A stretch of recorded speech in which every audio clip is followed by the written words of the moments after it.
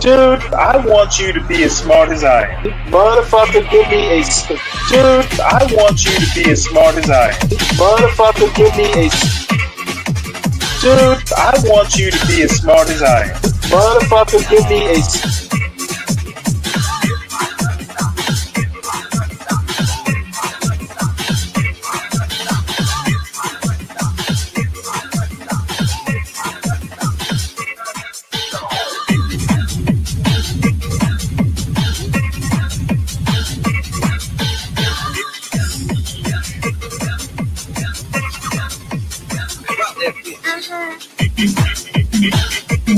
Dude, I want you to be as smart as I am.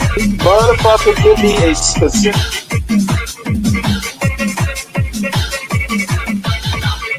Dude, I want you to be as smart as I am. Motherfucker...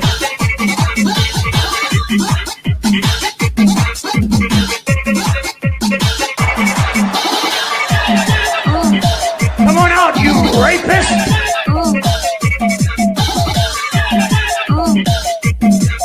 Dude, I want you to be as smart as I am.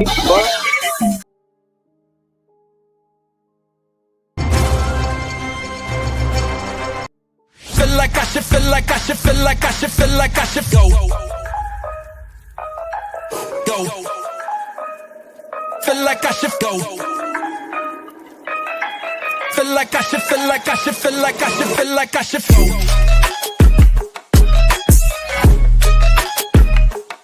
Like I should go. Like I should feel like I should feel like I should feel like I should.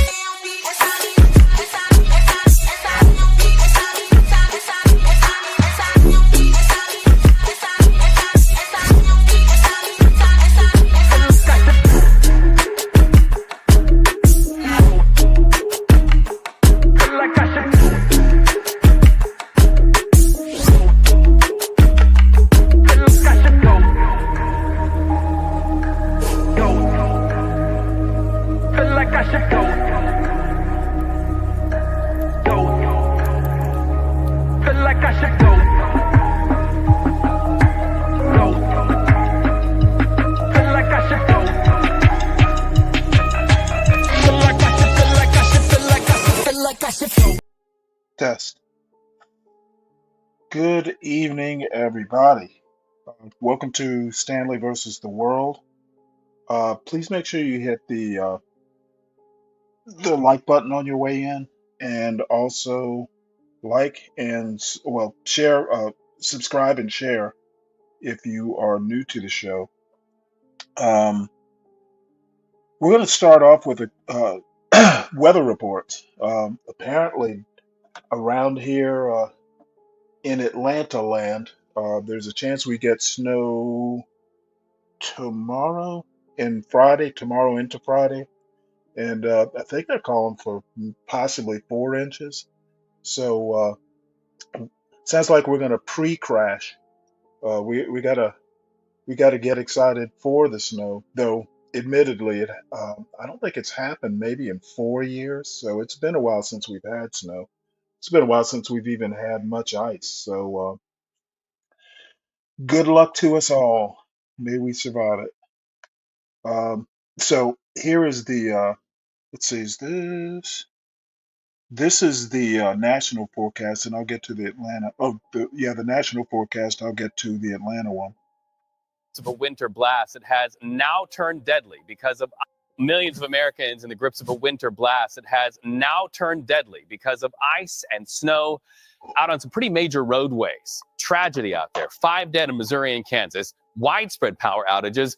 Also, a major issue right now is the fact that 170,000 people across Missouri, Illinois, West Virginia, and Virginia are still without electricity. And that in many cases means they are also in the cold without heat. So let's go live to CBS News Philadelphia's Nikki Dementri. Nikki, you are in Cape May, New Jersey, about an hour southwest of Atlantic City. It looks frigid there, but also it looks like insult to injury, like the winds are kicking up a little bit as well.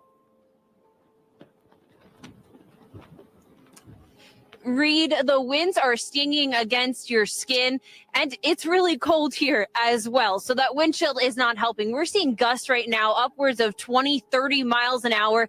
That's not helping cleanup efforts at all. Take a look at how much snow we got. About 8 inches, a little more or so in Cape May. It was the most in Cape May County. This area was in a winter storm warning yesterday. It was also in a state of emergency yesterday. Officials were saying, please stay off the roads if you can. Most people did for that part. That being said, come back over with me, John, if you don't mind. We're going to go over to the roads right now. You can see the sun's helping a little bit, but plow crews have been out throughout yesterday, throughout today as well.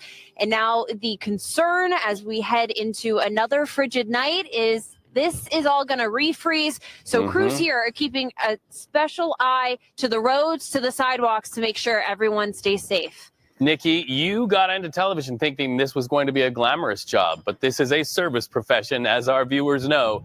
And I'm glad you have those rubber galoshes to keep you safe. Be careful out there because, to your point, that water melting behind you, language for it does freeze. And we wish you and the people who are without electricity there and that in so many areas the very best.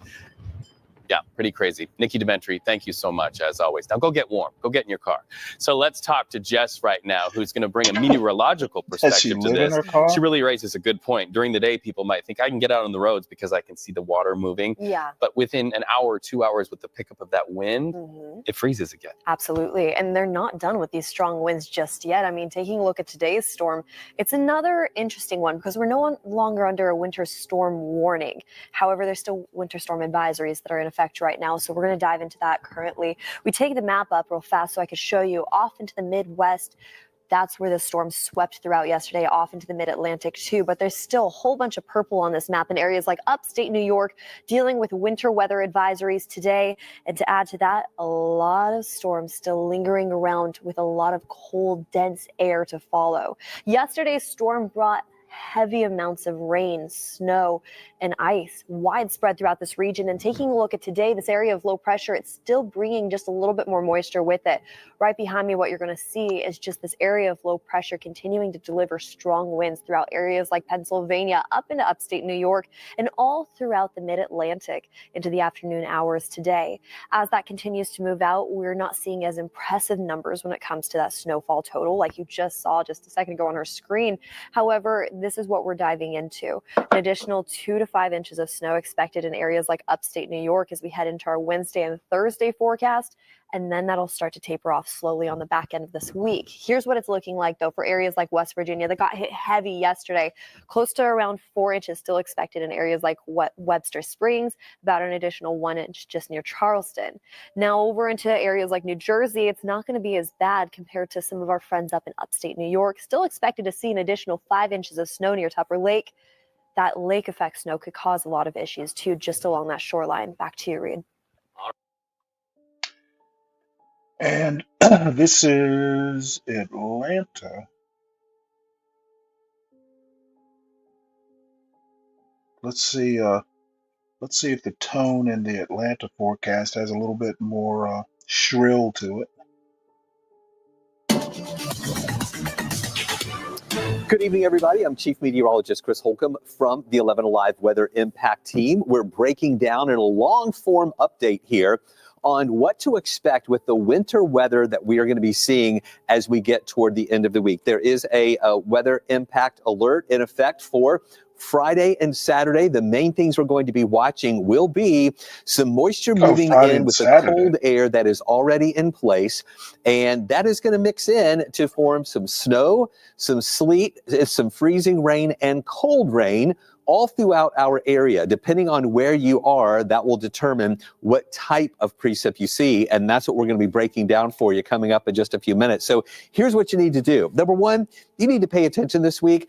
just because I'm telling you this tonight doesn't mean that it won't change for the next couple of days. This is an evolving forecast, and you'll want to check back with us each day so that we can talk more and more about any changes that we're seeing in the models. But I just want you to be prepared, though, for the end of the week. You're going to want to use caution driving out there. We do expect to have some impacts on the roads as this system moves in once we get toward the end of the week. I'm also chatting with folks on Facebook Live. Every once in a while, you'll see me looking off screen here, and I'm going to check to see if any folks have any questions on there that I'll be answering throughout this long form update as well. So let's break it down. Let me show you what we're watching out there right now. We've had a lot of people ask, when is the last time we actually had snow here in the Atlanta area? The last measurable snow here was only 1/10 of an inch of snow on December 26th at 2022. Now, some of you in other areas may remember some other times since then where we've actually had some snow around, but this is the last official measurable snow for Atlanta. And again, that was back in 2022. The last time we had 1 inch or more of snow, well, that was back in 2018 on January 17th when we had 2.3 inches of snow that moved in during that time frame. So it has been a while. We are kind of overdue to see some snow here, but nothing looks like snow out there right now. We have clear skies, and the only thing that is part of the recipe for snow right now is the very cold air that we have in place right now. Also, we're looking out to the west because this system is going to be coming out from the west. However, it hasn't even developed yet. And that's what makes it tricky to follow there or to forecast when a system hasn't even developed yet. We're totally trusting on the models and what it's showing us that it's going to be moving on in. Once the low develops and we get a better handle on the track, we're going to be able to fine tune this forecast more and more. And even now, we're beginning to feel a little more comfortable with the consistency in what we are seeing in the models of some of the potential impacts that are going to be coming through. So right now, during the evening hours, this is at 9 o'clock on Tuesday evening, we just went down to 32 degrees. So we're at the freezing mark officially here in Atlanta. Most places outside the city are at least at freezing or a little bit lower. Athens is one of the only spots that's still. Just so everybody knows, Carrollton, that's near where I live. So you can get my relative position to Atlanta. Above freezing right now, where it is 35 degrees. And we're going to watch these temperatures falling very quickly during the overnight hours, waking up in the 20s here by Wednesday morning. But still, it is going to be dry. So we'll be dry the next couple of days on your Wednesday and on your Thursday. It's going to be on Friday when we begin to see more of this moisture that is going to be moving in. And it's all from this. It's that developing area of low pressure along the Gulf Coast region. And depending on the track that this system takes, that is going to determine what type of weather we will have. We were saying the past couple of days here, if that low tracked up closer to Atlanta, that would spread more warmer air and more moist air over into our area to make it more of a rain event. But with the low tracking more down to the south, which we feel pretty confident that that is going to be the track that's going to happen, the rain would mainly be to the south, but the cold air to the north, and with that rain moving up and into that, that is what gives us the potential for some winter weather that will be moving into our area. So let me show you the forecast track first of what we're watching. And again, Wednesday, it's going to be cold in the morning, lows in the 20s, highs in the lower 40s. We're going to see plenty of sunshine during the day. No real weather impacts here for your Wednesday as far as any precipitation. The bigger impact, the really cold air that is going to be in place. Pretty similar, excuse me, to what we're for today. Thursday, same thing. In the morning, really cold in the 20s. In the afternoon, lower 40s once again, but we'll be staying dry. But what I want you to notice here, off to the west, the clouds are building there back into Alabama. That's going to start moving in overnight into Friday morning. And there you see the moisture with that beginning to move in as well, with some snow and also a winter mix. The white and blue colors that you see here on the map, that's indicating the snow back into Alabama. This is early on Friday morning at about 5 o'clock in the morning. This is going to be knocking on the door to the line there in West Georgia, the Georgia-Alabama line. The pink color you see back in Alabama, those are the areas expected to see more of a winter mix, where we can see rain mixing in with sleet, or even the potential for some freezing rain over in those spots too. Here we Yeah, I'll go ahead and stop it here. Pretty much know what's going to happen, and this is Atlanta specific, so it's not uh, that relevant to anybody else. Uh, though Atlanta is the black capital of the United States, right? Um, I'm going to do this next story. Man charged in subway burning says he was drunk and remembers nothing. I'm like, this shocked me when I read the headline. How can you do something like that and don't remember it? So, I'm inclined to think, uh, well, for one thing, it's not gonna mean much. It might mitigate, a jury, but not enough to, not get something major handed down. So anyway, this is mercifully a short article. Man charged in subway burning says he was drunk and remembers nothing. This article is by Liam Stack and read by an automated voice. The man charged with burning a woman to death on the New York City subway last month told investigators that he did not remember the incident because he was blackout drunk at the time, according to a transcript of his interrogation released by prosecutors on Tuesday. The man, Sebastian Zapeta Khalil, 33, pleaded not guilty to 5 counts, including first and second-degree murder, in a 5-minute hearing on Tuesday morning in Kings County Supreme Criminal Court. During his interrogation, which was conducted on the day of the attack, he described an all-night bender that ended in a blackout, and then his arrest the next day in the death of the woman, Debrina Kawam. "I am very sorry," Mr. Zapeta Khalil said, according to the transcript, which was translated from Spanish. "I didn't mean to, but I really don't know. I don't know what happened, but I'm very sorry for that woman."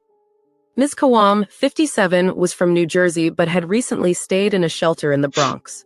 She was asleep on an F train parked at the end of the line in Coney Island early on the morning of December 22 when Mr. Zapeta Khalil walked up, pulled out a lighter, and set her on fire, the police said.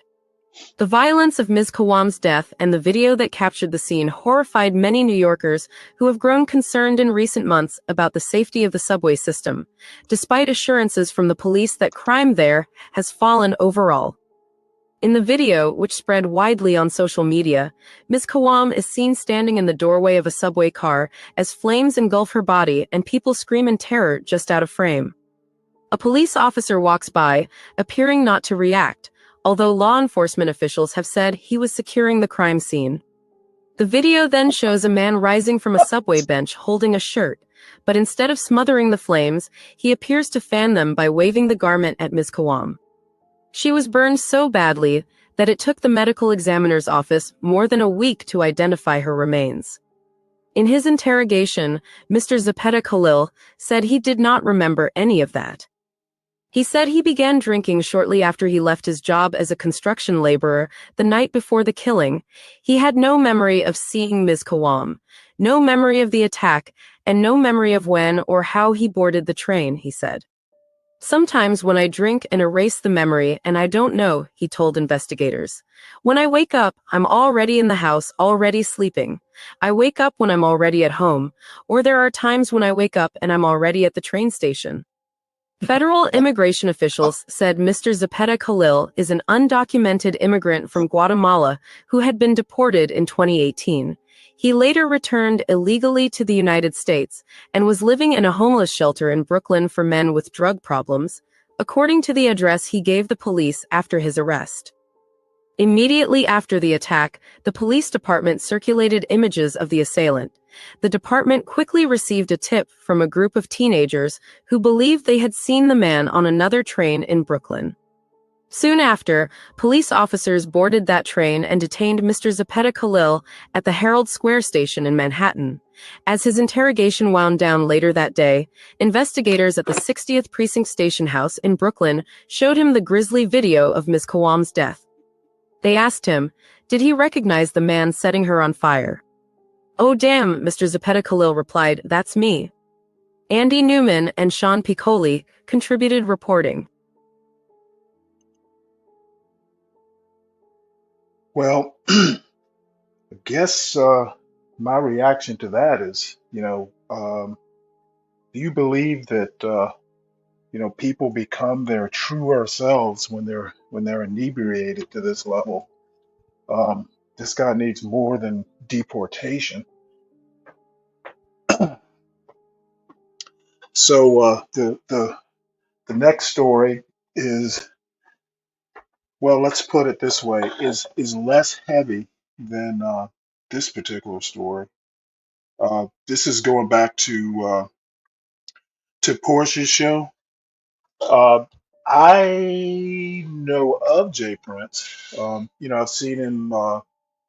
I've seen him. I think the first time I ever saw him was on T's show. So um, that's about the extent of it. And then reputationally, I know him because John talked about him yesterday morning. So apparently, this is his appearance on Kendra G, which, if he's interviewed with Kendra G several times, I'm definitely impressed. So we'll watch a little bit. Well, I say a little bit. Shit, we'll watch all of it. I don't get to see celebrities much. So don't get brainwashed and believing just because you a married person that life is great. That doesn't take away from the people who are married and life is great. So please hear me, happily married people. I'm not talking about you. I'm talking about the people that fall into the pool of Prince and his wife. So you rather hear from the woman who met a man in 90 days, and because she got a ring on her finger, you think she's more logical? Because I saw a lot of your comments saying, don't listen to Kendra, she's not married. Thank God I'm not dumb enough to get tied up into some shit I shouldn't be tied up in. I would rather, that's a whole nother conversation. But let's take me out the equation. Because I saw so many people got so mad. Do every girl know a person that has a provider? Is this something, am I in the Twilight Zone? Every woman watching, y'all just tell me. Does every woman you know, is she dating a man or married to a man that is a provider? Take me out. Take me out, because I know y'all said, I would pick me, I'm this. Just take me out. Let's just use your reality for a second. Because I feel like we be pushing back on just things that y'all be getting mad at. I'm saying, like, why don't y'all know this? Like, it's 2025. You really don't notice in 2025? There are men who provide, yes, but that is not the 100% of the men walking this planet. So I just need to know if I in the Twilight Zone. So if you know every woman you know don't got a provider, why do you get mad when I say every woman ain't gonna get a provider? Think about that for a second. Again, take your emotions off for me. If you know in your own life that every woman you know does not have a provider, why did you get mad when I said every woman's not gonna get a provider? I am confused when just simple common things are stated, people get so upset. So I just want to understand. Can the class help me understand? Because somebody please. Because what's going to happen is we can keep living in delusional land for the rest of our lives if you want to, and y'all can just keep calling me for as long as I do this show and just keep saying the same thing over and over again. I mean, if that's what y'all want to do, that's what we could do, I guess. Or at one point in time, we're going to look up and say, wait a minute. Actually, I got 10 girlfriends and one's married. That relationship, this is why I always do tell y'all, if you really do want to get married, get you real life married friends, not social media real married friends. Get you real life married friends. I have a lot of married friends, a lot of married mentors. So that's why I know a lot about marriage. And one thing I've learned is this provider thing, that thing could change. You know, I tell a real popular story of one of my friends married an athlete. Hello? What's up, Kendra? Yes. So you told me you were on the show last year, and you told me you met some woman from my show, and her vagina didn't smell that well. Yeah. And so I actually got 2 updates. Yeah. And they both was like crazy stories, crazy endings. Well, the second one not so much, but I don't know which one. I'm gonna start with the small one first. Then I'm gonna tell you about the marriage. I ended up getting married actually. You're married right now. I'm legally married. You're technically legal. Where's your ring? Can we see? Can I show you? Come on now. Well, that's the thing. Not everybody She didn't have no wears money. That's me at the wedding altar. rings. She didn't have any money. Or Kendra.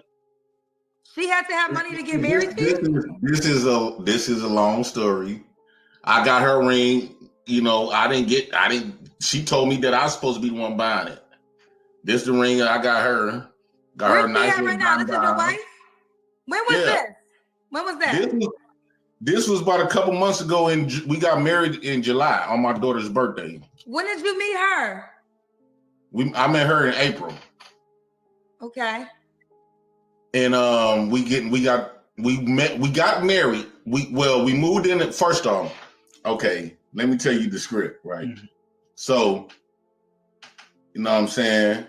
She came, she moved, she flew out here because I was like, hey man, we need to hook up, you know what I'm saying? Hey, what's up the band? You know, come fuck with your boy up in Milwaukee. She from Boston, Massachusetts, right? So she flew up here, you know, for a weekend. I said, hey, I'm gonna rent an Airbnb. So boom, she get up here. I didn't think she was gonna do it. You know what I'm saying? Because everybody around this piece know me as the Pookie and Ray Ray, you know what I'm saying? So forget all that. So she flew down here, we went to the band, right? And I rented an Airbnb right out like in the white folks neighborhood. So we up there kicking in. I'm talking about here go like she up there dancing with the kids and stuff like that. I'm trying to show. We had the Airbnb. I'm sitting up there dancing. You know what I'm saying? We got the hot tub. We out the bell. You know I had to do my one too. You know what I'm saying? Hey, look. Jesus. And so we had the thing right. I want to show you her. I mean, we was I was up there acting a donkey, right? So Prince. Okay, because this is a long show. You got to give me the clip. How did you meet this woman again? I met her online, right? Okay, met her online. So when did y'all? Okay, I'm gonna ask the question you just answered. When did y'all meet online? I met her on my channel, but she knew. No, Prince. Just answer these questions. I'm gonna hang up on you. I'm already kind of frustrated tonight. When did you meet her? What month? April. And then you got married April, May, June, July. And then you got married 3 months later. Yeah, she moved up here June 5th, and I married her July 17th. Why did y'all get married after 3 months of knowing each other? Because me listening to y'all. What did we say that encouraged you to marry a woman that you only knew for 3 months? Oh, when a man know you for 90 days, a man should know if you want to get married or not after 90 days. When have we ever said that? I've never said that. Y'all always say that. Now don't get don't do me like that. Not gonna get denial. Hold on. Y'all is not a person. Y'all is a collective, and I've never said that on this show. Kendra G, all y'all people, even your boy Steve Harvey. Jay, I'm gonna hang up on you. We're not gonna keep repeating unfacts. That is not a factual statement. Not everybody has said get married, but you got married because you felt the y'all said you should get married. Right. Okay. Well, congratulations. Do y'all live together? We moved together, and we got married July 17th.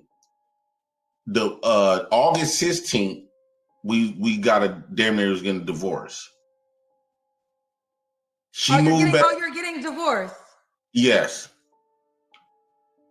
So we technically, this is what happened. Now, August 16th, not even a full month to celebrate the month anniversary.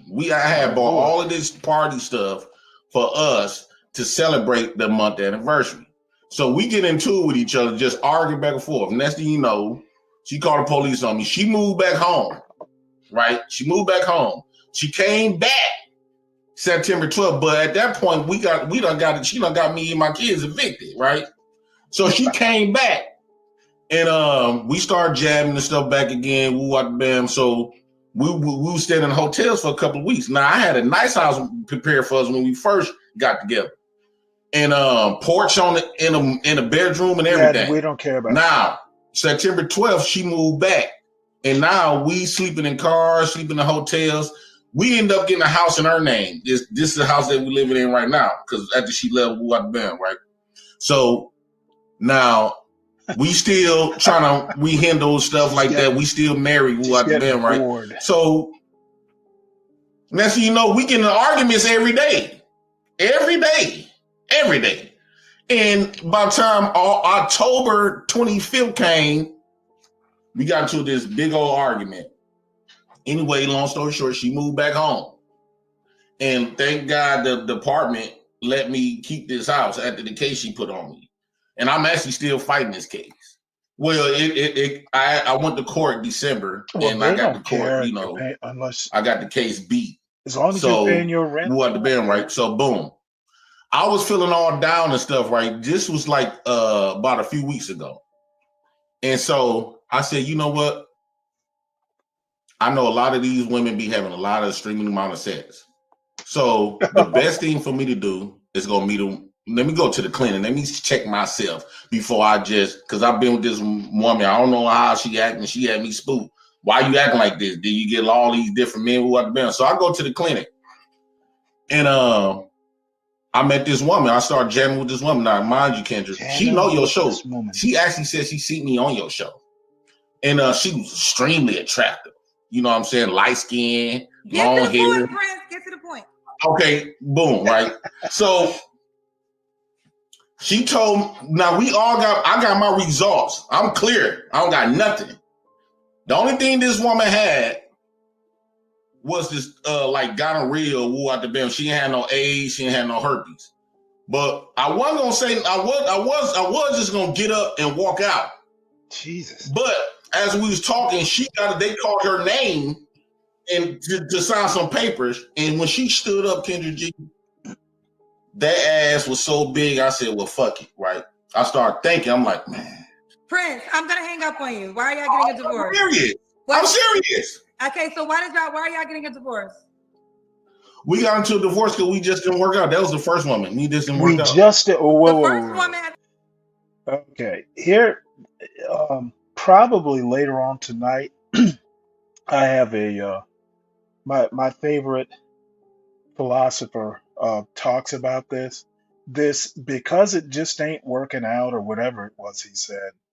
That is one of the biggest problems we have in America, not just the black community, but just America. And people take marriage too lightly. What do you mean the first woman? When I was telling about the clinic, I'm talking about a whole second woman. We get a divorce because we didn't work out. She moved back home in October. When did the clinic woman come into play? The clinic woman just came into play a little bit before Christmas. I thought you're married. No, he's acting like she's supposed to know the timeline and all this stuff. Like, you don't know this? That's what he's looking like. You didn't know this? Dude, you're a terrible storyteller for starters. Clear and concise. Simple and direct. She moved back home in October. So while you're married, you're dealing with another woman? I mean, I'm married, but okay, why is he drinking out of a can? Like a peas can. She moved back home in October. So while you're married, you're dealing with another woman? Maybe he's drinking out of a fruit can, that high fructose syrup stuff that canned peaches come in. Maybe that's what he's drinking. I mean, I'm married, but she back home. I don't know what she's doing. This is why, you know what though, Prince? Let me tell you why God sent you. Because now, first of all, I want to say this. This is why marriage don't really mean shit. When people say, oh, why you not married? Now, first, I want to give people who take marriage seriously, who are happy married. I have several friends on this planet that are in healthy, happy marriages. But then there are people like Prince who are married. And this is why when people say, why aren't you married? It's like, Oh, Lord knows. You know it's going to get bad when you come on someone's show and they're using you as a bad example. Maybe I won't go on Kendra's show. please be married in chaos. Like just because you're married, that means something. Just because you're married doesn't mean anything. And you just proved the point I was about to make about marriage. You are a sector of a lot of people who are married who I would rather be single than Cream legally corn. bound to this bullshit. Well, marriage is outdated, right? It's outdated. The morals, the principle of marriages is no longer exist for the times that we are living in. First off, you really Okay, this is some manosphere shit. I hear this all the time. I have a friend of mine who has a show, um, and he literally says this. As a matter of fact, he's probably Jay Prince's age. Think he might be in his early 40s. Dude has a couple baby mamas, and my grandmother used to call, the situation, the baby mama drama stuff. My grandmother, like this is back in the, or maybe it was my mother. I'm sure my grandmother must have said it too. She would call these situations different and many. So, so I guess different women and many children. It seems like all these guys are the ones that say marriage is outdated. Well, marriage is outdated for a reason because y'all never got married. If you get married, it stays up to date.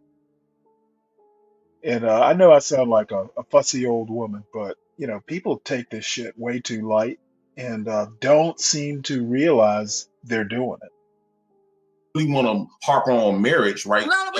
And the other thing is these people are not like 19-year-olds. These are people with gray hair saying bullshit like this. Harp on nothing, Prince. I'm gonna go. Oh, I wish you the best. Call me when you get a divorce. I can't do it no more. Yeah, I can't do it no more. I think Poor Kendra. She looks so disappointed. So anyway, that's that. I suppose he will probably wind up on John, talking to John or Portia. He doesn't need to talk to me because I'm only going to piss him off. Let's see here. What is next? Uh, I had Solid Snake. You mentioned the California fires, um, and I thought I had a story on them because I know they evacuated Pacific Palisades. If I find a story later, because I thought I had one saved, um, but I don't. So, what I want to talk about next is actually it'll touch on the marriage stuff.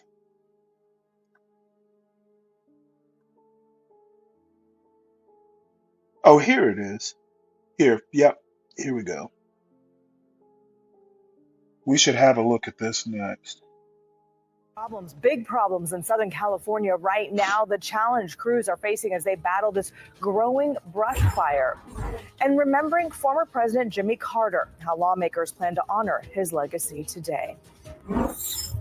We begin with major breaking news out of Southern California right now. A fast moving fire in Los Angeles County, and you can see how much smoke is being put in the air off of this brush fire, and homes are threatened as we speak. Crews are dealing with those strong Santa Ana winds that can be dangerous and even deadly. And this is exactly what they were worried about heading into today. Thanks for joining us at noon. I'm Lisa Gonzalez. This fire started just about an hour and a half ago in the Pacific Palisades area of Southern California, not far from Santa Monica. And these are live pictures right now. And look at the ominous dark smoke coming up over the hill here. You can see how close it is to homes. This was first reported at just 2 acres, but it's quickly grown to several hundred acres.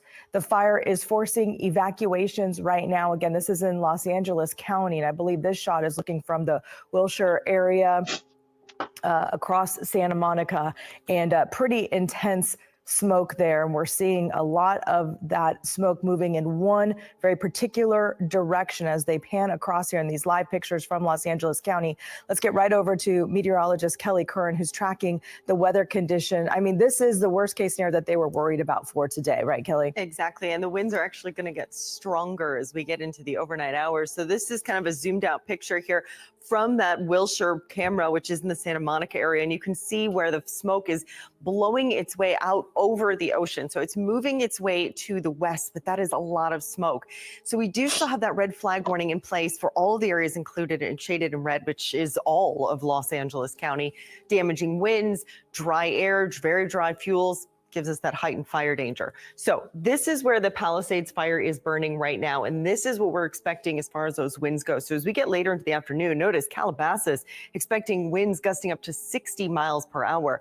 Then as we get into the overnight hours, now we're talking after midnight, this is when the worst of those winds come into play. Calabasas, Thousand Oaks, 62 mile per hour wind gusts a possibility. We could even see some gusts as high as 80 miles per hour. They're going to continue to deal with that. Look at this, 4 a.m. Wednesday morning, 70 mile per hour wind gusts in the Calabasas neighborhood. That's what we're expecting. So these firefighters have got their work cut out for them trying to deal with this Palisades fire. We're going to talk about our own wind issues. That's coming up in just a few minutes. All right, thank you. And even before this fire started, communities in Southern California were on high alert for fire danger as the Santa Ana winds picked up, as Kelly mentioned. And she said that sparked a red flag warning in Los Angeles and Ventura counties.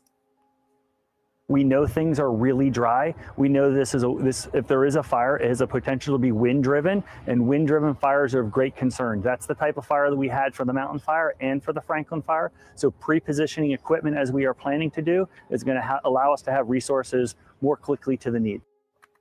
The state is mobilizing resources from here in Northern California to Southern California right now to protect lives first and foremost, and then to protect property. KCRA3's Leticia Ordaz explains the measures that are being taken right now. But we can tell you that officials have been sounding the alarms, and the California Office of Emergency Services is going to be a very busy place today. This is a command center watching the entire state closely for fire danger and deploying resources from around the state. It's all hands on deck to prevent tragedies in several communities in Southern California. Los Angeles and Ventura counties, as well as other parts of Southern California, are expected to experience life-threatening and destructive windstorms beginning today at 10, and the danger could last through at least Thursday. So that is the big concern.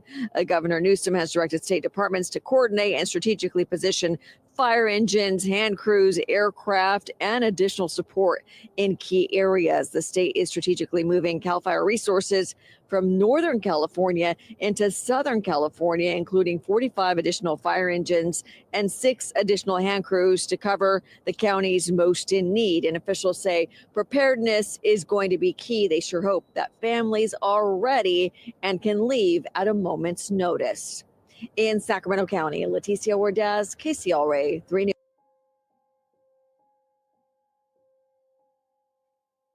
All right, well, the weather, we'll just call it weather season, has arrived. Fire in the west, snow in the east. Now we need is a hurricane, but that's probably not going to happen this time of year. Let's see. Next on the agenda takes a little bit more of a serious turn. Let's see, is this it?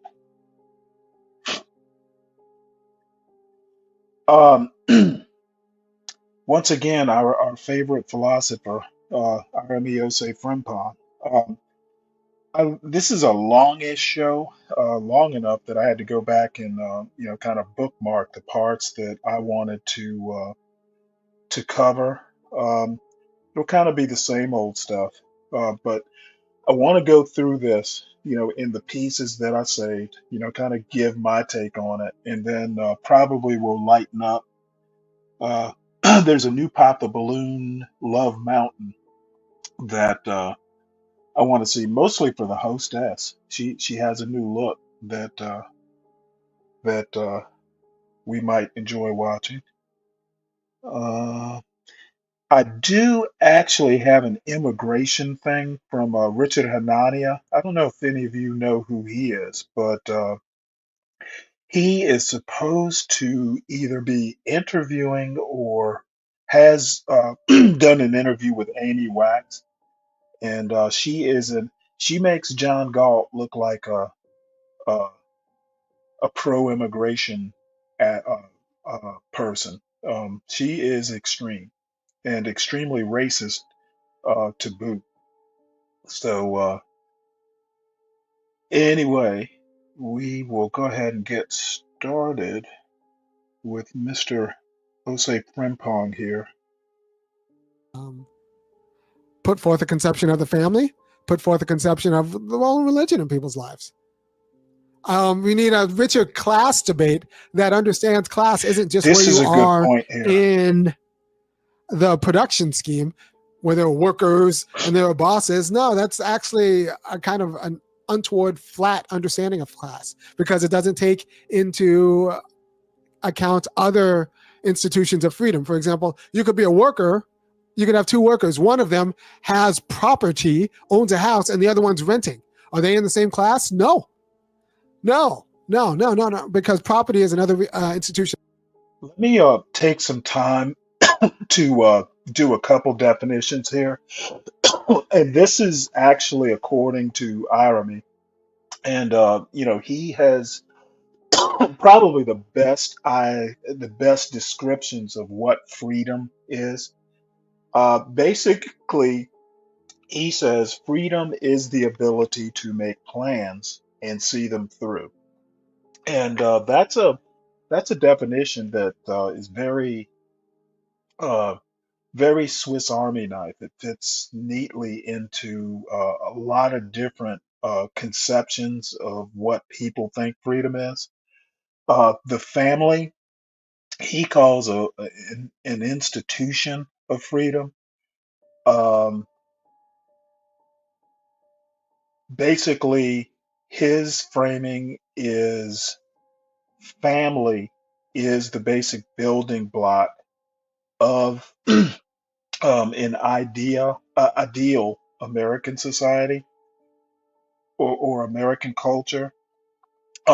However, his emphasis is on the nuclear family. I can't remember whether he talks in this clip or another one. He basically is not even a fan of extended families. He basically thinks, the nuclear family. Now, in my opinion, given the current environment, almost 70% of black children are born to single mother households or single mothers. Um, it's a pretty rare thing, contiguous or nuclear families. So, family is an institution of freedom, and there are several others. I think the Constitution is one of them. He goes through a few of them, but he's very rigid in that, in his conception of what the family is or should be. I don't know that I disapprove of the rigidity, but I think it's a little bit, possibly utopian. Of freedom. So you can't just ignore the fact that property is one has property and the other one rents. Two different classes. Oh, I forgot to talk about classes. When he talks, he wants to, and I think he's very correct in this. It used to be, that a Marxist view of what class is was pretty. It covered a lot of different types of people, types of situations. Um, it- we are not in the 19th century anymore, and I'm sure he's not the first. I don't keep up with, neo-Marxism and all that sort of stuff. By the way, he's not a Marxist. Um, I'm not either, but Marxism is so far the best critique of capitalism. You don't have to take it much farther than that. When you start building institutions from that critique, it hasn't worked out so well. But anyway, basically, he makes the point that, um, even if someone is in the same income class, worker class, um, owning a house is different than renting a house. They're basically two different classes. Maybe you should call them subclasses. I don't know, but I think he makes a pretty compelling argument here. You know what else is an institution of freedom? Families. One comes from a functional family, the other one comes from a dysfunctional family. Are they in the same class? No. Just because they happen to work for the same job? No. They have different families. Families are institutions of freedom, which means they're class markers. So if one comes from a functional or a well-to-do and functional family, and then the other one comes from a dysfunctional family that's broke, or a functional family that's broke, they are of different classes because their families have access to different resources. And it's not really, a lot of people get this confused. It's not really how much money is on your paycheck. It's how much money is a phone call away. And if you have money a phone call away from people who have an immediate unity with you because they're in your family, and what happens to you and happens to them, and you don't have that, you're not the same kind of people. You don't feel the same kinds of problems in the same sort of way. Right? So we need to understand class is not just where you are in the production scheme. It also means like your access to property, your family, and where I took off a point of departure, your religion. Right? Right? If you're in a tightly church community, are you in the same class as someone who is not in a tightly church community, especially if it's like the Mormons, where they have an entire welfare system. So if you go on bad luck, like they have an entire internal welfare system, they're going to have different politics than people who don't have an entire welfare system within their church. Right? Even if you work the same job. So if you just have an understanding of class that doesn't look at your property holdings, that doesn't look at your access to a functional family, that doesn't look at different varieties of church communities, then you're not going to actually understand people's interests in their politics. Because it's not just going to be workers and bosses. There are these other aspects, other institutions of freedom. And for every institution of freedom, there's going to be class distinctions within that institution of freedom.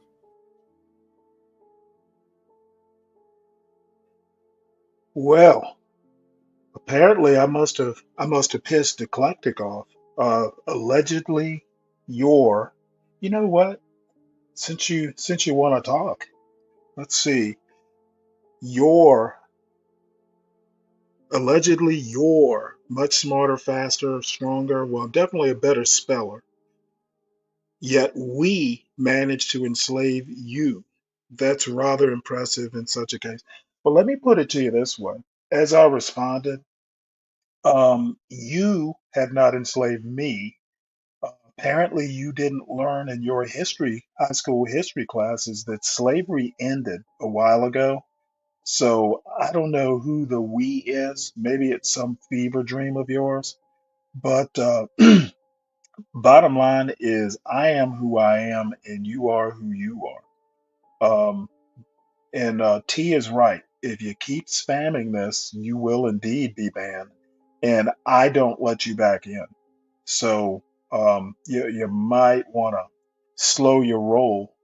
And as a matter of fact, hit the link if you have so much to say, Eclectic. Otherwise, keep your start making some sense here. Slavery is over. You have enslaved no one, and don't be brave. With this stolen valor whiteness.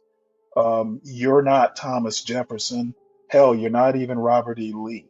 Okay, you are like nowhere in that class at all. There's a difference between, you know, Arami just talked about class. You're white. The color of your skin is similar. That's pretty much the end of the comparison. So stolen valor whiteness is what I call it. You're not planter class no more than Ben Thorpe is Newport.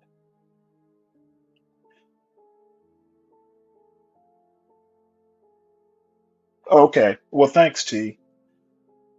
You know what? I didn't even think to do that. I guess I could have done it, but thank you, ma'am. Right. What would I do without you and Portia?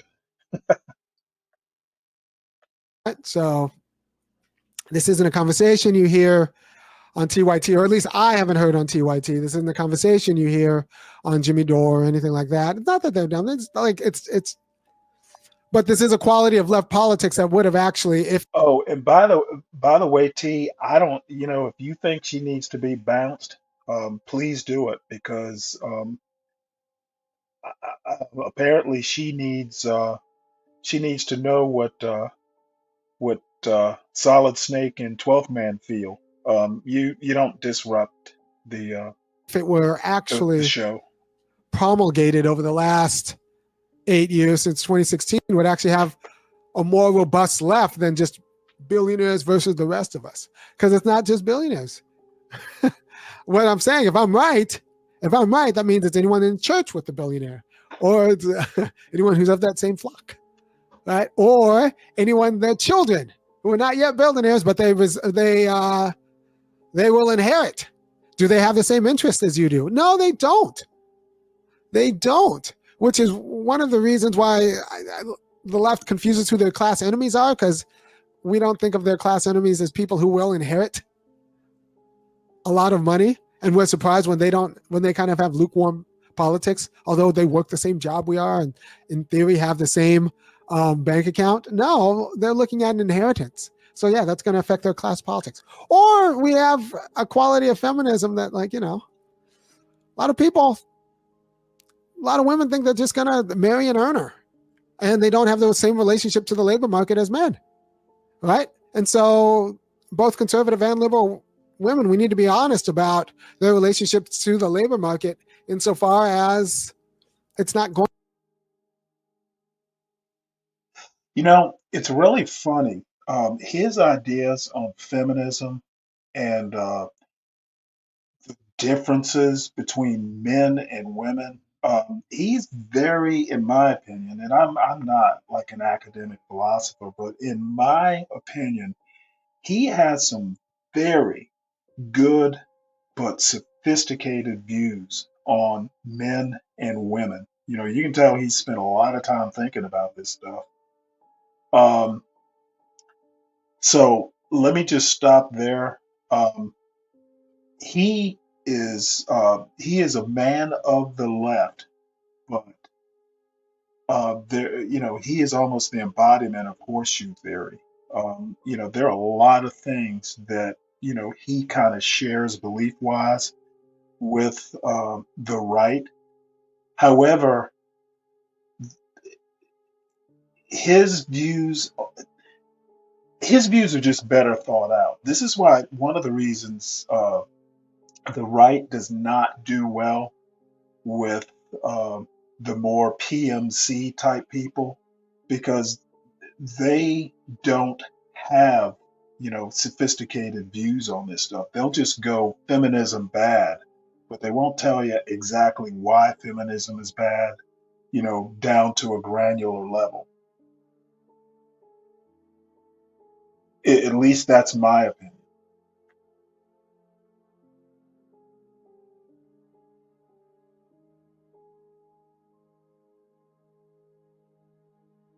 Okay, Stanley, how did she disrupt? You didn't have to stop, bring her up, you didn't have to stop or bring up, motherfucker. You don't tell me how to run the show, Maven. Um, be careful, or you'll be bounced along with her. How dare you? It's not up to you to tell me what I consider a disruption. What kind of bullshit is that? Man, you stolen valor white people are just fucking annoying sometimes. And yeah, I said it. Going to be the same.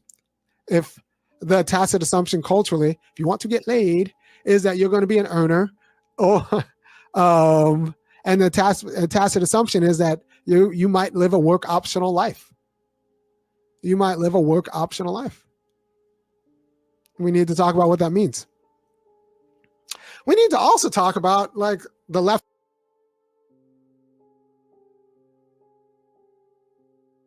could actually come up with actually very interesting gender stuff insofar as you look at these major metropolises and college graduates under 30, women are winning.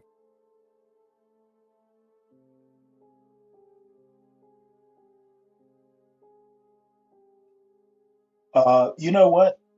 Stolen valor whiteness is actually colorblind. There are plenty of black conservatives who were stolen valor white. So you don't have to be white, River of Hate. You need to get more sophisticated in your ideas of race and American history.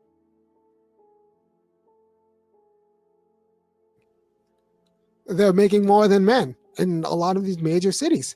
And what does that mean? Well, it means that maybe big business, late capitalism, corporate society is actually pretty good for women at the mantle level. Maybe not at the crust and maybe not at the core, but there's a whole mantle of women who are eating pretty well in corporate America and who are going to be eating pretty well into the future. So, and that's not going to be an accident. They might be better fit. They might be a better fit. And this is one of the takes that I'll tell you before I cut out that might actually, that gets me into trouble.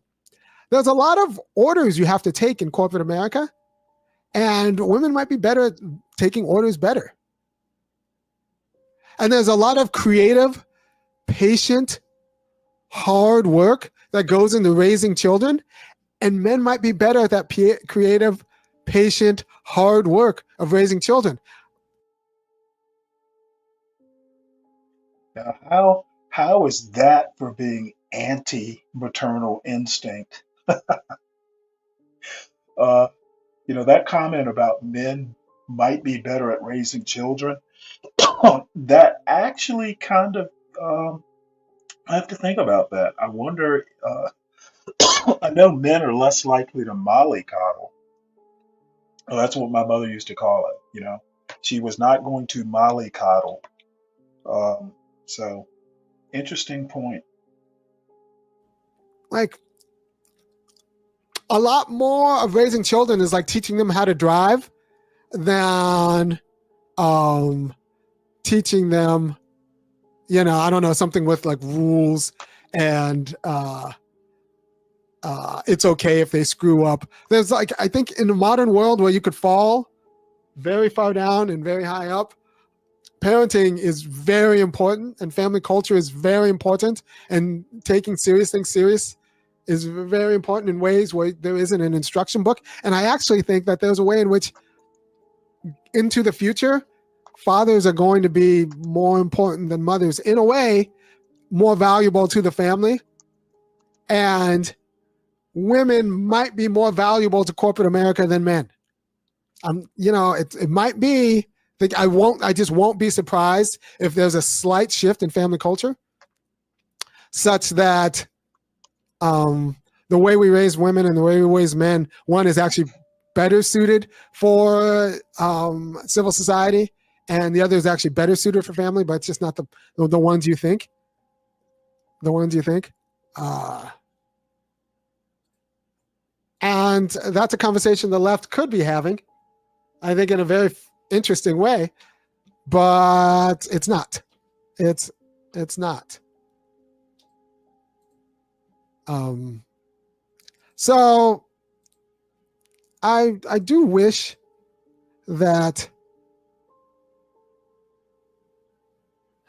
someone's saying, get in your cubicle, shut up, type, go home. Yeah, that is a problem solving strategy, intellectual endurance. I think that's in the family. Women in America might actually make them better corporate drones because like they take orders, baby, like better. So like it's not It's not obvious. Late modernity is not obvious. And yeah, so I just think that like it's an interesting conversation we could have. And by the way, the data on single fathers is always going to be a little bit skewed because single fathers might. I don't, DiCaprio, I don't know. You would have to be more specific on what he's flip-flopping. Okay, saying men are better at raising kids than women doesn't necessarily change traditional gender roles. Um, Men are rarely at home, because they're out working. So, I think that a lot of what he's talking about, I think he's specifically talking about single father households versus single mother households. Um, we can go back if you want and find out the exact context, but if memory serves, that's specifically what he's talking about. But like I said, men being better at raising children, they're not, in a traditional gender role sort of situation. They're not home to raise the children. That leaves women to do it. So um, I don't really see the dichotomy you do. Might have access to more money. Plus, they also know the married fathers know that like it behooves them to might find a partner to raise. Maybe what I need to do is help you out with what stolen valor means. Okay, the example you make up because your bloodline was affected by slavery, all that shit you're spouting about me and Virgo has nothing to do whatsoever with my definition of stolen valor. Okay, stolen valor well, you know what? Since you like dictionary definitions, let's see if there is one for stolen valor. Who knows? Maybe you looked it up.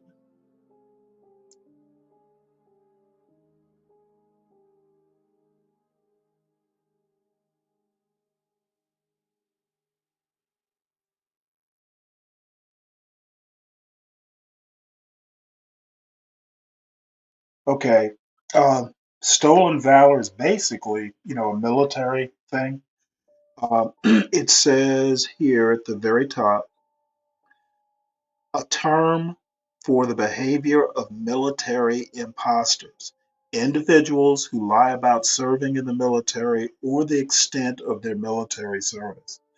A lot of times, stolen valor is like, you'll see congressmen who wear, or claim a medal or citation and wear it, uh, saying they earned it when they really didn't.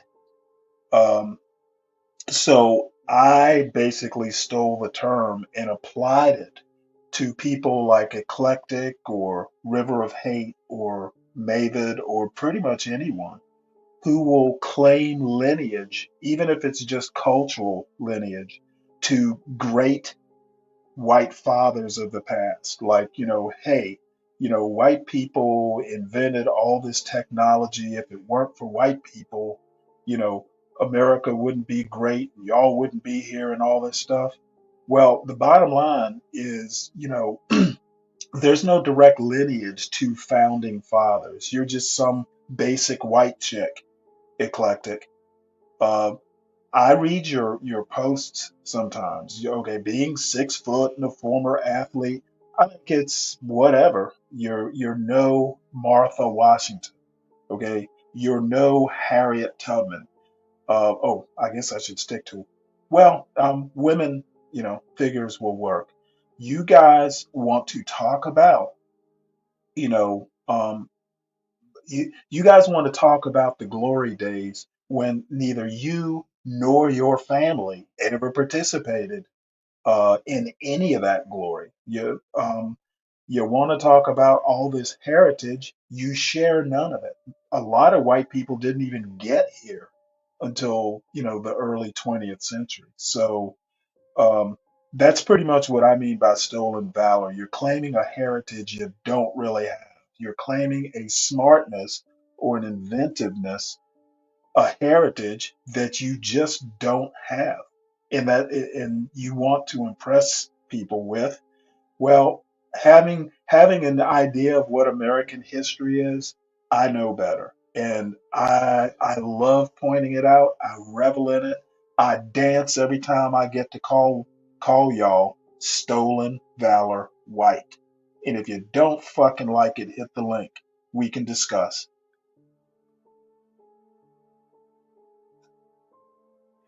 So back to actually interesting stuff.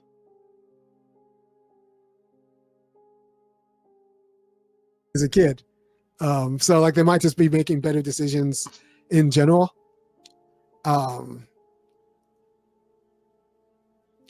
It's also problem solving, strategy, intellectual endurance.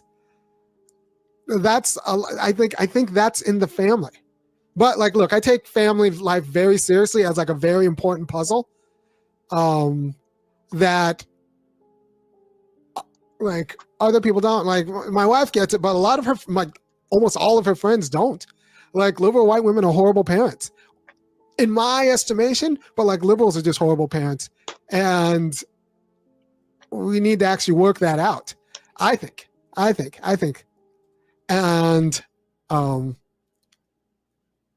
I want to replay that right quick. Like other people don't. Like my wife gets it, but a lot of her, like almost all of her friends don't. Like liberal white women are horrible parents, in my estimation. But like liberals are just horrible. Irony is not a big fan of liberals. He thinks, well, anyway, he thinks liberals are why America is, uh, descending. He says white liberal mothers make bad parents. I'm just going to go white parents um, are pretty much the downfall of America. Um, it's almost impossible for them not to be, being the majorly dominant demographic group. Um, you know, be brave is wrong. Black people are not crashing America. The majority population is. And I think I don't even know why he thinks that. It's almost, if you give it thought, um, I don't see how his argument holds water. Parents, and we need to actually work that out. I think, and I think B11 says, I don't think women are as submissive as you make them out to be. I think they are submissive in the workforce in the way that they aren't at home. And I think that, I think men get home in a way that like they don't get the workforce. So I think this is complicated. I think it's just more complicated than we expect it to be. I think Christopher Sanders says, women aren't expected to be good at anything. The thing is, insofar as that might be true, I'm not sure that's true, but parenting you actually have to be good at. It's not something that happens naturally. It's an actual skill with stakes. So if you're just expected to just kind of show up and do it, and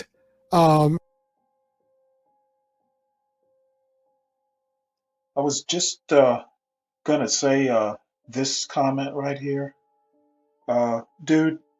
At my drunkest, I can outthink you, and your little friend Maida G too. Now y'all are pissed because I called you out for being fake white people.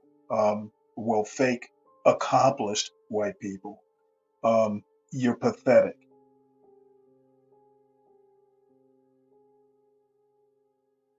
you think of kids as very expensive pets, you're not going to do it very well, right? And so the gatekeeping that happens within families is something that the left has to actually deal with. And I'm talking about gatekeeping with respect to access to and influence over kids. This is something the left has to deal with, and not just go knee-jerk with the assumption that women are better at it. And I don't go knee-jerk in the other way with the assumption that men are better in corporate America. I'm not really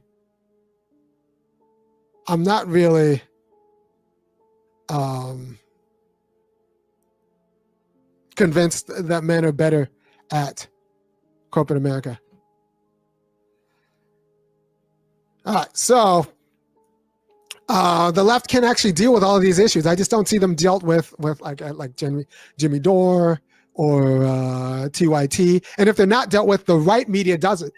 Crowder will deal with this. The Nick Fuentes of the world will deal with this kind of stuff, and it will not resolve in the most elegant fashion, right? I think the left media, the non-dirtbag left media, or the center left media, whatever that is too morally comfortable with the idea that they're on the right side of all of these issues. And I think there's a legacy of that goes back to the civil rights movement, where the progressives, the left, was actually just on the correct side of things, and all the way up until like gay marriage.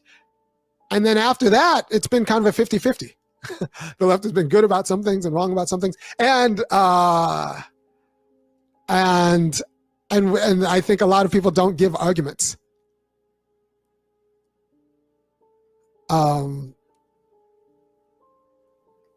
I think a lot of people don't give good arguments because they're just assuming that they're on the right side of it, and they can do it with outrage politics and outrage and yelling and all of that stuff. But no, these things would actually need to be worked out. You need to actually see the virtue in a J.D. Vance. When J.D. Vance says that,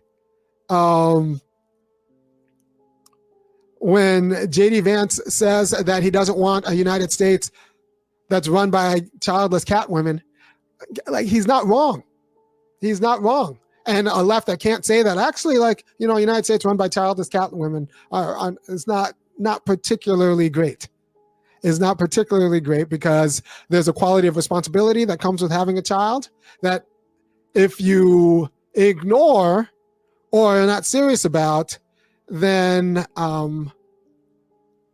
you don't understand. Also, it turns out that a lot of women don't know how short their temper is until they have to deal with their own child who hasn't coddled them.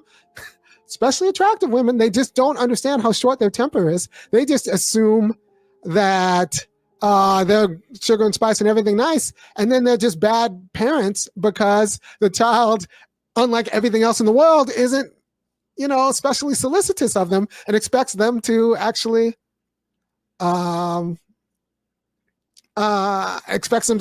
cater the child. And Well, so that is definitely a novel idea.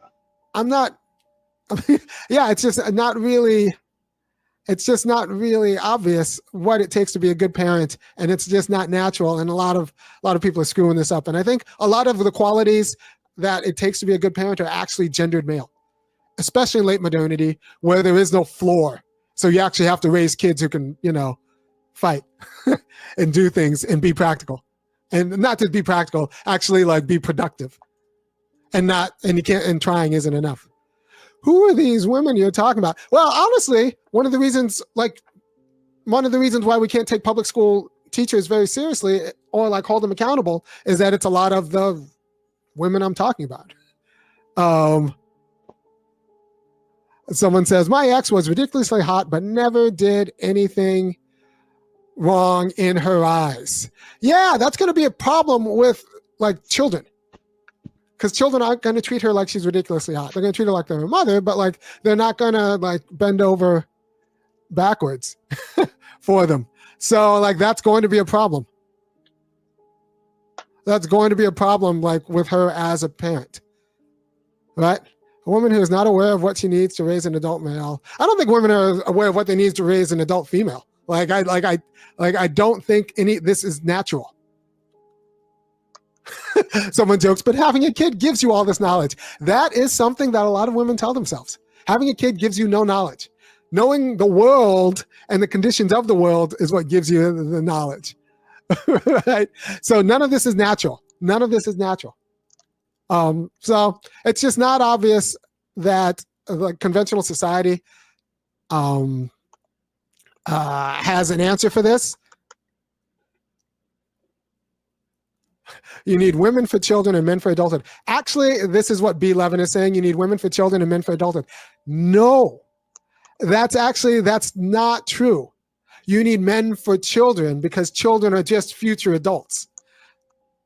It's not as if like when you raise a 3-year-old, you're raising that 3-year-old with an eye to the 30-year-old they're going to be, and then backwards engineer what that means.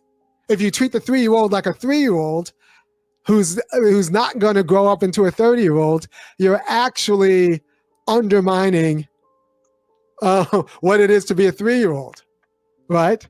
You backward engineer the adult you want when you raise the kid. Right. And I think serious cultures take that seriously. Guillotine says, my mom was a half-assed parent, constantly bringing new boyfriends home. She was a liberal feminist. Yeah, that's a lot of them. That is a lot of them, and there's no real pushback against that. There's no real pushback against that. And we need a pushback against that in terms of what it means to actually create a coherent, authoritative world for the kid where their work and their plans and their world make sense. And you can't just do what you want to when you want to, but you actually have to think through and plan your actions, and that's a function of agency. So yeah, I actually think, I'm writing my entire dissertation on how no-fault divorce is a form of child abuse. So there's going to be a lot of that. And when you write a dissertation like that, you have to have a lot of footnotes. I just want to make note that apparently I'm only tolerable when I'm drunk and entertaining. That's what you expect out of your black people, right? River of Hate, you expect to be entertained by them, but you don't like it when you're being taught by them. Life isn't a party, son. Sometimes you have to be serious. Because people don't understand that no-fault divorce is a form of child abuse. Yeah, now splitting because of like domestic incompatibility is actually, it's abusive to the child. Parallel parenting, child abuse. It forces the child to grow up in ways that you've decided were impossible because you as a grown-up couldn't even make it work out with your dad. Now you're and reconcile things with the other parent. And now you're expecting the child to put all of that and make it work while respecting both of your disparate authority. That is a recipe for nihilism or schizophrenia, and you should have thought about that before you married the person you married.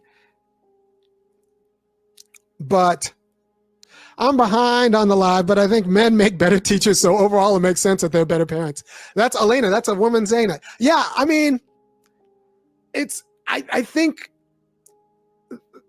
but I don't think it's biological. I think it's cultural. But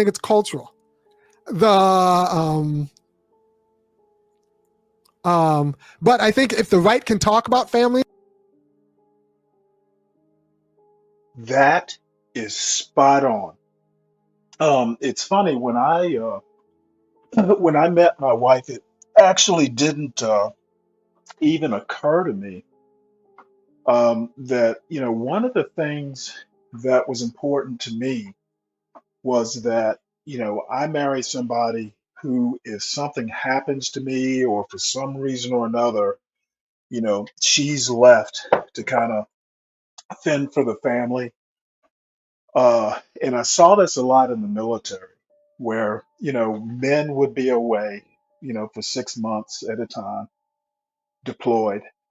And women would just fall apart. Families would fall apart when the man wasn't there to hold things together. And I did not want to marry someone who was that just unstable. So when he talks about culturally, um, is probably the reason that women in the United States specifically uh, aren't particularly good parents on average.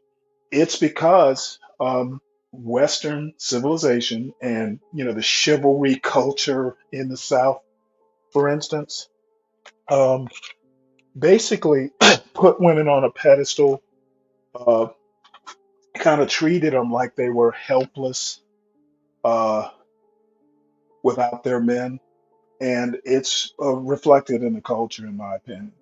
You know, uh, however, um, feminism, I guess, sought to, kind of change that view, and I'm not actually sure that it didn't hurt.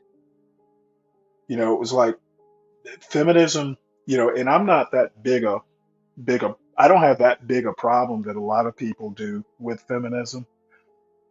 Uh, I think that feminism basically wants respect for women without the competence, though that's a very arguable point.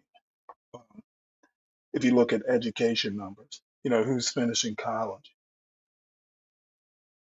And the left doesn't make any other arguments, then the right will just win. The right will just win. And the whole United States will be like Florida. Some people say it's biological. I think it's cultural. I think we raise women because I think that other women in other countries get it, which is one reason why, like, for example, like, these tiger moms are first generation Indian moms, like they don't do the same kind of BS and have the same kind of entitlements as American women. So I think it's cultural, especially American liberal women. Like, so I think it's cultural, not biological. And I even think that, like, it's cultural. Women aren't accountable in America. And, there's actually an interesting racial story about that because we needed the perfect victim in America in order to legitimize policing black men, right? So we needed an idea of womanhood where women were incompetent but still socially useful so that they can be out in society but be incompetent so that they needed to be protected so that we had a reason to then string up whatever black men were around. Right. So there's actually a reason why American women are enculturated into a quality of public facing incompetence. That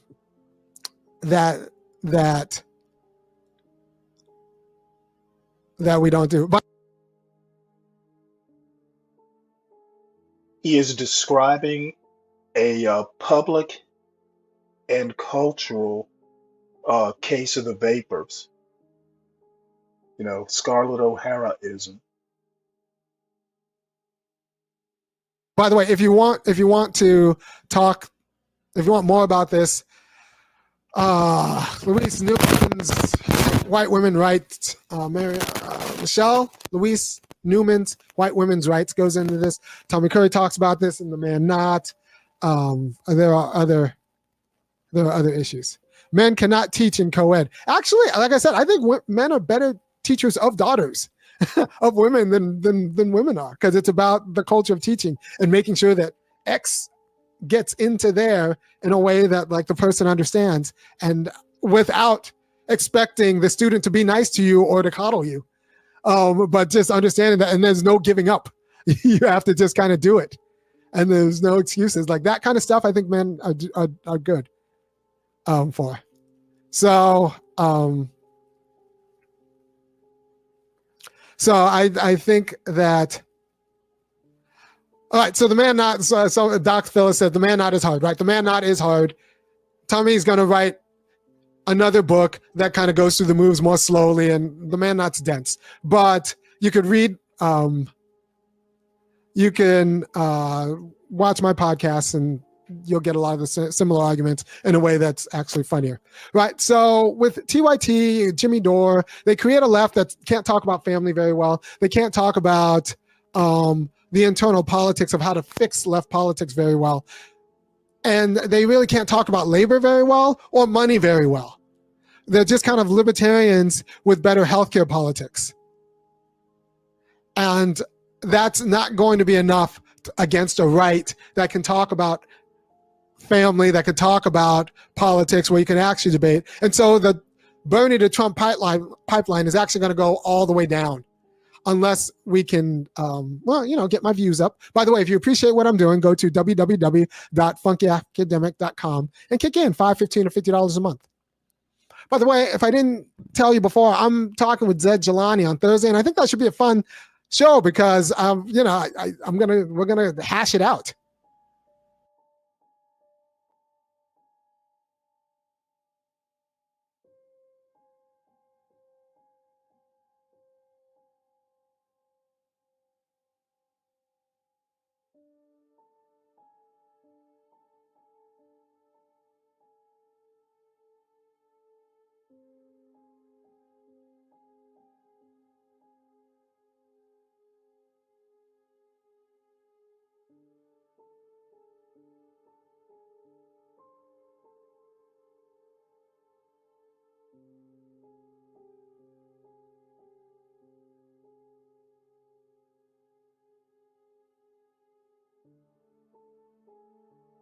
Never had an original idea in your life.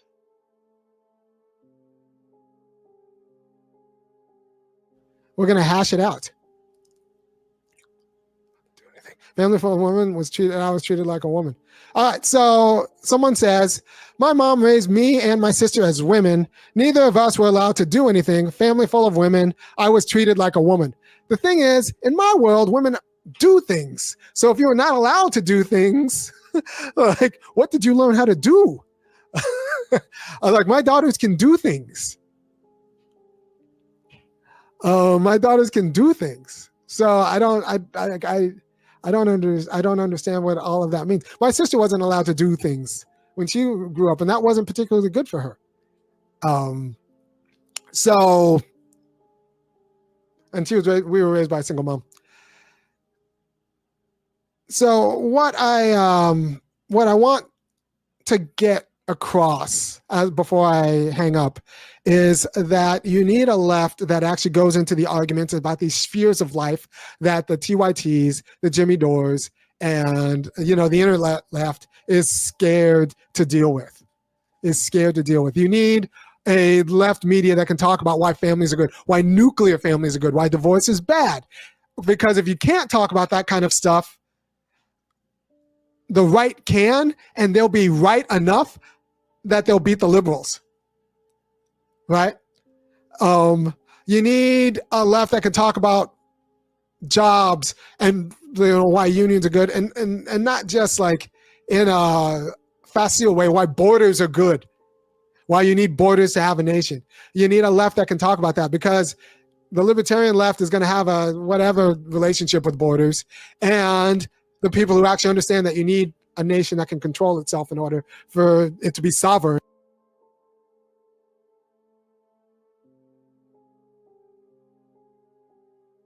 I don't know. I can't. I think we listened to this up to an hour, and then I have clips after that. So we can skip through some of this stuff. But anyway, here we go. And not be an empire where the United States is Rome, but actually be a sovereign nation among other sovereign nations. You need borders. The people who get that are going to go to the right. Right? And you need a left that can talk about gender and the cultural differences between women and girls and men, and the biological differences and the cultural differences, without it being like reducing to a quality of racism or a quality of gender essentialism, biological essentialism that is that screws up the needs of our institutions of freedom. And if the left doesn't do that, then the only people who will actually do it in a responsible way is going to be the right, and it's going to be, then you'll just end up with a bunch of eugenists. Right? So the libertarian left that doesn't know how to talk about families, that doesn't know how to talk about organized labor, and doesn't know how to talk about political institutions that govern, that are upheld by certain kinds of families and certain kinds of labor formations, is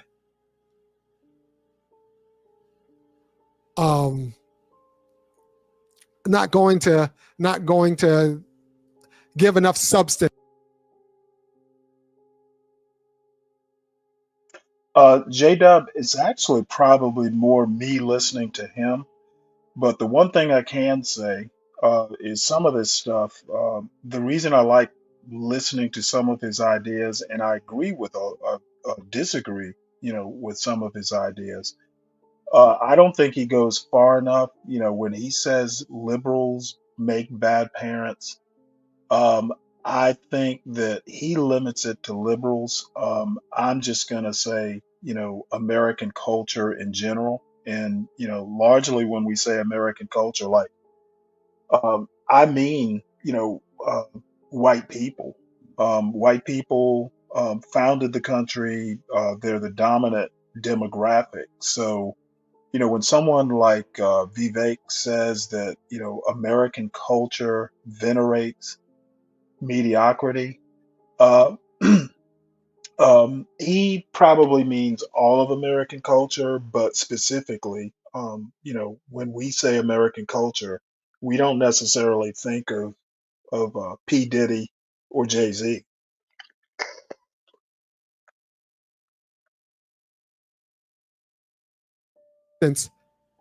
For a real left, for a left that can beat the right.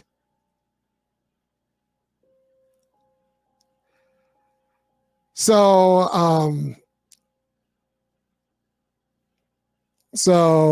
you say, I say capital can flow anywhere. Why not labor? Because people are not just labor, they're people.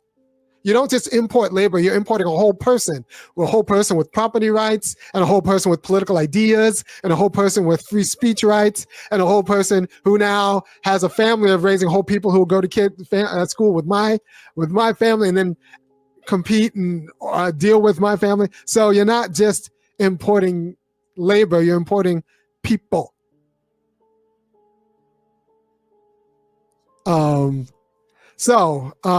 Jennings Bradford says, my mom had us girls do everything, including cutting the grass with a push lawnmower on an acre of land.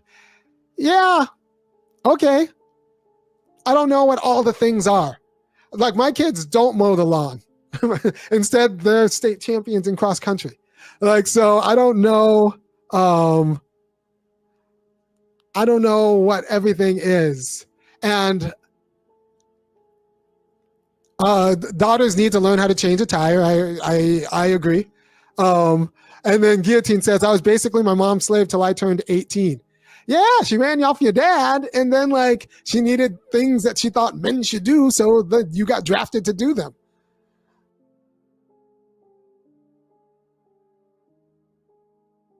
Once again, Mavid G. I guess when I talk, it's like water through a dirty filter, and you're the dirty filter, Mavid G. I said when we talk American culture, I guess that includes everybody that lives in the American culture bubble. But when you think of American culture, you don't think Jay-Z or P. Diddy or rap culture in general. That is true, whether you want to accept it or not. Maybe you think P. Diddy is like a, a, a touch point or a cornerstone of American culture. I don't. So you can't even get what I say right. Ugh, you tend to frustrate me there, Mavis G. Someone who thinks they're so smart, just you disprove your confidence in your own intelligence almost everything you write in these chats. That's not great. That's not great. That's not, I don't think that's particularly great. Let's be real. I mean, your kids are pretty white. No offense. Actually, they are just black excellence. Like real black excellence, which beats white. So let me be clear. One of the reasons I send my kids to this neighborhood public school, which is half black and poor and all that stuff, but is because the worst influence on my kids are basic white women, by far. Basic white girls and their basic white mothers.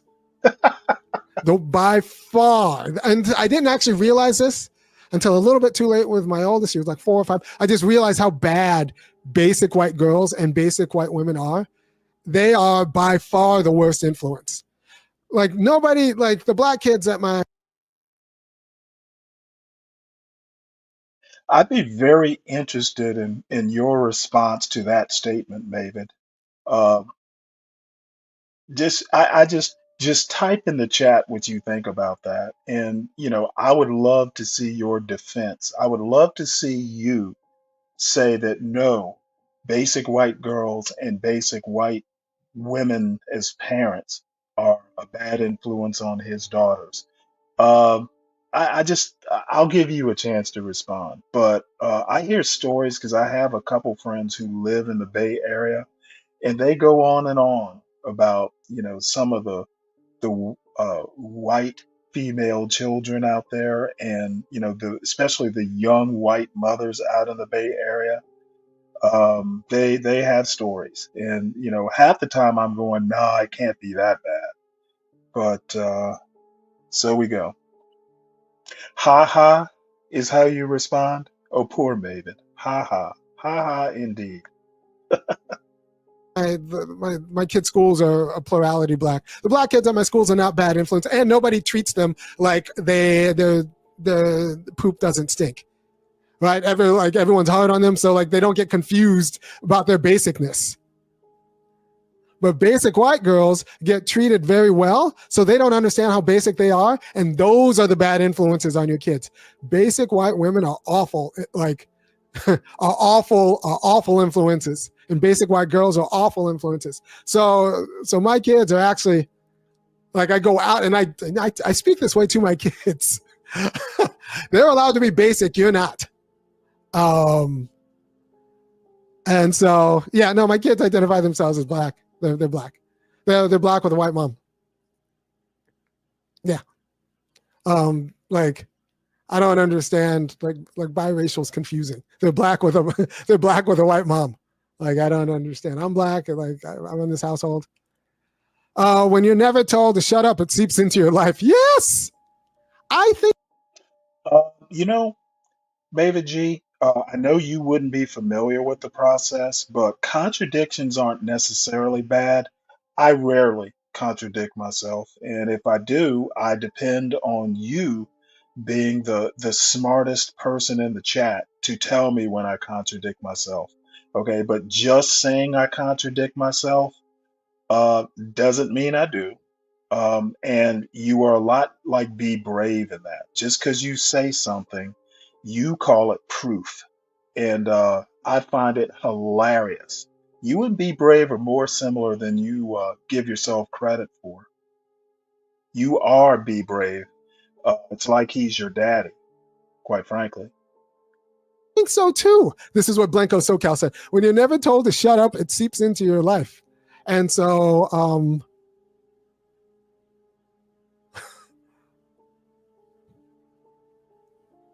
my kids are black with a white mom. My kids are but like, I was a classical musician.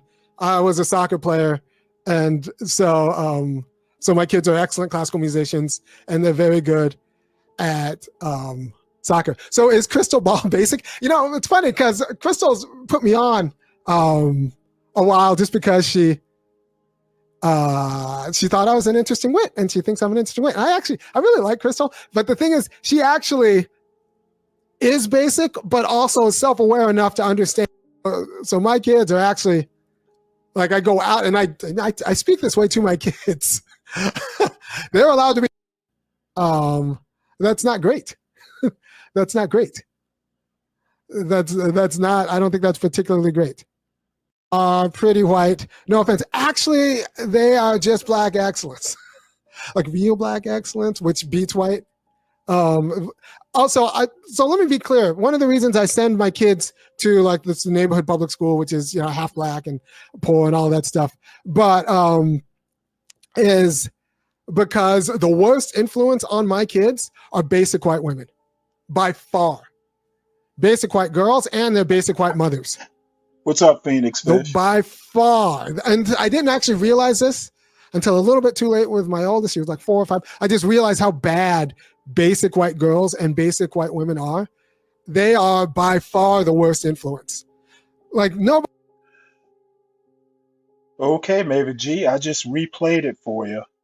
I'm sure you might have a comment. Let's see if you can have a cogent response besides ha ha. Like the black kids at my kids' schools are a plurality black. The black kids at my schools are not bad influence, and nobody treats them like their poop doesn't stink, right? Everyone's hard on them, so like they don't get confused about their basicness. But basic white girls get treated very well, so they don't understand how basic they are, and those are the bad influences on your kids. Basic white women are awful, are awful influences, and basic white girls are awful influences. So my kids are actually, like, I go out and I speak this way to my kids. They're allowed to be basic, you're not. And so, yeah, no, my kids identify themselves as black. They're black. They're black with a white mom. Yeah. Like, I don't understand. Like biracial is confusing. They're black with a white mom. Like, I don't understand. I'm black. Like, I'm in this household. When you're never told to shut up, it seeps into your life. Yes, I think so too. This is what Blanco SoCal said. When you're never told to shut up, it seeps into your life. And so,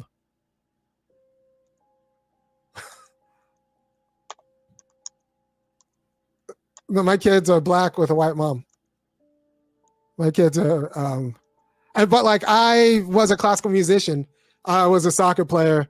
And so, so my kids are excellent classical musicians and they're very good at soccer. So is Crystal Ball basic? You know, it's funny because Crystal's put me on a while just because she thought I was an interesting wit and she thinks I'm an interesting wit. And I'm not particularly impressed with MLK's kid, but Brianna I think is like just a wonderful at Yale Law School. And yeah, I'm not particularly impressed. I'm not particularly impressed. All right, at this point, porn stars have better and more honest political takes than TYT. I don't know if that's true. Battle Hymn of the Tiger. This point here about Amy Chua and Battle Hymn of the Tiger Mom, excellent point. And if you know anything about Amy Chua and her quote antics at Yale Law School, you'd have to look it up. But he's spot on with this particular point.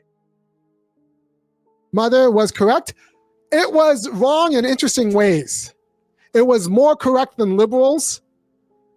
I think black people all should read the book. I read it. I reviewed it on this station, the Tiger Mother book. I think Amy Chua's biggest contribution in her life is going to be that book, not anything she does at Yale Law School. And it was wrong in interesting ways. The ways in which the Tiger Mother was wrong was because she accepted other people's standards of success and then organized her life around attaining them rather than actually legislating and creating a more just world. Okay, Mavid, in his neighborhood, but he made a larger point. Again, your dirty filter, basically muddying the clean water of his point. You missed it, apparently. He wasn't just talking about his neighborhood, son. Pay attention. I know the attention span of young people is short these days, and I'm not going to replay it. I replayed it once. If I wanted you to actually get his point. He's not just talking about his neighborhood. So there wasn't a quality of autonomy to her reasoning. And so she makes really good company people, but not really good, like, free people. But the means and the structures and all of that, I think they're right. I think she got, I think that's fine. I quit Boy Scouts when I was younger. My mom never let me live that down. Let's see here. I'm gonna go in and find the clips that I saved that skip ahead a bit. Um, Up till now was pretty complete as far as the points I wanted to highlight. And let's see here.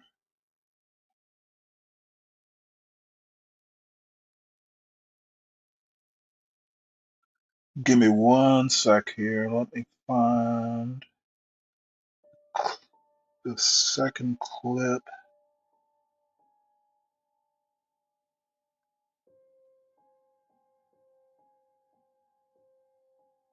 Maybe I didn't. Maybe I didn't save it like I thought I did.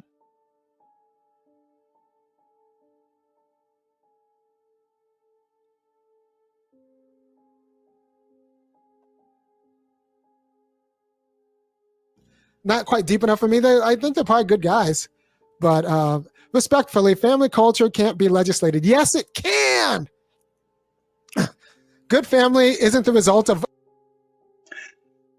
Here's some points that I have to think through. But he here he starts talking about legislation, families, couple decent examples. I'm not sure that I agree with him on the paying the family to meet basic like academic requirements, but it's an argument worth hearing. Good public policy. Yes, it is. Yes, it is. Public policy destroyed the black family. Public policy can make the black family better. Like I think that's just lazy. It's lazy cope to say that you can't use public policy to build what you broke, what public policy broke. I mean, do you think that we would have been better off without electing Barack Obama? None of those black or any of those Middle Eastern wars? Yeah, I'm open to arguments about how we would have been better off not electing Barack Obama. I do not like the Middle Eastern wars. I've never liked them. And the bank bailouts, I think it's just confusing. One thing I have to admire about him, we differ on Obama and whether he was good or bad for America. The one thing I have to give him credit for is he's very specific about his criticisms of Obama, unlike a lot of people. The giving back. Obama didn't do anything for the black community. I've always found to be a ridiculous argument. He wasn't president of the black community, for starters. Um, um, you want daddy government. Why? So I think government, for example, can pay families because there are a lot of legitimate ways to do families. There are a lot of legitimate ways to do families, but America's society only works if you do family in a certain way.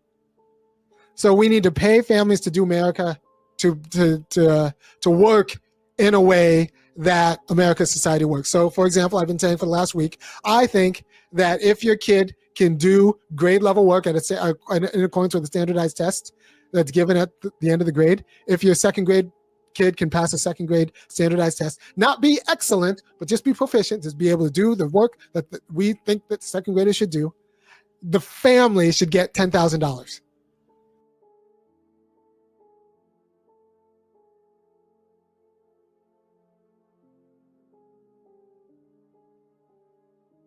Just to preface this, because I think he does touch it a few minutes down the line. One of the reasons he wants to pay families to, have kids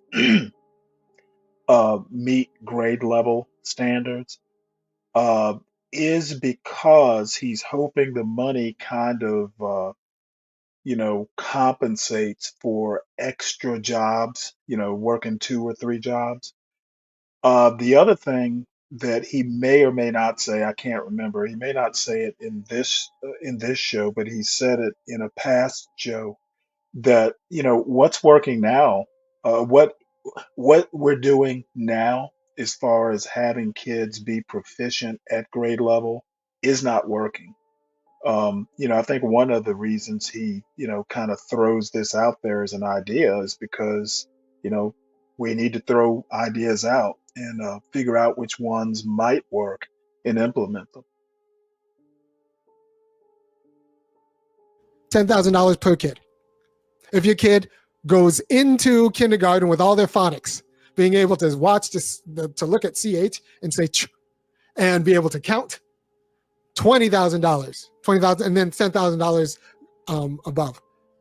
And so that's the government actually empowering families to do family in a way that America needs you to do family. Because America depends on you doing family in a certain way, it just doesn't tell you that.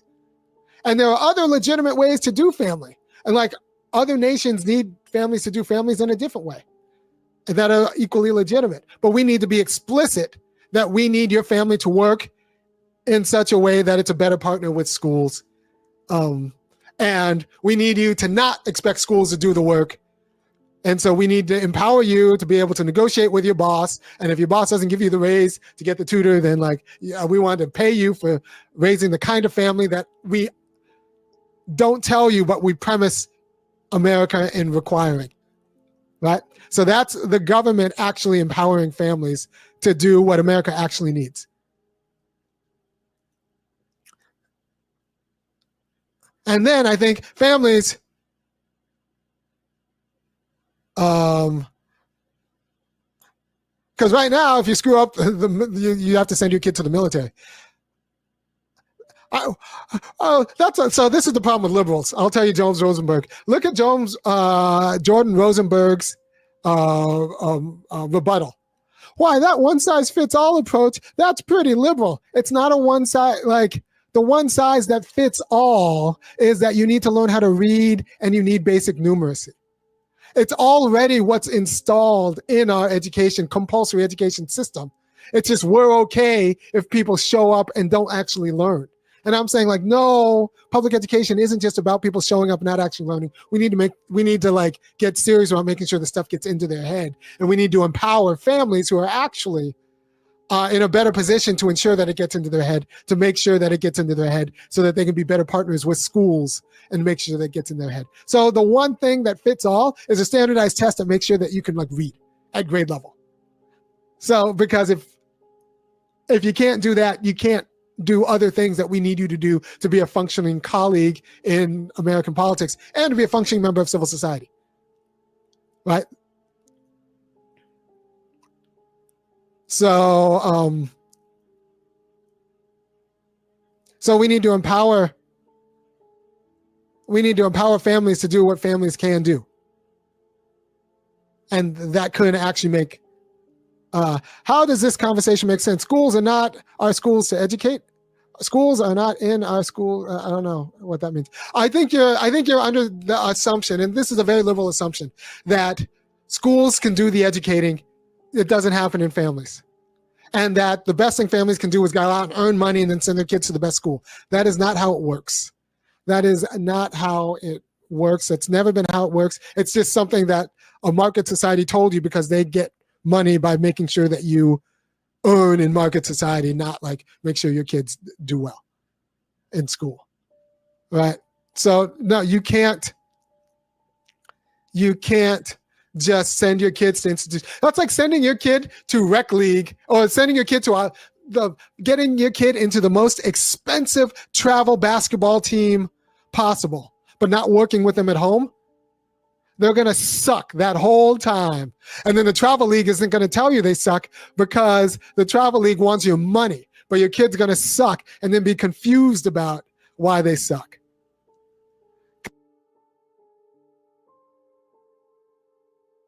I think that's a pretty apt description. And I actually hear it a lot on YouTube that, um, schools aren't doing this, schools aren't doing that. Well, I sent him to school. A lot of pressure, and I can't think of a better word, but a lot of expectations on what teachers can do in an 8-hour day. Um, Yet, what a teacher might do in school isn't reinforced um, in any way at home. And yeah, there's homework, That's supposed to be, the reinforcement for classroom teaching. But I think a family that takes education seriously is going to, influence a young child that, hey, this actually is important. I'm not just going to school to be parked while my parents, work during the day. One of the things during COVID, it always struck me how pissed off parents were that, oh, the schools are closed. Um, my interpretation of that wasn't so much that, oh, the kids aren't learning because the schools are closed. Well, parents were pissed off because they actually had to deal with their kids, more than a couple hours before bedtime and an hour or so in the mornings to get them ready to be shipped off to school. Parents had to deal with their kids, and it pissed parents off. And that was part of the frustration.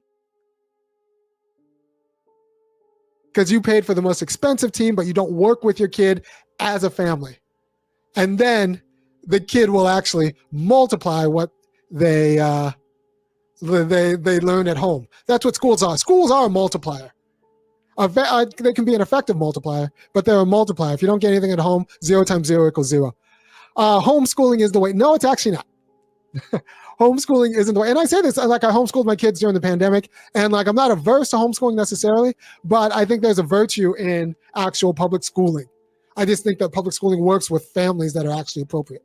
And I don't think that every parent has a disposition to actually teach their kids everything, but every parent has the disposition to help their kids in school learn what they're supposed to learn. Right? So why not get tutors? Because you can't pay for the problem. You can't, at some point, you have to actually take responsibility for your kids' education and development. Tutors and schools, they're tools, but ultimately the responsibility and the authority comes from the parent. All right, so what? I personally did better in homeschool, but only because I slept better. Yeah, a lot of universities are getting rid of SAT. I like the AAU of Bs.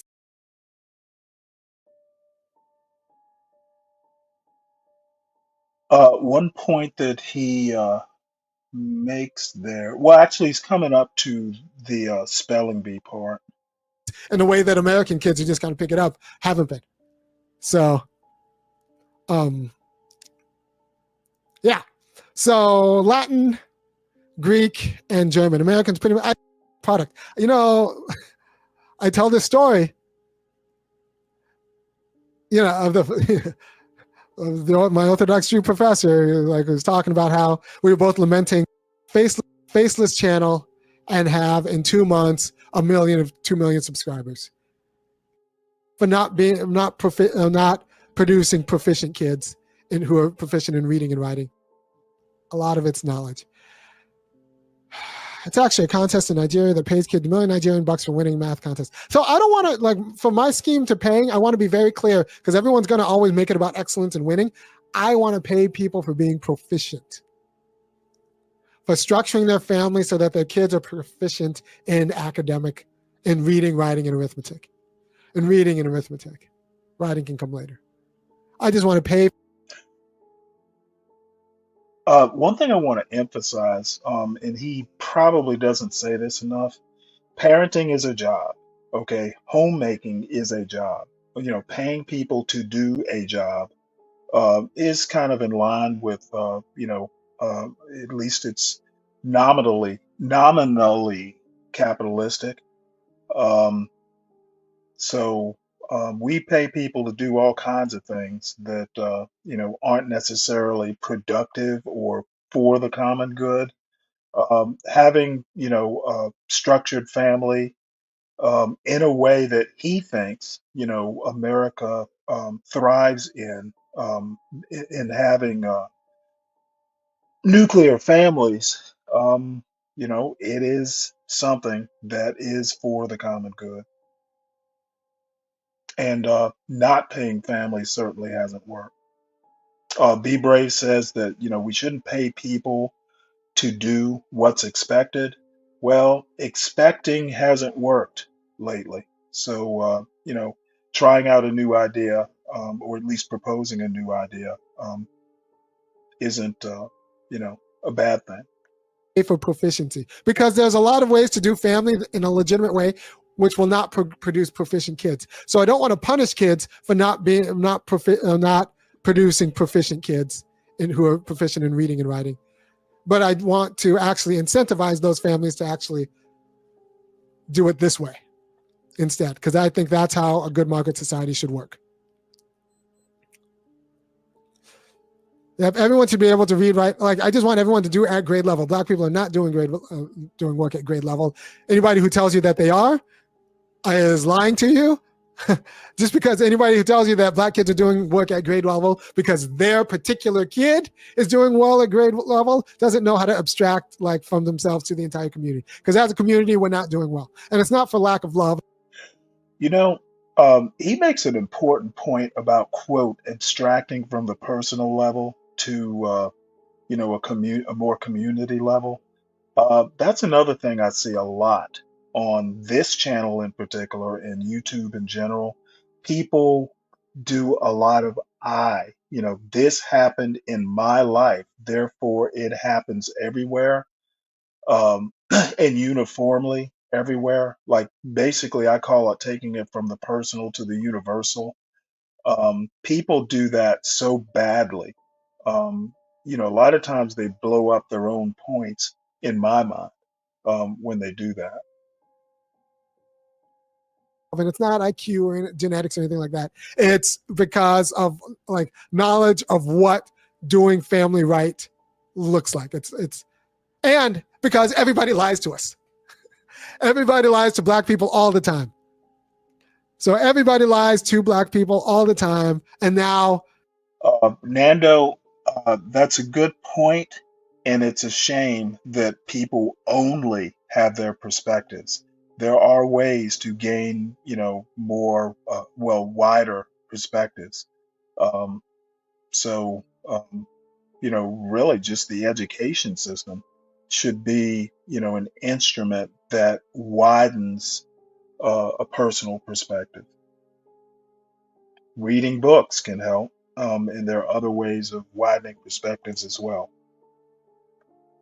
they have to run families knowing that everybody has lied to them all the time. And so you got markets and a community and all of that stuff. There's already a family in Brazil program in Brazil called Bolsa Familia, kids from their parents. And I think that's a liberal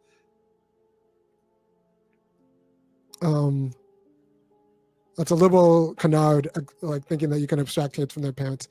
Good parents still win, and kids with shit parents suffer.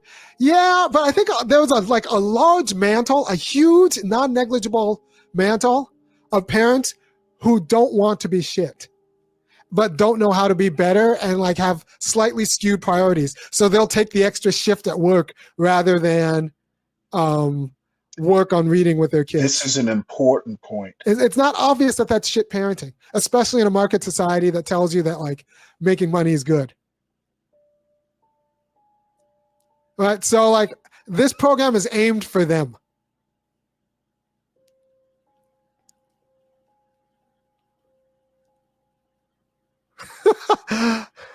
African here. My buddy upset ages ago by you because you said that California is poorly governed for black folks and he will not let it go. Where's the data? He keeps asking. Black California is hemorrhaging black people. I grew up in Baldwin Hills. Is Baldwin Hills still black? And now, people think of Baldwin Hills as being rich LA. My mom was a single nurse. So she bought the house in the 70s for $40,000, and not cash, it's on a mortgage. So I don't even know if Baldwin Hills is black. California's been hemorrhaging black people. The homeless population in California, that's all just black guys. 55%, I think. It's just black male.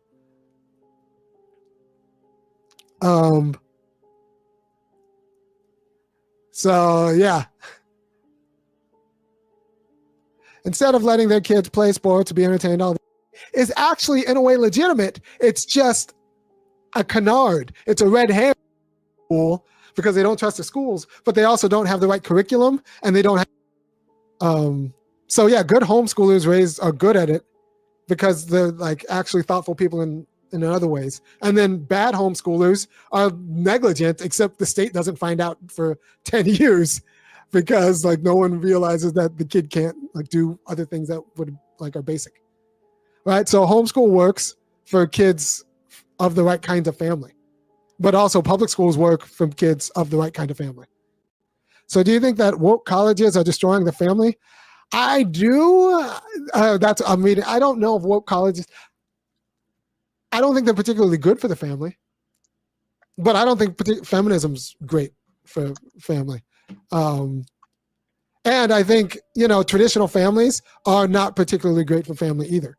So it's kind of it's confusing. I had to teach myself. My parents barely spoke English. Lol. Yeah. Yeah. Yeah. Yeah. That's a lot of immigrants' stories. Preparing kids for jobs that haven't been invented. Yeah.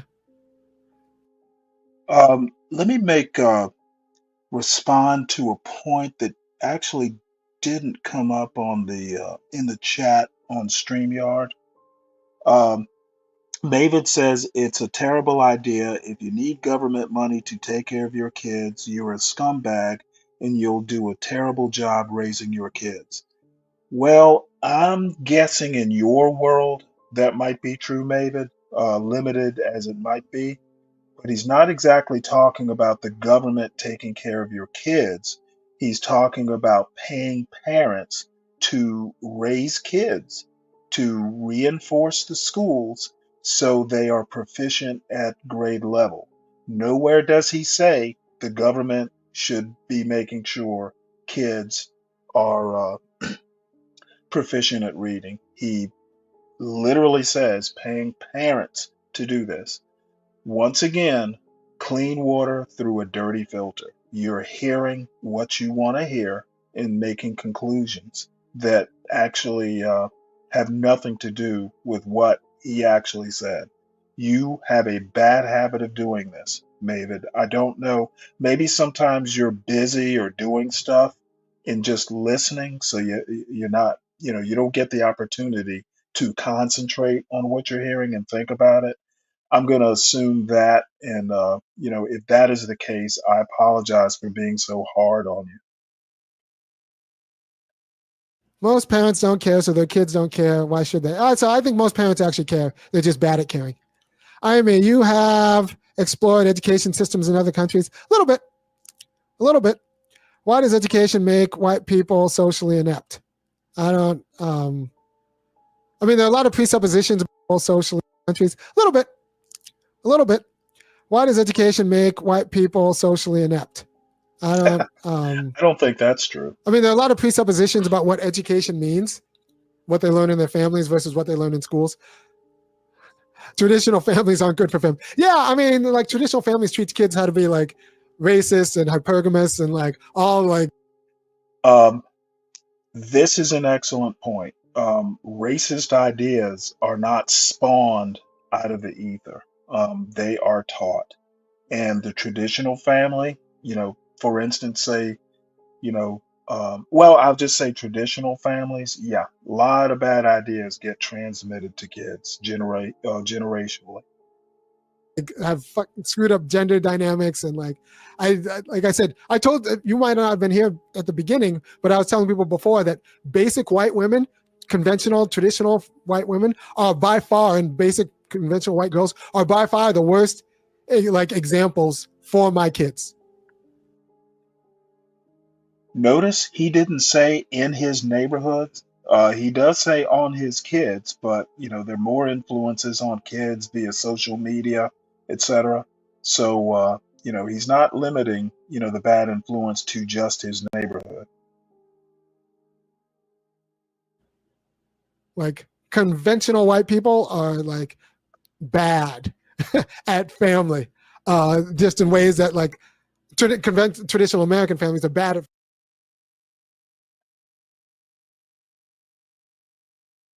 And I'm glad he's re-emphasizing this for Maven's sake. That way, there's no mistake about what his point is. He's not just talking about his neighborhood. He's. I just wanna. I just wanna hammer this point home for little Mavid G. Like conventional white people are like bad at family, just in ways that like traditional American families are bad at families. Just like yeah, they have a.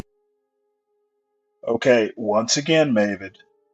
He doesn't mention government. He just says parents should be paid. I guess it's safe to assume he means government, but he doesn't actually say it. Who knows where that money might come from? But just want to point out, he never specifically says government. I assume he doesn't really care what the source of the money is. Bill Gates, who was it? Jeff Bezos gave $1 million to Van Jones, and I forget who the other person was. He gave them $1 million to do what they will with. You know what? It would have been nice if some of that money, given to Van Jones could have gone to families, in a pilot program to do exactly what Irony is proposing. Doesn't have to be government, David.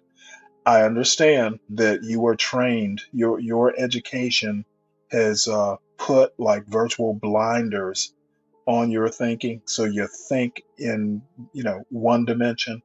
Um, he's hoping that maybe you think in more than one dimension. At least I am. Enough money to kind of paper over that, but they're not particularly great. Okay, what about white men? Conventional white men? Yeah, I don't think they're great either. What's the problem? What is screwed up gender dynamics? Okay, once again, just running clean water through a dirty filter between your ears.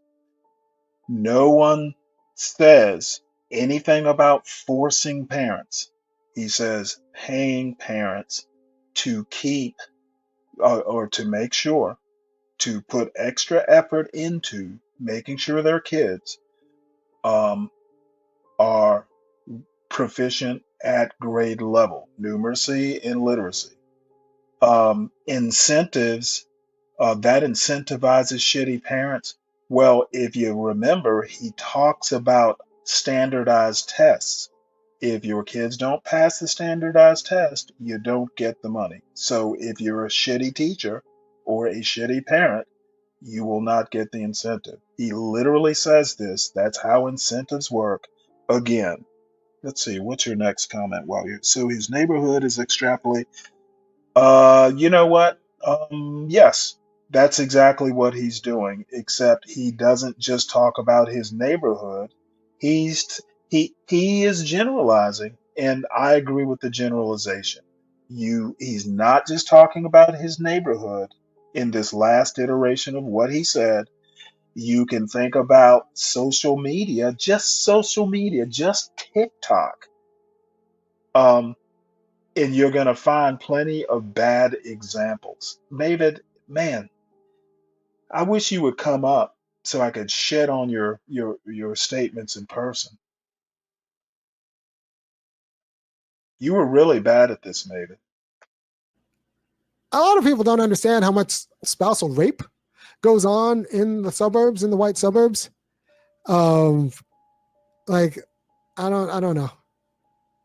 I'm 100% for holding women and feminism accountable. Why the emphasis on women? Oh, because I think women are the bottleneck to better progressive politics. Anytime there's a good kind of progressive campaign, some brand of feminism. Just to note, I personally, am one of the liberals he he wants to trash. My only defense is not all liberals are bad. And number two, progressive politics. Um, I find the horseshoe, left, progressive politics and MAGA politics, um, left populism, which is essentially what progressives do, and MAGA populism I find both of them somewhat extreme. I have doubts about, you know, both of them. And to actually get what they want, progressives and MAGA, you got to become a bit or a lot authoritarian.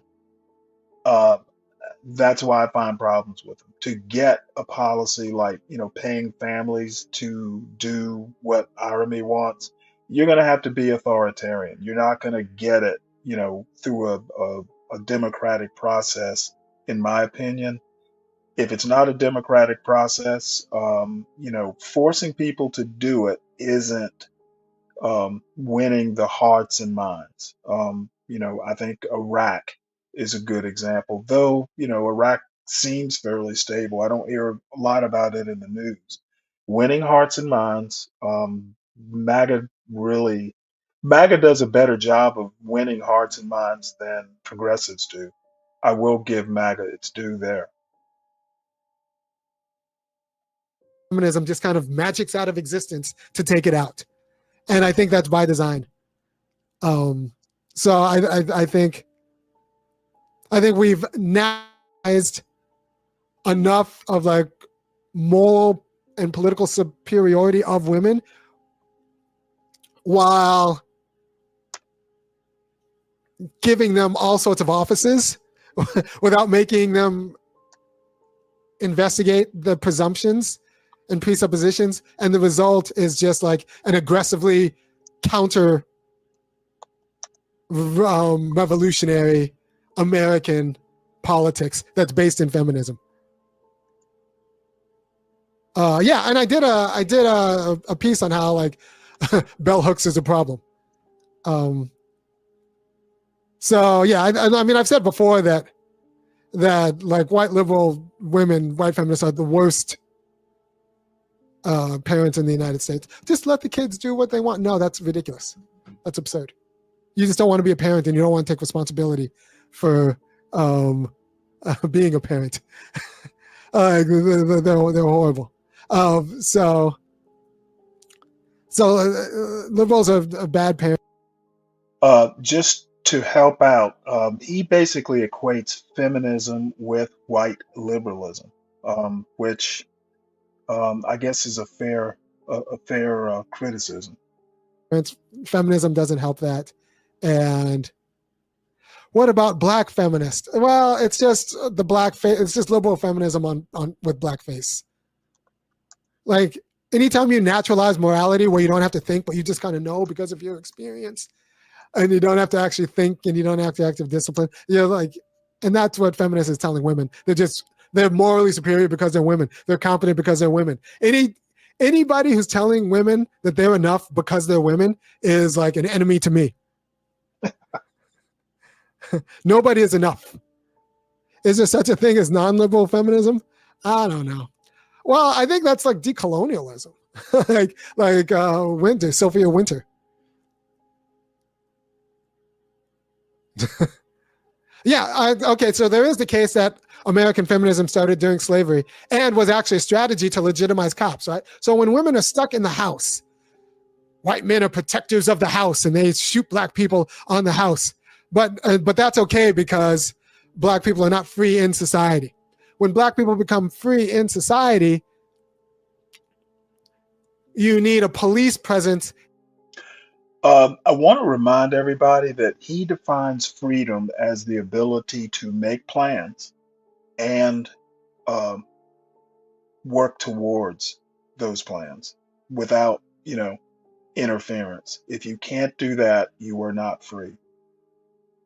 And I personally like that definition. In society to police black people, and you need to legitimize the policing of black people. And you know what's very handy with that? Feminism, because then that gets women outside into society, white women outside into society to be protected from black people. Now you've legitimized a policing institution for black men, which was always like the purpose. So feminism and the policing of black men, they go hand in hand in a way.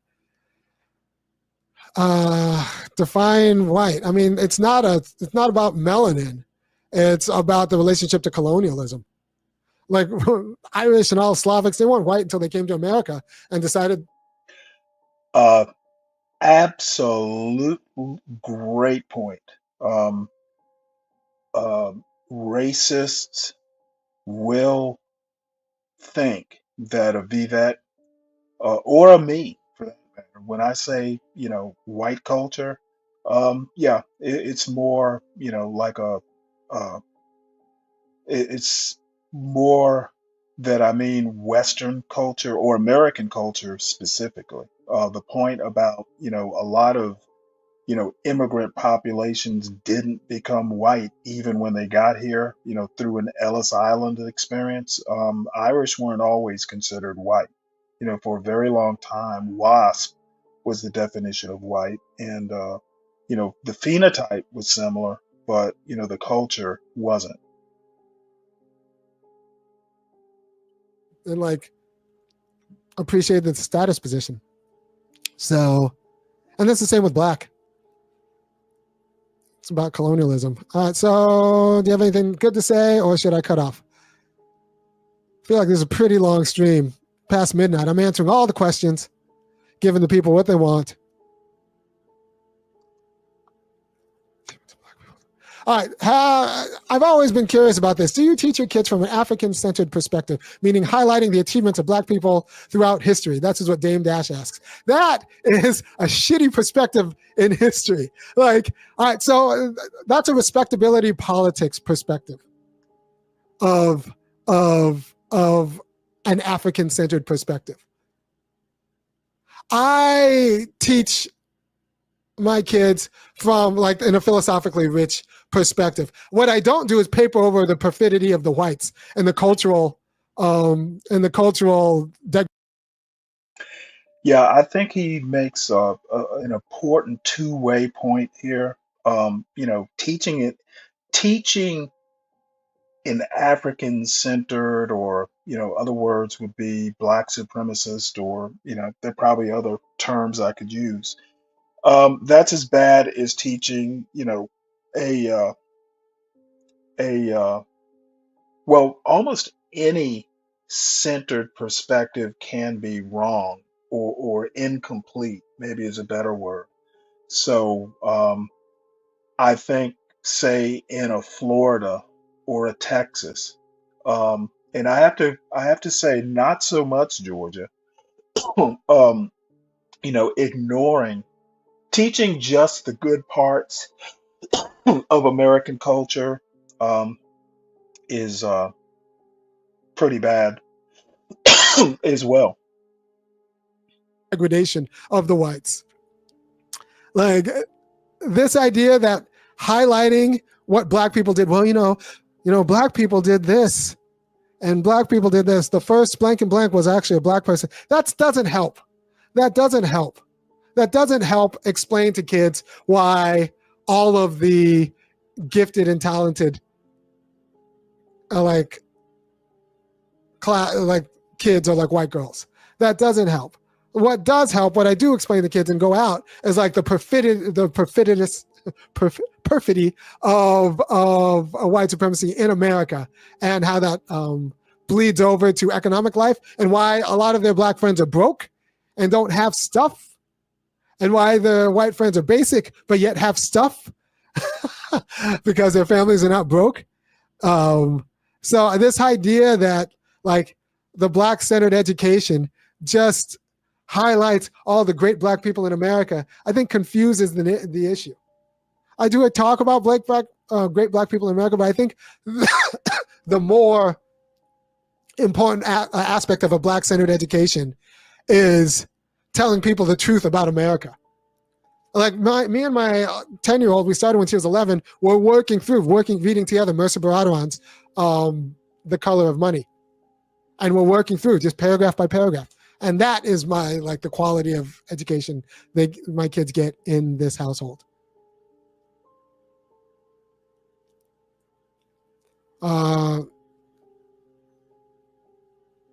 For the Chinese breath be kicking.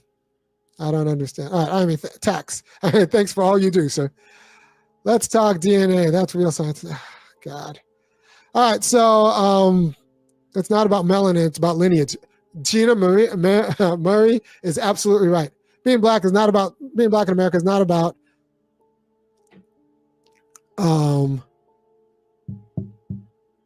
melanin. It's about lineage. It's about lineage. John McWhorter and Stokely Carmichael didn't do a darn thing and doesn't understand said why he's celebrated. So I think John McWhorter is a whole problem. I do not like him.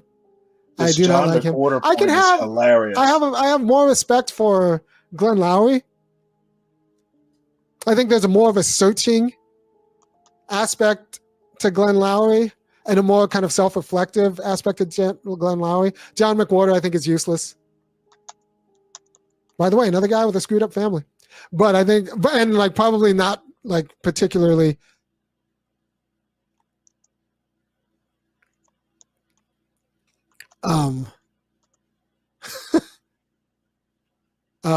particularly smart. Army, here's my personal offer to you to debate you publicly on live here, YouTube, February 1st, 2025. Why would I debate you? Who are you? Yeah, this is pretty much the end of it. I think a lot of good points in here, at least, food for thought. You may agree with him, you may not. I tend to agree with him more times than not. So that is that. Anybody who wants to comment, certainly welcome to come up and do it. Please make sure that you hit the like button if you haven't already. Like, share, and subscribe if you're new to the channel. The link is at the top of the chat field. And support the show. Support your host. I actually do sometimes go and plan these shows out, and it takes a lot of energy to debate with the Maven G's of the world, um, and if you can call it a debate. So we will move on. We will watch a very little bit of this young lady. She fascinates me in a way, and the title of this is "He Wanted Me to Be His Mommy." And knowing her, having heard some of her videos, wanting her to be his mommy is a huge mistake on his part. I don't think at this stage of the game she's ready to be a mommy. So there's that. Hey, so this is a little new setup, but here we are. All right, so this is a little new setup, but here we are. Welcome to my channel. My name is Nia. This is Nia Talk Nia. My videos are pretty live, so let's get into it. I want to talk about men with mommy issues, and this is something that I've noticed last year when I was dating two particular dudes, same occupation, which is crazy. Serious mommy issues, even though they had two totally different experiences.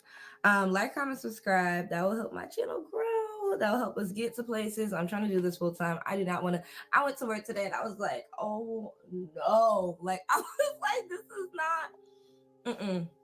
this is not it. We don't want that for your girl. This is not it. Also, I am moving, so that is something that I'm trying to fund, and we are trying to get me out of here, my bestie. We don't know where we're gonna go. We just know that we got to get the fuck up out of here because upstate New York just ain't it. It's not it. It's not for me, and I don't think I will have my head on my shoulders if I still stay here. But anyways, like, comment, subscribe. Let's get into the topic of mommy issues in men. If you are a man, there's always, because there's going to be a man in the comment. Oh my God, hey, that's not true. That's not true. That's not true. Whatever. Like, go. No, we're not. You're welcome here. You're welcome. Be respectful in the comments, but just know that, yeah, if you're disrespectful, your comments go to like hidden or held, and I just never see them, which is unfortunate, but I don't care. Like, YouTube's trying to do what they can do with what they got. Anyways, hit the like button and don't forget, subscribe. But anyways, let's get into it. What I really feel is that there's a couple types, but I think I'm gonna focus on the type of men that I dealt with that have mommy issues.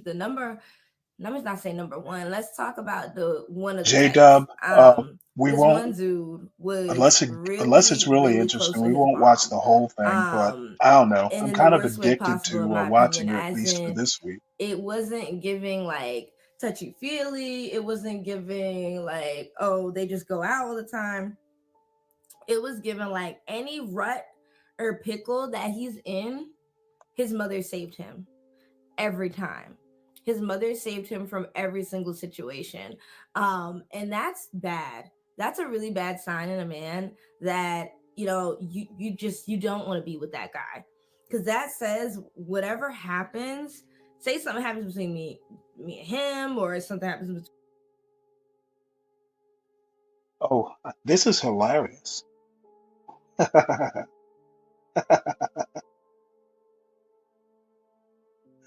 Where is that comment?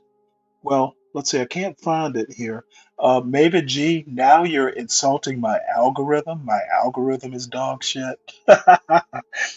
I have to admit, that's the funniest comment you've made all night. Now your criticisms of me aren't working, so now you have to criticize my nameless algorithm.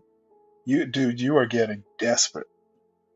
So, yeah, red wine, yeah, 8 billion folks in the world. I can spend an hour watching a video from each. Cliff notes. Dude, you can either watch the video at your leisure. I'm not clip noting. The the takeaway is that we need better families. That's the cliff note. Um, I can't do better than that. Don't worry. I'm not worried if you don't have the time. I surely understand that you work hard. Let's see. No, I criticize both like I have. Well, I mean, Mavid, yes, you criticize, but you criticizing, I always consider the source. Not being very bright. Um, you know, I I appreciate your comments, but I surely don't take them seriously,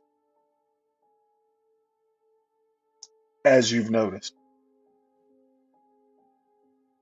Y'all do better with families then? Oh, no, no, no, no. His point, Red Wine, is we need to do better with families. Americans need to do better with families. Blacks need to do better. Whites need to do better. We all need to do better. Divorce is bad, or no fault divorce is bad, is one of his points also. Now, he goes, in my opinion, he goes too far with the no fault divorce. He basically says no fault divorce, if there are kids involved, is child abuse. I see his point, though I'm not so sure, you know, as a blanket statement, I agree with that. But anyway, he's not saying we have good families.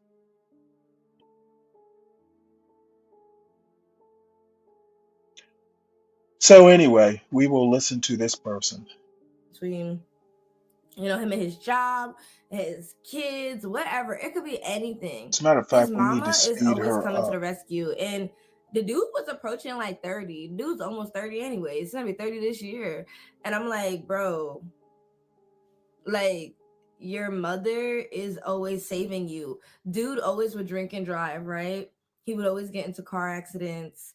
And his mom would repair his car. His mom would pay thousands of dollars to have his car repaired. Um, it was just like, and he took pride in that. He literally, I don't actually get why she's even telling this story. That she was with a guy who regularly drinks and drives is problematic.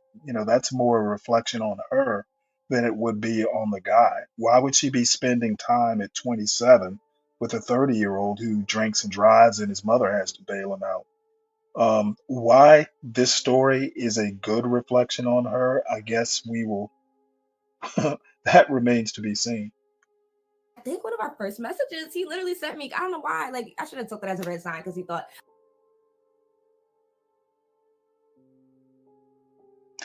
Yeah, exactly, Red Wine. oh, maybe I thought he This was is more lying. a I'm like, oh, reflection on the her. fact that you automatically think that people think you're lying shows that you're most likely a really, really, really bullshit liar. Just so That's my you know, number I one. That's my sped number this one. They up a shouldn't have to prove bit. shit to you at all. Especially when they first meet you. They shouldn't have to prove shit. So that means they're a liar most of the time. And funny, speeding this up makes it somewhat comical. All her head motions and, this weird thing she's doing with her weave.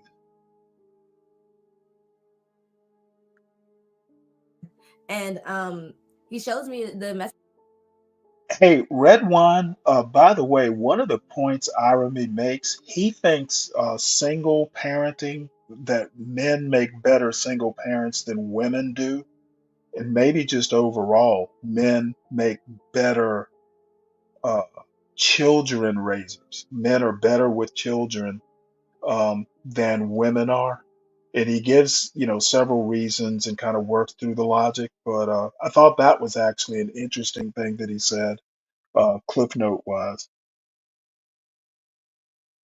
Messages between him and his mom is kind of like acting like a manager. Like she's like, yeah, I took care of it, and he's like, thank you. And then she sends him the car, like details of what she got fixed and stuff like that. And it's just sad because no mother at that age should be doing that much for their sons. It's different How for would daughters. she I was telling know before the this? session, so I say that yes it is. But How would she know what a mother should be doing? I, man, she is problematic. She's like a female Maven G. Lots of opinions and most of them based on ridiculous stories. in a space where that guy is privileged for She's being a Maven man in G the with a workforce in weave. general, it don't make no damn sense. It doesn't. Why you still drinking and driving and you got 2 kids and a baby mother in fucking Detroit? Like, yeah, I'll call you out. That's insane. That's insane. But that was Hey, J Dub, I have a story along that men make better teachers. I think they're better teachers because, if they have any sort of male, aura about them, they're definitely, gonna be command more respect discipline wise. I had my son's second grade teacher was a brand new teacher. I think you have to excuse me, my throat's getting dry. Take a sip of water there. My Both my son's second and third grade teachers were new teachers. The female second grade teacher thought my son was so cute and my son was pretty smart and all this stuff. So the first half of the year, my son does have a sense of humor. And the first half of the year, it was all like, a great time. Your son's so smart, he's so funny, et cetera, et cetera. Second half of the year, it just, I guess my son, give a kid that age, 8 years old, an inch and kind of let him know you think he's clever. They will start taking bigger and bigger amounts of real estate. Um, so the second half of the year was like damn near once a week. I was getting, well, Trevor said this or, he did that. And I'm like, well, damn, what has changed? So, parent teacher conferences, I even pulled his first grade teacher was a veteran teacher and she was like 5 feet tall, but she looked like she would whoop your ass if you cross her. She had no problems with my son. So anyway, I went so far with these parent teacher conferences as to have his first grade teacher sit in on a conference trying to figure out why there was such a marked change between the first and the second grade. And I think we all knew the difference is that, this woman was a first year teacher and she kind of, thought the kids were so cute. And then the second half of the year, she she realized what monsters 8 year olds who think they're cute can be. So anyway, his third grade teacher was again a brand new teacher, but he was a male. And I had zero problems. No phone calls, no notes, no nothing. He just, same kid, that came, went from second grade to third grade, no discipline issues. just to emphasize, maybe just an anecdote, but an anecdote that kind of backs up the point that sometimes men are the better teachers. They will tolerate less, and they may not be so inclined to think, "Oh, that kid is cute." Um, so anyway, just a quick story from my own personal experience. I'm not drawing any major conclusions or want to make it universal, but it does back up the point. Another that was a type. Like mommy was always there to rescue him, and that's a problem. I definitely think when it comes to raising black boys to be black men, that's an issue right there. And y'all can say what you want, but this man had a mother, a stepdad, and a dad in his life. So he had 3 people coddling him, cradling him, and he still did not feel he had control in his life. So he made the bad decisions, in my opinions, that he made. In my humble Yeah, this is getting difficult. opinion, that he made. And that says something. With a mom that coddles you so much to the point where you can't even make decisions for yourself, or whenever you mess up, they're always there for your rescue. They're always there for your whatever happens to you is a problem. And I'm not saying your parents shouldn't be there for you. That's not what I'm saying. But I'm saying for a man, you in your 20s, approaching 30, and mommy is doing this and that for you whenever you fuck up, instead of saying, hey, you fucked up, you're gonna pay for this, you're gonna go get this job, you're gonna go do this, for the purpose of him doing. Yeah, there's nothing original in that analysis. 30-year-old being, mollycoddled, that's not, is a bad thing. Nothing original there. So I'm going to skip, to the last quarter and see if we mine anything interesting. I'd intended on listening to more, but it's getting painful. Doing all the bullshit he was doing. He was doing real scamming. Like, for you to be an immigrant, it was like too, like he was like, how can I make money quickly? How can I, you could tell he was a go-getter. Like I love that about him, but it was more about like, he was about like, no one can take care of me besides me. Like he's always had himself for himself.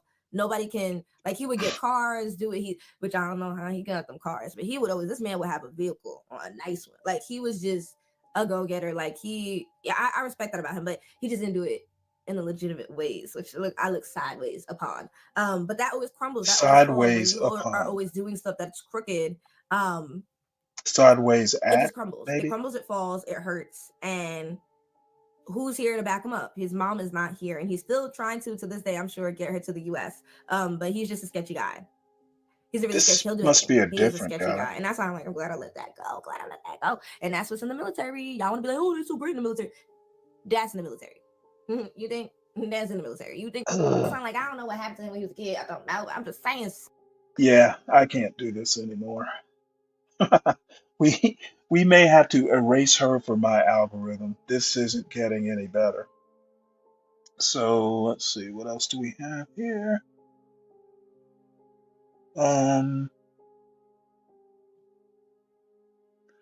This video was recommended, and if I recall, it was recommended by Paul. Don't need to do that. Oops, sorry about that. We're not going to do her anymore. I do want to watch a little bit more of this Australia video. We'll see what this is all about. We started it last night, never finished it. This is a black guy, I think black American in Australia. Nah, I'm gonna show you the one I got. She's so good. But that's what I mean. I'm pretty sure that What? Just is it 10, 14, 22? Do you know? What do you mean? Carrots. I have no idea. You don't know? It's real. Yeah, That's I all know it's real. It No, looks that's real. all I know. It's an I'm gonna show Australian you the woman one I with got. gold The one I teeth. got looks so bad. I'm gonna melt it and just do something else? Yeah, I didn't like the way it came Yeah. out. I know you're working. I'm trying to make Yeah, it no, quick. you're fine. No one's in there See if I can anyways. find it. Here it is. Oh, grills. Yeah, but it was Sort not. of, It's not but the like teeth. that. Yeah, but he did it too. What I happened like was that. I know, but he was That's supposed to. swag. You like it for real? Yeah. I thought because I really cool. wanted just the edges. Like Yeah. I don't know. Just, yeah, and he kind of did like every yeah, but yeah, like You see what I'm saying? I didn't want. I just wanted. Yeah, you want just it just there, yeah, like the lines. yeah. Yeah, no, But I I like think that's that though. cool. I'm I think gonna that's definitely. Thank you, appreciate it. Maybe you can get like a reference or something. What's her name? Bailey. So I'm gonna say Bailey told me. All right.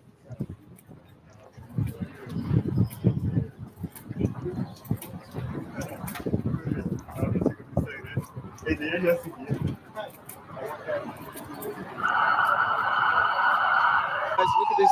Look at this beautiful building. Oh my God. We're just gonna keep walking. Also, guys, it's not even the weekend. I'm gonna do the weekend here, so I'm not even gonna record the beach because I want to save that a little bit later. I'm just gonna record just walking this surfer paradise to see, but it's still early. People usually come out, and it's a weekday. Remember, it's early in a weekday. People usually come out like around. I heard they come out around 5, happy hour and all that stuff. So um, I'm assuming because it's early, it's probably on the weekends. I can imagine there's probably so many people here on the weekends. But we're just gonna see people watch, people talk, people watch, and maybe I'm gonna ask someone where's a good place to eat and try some good food.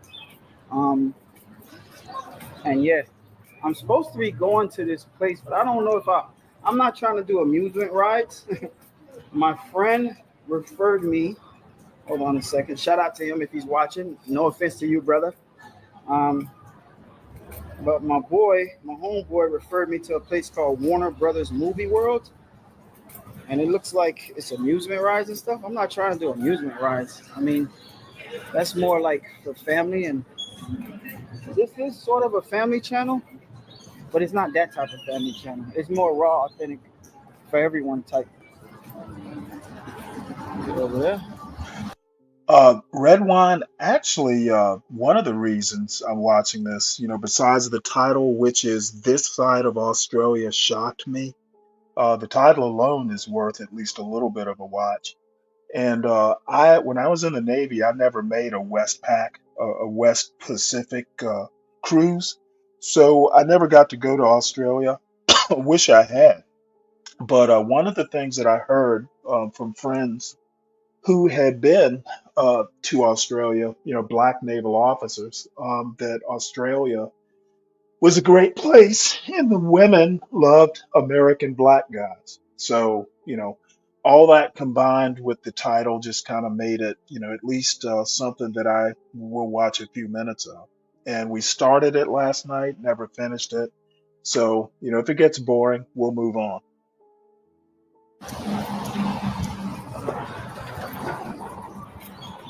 But I do think people are more camera friendly here than Sydney. I think so. They're a little bit more camera friendly. But we're gonna see what Melbourne has to offer because next week, huh? What you say? Yeah, it's all good, man. I like the Raiders hat. Yeah, Oakland Raiders.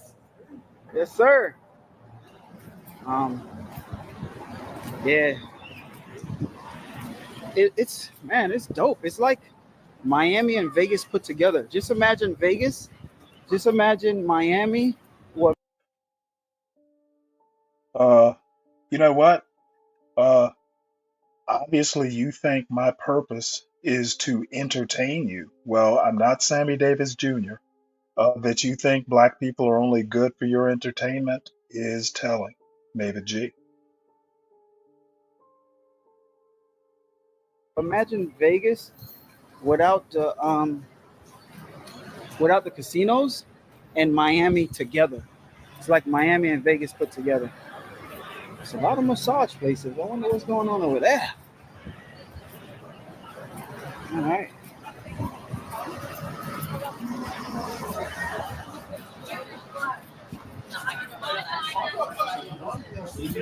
Yeah, everywhere you go, Chicago Bulls is one of the most famous hats I brand. wonder why. Oh man, I might buy me one of these. Chicago Bulls, and also I guess because of Michael Jordan. Oh, yeah. Oh, Mavid. Absolutely, I twisted your words. Your words are easy to twist, and I always get a kick out of taking people's words and twisting them. It's kind of my raison d'etre on this channel sometimes, twisting your unerudite thoughts and words. I do for the fun of it.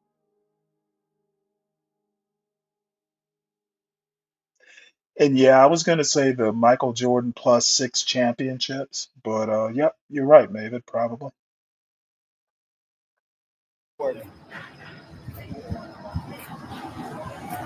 Shoot house. Yeah, I think I came here too early. Guys, I think I came here a little too early. I think I should have came a little later. That's probably when everybody comes out.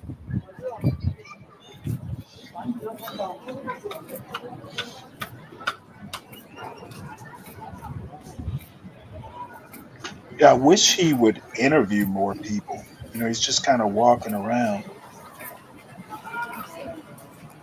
Billabong. Scanning through trying to see if he talks to anybody. Should talk to them. So I brought a little bit of cash on me, so I'm gonna change my dollars. I'm gonna see how much they give me. This place right here might be a little tourist, I think, but it's more local tourists. It's for locals, so maybe it might not be. Yeah, that's why you should be talking to locals. Let's see. Was that like? Finally, he talks to somebody. Hey there. How you doing? Excuse me. Excuse me. You guys know what Cheeky Waffles is? Cheeky Waffles. You know what Cheeky Waffles is?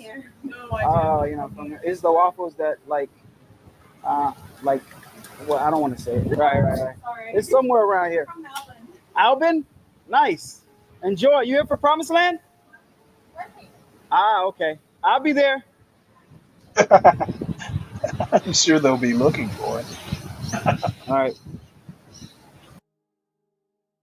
Bro, tell me, because you know what I say, you're straight, eh? Brother. Pussy waffle. Are you sure you don't want a dick? I'm 100% sure, my brother. It doesn't make you gay. You know what I say, you're straight, eh? Yeah. You come here. Why? Why? Because you cannot get pussy.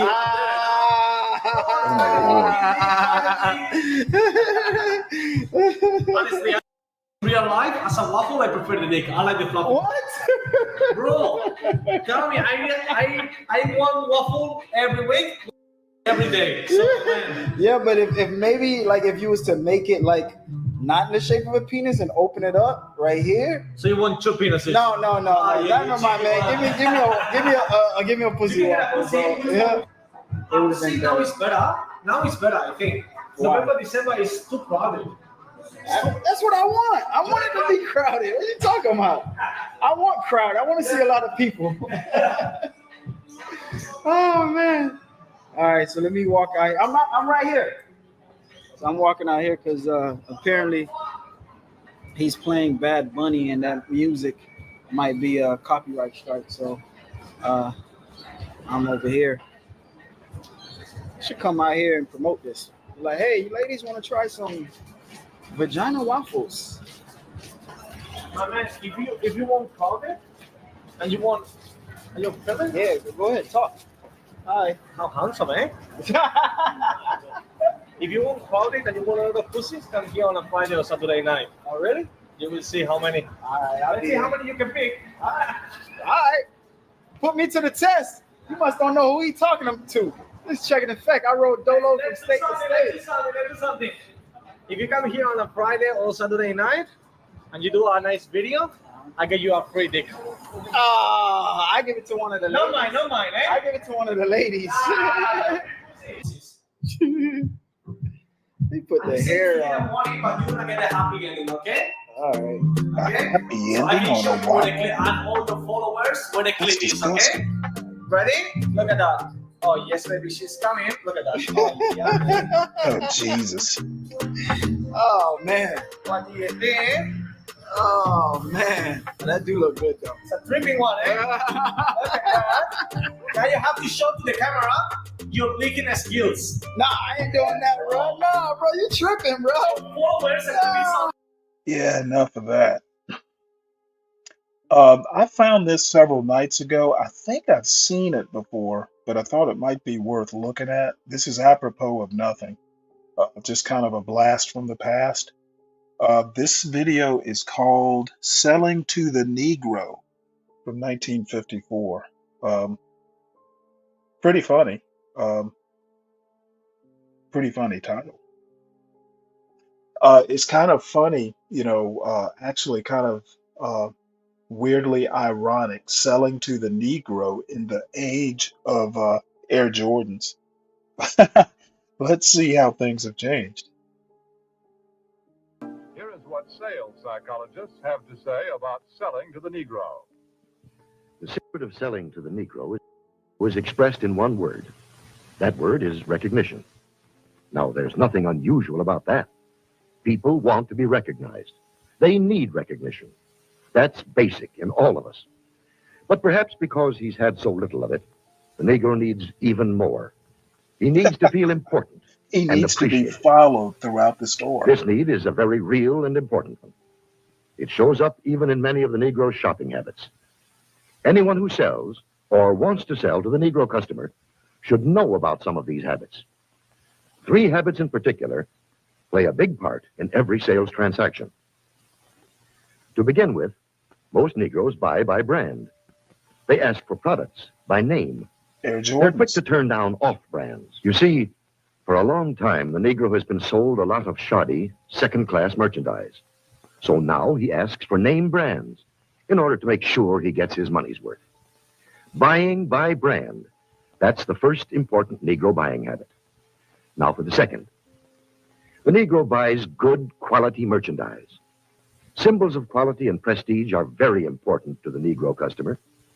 This woman, for example, is buying fine crystalware.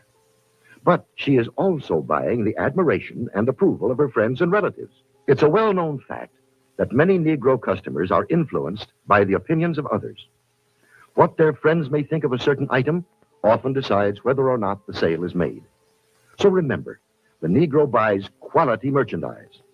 That's the second important point. And here's the third thing to remember when selling to a Negro customer.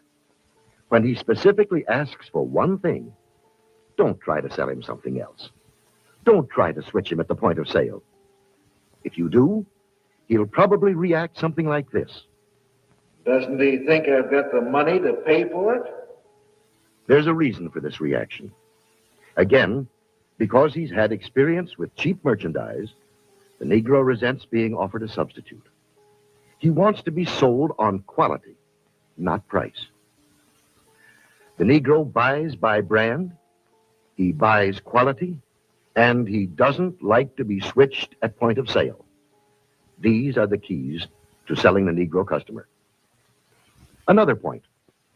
The Negro family does things together, as a group. The family works as a unit. It lives as a unit, and it buys as a unit.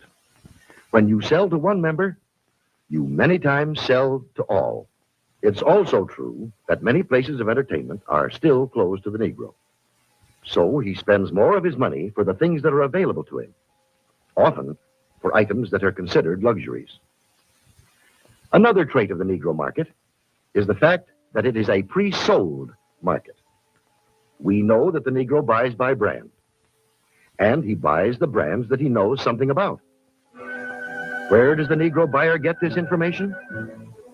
We know that Negro customers are turning more and more to the publications that are tailored specifically to their needs, that give them the news and the information that they want to read about. Many leading businessmen and companies already know this. That's why so many of them are taking this direct, sure route of reaching the Negro customer. The vice president of advertising of the Gruen Watch Company, for example, says this. In many important cities throughout the United States, Negroes are important customers of the credit jeweler. Therefore, it seemed that Ebony magazine would be a very important advertising medium for us.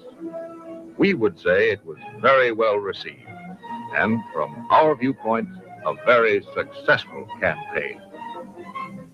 From the Remington Rand Company comes this statement. Our records show that advertising in ebony has been effective in many ways. As all good advertising should, it has built a terrific amount of goodwill and has brought a volume of sales and sales inquiries. A representative of the Alaga Syrup Company makes this statement. Because of Alaga's regard for the influence of ebony in the Negro market, advertising space was doubled. Alaga's long experience in selling to Negroes now takes the most direct route to its best customers, reaching ebony's 2.5 million audience in every issue. And here are the statements of still other business leaders. Yes, many business leaders are discovering the most direct and most efficient way of reaching the new Negro market. Look here at the results of the same advertisement in two different publications, Ebony and another general magazine. You can see that proportionately, more men and women read the ad in Ebony than the one in the other magazine. And they did a better job of remembering it, too. A greater percentage of readers noted, associated, and remembered the ad in Ebony. But now, wait a minute. If the Negro market is so big and easy to reach, why aren't more companies going out after it? Well, often because of the feeling that there's something entirely different, unusual about selling to the Negro. But is it really so different? What do salesmen say? The successful salesmen who do a good job of selling in Negro communities. How do you go about getting the order? How do I get the order? Well, to tell you the truth, I don't do anything. Anything different, that is. I've been calling on these accounts long enough to know that the Negro just wants to be treated like everybody else. No matter who you're calling on, a little friendliness and courtesy help a lot. But naturally, anybody resents being patronized or talked down to. So I usually call a man Mr. Brown, Mr. Smith, or Mr. whatever his name is, until he tells me to call him by his first name.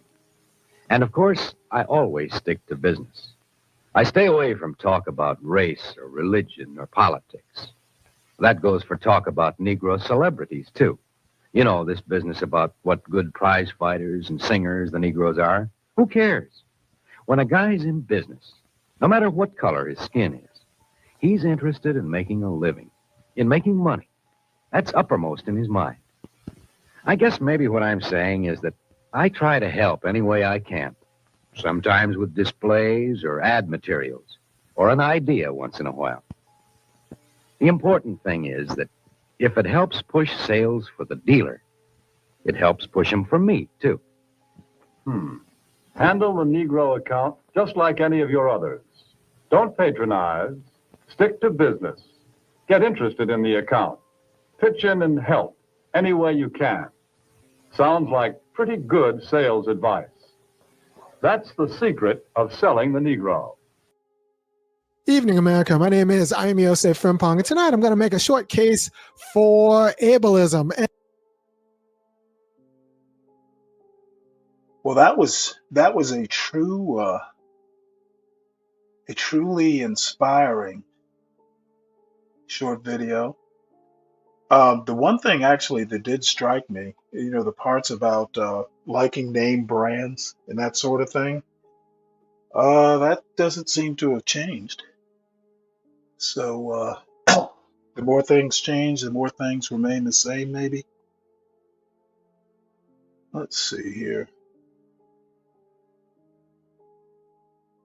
Let me see, can I shrink this a bit? So we got, yeah. I ran into, actually, I subscribed to Richard Hanania's Substack, the free version. I can't afford his Substack price, but he is kind of in dialogue, I guess, in this particular Substack with Amy Wax, and her bailiwick is basically race realism, and these days, race realism intersecting with immigration. And this is a tweet linked to the Richard Hanania article. And he makes a great point here. Um, he says, for all conservative talk about immigration being a threat to American culture, it is anti immigration politics that is causing them to throw out everything they used to believe in.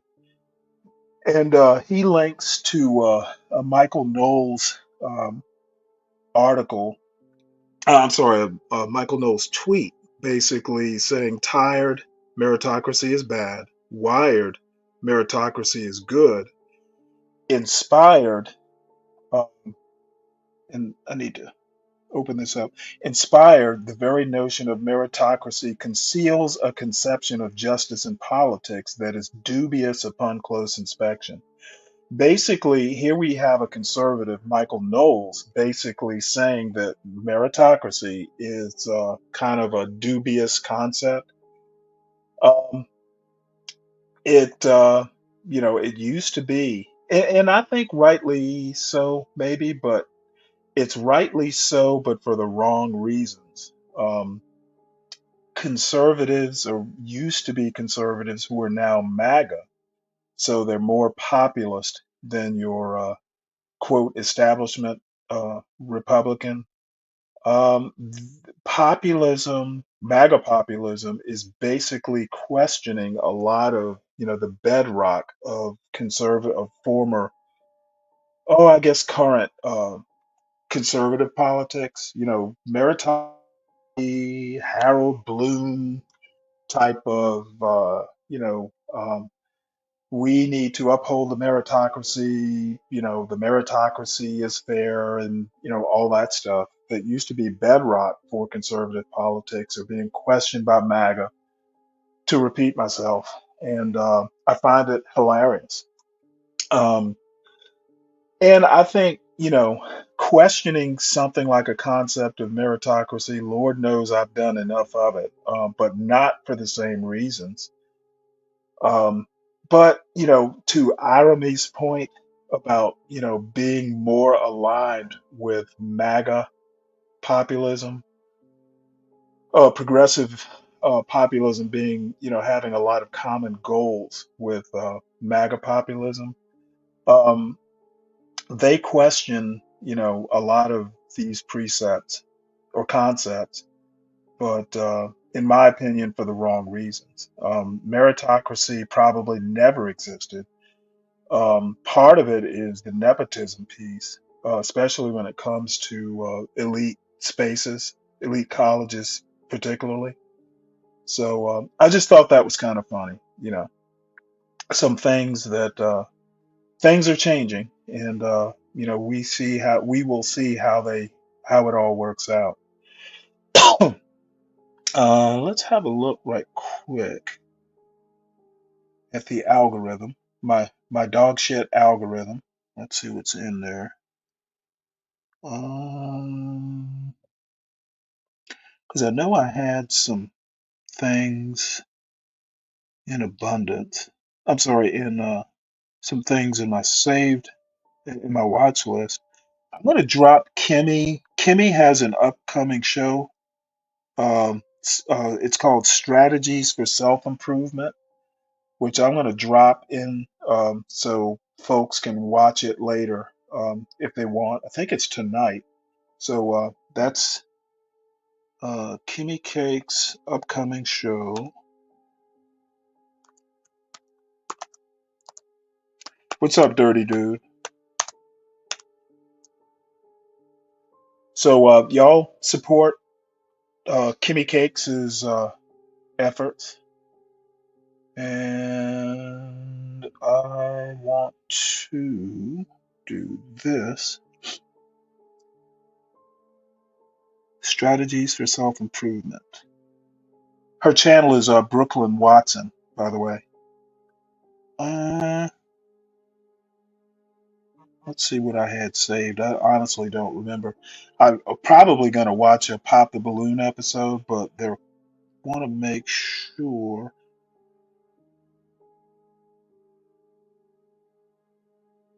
Let's see. We did the fires. We did the weather. You know what? Let's watch this pop a balloon. Might as well. It's new. Oh no, actually, this is an old one. That we'll just continue watching. Oh, excuse me.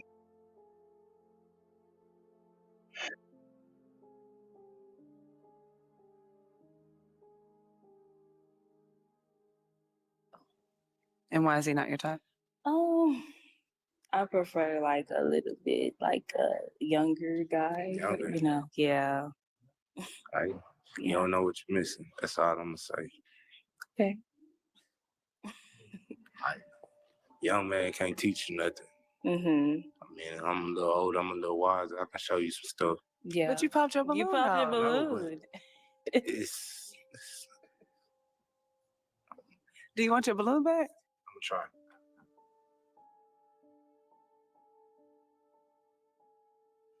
Hey, dirty dude, why so dour this morning? Watching the news this morning, we're so fucked.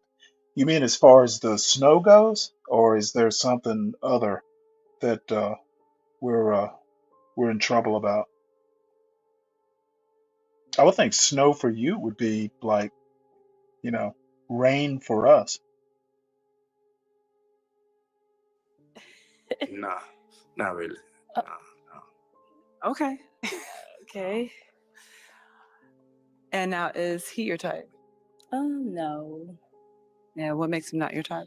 Um, I You can be I honest.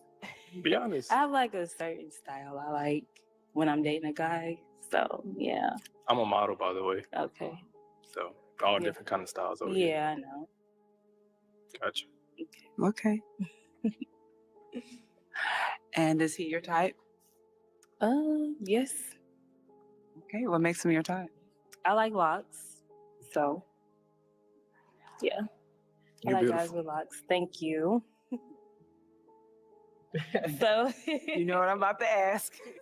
Do you? Nah, I'm straight. Okay. Gotcha. And now, is he your type? Yeah. And what makes him Yes. your type?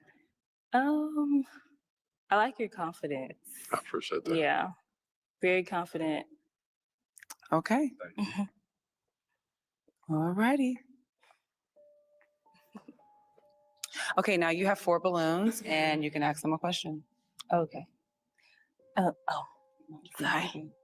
So why didn't you pop your balloon? Pretty attractive, nice looking, Mhm. hair done, eyelashes on, look nice. Thank you. Yeah. So do you. And why didn't you pop your balloon? I didn't pop my balloon because you're attractive, you're Mhm. pretty. Thank you. I like your style. I like. Thank you. I'm also an artist. I audio engineer, produce, mix, and master, and you kind of gave me artistic vibes before you even Yeah. said that's what you do. Yeah. So Okay. yeah. It's cool. That's dope.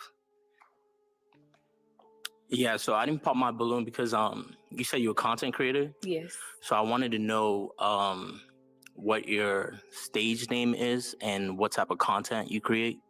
Well, I create content for women empowerment. Okay. But my stage name is Ashley the Champ. I consider myself as a winner. I conquer everything that I go through. I always overcome it and I always conquer it. I consider myself as a winner, like period. So that's why I go by Ashley the Champ. That's what's up. I like that. That's what's up. And why didn't you pop your balloon? She's very beautiful, Thank you. and I would like to see what more she has to offer, especially with the questions coming from us. I would like to see what more she has to offer. Okay. Okay.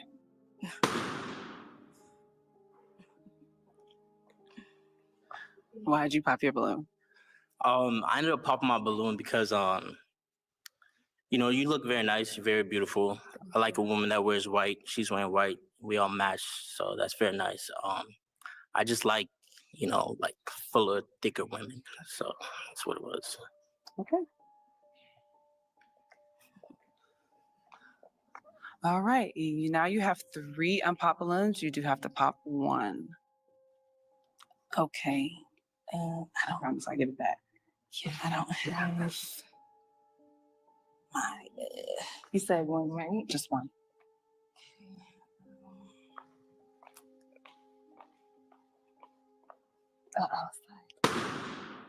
Okay, now why did you pop this young man's balloon?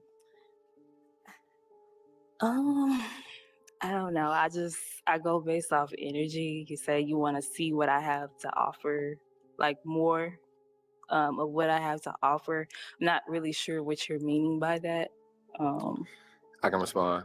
Yeah. So more do you have to offer. Yeah.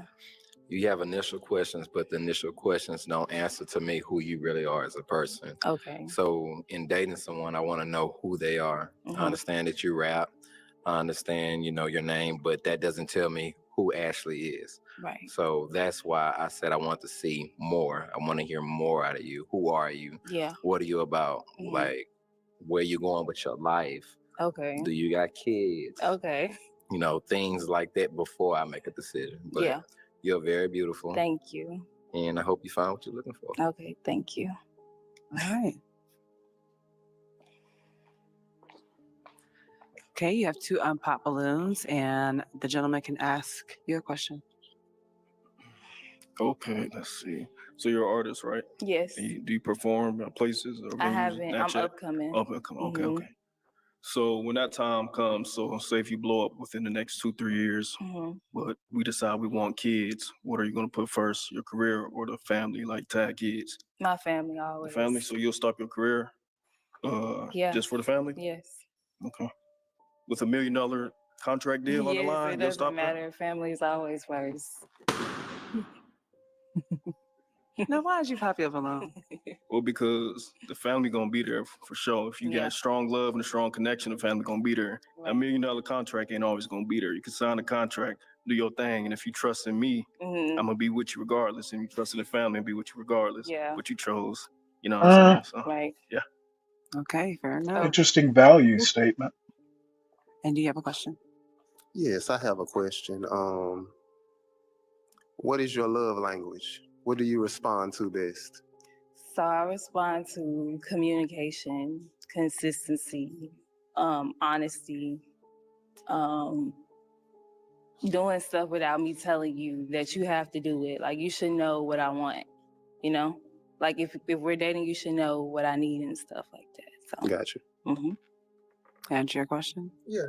Okay, and do you have a question for him? What are you looking for within? Dirty. Yeah, I just I just looked at your statement about the Greenland and the Panama Canal. It is very, very interesting given the anti-war, kind of sentiment that MAGA professes. The option. I think the headline I read was, Trump does not rule out military options for the Panama Canal and Greenland. Yeah, I did find that concerning. Though I kind of, I'm inclined to think that it's more saber rattling than serious. This particular article, and we'll get back to Pop the Balloon in a minute, but yeah, I was gonna wait for more analysis on this, but basically the summary: Trump just left open using military force against a NATO ally.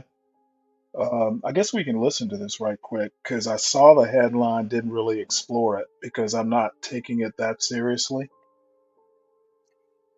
But to hear it is pure insanity. Yeah, yeah, that's a good point. Let's see. Let's listen to this right quick. This analysis was written by Aaron Blake. In sum, Trump just left open using military force against a NATO ally. Trump regularly declines Denmark to rule things out, but this one on Greenland is different. is President-elect the NATO Donald ally Trump they're is the talking king about. of not ruling things out. It's his default response when a possibility, no matter how far-fetched, gets floated, both because he has little regard for norms and because he seems to view extreme ideas as negotiating ploys. So the fact that the incoming president just declined to rule out using the U.S. military to take Greenland and the Panama Canal shouldn't be too surprising, nor should we regard it as any real indicator of Trump's intentions. But this lack of a clear no is quite different. He just left open using a military threat against a NATO ally, Greenland. And NATO rules require an attack on any member to be treated as an attack on them all. That's certainly no small thing, even if it's just Trump being Trump. Trump was asked at a news conference Tuesday whether he would rule out using military or economic coercion to take Greenland and the Panama Canal, both of which he has suggested he would like to claim for the United States. And his response twice was that he wouldn't rule it out. No, Trump initially said, adding, "I can't assure you on either of those two." When pressed again, Trump doubled down. "I'm not going to commit to that," he said. "It might be that you'll have to do something." And down here, we'll see a video, I guess. Please. President, thank you. Wanted to touch on the world on fire that you mentioned, but let's start, if we could, with your references to Greenland and the Panama Canal, so forth. Can you assure the world that as you try to get control of these areas, you are not going to use military or economic coercion? No. And can you tell us a little bit about what your plan is? Are you going to negotiate a new treaty? Are you going to ask the Canadians to hold a vote? What is the strategy? I can't assure you, you're talking about Panama and Greenland. No, I can't assure you on either of those two. But I can say this, we need them for economic security. The Panama Canal was built for our military. I'm not going to commit to that now. It might be that you'll have to do something. Look, the Panama Canal is vital to our country. It's being operated by China. And we gave the Panama Canal to Panama. We didn't give it to China. And they've abused it. They've abused that gift. It should have never been made, by the way. Giving the Panama Canal is why Jimmy Carter lost the election, in my opinion, more so maybe than the hostages. The hostages. Interesting. I'm not actually sure he's wrong,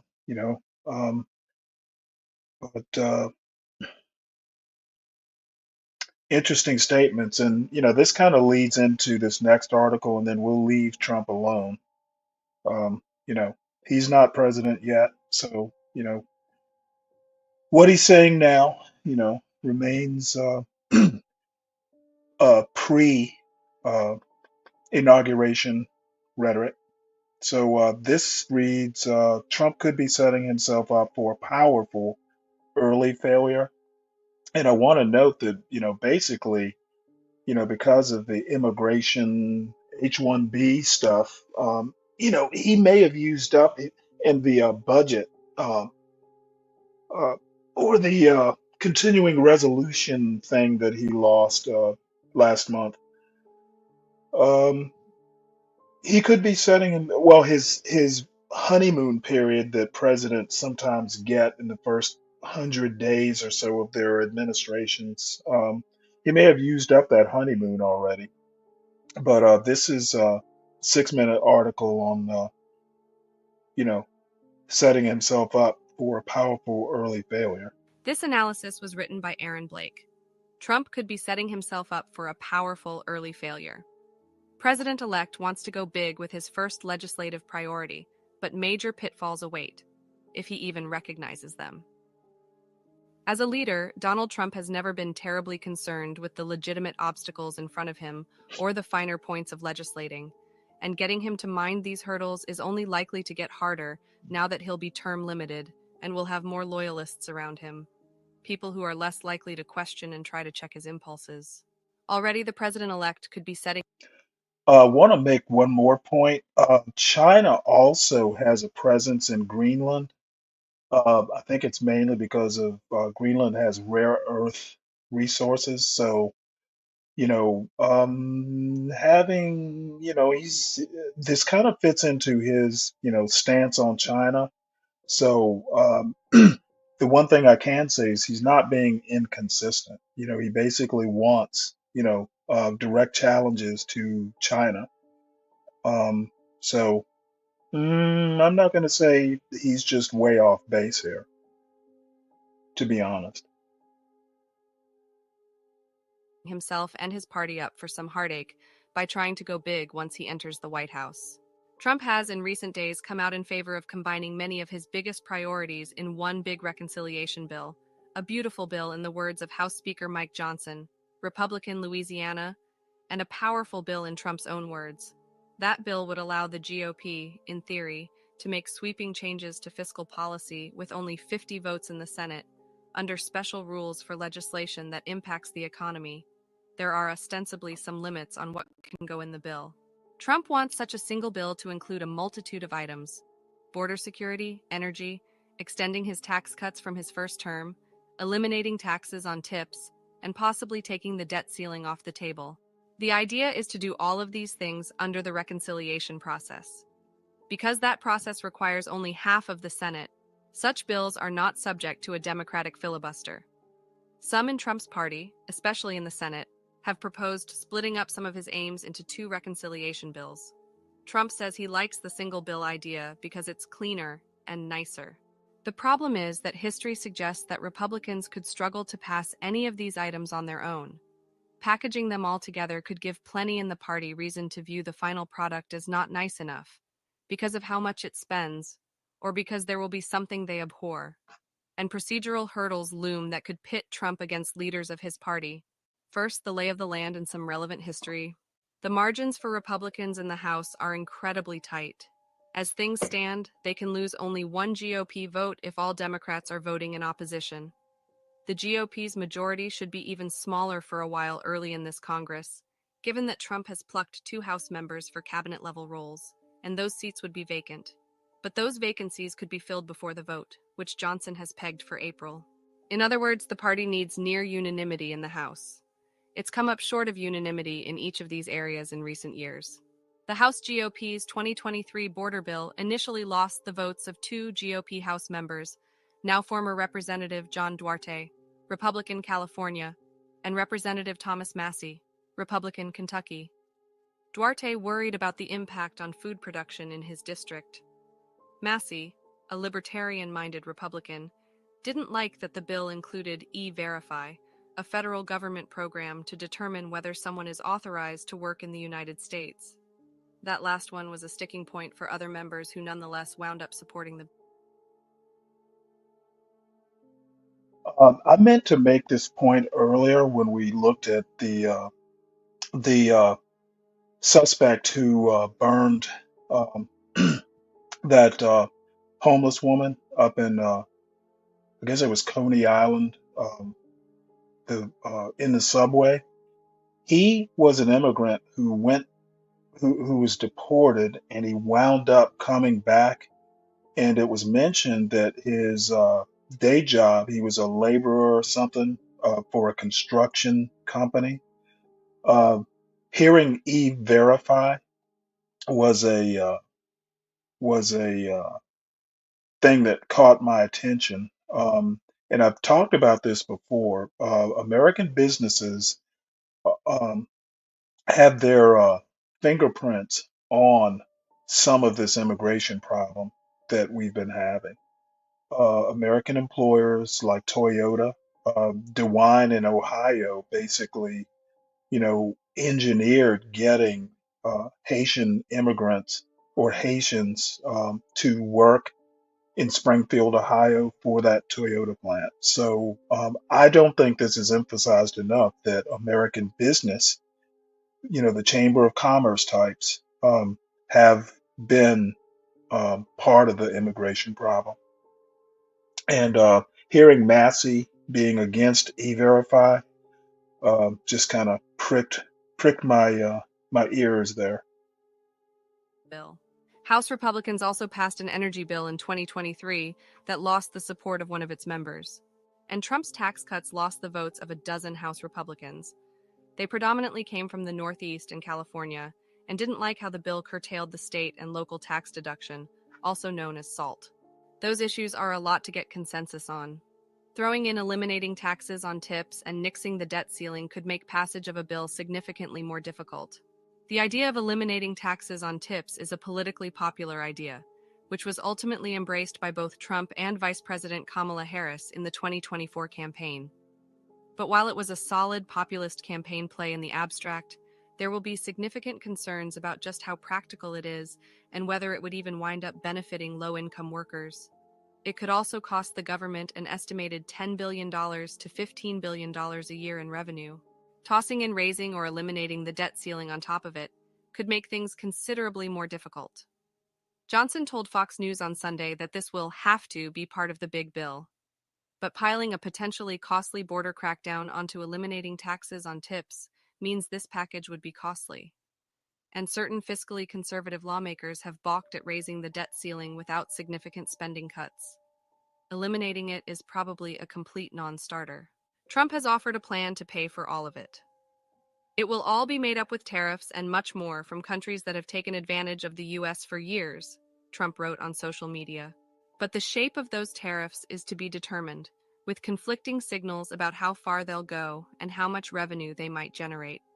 There are indications that Trump is interested in wielding them as negotiating ploys with other countries and might not actually institute the large, universal tariffs he proposed on the campaign trail. The Washington Post's Jeff Stein reported Monday that Trump's team is looking at focusing on certain sectors rather than actual universal tariffs. Trump called the report false but didn't elaborate. Regardless of what happens, the amount of revenue the tariffs would generate would be uncertain, posing a dilemma for budget-conscious Republicans who might not like the tariffs in the first place and who worry about whether to trust that Trump won't just balloon the national debt again. And then there's what could happen in the Senate. The reconciliation process doesn't provide carte blanche to include whatever you want in a bill. It is limited to spending, revenue, and the debt limit, and it can't include policy changes. That raises the possibility that the Senate parliamentarian could rule that certain aspects of the big, powerful bill, particularly on border security and taxes, don't meet the requirements. And Senate Majority Leader John Thune, Republican South Dakota, signaled this week that Senate Republicans wouldn't seek to override those rulings because it would be akin to abolishing the filibuster. It's not difficult to see significant pieces of the package getting adverse rulings from the parliamentarian, and Trump, who has shown little regard for institutionalism and once called for getting rid of the filibuster, pushing for the Senate to do what Thune doesn't want to do. In sum, pitfalls abound. And having in Trump someone who doesn't have much regard for leading such a huge, all-encompassing effort would not seem an ideal circumstance for Republicans who want to get big things done with their newfound control of Washington.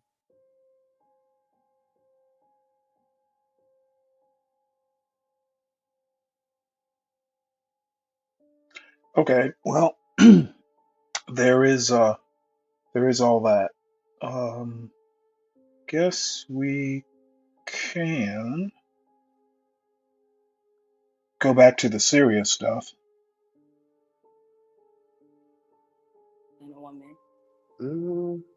Similar to what you said, good communication, honesty, and the open-mindedness and willingness to explore one another and see if, we can build something. Okay. Yeah. Okay. Any more questions? No. How do you feel? I feel good. I think she's amazing. How do you feel? Yeah, I think he's amazing as well. Okay. So do we have a match? Do we? If you're asking me, yes. Okay, guys, we have a match. Yeah. Congratulations. Thank you. I'll take that. Good morning. Thank you, ma'am. And you two can go ahead and lead the way, sir.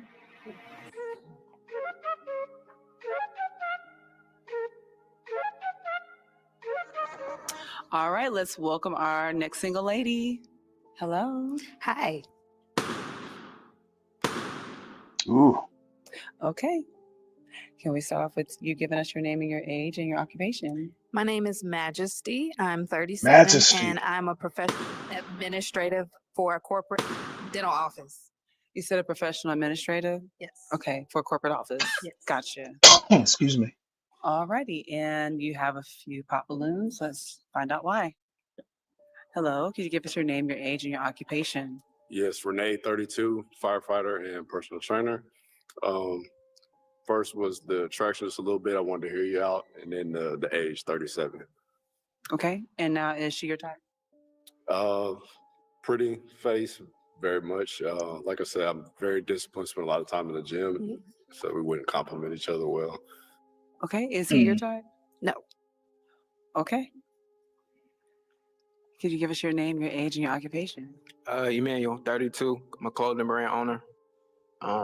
And why'd you pop your balloon? I popped my balloon because at first it's just like the attraction. Because it's just she's beautiful though. She's beautiful. Beautiful eyes. I like the lashes. Make the eyebrows. I just can't do it. Okay, so she's not your type. No, ma'am. Okay, and now is he your type? Absolutely not. Okay. Okay, can you give us your name, your age, and your occupation, please? Yes, my name is Jonathan. I'm 32, owner of Jack of All Trades Incorporated and first responder. Okay. And why did you pop your balloon? It's just the lack of confidence. Like, she didn't walk in like she was confident in what was going on. So that's it. Other than that, she's very beautiful. Even just hearing her attributes, everything she's doing, it's attractive. It was just a lack of confidence for me. Are you very confident? I am very confident. You know who you are? Yes. Okay. And is she your type? She is. And what makes her your type? Because she's very beautiful. She's a beautiful Black woman. She has a job, sounds like she's a grown woman. It was just the lack of confidence in your opinion. Yeah, it was just like the fit. I body read a lot, so especially in my profession. So that's what kind of gave off. Sometimes it can come off wrong until you get to know the person, but it was just initially it just came off wrong. Okay, gotcha. Now is he your type? No. But thank you for your confidence or your yeah. We'll leave it at that. Okay. And your name, your age, and your occupation. My name is Jay. I'm 29. I am a regional manager, artist, musician, jack of all trades. Okay. And why did you pop your balloon? Initially, you walked up. You're very beautiful.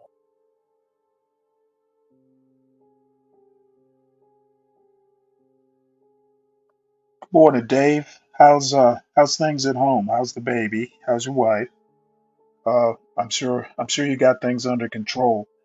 Why do they say she's beautiful though? I don't know. I mean, polite.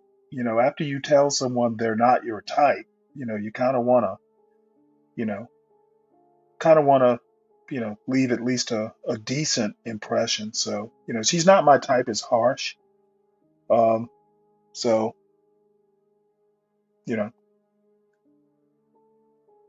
kind of makes you squirm to say you're not my type to someone's face in a contest, someone you don't know, by the way. So, that's my theory. Thank you. But I feel like it would probably be maybe the age gap for me because I'm 29. You're 37. I am pretty well established in my life as well, but I just feel like we probably wouldn't be aligned in that arena. Age-wise? Yeah. But if we had things in common, would that obstruct our age? No, it wouldn't. It wouldn't. If we had things in common, we would. It would probably be definitely something there. Okay. You're beautiful. You're my type. You have beautiful complexion, beautiful eyes. I pay Thank you. attention to a lot. The way you put your fit together is amazing. Thank you. You're definitely someone. When I look at someone, I look at them. I like to imagine myself like stepping out with them in public. So you're definitely someone I could step out with. Okay, now is he your type? Yes, he is. What makes him your type? The height, yeah, for sure. He is handsome. Thank you. I like the smile for sure. Thank you. And of course the did you say you do music? I do. Okay, I'm an aspiring artist as well. Okay. Okay, that's something in common. Yeah. Okay.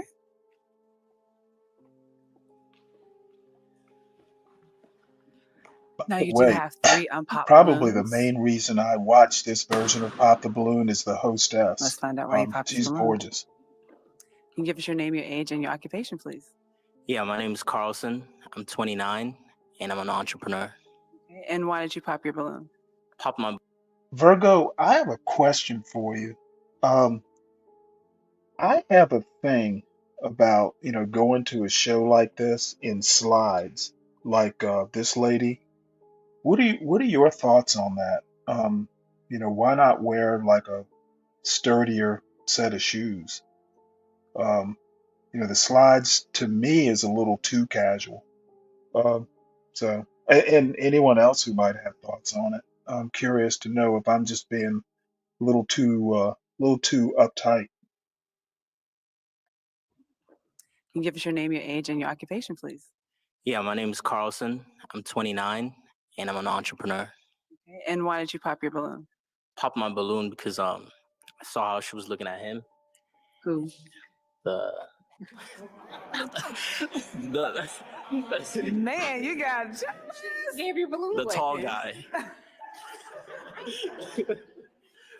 I saw how she was looking at the tall guy. I know that look, when I get it. So when I see her having it for him, I just gotta respectfully, take my place and let him do their thing. Okay. And before you popped your balloon, why didn't you pop it? Yeah, she seems very well put together, hair done, nails done, toes done, everything, tattoos and all that. So yeah, that was. So she's your type? Yeah, she looks nice. I would approach her if, if I saw her out. Okay, and is he your type? It's the height for me. Is he too short, too tall? He's too short. What's your height? Your height limit? Well, I'm 5'2". I know I'm on the shorter end, but I would prefer someone that I can look up to. Fair enough. Okay, now you have 2 gentlemen left. You can ask them a question. In the career world, if my job was demanding more of me, how would you manage home? Okay, let's start down here.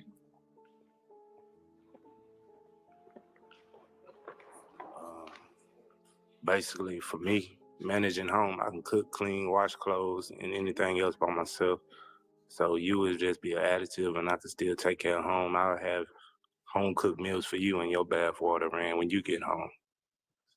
Okay, good answer. Okay.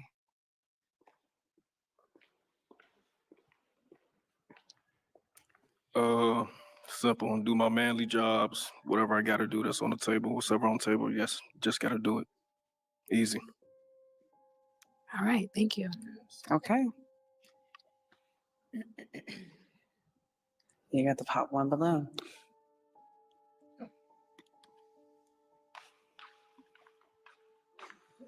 You gotta let me pop it. He was gonna pass it to me. You gotta let me.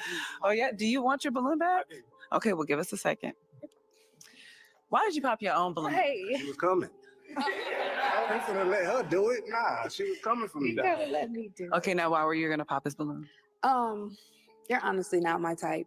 You seem like a great guy. You seem like you would take care of what I need out of a man, but you're just not my type. That's cool. Yeah. What is your type? Tall, dark, and handsome. Her type is not having gray in your beard and wearing your hat backwards, like at a dating show. There is, a school of thought, hey, you need to come as you are. However, not my school of thought. Wait a minute, she got 2. She got 2 tall, dark, and handsome young men. Yeah, okay.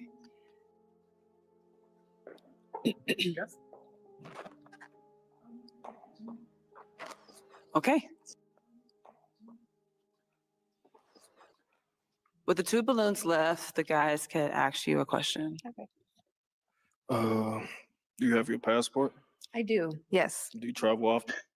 Hey, Virgo, to your point, uh, she should have just worn like fuzzy slippers. Because when I first saw those slides, I'm like, is she wearing house shoes? So Not often, but I do travel. Uh, where have you been really? I've been to Dominican Republic. I've been to Ghana recently, and I hope to go to Belize soon. So 2 places. Yes. Yeah. Why'd you pop your balloon? Well, Over 2 places.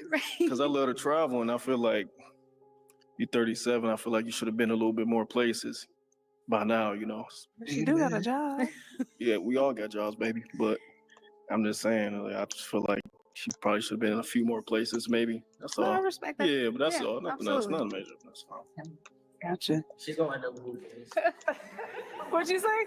she's gonna end up who she needs to be with. Just Okay, do you have a question for her? What's your relationship with God like? I do have a relationship with God. I'm not actively in church.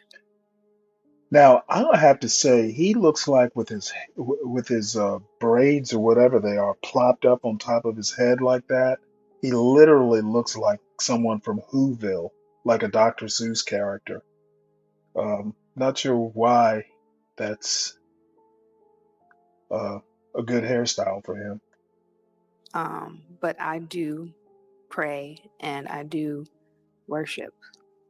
Okay. Do you attend any like online services or I anything like that? did back in 2016, but I transitioned to just doing my own prayer and worship for myself. Okay. And if I said that I take my prayer life Uh, very seriously I'm and I not take as my I don't know. relationship with She's God okay, very Dave. seriously, would you respect that? Absolutely. Absolutely.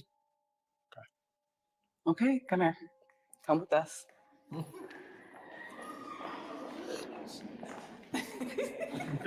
What'd you say? that look good. You came for him earlier. No. I got you. Toddler Okay. braids. Any more questions? No. How do you feel? I feel good. How you feel? Pretty I have good. one more question. Yeah, go for it. Kids. How many? Or do you have any? I have one. One. Are you okay with me having 3? Yes. Okay, we're good. Wow. Okay. So, do we have a match? It's gonna be Yes. All right, the we have a Brady Bunch. match. You're strong. Congratulations. Thank you. Okay, you two can go ahead and. You think one of the kids did his hairstyle?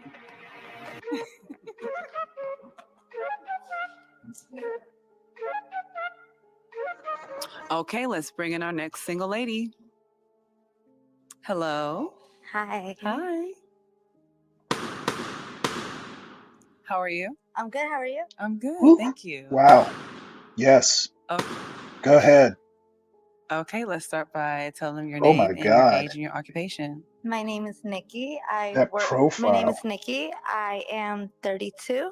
I work with children. I specialize in behavior and I incorporate fitness with children. Okay. Oh And wow. you This is have gonna some be pop balloons. Just challenge. go ahead and Yeah. Challenging. have some. Okay, what's your name, your age, and your occupation? My name is Akeem Gucci on Instagram.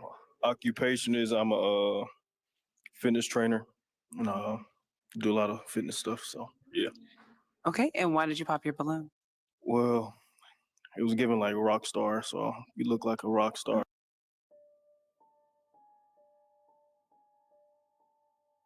Dave, let me drop the link. You gotta explain that last statement.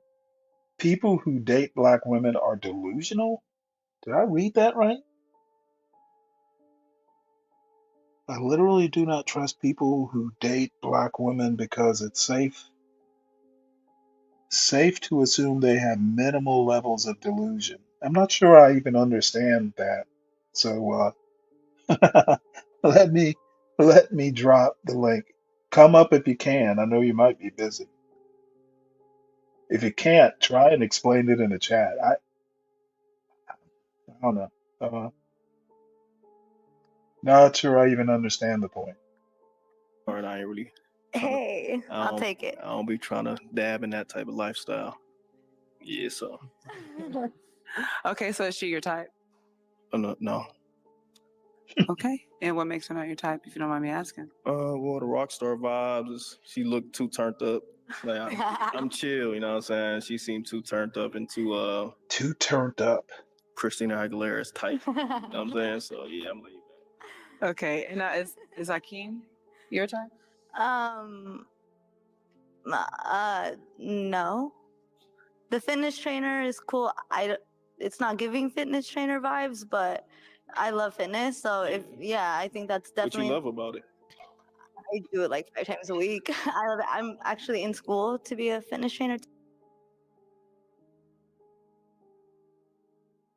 What's up, Dave? How you doing? What's up, man? I'm in the gym. How are you? Well, I I'm don't good. mean to take you away from your routine, but are you saying that black men or men, let's see, was it men who date black women or black men? Yeah, black No, I'm talking about people. any of them. Any of them. Really? Now, Yeah. what's so bad about men who date black women?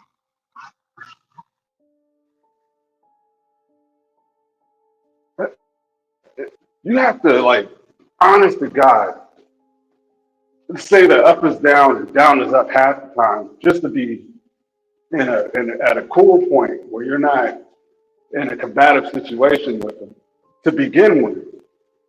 So in order to accept that position before you even start, it's like, okay, I have to be somewhat delusional because I'm not going to be able to keep this up.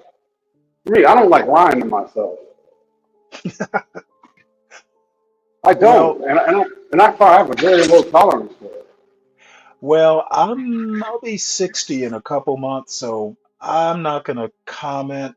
My experience dating black women, but the last time I dated a black woman was literally like 23 years ago. So I guess I'm not gonna say it was never my experience, but my experience is decades in the past. So um, Well, it's certain things that you can see from like just being out and about. Like she's supposed to be some kind of a prize for you, right? That's what they tell you. black women, No, no, no, no. The woman period. women, period, or did you say this woman here? No, your woman. That's anybody. Your woman period. She represents you. Well, I agree with that. I won't say she represents as much as reflects. Reflect. Right. Right. Yeah, Do so we I mean, have your no? kids reflect you, your wife reflects you, etc. Right, but do you have a nice base to select from Hmm. statistically? Hmm. Give me a second, because Okay, well, I'm out here I in public. just, I don't want to offend nobody. So give me a second. oh well, I don't. You know what? You're certainly not going to offend me. I'm not sure you'll offend anyone in this channel's base audience. No, Um, I'm talking in the gym, in the gym. oh, But oh, yeah. Well, don't let me keep you. It was such an interesting statement. I just wanted to ask you. You know, um, definitely you a unique. I've not heard anybody say that. did I make the point though? I want to make sure I make the point. It's not necessarily a point that I agree with, but my standpoint of agreement or disagreement is out of date. Okay, So Stanley, I got a concept for you. okay. Are there certain things in life that you could say that once you've seen it, you couldn't unsee it? Now every time you see it, have you ever had like that type of? Have you I ever think I noticed have. anything in your life like that? Yes. For me, it's like that.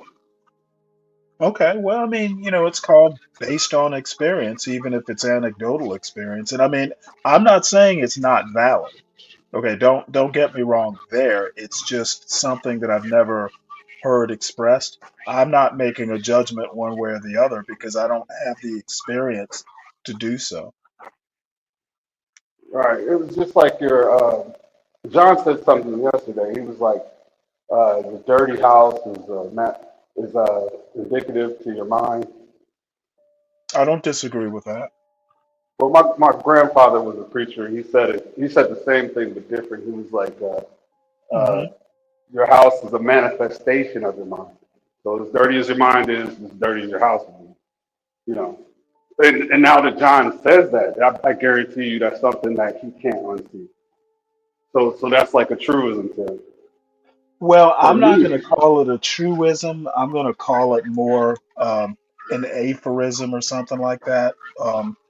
Now, John has a unique experience because he has to clean up after people who stay in his rooms, and he's shown videos sometimes of someone maybe staying in a room for 2 days and the place is just trashed.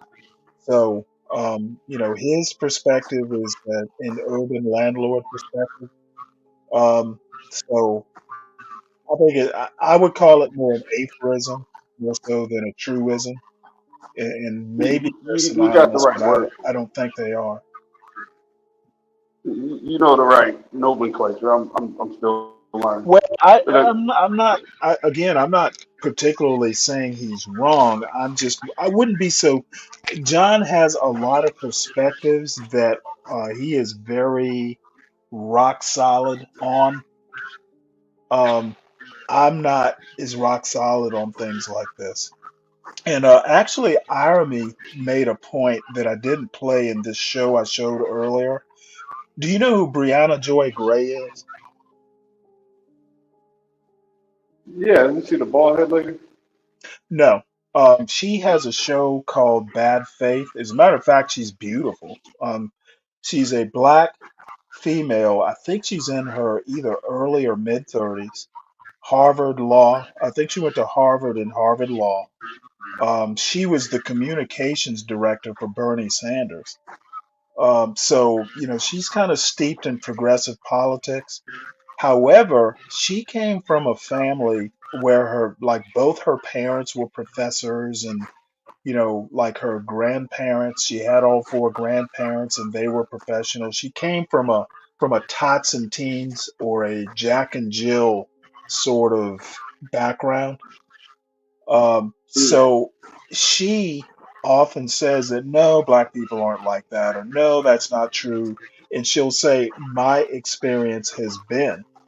Well, Arami's critique of that is, she doesn't seem to realize how rare in the black community her upbringing was.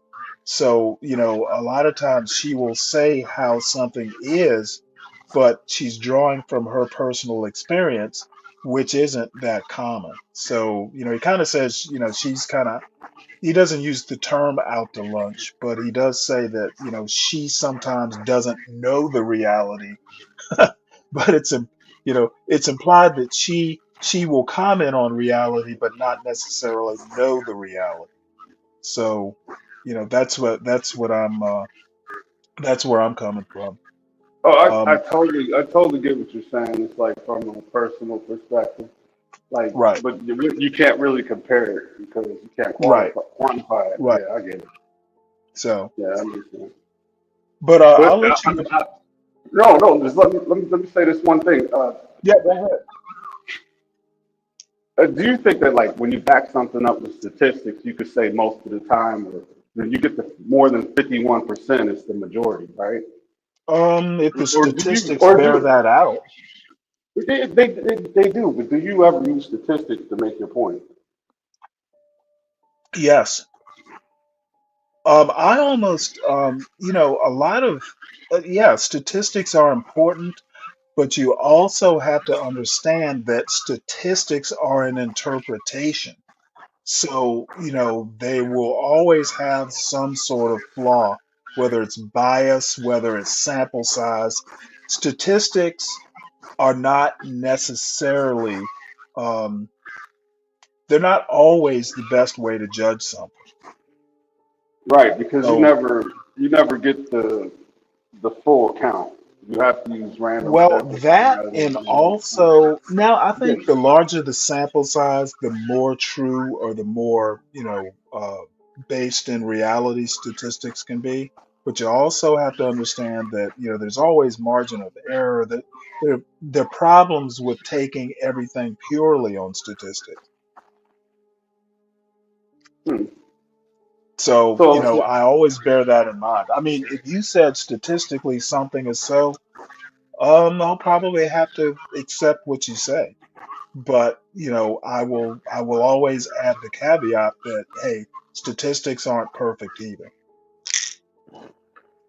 right. There's no perfect measure, but I'm just Right. saying, as far as my perspective, because I have to do with the Brianna Joy Gray Hmm. thing, because she doesn't have an actual perspective of the black community, but she can go from her own perspective. So I'm gonna go from my own Hold perspective. on. She does have a valid perspective of the black community. No, I'm not taking nothing away from it. No. Right, but you gotta remember there is no. I mean, I think SKC, though I beat him up about it, he is right that there really is no black community. There's no monolithic black community. No, So, okay. you know, so her perspective on the black community is from one corner of the black community. Um, and it could be not that valid a point. She's never lived in the hood.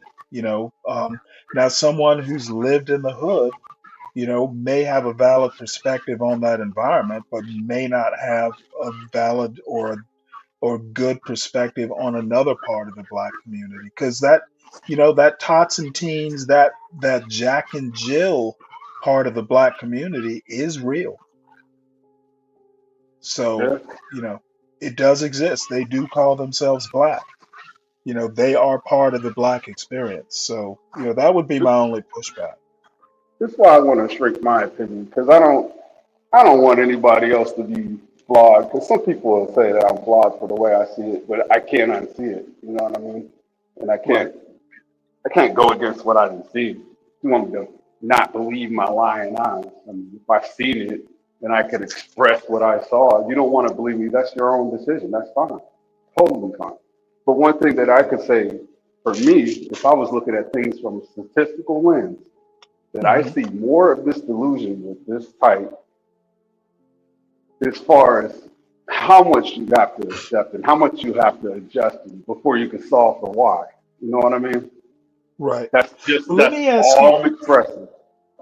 let me ask you a question. We've got several people in this space who will, just bluntly say, I don't date, I don't date black women at all.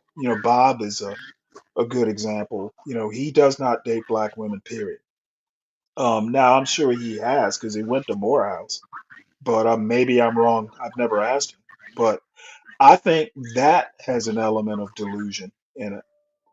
Um, What, not dating them? well, no, basically saying I only date white women or I only date non-black women. I You're, think I think there's delusion in being that. I mean, you preferences are preferences. That's the bottom line. You can never argue with someone's preference.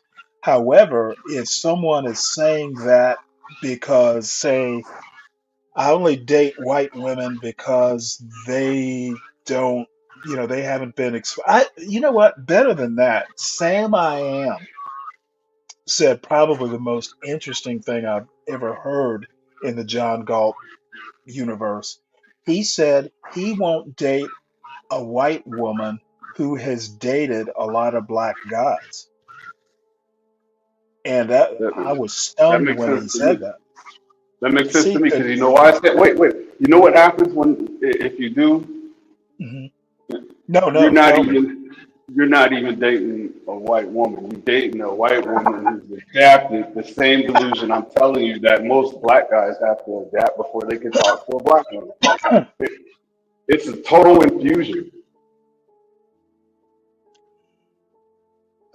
I Yeah, got well, I, you I know, go by what you said, Sam said for sure. I I mean, I guess he might have a point when he says that, hey, a white woman who has dated a lot of black guys has bought in to what you would call delusions about the black man or, black culture. And I think he was actually, in the end talking about black culture. And I have all kinds of problems with that perspective, but it was such an interesting statement that I didn't even, debate it because I was stunned that from that perspective. But again, it's preference, so I can't argue with a man's preferences. Like you have to move with principle, man. Once you move with principle, you can't go against your convictions. So once you say things to yourself of how you're going to approach things, it becomes Hmm. law. And you move principle, and you'll never be caught outside of the confines of your principle. You Well, have I to mean, set the standards. everybody has to have a standard operating procedure, and Exactly. Some people just, oh, go ahead, I'm sorry. as long as your standards aren't expected of someone else, in that regard, as long as you're not saying, hey, you should do it too, or you This is, must do it too. Yeah, it's your perspective and you're welcome to it. Now, Virgo has a question for you. She says, I wonder if Dave has sisters, female cousins, or aunts. Does he feel the same about them? yes, I have a sister. I have all right, I have two aunts. My dad's they Well, were married. there's, They've been married for over 40 plus years. They didn't have these hmm issues. This is something that I'm seeing in the society at large for the most part. 'Cause hmm my sister, she was in an alternative relationship for most of her life. She came out of that, thank God.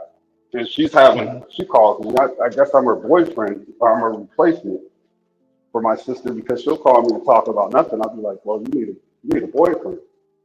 So she still has a long way to go. She'll call me and be like, I'm filling in the voids that she should have figured out in life, but she played in rebellion to this point.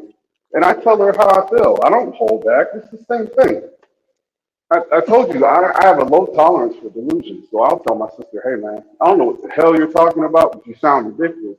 And if she was talking to a normal or somebody else, if she was talking to somebody else or the general uh, the general thought of society, she could have got that shit off. But she knows that she can't get that shit off of me because I just don't play with that.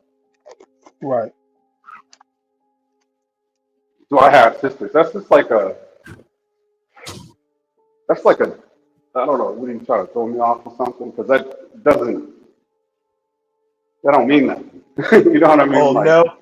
If I know Virgo, she just, she is, no, she, no, what it is what? You don't play that game for your female relatives? No, I don't play it for nobody. I am who I am. Not even my well, wife. She'll be like, Virgo, you have your answer. anyway, let me get in the shower. I'll probably jump back up Okay. if I can. Good I got a lot talking of to you, work. Dave. All right. Well, All yeah, right, come bro. on back up whenever you want. Talk to you later. All right. Bye. Yep. Anyway. So there is the great Deacon Dave, folks.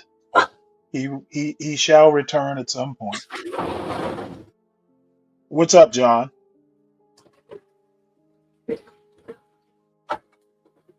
So John Galt joins us now.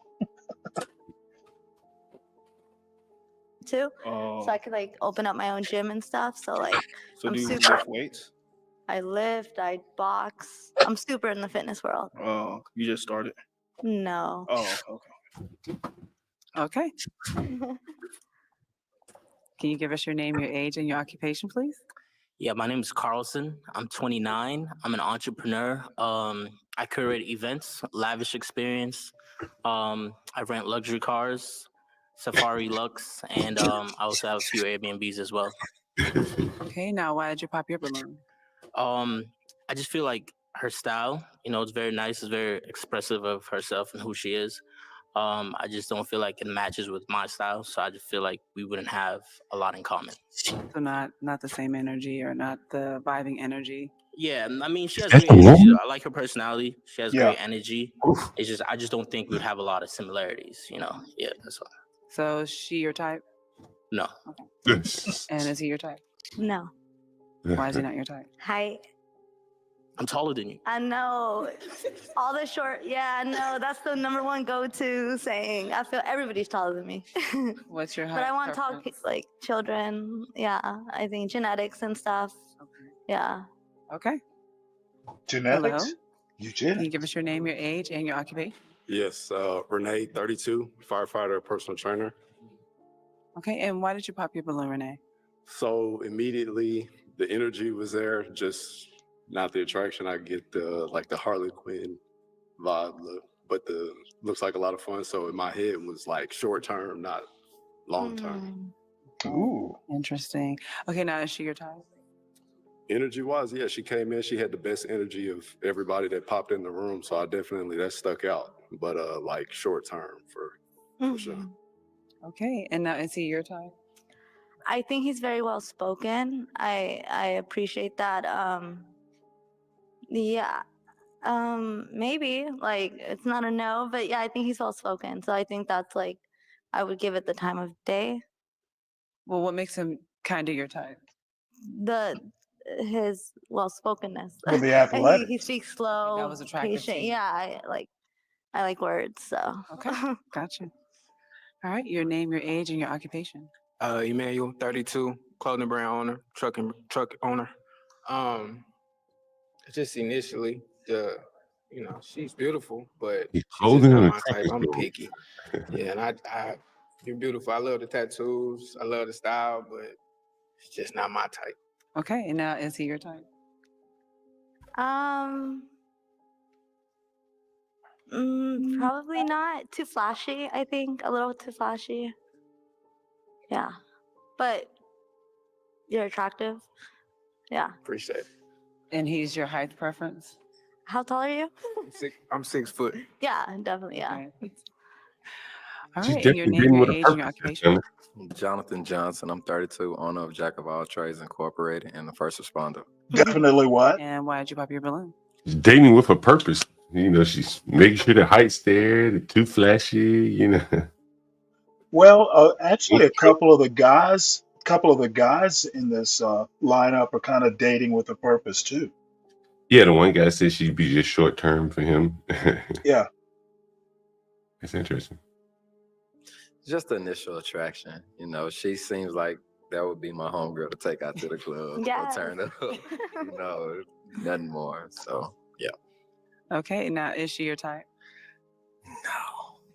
No. It's Why not? okay. It's not my type. Fair enough. Now is he your type? No. And why isn't he? The height, that's just the easiest. Yeah. Okay. Alrighty. Damn, look at his shoes he got on, Sam. You do have one on pop balloon. You can ask him a question. Or puppet. Yeah, you can. Yeah, that older guy at the end in the orange is interesting. Yes. He's interesting for all kinds of reasons. My homeboys up here need the benefit of the doubt.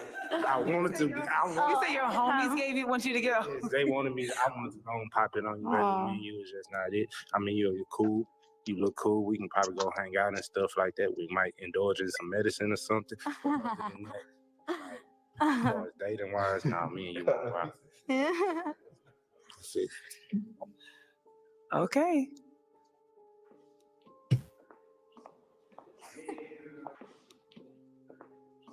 Unfortunately, you have all pop balloons. Thank you so much. Thank you. Appreciate you.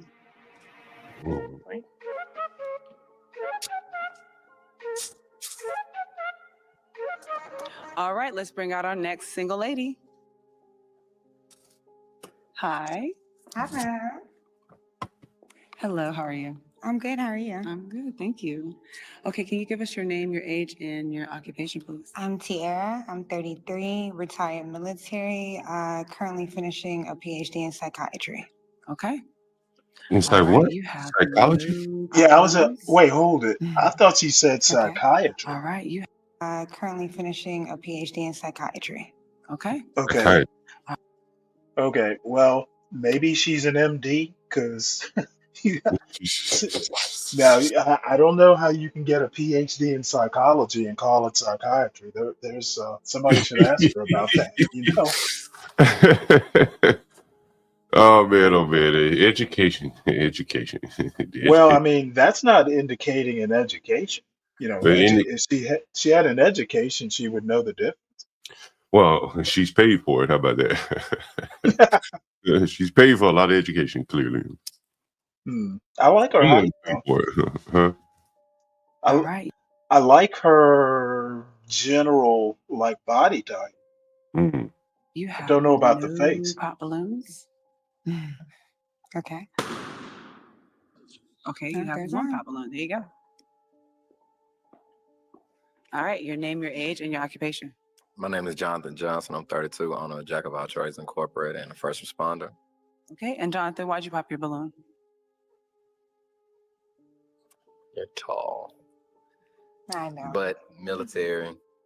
Oh. Yeah, I got relatives that had military women, and you guys are not nice when you're mad. When you're mad, so yeah. Oh.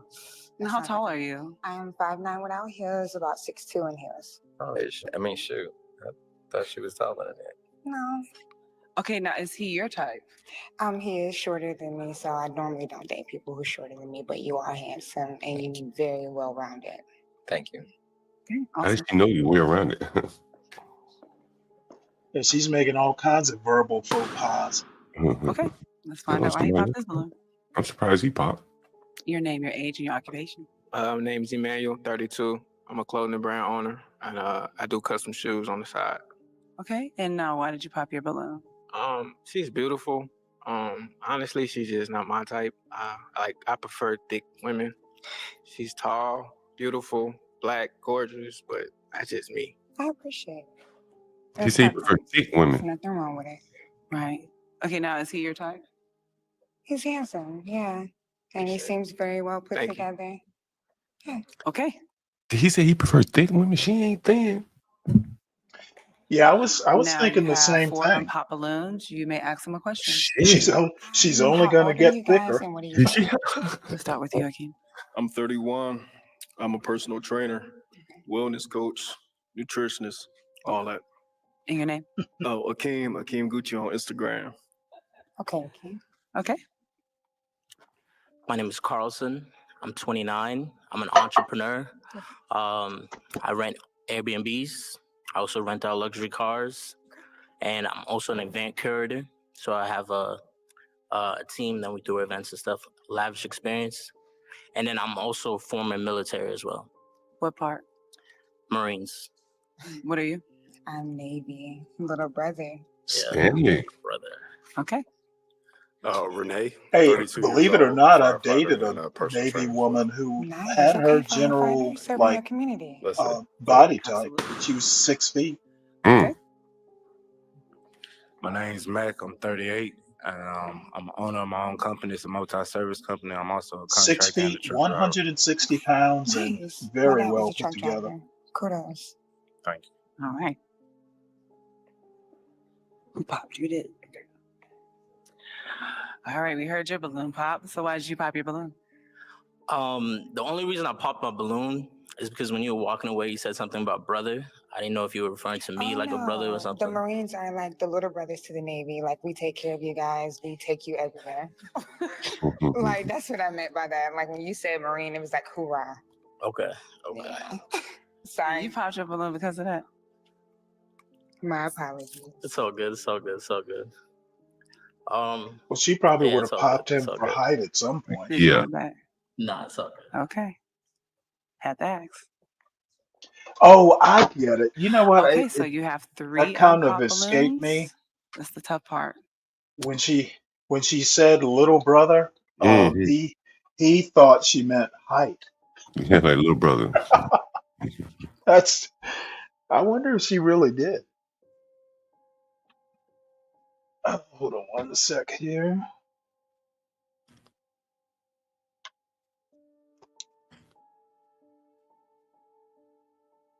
You got to pop one. Can I ask one question Go before I for pop? it. Do any of you have kids? No. Mm-mm. I know, John. I'm kind of warming up to her. I Mm. love her body. Her Yeah, she not body bad. is awesome. Mm-hmm. She didn't We say could do anything bad. something. We could do something with the weave. Mm-hmm. Uh, you know, Now this is just me, and I know you're going to expect this from me. But I think the first thing she should do with that education is stop saying acts. That just drives me nuts.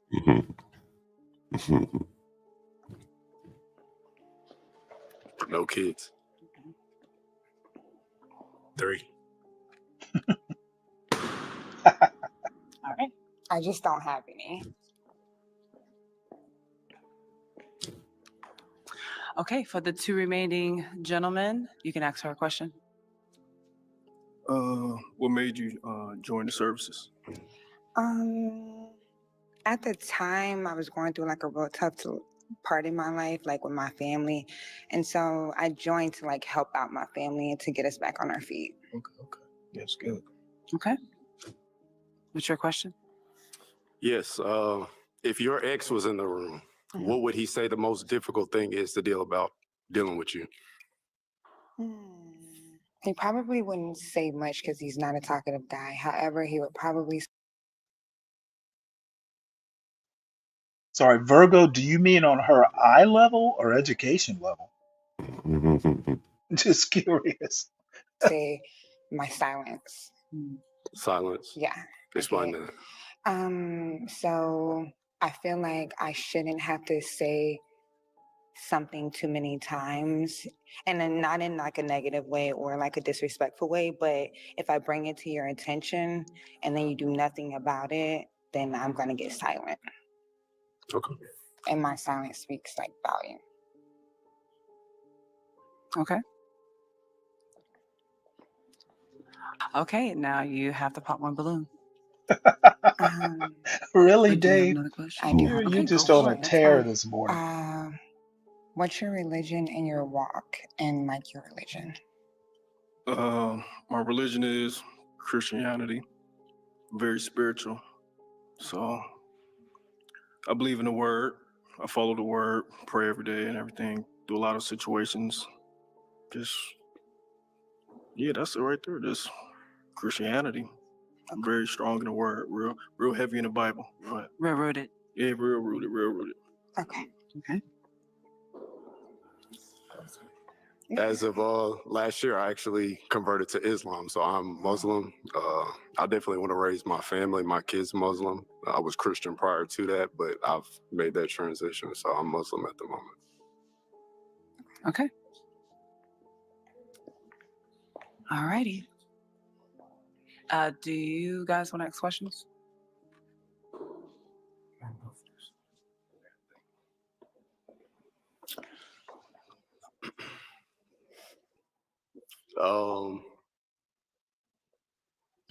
Let's see.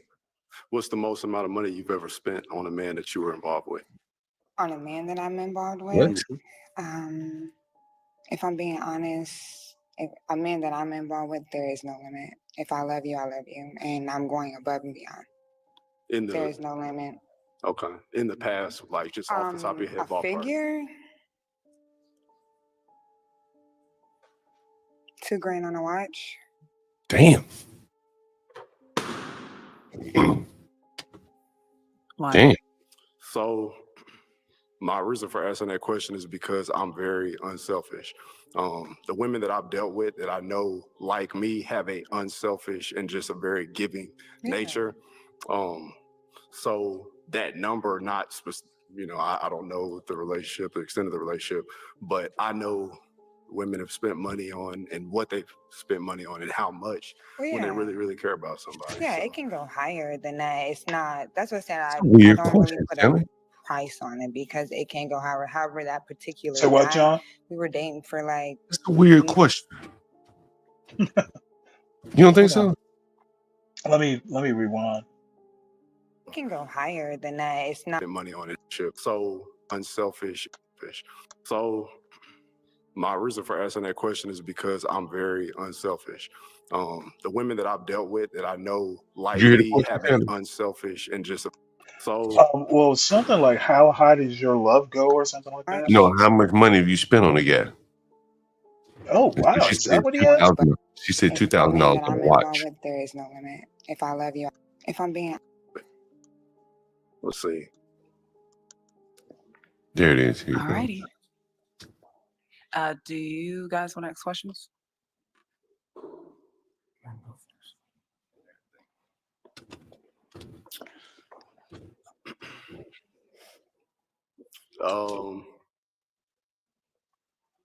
Let's see.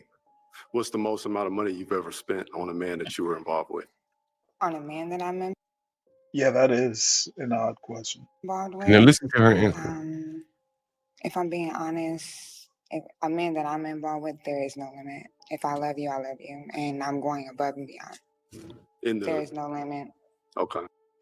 Well, see, what I would hear in her answer is that, she's willing to break the bank and, bust a credit card. That's not, Yep. I want to hear, within my means. Well, he's going to expound on well, she's going to expound. She's going to tell you what's the most you spent, to answer his question. Mhm. And interestingly, he's converted to Muslim. I didn't know they were very materialistic like that. I guess that there's some that are. I've clearly seen them. But yeah, it's just an interesting question. And listen to her answer. In the past, like just off the top of your head, A ballpark. figure, $2,000 on a watch.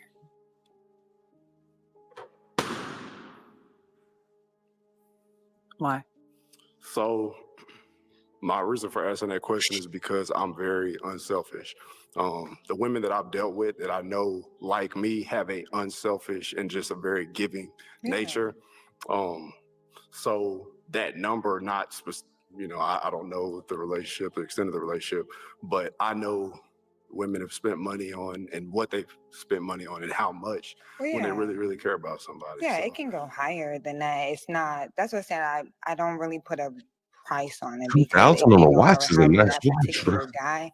We were dating for like not even a year yet, so it was just kind of like I'm gonna get you something because yes, we're dating. Okay. Yes, we're.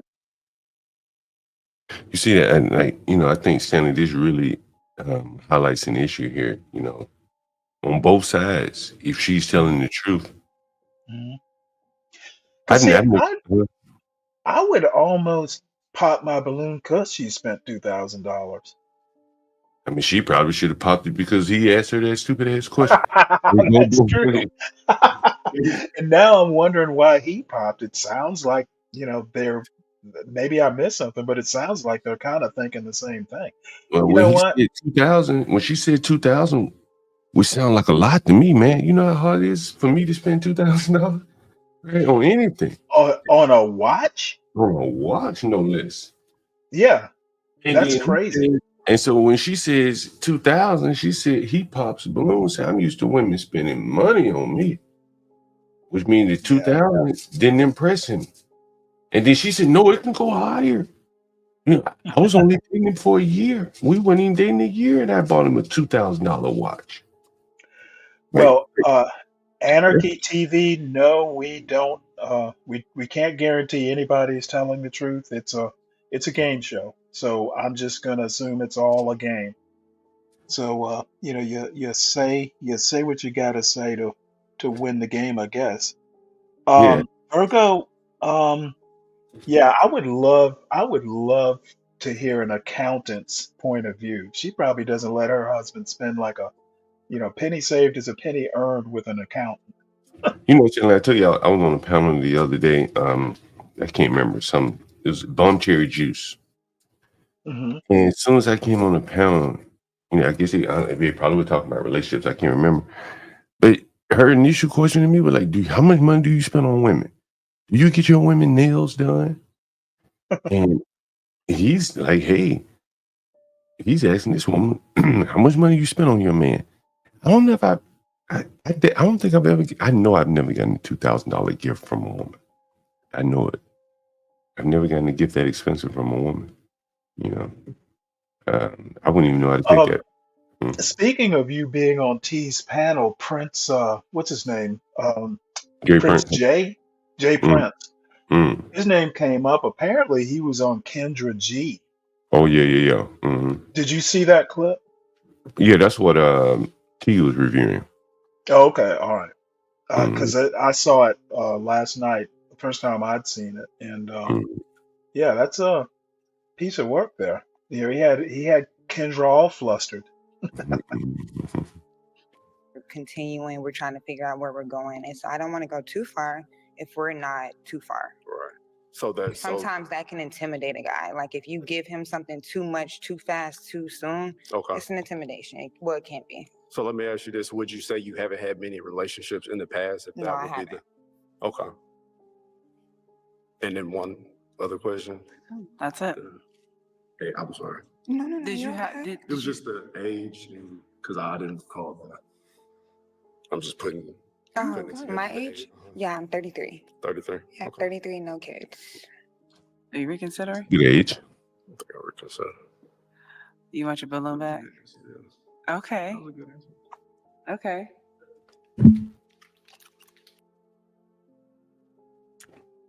And she might pop his. Yeah, he just converted to Islam. Mm. That's going to be I mean, I actually do or know of some, Christians and Muslims who get together and actually have marriages. But they don't they don't take their religion that seriously. My dad So I converted kind of to Islam. your father? Hmm. In Really? prison. In prison. Hmm. And Wow. he carried on for a while. Hmm. But once you get out of prison, they really want you to change your name. You know, if Hmm. you if you carry on in the religion, you're Hmm. going to the mosque. It'd be a strong pressure to change your name. You know what else my father told me? What's that? My dad's real blackety black, pro black, Hmm. and he felt like the Muslim men were chasing white women. They would be changing their name. Interesting. They would try to lose their accent, but the blacks would be trying to gain the accent to speak, Hmm. Arabic. And he's Ah, like, yeah, yeah. but the Muslim men would be more or less Americanized and trying to lose their accent and get white women while forcing a name change on the black men. That this is my dad said. Small town. Well, just interesting you bring that up. Though I don't think he was in prison. The dude who blew up, did that truck terrorism in New Orleans. I thought he might have been like an immigrant, but Mm. apparently his father converted to Islam. So, that's how he picked it up. Mm. So, I, that's curious. Yeah, It that's a, was, um, I don't know. Yeah, um, and that whenever conversion like that. whenever I hear a conversion like that from a black person, I think anti-white. It's like a Hmm. rebellion. Hmm. I guess this guy was second, third generation. Maybe he was anti-America, anti-West, or something like Yeah, I'm not far from you on that point. Okay. So he got his balloon back. He did. And your question? Okay, say we dating. We've been dating probably like 3 months. When would it be time to talk about marriage? 3 When months you know in. that you're ready to marry me. Me? Yeah. When the man? So You're the leader. right, correct. So 3 months in, if I'm talking about marriage, we just kicking it here and there, but I'm talking about marriage. How would you feel? I'm not kicking it with anyone. I date to marry. that. Good Well, yeah, question. that's what I'm saying. We're Yeah. dating. So dating to marry, if you're talking about marriage, we're on the same page. So within 3 months, we could talk We're about on marriage. the same page. Mm. Why'd you pop your balloon? Oh yeah, It's yeah, still yeah. too This early for guy's me. I interesting. think you should still get to know a person. It take years. This guy's interesting. He basically told, was it the woman before this that, no, it was two women before this because it was to a black woman that the question came up about family, where family ranked in importance, say versus $1 million contract or something. This Mm-hmm. guy said that family will always be there. That $1 million contract might not. Mm. So that told me a lot about him. This marriage, relationship, family stuff is not a priority to this guy. Mm. So him popping the balloon doesn't surprise me. Is my point. You know, Curious to really know. I think it kind of goes on the other guy's question. There is an element of materialism, Hmm. and I'm not saying it's bad, man. I think these young men, all of them, probably don't have much of an inheritance coming from their parents, or anything like that. So they trying to, run full speed. You know what I'm saying? And so I somewhat see where he's saying, because the family should be there anyway, $1 million contract or not, but you only get one shot in his view at $1 million contract. And Yeah, well, $1 million contracts don't come up in any community that often. mhm, And again, this is kind of my experience, so I'm not going to generalize it. But I've seen a lot of people, neither of my parents came from money and, ended up, I won't say wealthy, but they're not, they did well enough to where, their end of life plans, basically, kids are picking out very expensive caskets. right, And our job was to pick one out, not pay for it. right. And so, So, and this is the thing, that's probably a more proper transition. Picking out, mhm, is planning. You know what I'm saying? And exactly. to I do mean, that, you can get $1 million if you plan, maybe but not all at one time. to do that, then the first generation had to do okay, which allowed this guy to focus on, you know, maybe a little bit things higher than just money. But he's trying Hmm. to catch up from what his parents did not accomplish or whatever. And money comes first, like with the other guy. Money, materialism. I get your point.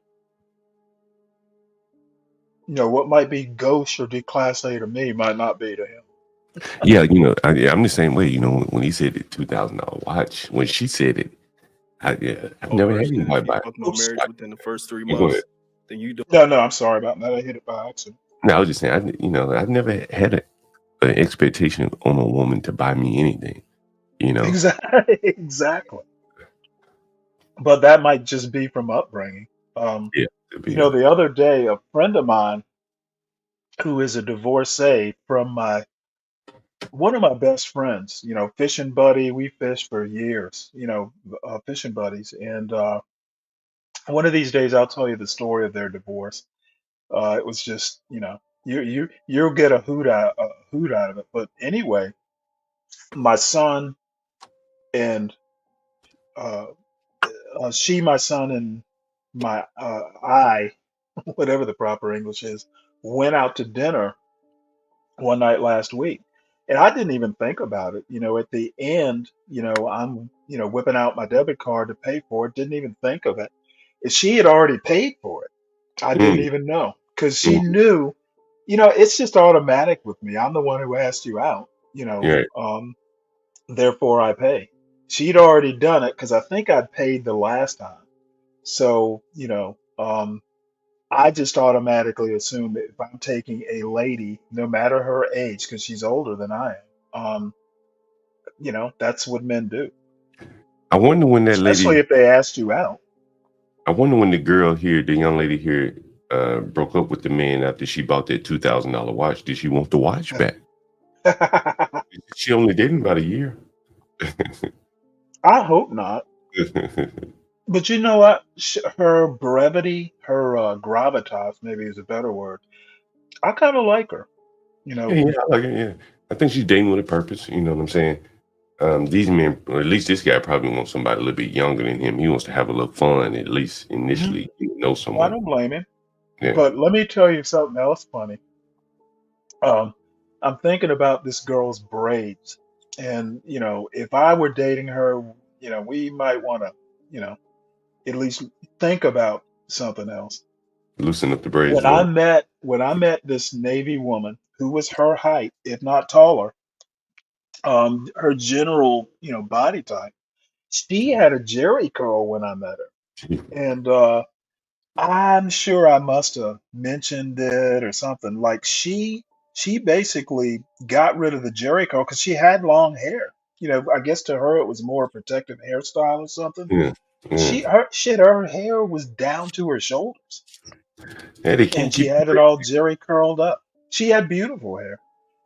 I've So always when we broke up, and she broke up with me, and I was an asshole. I'll tell you that story. Though I don't, she should have known me. However, anyway, I knew it was over because she lived over in Charlottesville. I lived in Norfolk. So I make the trip, which is a good long trip from Norfolk to Charlottesville. I got there and her jerry curl was back in. So first thing I thought is, oh shit, it's over now. living there. When they take the braids out, that's your opportunity to tell her how nice she looks without them. Exactly. If they ever come out, I'm betting they don't. Or they have to come It out from doesn't. time. It doesn't look like a fresh braid.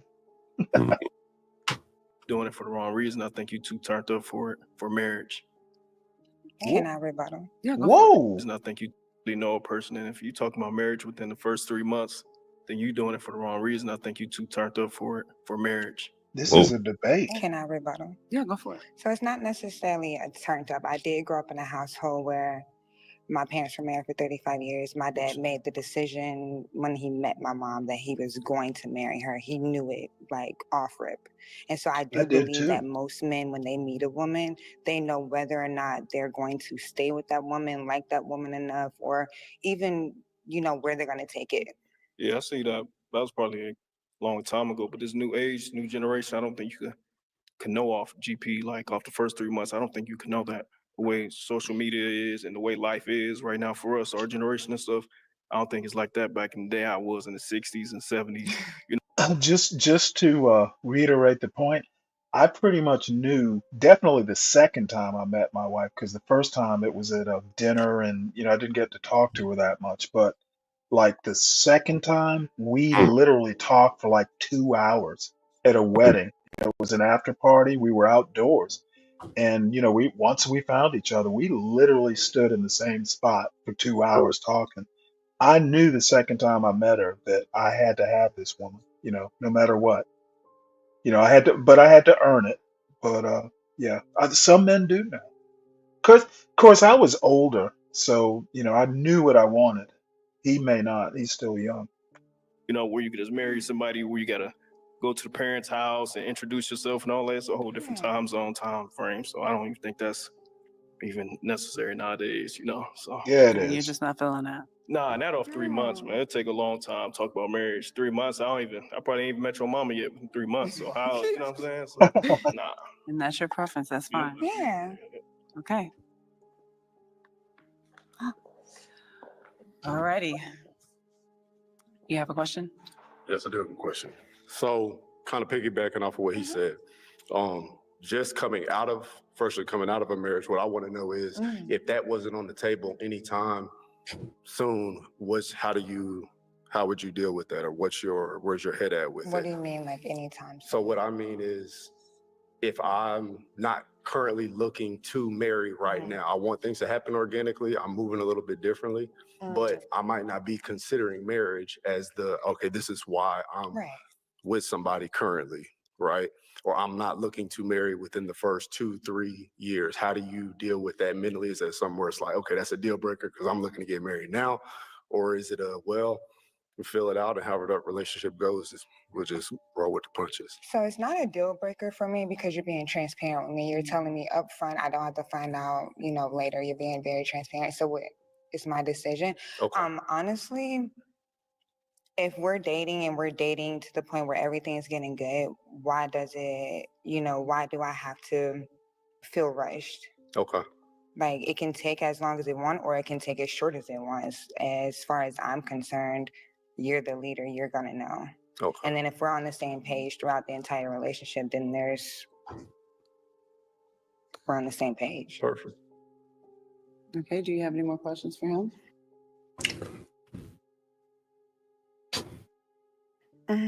How long ago were you divorced? 2 years divorced. Oh, okay. Well, you're okay. Yeah. Okay, so how do you guys feel? I mean, yeah. I'm feeling I like his answers. You said you didn't have any kids, correct? No kids that I know of. Okay, perfect, right? Wait, you. No kids. Oh. Ugh. You stressed me out a second. You know what? He had to do Okay, that, so didn't do we have a match here? Yeah. All right, we have a match. All right, he? Now he's congratulations. got something Thank to you. show his fellow All Qs. right, yes, ma'am. Thank Oh, you. I'm it. doing it. That's fine. Go ahead and go.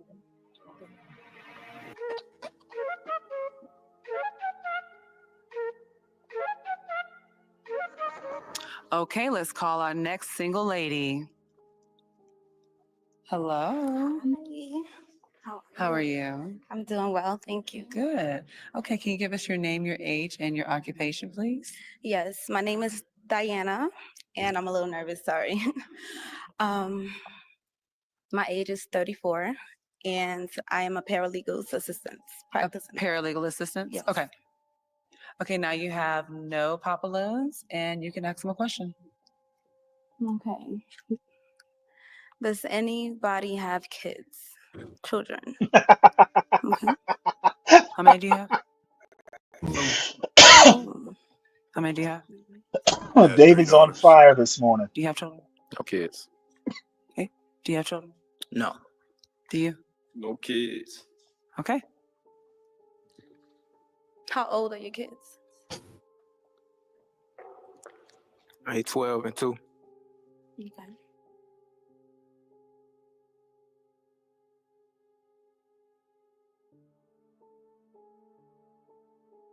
Sorry about that. She looks pretty serious too, doesn't she? Mm-hmm. Yes, she did. Looks kind of like the same, similar profile as the other lady. A little bit shorter than maybe. Mm-hmm. I love that 17, 14, and hostess. 12. Okay. Okay.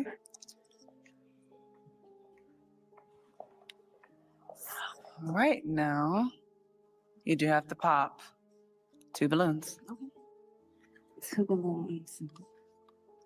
Very businesslike. I'm sorry, I can't do the kids right now, so I'm gonna pop. And you have kids in it. Okay, so was it just the kids for you? Yeah. Okay. I can't do the kids right now. All right. Okay, your name, your age, and your occupation. 32. My name is Emmanuel. I'm a truck business owner and a clothing brand owner. Okay, and why did you initially have your balloon unpopped? She's a gorgeous girl. Just off the initial attraction.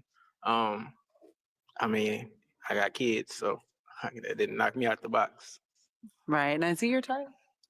Yeah. Yes, but kids and 2-year-old, yeah, no. Okay, what makes him your type? For one is he got the height. He has the height that I'm looking for. He's not bad looking. John, did she say she has kids or doesn't? I can't remember. Because I'm guessing she has kids, but I could be wrong. And he seemed very genuine. I don't know you, but you seem genuine. Appreciate it. Thank you. Is she your type? Of course. What makes her your type? I like my women thick. I like my women with some meat on the bones. Oh God. That's just me, but it is what it is. Yeah. Okay. Your name, your age, and your occupation. She gives me Mac, churchy vibes. 38. I'm a multi-service business owner and a contractor and truck driver. Okay, now is he your type? Looking for someone a little younger. I can say. How old are you? I'm 38. 38. Okay, maybe because the gray hair. I'm That's thinking. wisdom. Wisdom. Period. I love that. But yeah, and I want taller. So I'm so sorry. You're fine, but I want taller. That's cool. Okay, now is she your type? Put that damn I like hat it. on straight, Like she's sir. well covered. Other than I see other females half dressed and stuff like Who's that. You're gonna well take a mannered. I like that. 38-year-old And you're gorgeous. seriously Thank you. dressed You're like handsome that? as I well. tell you, Stanley, just like young man. God, man. Remember your question? Yes. Yes. I mean, I could see it if he Okay, was at a and now ball you game. have 3 unpopped balloons. You can ask them a question. Okay, so what is your relationship with your parents? Let's start with you. What is it like? Well, I had a real good relationship with both my parents. like my best friends, be on the phone with them for hours, laugh, joke, make fun of my other siblings. So it's real cool. They like me. I'm like them, so it's real good. I'm saying, so no complaints. Okay. Yeah. Okay. You? Yeah, I have a good relationship with my parents. My parents live in Africa right now, so talk on the phone with them, WhatsApp, FaceTime, and stuff. So yeah, everything's pretty chill. Okay, you. My parents are my world. I have a relationship with my mom and my dad. Both of them have been together literally all my life. Well, Plus, that's not a good answer. Your so parents should not be your I'm world. like what you call their golden child. I'm their go-to kid. So strong bond with my mom and my dad. Okay. Okay. Now you do have to pop one balloon. Okay. I'm gonna pop yours because. Okay. And why did you pop his balloon? Okay. You're Shawty Audie. attractive, but the height, one. I'm looking for a man like I want to look up to you. And your answer was kind of. Their answers was just better, more personality in it. Got you. How tall are you? 5'6". 5'6". So I'm 5'7", but I got you. I know what you're saying. It's all good. Okay. He knows what's coming. And why'd you pop your balloon? Because she already said what she was looking for. And I'm not taller than him. So there's no point in me even playing with myself. Well, you're really attractive, but yeah, you're right. I'm looking for somebody taller. No problem. Fair enough. Okay. You have a question? You said you don't have kids, right? No. Okay, so Okay. Well, what that age do you answers think that. you want to start having kids, and how She many is do a you cat. think you want to have? I would like about 3, and as She soon better as get to God work. give me that answer, then that time is that time. So it could be this year or next year. Yeah, but I would like to get married first. So. Married first. Yes. And you said you want 3. Oh, he's gonna pop. What Why you is think you up with pop? this? Well, the reason why I pop my balloon is I think I want like six Oh. kids. Oh my And I God. want them back to back so they all can go to school damn near together. Man, You know what I'm saying? So kind of pop them things out. But he that's really my need him a reason. young girl. Only reason. Yeah, he does. No problem. Okay. Now, is he your type? Yeah, he's my type. And what makes him your type? She likes I the think he's unreasonable. attractive and he's tall, and he seemed like he's smart. I don't know. You seem like you have a good personality, but like you seem like you got an attitude too. I don't know. Oh no, I'm chilling. I'm having a good time. Okay. Yeah, I'm chilling. But yeah, he's my type. Appreciate I like you. a guy that has personality. Yeah. Okay. Is she your type? Yeah, for sure. Nice brown skin, 90s fine. Get her hair done, eyelashes on, eyebrows done. You know what I'm saying? Nice little outfit. But you want 6 kids and pop them out? 6 kids ASAP. I need them back to back. Back to back. Fair enough. All right. Unfortunately, all balloons have been popped. John, did you? I told this story about a boss, my immediate boss. I think he was 45 when he got married, but his wife was like maybe 30, maybe even a bit younger. Both of them were very Catholic. I want to say his wife was like an ex-nun, like she was a novice or something and it didn't take. But anyway, they were hyper Catholic, very conservative Catholic, and they had when I left, they had about, I think he was on number 10, and he had just, like, I think he had 2 when I first started working there. So he had roughly 8 kids in 10 years. And you call, now this is IT, so you'd have to call them at home every now and again to get permission to do something or just keep them apprised of what's going on. Man, it sounded like a damn zoo in there. It's like, it was, anyway, when he said popping them out back to back, it reminded me of that old boss. Back to back. Not many women gonna be up for that. We appreciate you coming. Thank you for having me. Thank Bye. you. Man, I can't believe she left unmatched. Well, I can, but it's a shame. She's All right, nice. let's welcome our next single lady. Hello, Hello. hello all. Hi. Hello. Now, can you She's give us your thick. name, your age, and your Yeah, occupation? for real. Well, my name is Samora. I'm 29 years old. I am a digital creator. I also do YouTube. I am an environmental coordinator for a major airline. You know, I kind of dabble in everything. Right. Also in Except school good for hairstyles. a few things. But yeah. Mm-hmm. Okay. That outfit looks Well, ridiculous. you have no pop balloons. I didn't know the back was out. Wow. Okay. She's popping out the outfit. She's popping out her shoes. Mhm. Let's go. Let's find out why Yeah, they that pop. outfit looks terrible. Can you give us your name, your age, and your occupation? Emmanuel, 32. I'm a truck owner and a clothing brand owner. Okay, and why'd you pop your balloons? I popped my balloon because she looks high maintenance. Like she look like she got Really? an image to Thank uphold. She you. does Yeah. too. And Low personally, I just maintenance don't is need more a like it. She'll just woman put to on be like anything. that. Like we here to find love, not a It hookup. looks like she So put on what was How clean do in you the like your bedroom. women? All natural. Mm. Am I not natural enough for you? Not, Nah. I mean, no, you're not natural I got enough. the locks for a reason. So Okay, good. she's Gotcha. beautiful though. Yeah. I She mean, got a wig on. she's my type, but she's just too. Yeah, that she gets offended. Well, I mean, that is a little edgy. He was being a little edgelordy there, but you know what? Um, I mean, she got nails, lashes, yeah, wig. That's a lot. You know. um, yeah, dress too small. Now, I don't think Um, that's a dress, is it? Is that like a shorts or something? yeah, it's like jorts, maybe. It's some Mm-hmm. sort of. It's an interesting outfit. You Mm-hmm. know,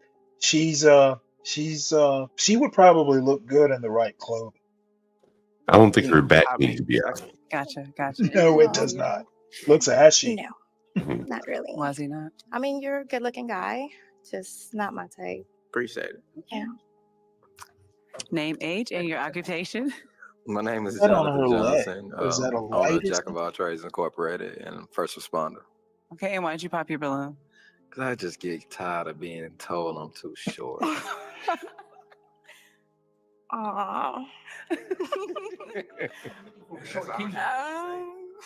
Mm. She came with the other girl, so I know they want a tall person. Sorry, I wasn't blessed with the height. Okay, now is she your type? She's very pretty. She's thank very, very you. beautiful. Is she your type? Yeah. I'm not worried about high maintenance. I can keep up with your lifestyle. Making me blush. Oh my God. I think you're a good looking man, but like you said, yes, I am looking for a little bit taller, but yeah. Is he your type? Mm, you know what you remind me of? My mom would try to set me up with you. She would tell me, "Oh, you're a good guy. You in church. I don't know. Do you believe in God? Do you go I to do. church?" I definitely do. So yeah, like you give me that kind of vibe, but not really, not for me. But thank you. No problem. Okay. Alrighty. You have 3 unpopped balloons. You may ask them a question. Okay. If you have to keep pulling that dress What was down, your it is childhood inappropriate. like? Did you grow up on love? And what's your relationship with God right now? Okay, we're gonna start down there because I feel like we start with you all the time. Okay. Okay, your name, your age, and your occupation. My name Mac. I'm 38. I'm a small business owner, contractor, and a truck driver. And what was the question again? How was your childhood? What was it like growing up? Did you grow up on love? And what's your Grew up relationship on with God right love. now? I grew up around a lot of love, not just from a immediate family, but all around my neighborhood and stuff like that. My relationship with God, I'm in love with God. Not no religious person, I'm a spiritual person. So me and religion, that's a division amongst people, and I don't do that. But I'm very about God and everything else about Him. Do you believe in Jesus Christ? Yes, ma'am. Okay. Okay. That's it. Yeah.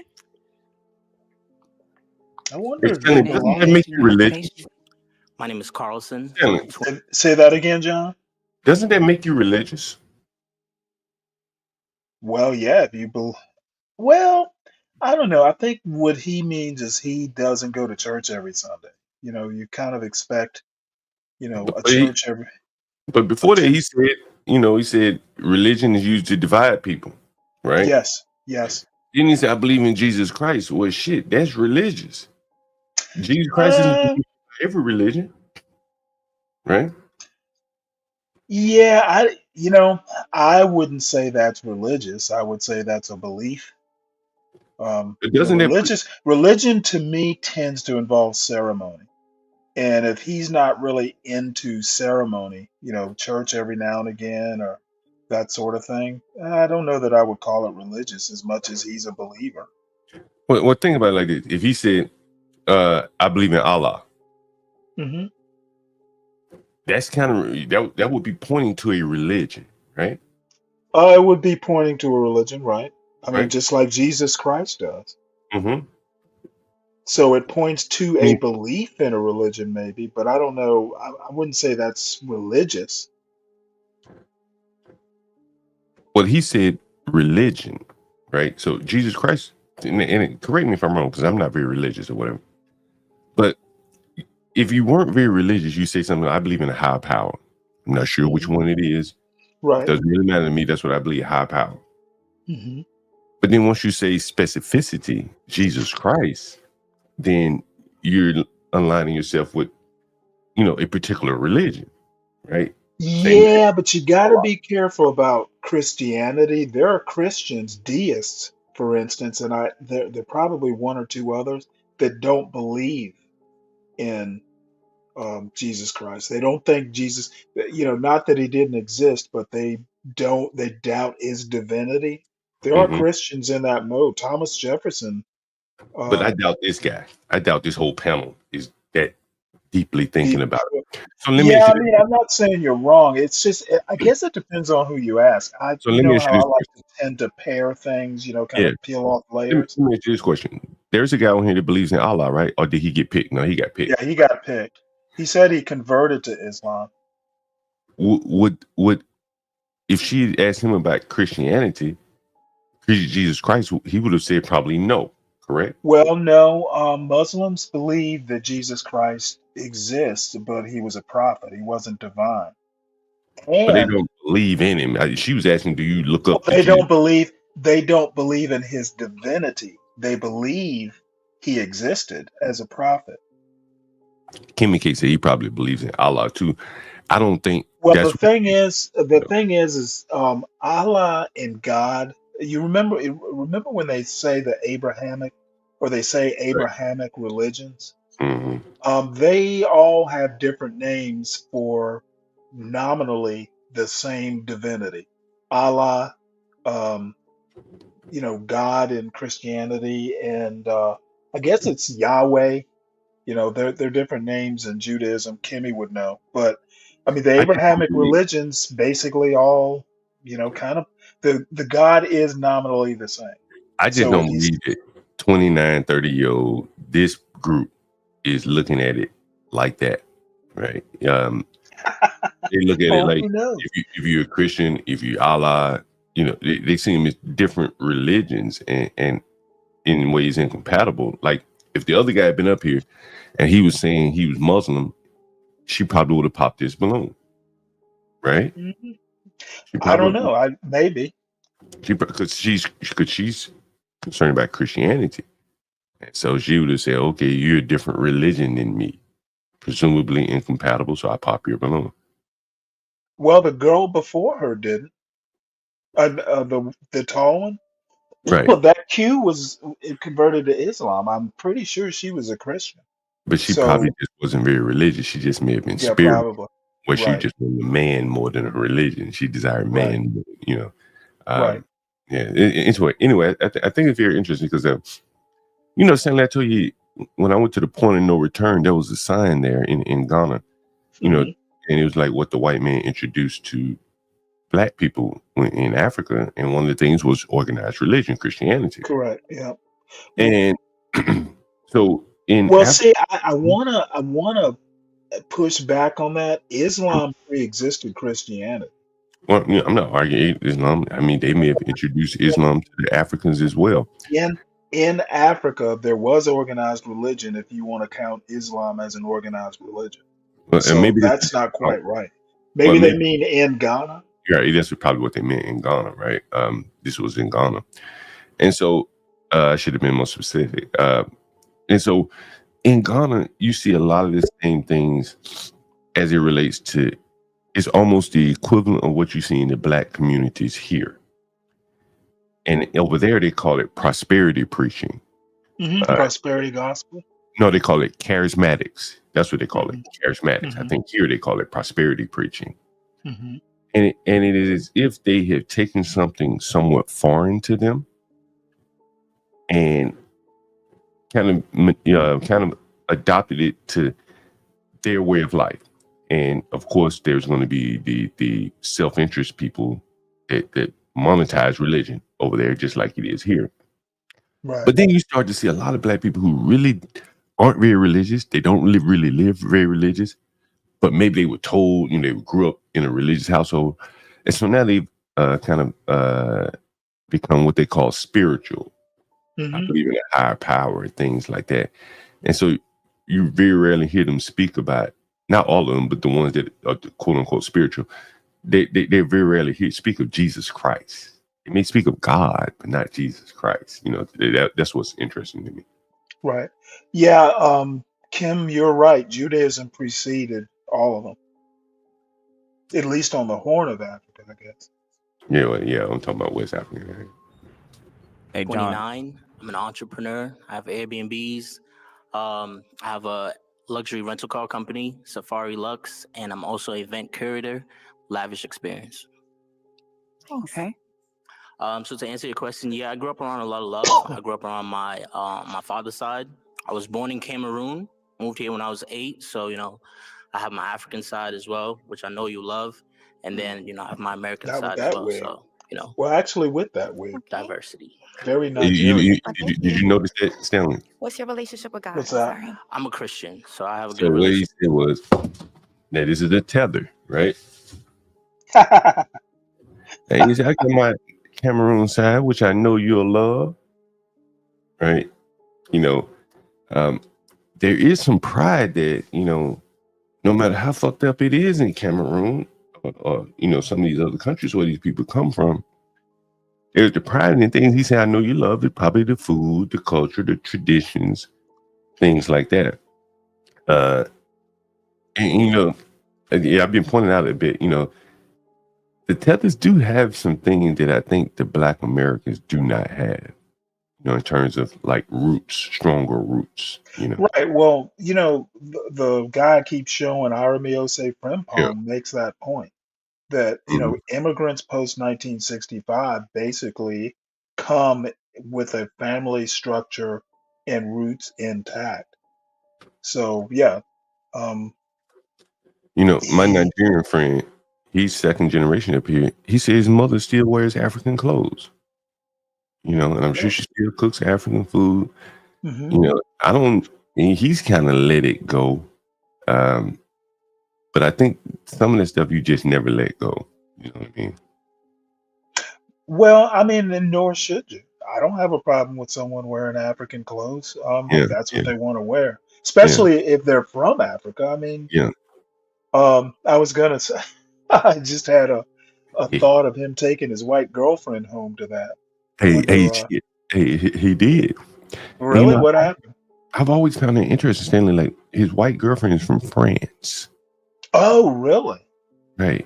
And Well, he, see, now well, what France was very interesting in, how they wanted to assimilate their African colonials. I forget? There's a name for it, but go ahead. I'm sorry, I interrupted you. now I was so I asked him. I said, like, what was it like the contrast between going to see her parents in France hmm and then going back to Nigeria to see your family?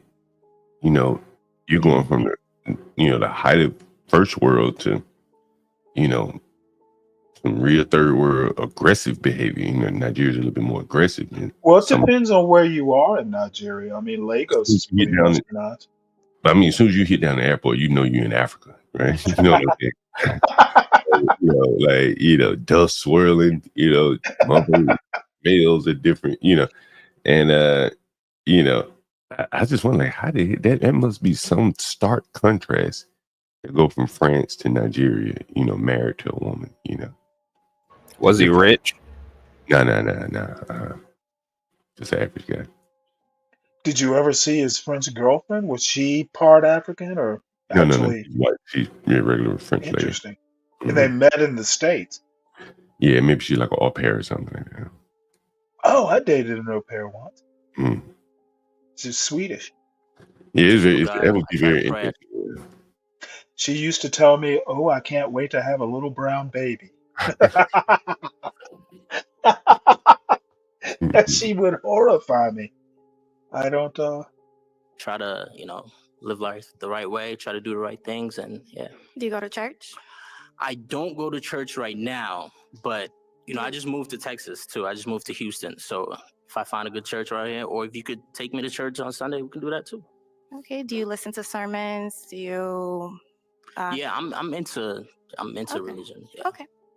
Well, thank you. Okay, your name, your age, and your occupation. What My name sermons is do you think he Akeem. listens Akeem to, Roots Stanley? on Instagram. I'm 31 years old. What sermons do you think he listens to? That nigga don't listen to no damn sermons. He made that shit up. He made that shit up. I agree with Gary, and he's trying to get the girl. There's Yeah, nothing wrong if with he that. actually listened to a sermon, he would have named a pastor. Joel Osteen. I was looking at something. I have to go back and find it. I had a return sermon served up to my algorithm. Forget the preacher's name. I'm a fitness trainer, health and wellness coach, a few things like that. And I have a good relationship with God. I pray every night, pray every morning, pray for multiple things, count my blessings at the end of the day in the morning and everything. Grew up with both my parents. Childhood was okay, pretty good, normal, I say middle class family and just regular kid lifestyle, growing up being bad, grew up out of that stage, and now I'm a man. I don't go to church no more after COVID hit. Church kind of slowed down, but I listen to Tony Evans all the time and TD There you Jakes go. all the time on YouTube. So See, TD that- Jakes. There you go. Dude. That nigga. See, now he really listens. Yeah, he Right. listens. TD You Jakes. have to pop one balloon. This is the hard part. That's Oh, easy you for know him. what to do. You know Yeah. what to do, girl. Don't pretend like you're You making know a what you hard gotta do. choice. Damn. I'm She Yeah, I was went kind of OG. surprised at that. I You mean, he know, was he OG has pop. a thing. No, what were you gonna pop? He has a weird thing. He will not let anybody who is gonna pop his balloon pop it. He has to do it himself. OG. So, He the OG up there. yeah, well, he's only 38. He just acts. He just looks like an OG. He might be lying about his age though. He dressing properly too for 38 years old. You know what Oh, I'm saying? absolutely. Haircut and At bag. least, unless he was at a ball game, I don't have a problem with dressing like that if you at a game or something. But you know, now, what do you think of that school of thought that hey, I'm gonna dress like I normally am, and let the wind, devil make hair. Hell, this is how I dress normally. People need to see that. Basically, as a form of transparency. Do you think? Do you think? What do you think of that school of thought? If I went up there, I probably would dress normal, like I Mhm. normally do, because that's how I normally dress every day. And shit, I'm working around here. I ain't gonna wear no work boots, but I probably wouldn't be in a tuxedo, or it'd just be probably something very normal. Right. But I think that older guy, he's dressed normal too, but it's like he's a 25-year-old. So it looks. Yeah, that hat turned around is just driving me I don't think crazy. most. It looks like he's I don't got think. plaits or braids or something. Yeah. Yeah. I don't think most people could Yeah. actually dress normal though, because most black people dress goofy when they dress normally. So I would recommend someone go up in a light suit or something. At Yeah. least, Well, a hold lot on. of these girls Most can black play. folks, Most black folks in North Carolina. Don't Yeah. be judging all the black folks by the mountain folk, you know. Well, I will also say that some of the girls on here, whenever they criticize other people's clothes, some of the men's clothes, they'd be like, "Oh, why don't you dress up like him?" Because if someone's dressing nicer than them, they'd be like, "Oh, you're not taking this seriously enough," and then they criticize you for it, and they pop their balloon because of that. Yeah, and I think it would be nice if people were to take it more seriously and just dress up in a suit or something like that. well, I don't know about a whole suit, but I mean, you should at least dress to attract. Yeah, put on a polo shirt or something. But I'm not going to criticize. I don't have guts enough to I go up wonder there. what kind of shoes he has on. That probably tells the difference. He had on a pair of Jordans or There something. you go. Yeah, some sort of Nikes. That's what takes it up or down right there. Really. Hmm. Um, Honestly, just not really my type or type of guy that I would go for. But you're very handsome. You're well put together, and I love everything that you do. Don't slap me. Thank you. Yeah, Okay, what makes him not your type? Look how he holding his head, Stanley. Yeah, I know. I would kind of say that. He's holding that hand with a little bit of an attitude, a Yeah, you got to cop grudge. that B-boy hood style. Back in the day. Yeah. Age difference. I don't know how old you are, but 38. 38. Just Yeah, made 38 that's Wednesday. a little I older for tell you me. what, that butt Per is se. solid. So I yeah, just want to put Age my is hand all. on it. that's it. Just the age. Hey yo. Okay, happy belated birthday, by the way. She's serving it up in that Oh man, dress. look at him, man. He looks Remaining terrible, bro. balloons These two on left. the end, they need to go on. Gentlemen, can I Wait, ask the you guy a with the white question? pants, or Both No, of them. this guy, the older guy. Yeah, Both so of them you on do the end, man. YouTube? They need to go home, Okay, man. nice. oh, he's older? I thought he was like a My 20-something-year-old question for with a you beard. is, you seem like you're an entrepreneur. You have a lot of things going for yourself. You're in school and things like that. So where do you see yourself in 5 years with all your endeavors? Well, within 5 years, I will be making over six figures. I will graduate and just, I'll hopefully, if God's willing, start my family by then. I want kids, and that's, pretty much what I'm looking forward She to wants kids, and within that will be the before 5 end. years, hopefully.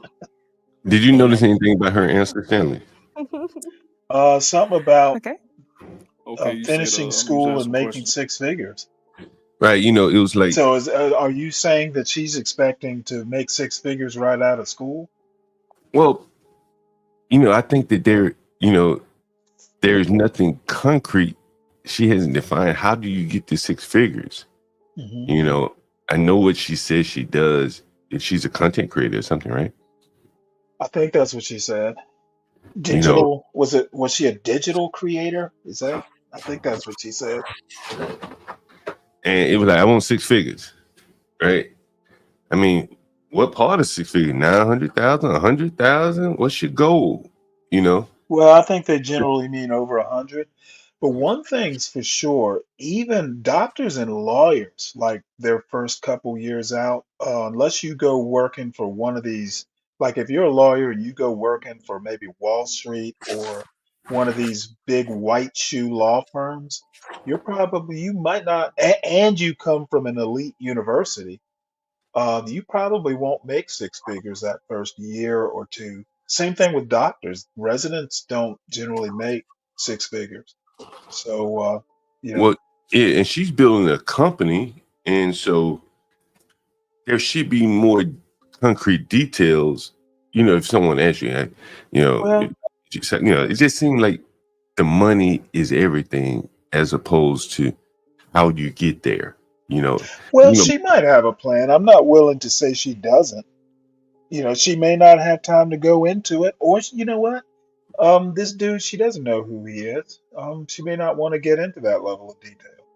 yeah, I just think that it's like oftentimes they want a man that makes six figures, and it's Hmm. like an arbitrary number, and I just there isn't a lot of substance behind it. Ben Thorpe used to talk about that. Somebody Well, else, you know what? I don't. Ben Thorpe well, and not to relationship. mention him, from the standpoint of yeah, you're making 100,000 on a job, but what are you contributing to the company that measures your value? And to many of them, it just becomes like an arbitrary number. But go right ahead. Well, I think they just mean over $100,000. Yeah, That's how I always take it. yeah. Let's see here. It's about God. So what's your background, faith background?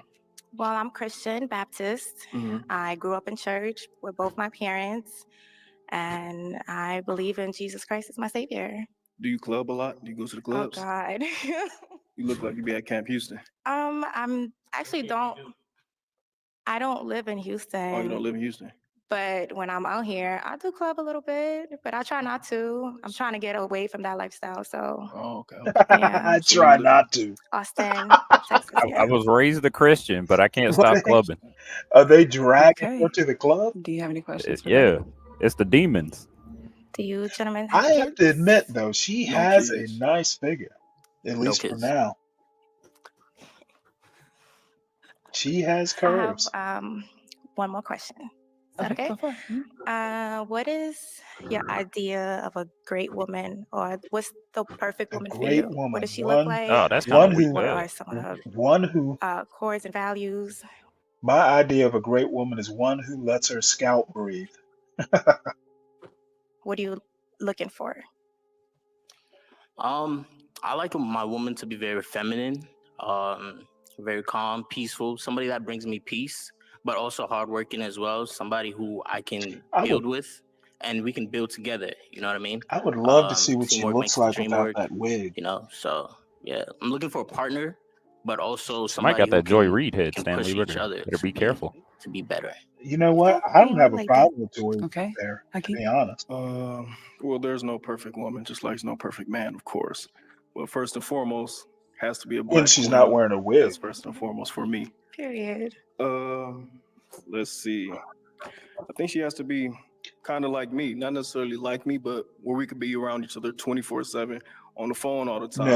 Come No, home no. from work, I'm in her God, face all the no. time. It's like damn near we in each other's skin 24/7. You know what I'm saying? We just love to Oh, be around jeez. each other more than See, anything. That makes us happy, even if we're in a that we sounds ain't got a house, we clingy. live in a car.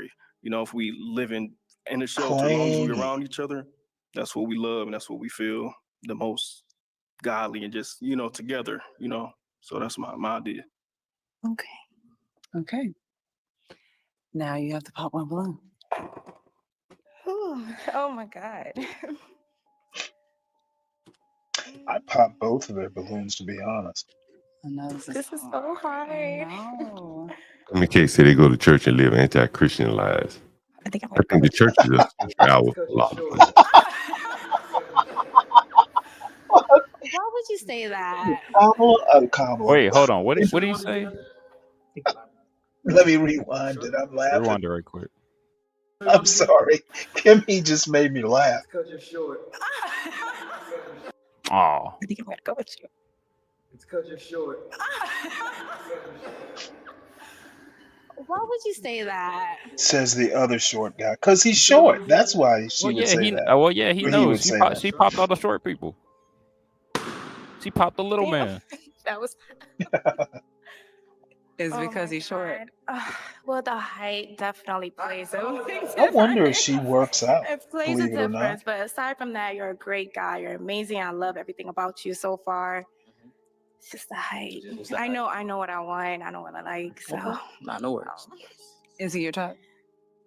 I mean, in general. yeah. Just a little bit taller, but yes. Aside from that, yes. How tall are you? A little bit. She means Without like 2 to 3 5'8". feet. 5'8". Mm-hmm. It's about the same. How tall are you? 5'7". Yeah, well, she wants to wear heels, No worries. apparently. No, Okay, and I is she don't your think type? he's Yeah, 5'7". for sure. What makes you your type? A lot of things. Pretty much everything she I said was think on he's point. I think he's about For what I was looking for 5'6". when I came here. So I'm glad I waited it out. But it is what it is. I have a feeling that we're gonna see each other outside of this, though. So I'm not. Oh shit. Little man, big confidence. Okay. Do you have another question? Man, she has curves, that is for sure. So, do you have family down in Houston, or like do you just come down here to kick it, or like what's I do. I have a sister that lives here. So you're back and forth often, or once a month, every couple months? Hey, pretty Stanley, how often, far are you in this video? every This is 2 the last weeks or contestant. so. Oh, damn. Okay. I'm very close to my sister, so I'll put the yeah. link in the And back with for you if you school want. and everything that you're doing, do you have time for a relationship right now? Well, I create time. You create time. Yeah. Good for No her. relationship is perfect, and you got to start. As long as you're willing to put in the time and the work for it, then yeah. She said the host looks great. Yeah, she does. Do you have a She question for does. him? I like her demeanor. You said I look like I club a lot. Yeah. So do you. No, not at all. I've been down here Does like he look a year like and a he half. I clubs ain't a been to the lot? club once. Okay, good. Are you from here? Nah, I'm from Youngstown, Ohio. I came down here I clubbed in the morning, like what's it called, day brunch party. So I did that. That's it. How you feel about that? I love day parties, but Day You look like you love day parties and night parties. You know, You no, just look what like I they're don't. saying. Okay, I'll take What, that. it's you not know a what they're bad. trying to do here. What's that? So, and this is my opinion, and because I've been to the day parties as they call them, and the night parties, which is typical, have been, you can't really separate your crowds. So you come up with a concept. Well, what about day party? Maybe it'll appeal to different people, and so that's why do you club a lot. Mm-hmm. Because in nightclubs, it's their meat markets for one thing. The black nightclubs, where she's probably Right. referring to what he's responding to, and you Right. see day parties are better. And then you have a mix of people, different classes among blacks, right? Mm-hmm. If you remember that club owner that was on the stream here when I was on my scooter, he has a real serious problem with that. From 5 to 7 professional, 7 to 9 a mix. 9 and beyond is like, hoochie mamas and, all at the same club. So you had like 3 different crowds in one night. Mm-hmm. And that is what she's talking about. Do you club a lot? Do you go to those ghetto clubs? Because most of if it's a big enough black club, it's going to turn Right. away. And so now they've resorted to having day parties, which tend to draw, siphon off the better portion of that night crowd. Yeah, well then you know what? I guess I'm not part of that better crowd. Day party sounds boring. Nah, you like the day parties better, Stanley. The Hey, music a little bit lower. It's probably yeah, easier. probably at this age, but one of these days I'll tell you the story. But the upshot, I mentioned Bull Street the other day in Savannah. Like I'd never gone to these clubs. I might have been maybe 32, 33. And I had 6 months where I was recovering from hip surgery. So, that last month or two, I had friends like, hey, you're not doing anything. Start coming down to Bull Street. And these clubs open on Sunday night. And I didn't have to work on Monday. So I go hang out. They had an older club with a dress code. You were Yeah. going to wear a suit and tie, jacket and tie. The other one was for the younger folks. So, it did have a mix, but I actually enjoyed the mix. I started, that's where I dated my ghetto princess. I met her at the club on Bull Street. We dated for like, I don't know, 4 months, 6 months. And, So, I don't know how old this young guy is, but how old is this guy right here with this skull cap on? I Probably late. don't know. He didn't really, I know he must have given his age. I'd say early to mid 30s. No, he's not too old to be going to the club, but the reputations of the clubs are so bad. The black clubs are so bad. Well, Houston kind of has a bad reputation Yeah. anyway. Yeah. Anyways, I just I'm glad Portia's not here to comment. yes, But T is in the audience. she knows. She might have something to say about Houston. But this is I'm pretty not much Look the like end. a I got club. one I more take after it. this. It's Yeah. not a But she's pop still the your type. balloon. It's a Yeah, for sure. She's a nice lady I've lady, for never sure. seen before. Yeah. So how do you feel? How do you guys feel about each other? It's a match for me. Okay, you already okay. Well, it's a match. There you go. Hi. You missed out on the Congratulations. first trailer. Yes. Yo, what the? Thank you. Thank How you. about for her? Right. I don't know. She's right on the edge there. The other girl's better. Yeah. Oh yeah, the tall one. Oh yeah, Yeah, Miles. But he moved off her. I don't know. I might have to check that one out. They had a white girl on this one earlier. Yeah, she wasn't cutting the mustard for sure. Yeah, definitely not. No. No, not definitely. I've never seen this one. She's got a huge audience though. She's got like 142,000 subscribers, and I think I watched her live. Um, yeah, this thing is 2 days old, this video, and it's got 2,800 views. So she gets a lot of traffic through her channel. So I just wanted to check it out. All right. So, the caption says he left. Oh, and the title is "Women Want to Get Flued Out Without Giving It Up." Oh, I think that's why I want. That's why I wanted to watch it. not the bonnet. Not the bonnet. Her at the airport for not giving it up. What do you guys think about that? Oh, this woman is gorgeous, by the way. The commentator. Y'all chiming in the chat. I want to hear. I want to read what y'all saying. Do y'all think he was wrong for leaving her there or sending her back, leave because she didn't want to give it up? What's your thoughts on that? My thing about this, I always either these are skits or whatever, but there have been women who have been flued out and they knew what the expectations were. Maybe they knew or maybe they didn't know. I don't know about what the man was looking for. But listen, you as a grown person, once again, as a grown-up, as an adult, right? This is common sense, right? This is common sense. I'm just being real. You got to be stupid or out of your mind to not understand that if a man is spending money on you to fly you out, fly you to where he is, wherever that is, you got to understand that he's going to want something in return. What y'all putting yourself out here. And a lot of times these are strangers. They're DMing each other on Instagram and DMing each other. People you don't really know. Y'all may have had 1 or 2 conversations online. You've never met them in person. And then he's like, oh, well, yeah, I want you to come out. And also the fact that a lot of these women who are getting flued out, that if you go to their profiles on Instagram, social media, whatever, you're showing nothing but your ass. You got it out. You're promoting it. Okay, and so then when a man says, "Oh, you're promoting that," and then when he says, "Oh yeah, I want to fly you out. Come on, yeah, I want to spend some time with you. Yeah, you looking good, girl. You got it going on, man. You a baddie for real. This is what they telling him, and she happy because women like attention. Oh girl, he telling me I look good. I know it. Oh, all right, you want to fly me out? He got money. He can fly me out. Okay." Then he fly you. What do you think he's flying you out there for, huh? Because y'all don't have a conversation. Either you need to have a conversation. Say, look, what you trying to get into? I know I'm promoting all this on social, but I ain't really that girl, or you really are that girl. So what are you flying me out for? What do you want? What are you looking for? What are you trying to? You trying to get some? Is that what you're trying to do? Because listen, I'm gonna tell you right now, I'm not about it.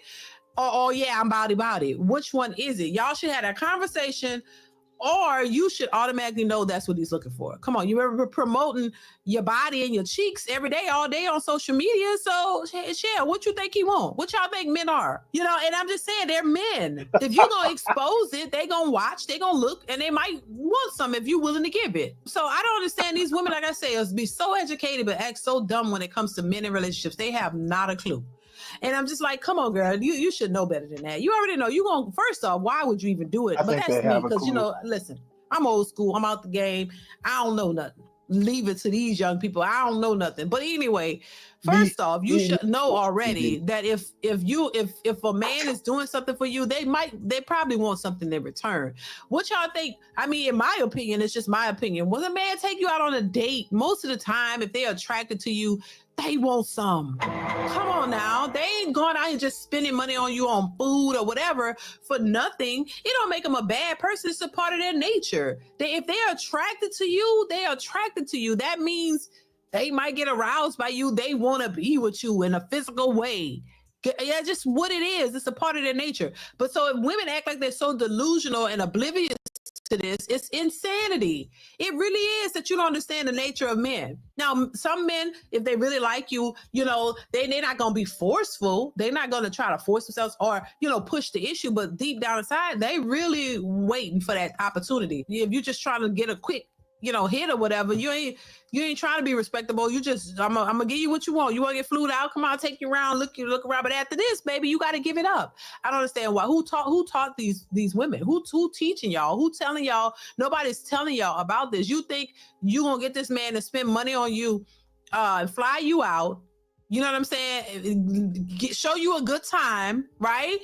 And he's not gonna want nothing in return after you've been promoting all this on social media. Come on now, don't be so dumb. I'm just crazy. But they think they can go on these trips and they want to get dressed and look cute for the gram, put their makeup on and stunt at the restaurant with the food and do all this, take pictures. Oh, I'm out here and wherever they're at, and all that. And then don't ever show the guy, just show them like they doing it, and then use him and then get all that and then get your bags and then you want him to pay for you to go back home too without nothing? Come on, that's unrealistic. It really is. And if you're not that type of girl, you ain't about that life, you would have told him, nah, no thank you. First off, you wouldn't be promoting it on social media, and you would not allow a man who you've never met to fly you out anywhere. A lot of these women just want to use a man and finesse him out of a meal, bills, just money in general, resources, want to use them for what they got in that city, for the stump, for the gram, and move on. But now these men are saying, nah, I'm not flying you out for nothing. But I do think you need to let these women know up front, let them know, look, if I'm going to fly you out, baby, you're going to have to give something up. Are you willing to do that or not? Because then I can just save my money. Just be honest about it, I think. Tell them straight up. They know what it is. They just act like they don't. That's how I see it. They know what's going on, but they want to play dumb because they really think they can finesse you. And then when you say, no, ma'am, you ain't gonna give me what I want. Okay, you got to find your way home. I bought a one-way ticket. Now you got to find your way back. I think it's ridiculous for them to play dumb and act like they don't know what's actually happening when a lot of times they do. It's just a hot mess. I don't know. That's why I say the more you talk about this and the more stuff you see on. Well, this video isn't over. Um, I hope she brings up that, you shouldn't go, accept a trip out to somewhere without taking your own money, for fare back if you need it.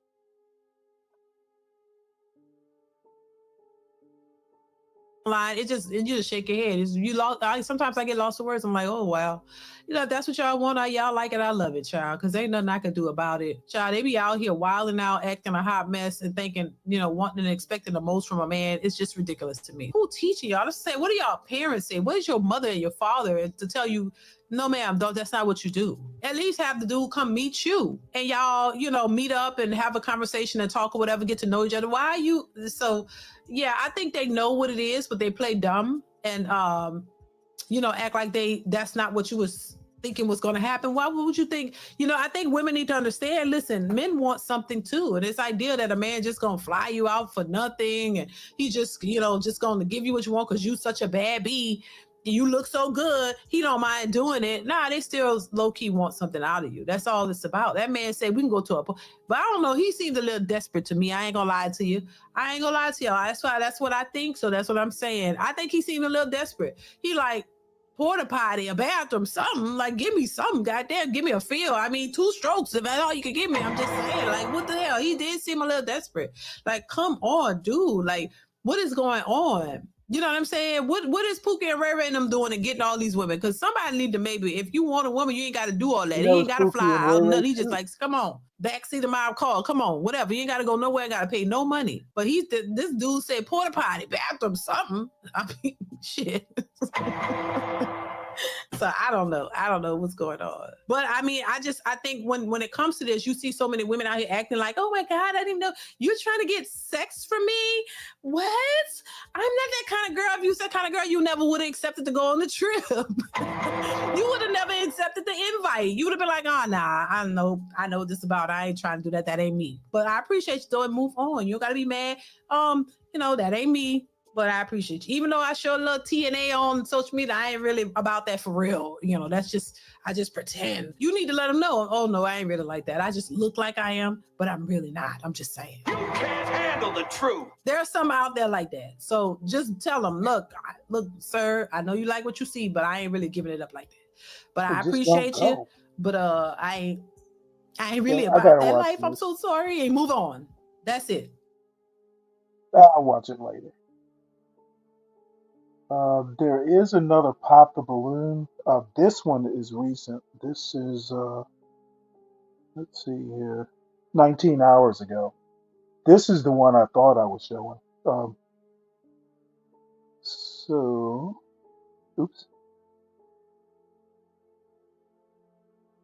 guess we can watch it. Oh, that big lady with the blonde wig right there. What, you picking her out? You got dibs? Nah, I just thought it was. Oh, look at I I like might. this I don't one. know. I might get the. If I'm getting anybody on this lineup, I can't really see them all. But I'm gonna take wait, the the girl with the hostess. pink. The girl with the pink Nah, I'm on taking doesn't the seem too bad. hostess. She Yeah. needs. She's the only one, and I like that blue dress on her. To date you? No. Pop the balloon Ooh, or look at that find pink love. dress. Let's see how she looks.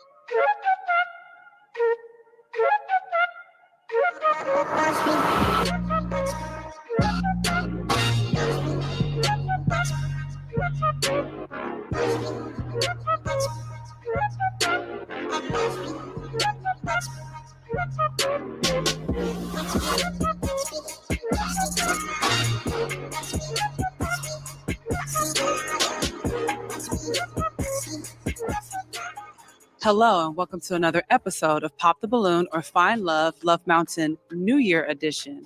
I'm your host, Deshae Shelton. And with me, I have a panel of single ladies. Hi, ladies.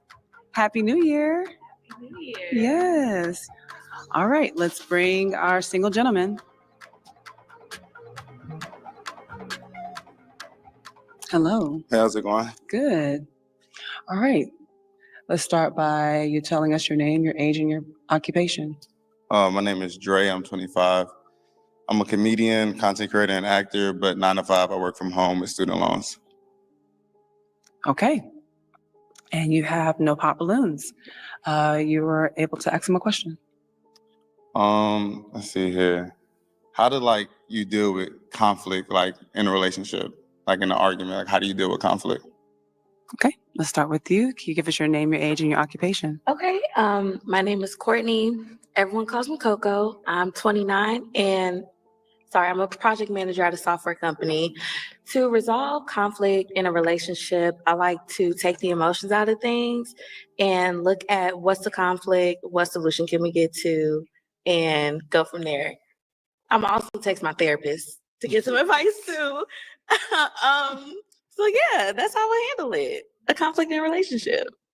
Okay. Hello. Can we have your name, your age, and your occupation? My name is Diamond, and I own a mobile grocery store. And so conflict, I'm big on communication. So as long as we can talk about it, if we need time to cool off, you need to go to your space, I need to go to mine, and we come back before the night is over with, and as long as we talk about it. Right. Okay. Hi. Good. Can I have your name, your age, and your occupation? So my name is Charlize, but people call me Char. So I'm a supervisor at a lawn care company, and I also own my own lip filler business. My age, I'm 35. So far as I guess bounce off what she has said, but yeah, just as long as we talk about it. I don't like especially if we live together. I don't want to go to sleep mad. I don't want you to be mad at me. Just as long as we talk about it and get it done and over with. If you need your time, go on, have your time. But we're gonna come together and we're gonna talk about that because there's no need to life is too short. There's no need to keep a grudge over something so small. Yeah, I agree with that. Right. Hello. Hi. Can I have your name, your age, and your occupation? Samantha, and I'm 35, and I am a human resources professional. How would I? How do you handle conflict in a relationship? If we got into an argument? I'm all for open dialogue. So just talking it out, I have a clean understanding about what the issue is. I know a lot of people don't like to confrontation, but I'm okay with confrontation. Let's talk about it. This is what I don't like. You tell me what you don't like. Right. Let's have a full conversation about it Right. and express ourselves. Okay. Simple. All right. Hello. Hello. Can I have your name, your age, and your occupation? Victoria, I'm 31 and I am in real estate. So conflict resolution, it's pretty much never go to bed angry. Yeah, So I agree with that one. I would say just, having a time to talk it out. If, emotions are too high and we won't be able to talk right then and there, like, schedule time later on that evening to actually talk it out and sort whatever out, because everything can be sorted out. I agree with that one. I agree with that too. Okay.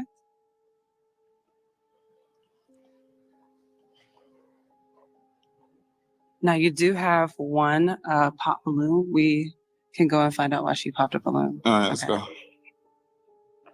Hello, can I get your name, your age, and your occupation? Hi, yes, my name is Kenthea. I'm 38 and I am an oncology nurse. And why did you pop your balloon? He's young. He's 25 and I'm 38, so it's the age difference for me. And why did you have it unpopped?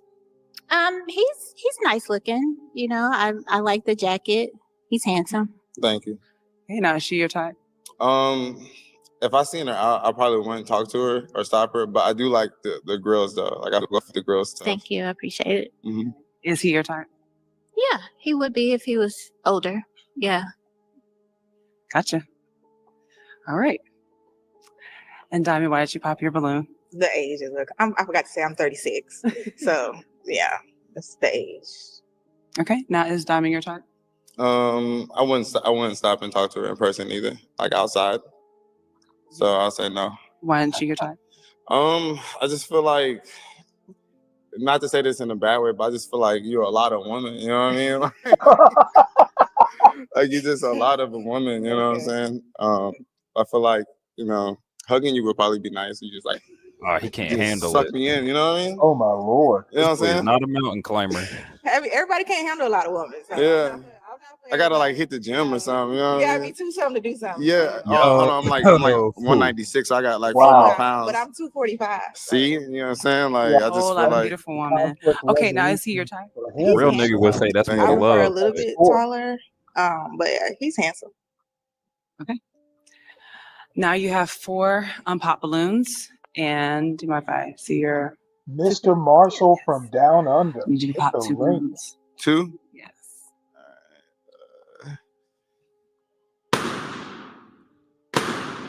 Okay.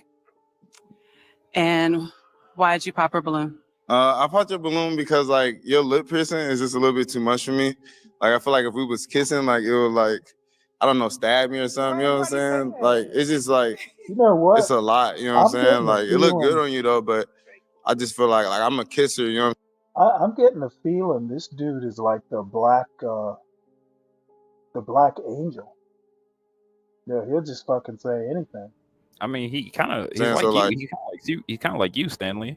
My opinion. No, you know what? I'd find a better way to put it. You're a lot of woman. Really? Like you a little. What would you rather? What would you rather have say? You're a little too big for me or something like that. No, I'll just say, hey, you know what? I like a woman who hits the gym more. Or you could just. Something like that. I feel like I would be asking you to take it out all the time. You know what I mean? Have you ever had somebody with a lip ring? It's like somebody who has a tongue ring. Would you tell them? Nah, I had like the inside lip. You know what I'm talking about? On the inside, I had that. Smiley. Yeah, right there. That But seems like that might be in a way more than this. nah, Yeah, okay. Hold on. that's like We'll that's break like it poking down. out though. You know what I'm saying? Yeah. Okay, now is she your type? Huh? If I stop, I mean, maybe I wouldn't stop. Maybe I would. I don't know. It just depends on how I feel that day. Okay. I'm being honest. I love your honesty. Thank so you. why wouldn't she be your type? I would see the lip ring and I'd be like, I don't know. You know what I'm saying? Gotcha. Now is he your type? I mean, okay, the height is, I would want you to be a little bit taller. So, but he looks good. So Thank he's you. a little bit I taller. like the dimple piercing, but the lip one I just don't like. Okay, not a problem. Okay. And why'd you pop her balloon? 'Cause it looked like you got contacts in. Are those colored contacts? They are. So like, I don't know. I don't like the color contacts. That's why I popped. Okay. Other than that, is she your type? I like her hair. I probably would spark up a conversation with her. I like her hair. So yeah, I think I would spark up a conversation. Garion, can you hear me? Yeah, but you sound a little muffled. Not sure why. Oh, you sound better now. Yeah, I was on my earbuds. They're about to die, so I just switched over. Oh, okay. I just don't like the color contacts. Like I like all naturalness in a Yeah, woman. color You know what I'm saying? So like contact. embrace your natural eye color, you know what I'm saying? Hair, makeup. I know y'all do makeup, so like I ain't tripping about makeup as long as it's not too much. But yeah, that's the reason why. But yeah. Okay, now is he your You type? could use a. He use was the until trip he to the started king. going off why I wasn't his Is type. that He wait? seems very shallow. Is that dress furry, or is Oh, wait. that? It looks I like think it's tactile. it could just be the texture, but Yeah. Okay. got that authentic cheetah skin or leopard skin. Yeah. Like a Wilma Flintstone style. Here, I'm gonna rewind this because I think she's about to say something interesting.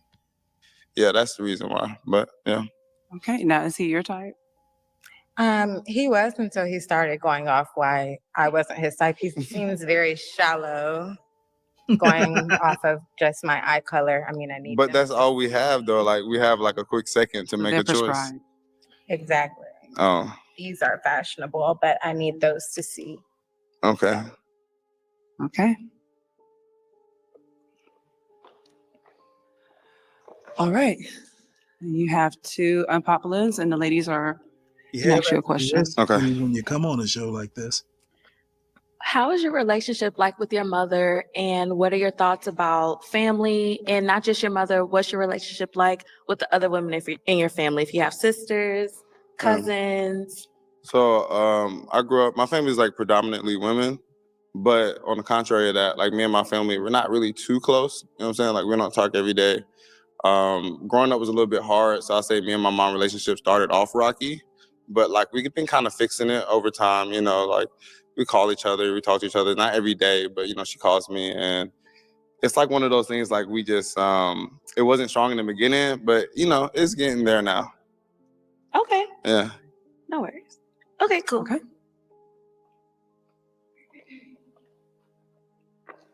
I guess I have to ask a question. Yes, ma'am. Do you smoke? I smoke weed. That's a deal breaker. There. Okay.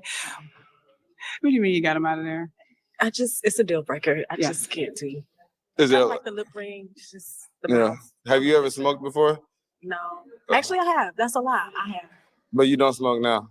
I like tried it. I ain't gonna Oh, okay. Gotcha. judge something I've never tried. Mm-hmm. It's not for everybody. Gotcha.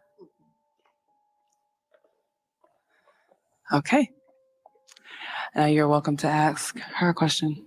I ain't gonna lie, I'm a pop because she's just not my type. There you go. And what makes her not your type? She's just not my type. I do like her lips and I like her hairstyle, and I do like the nose ring, but she's just not my type, like on an attraction level. And why did you have your balloon unpopped?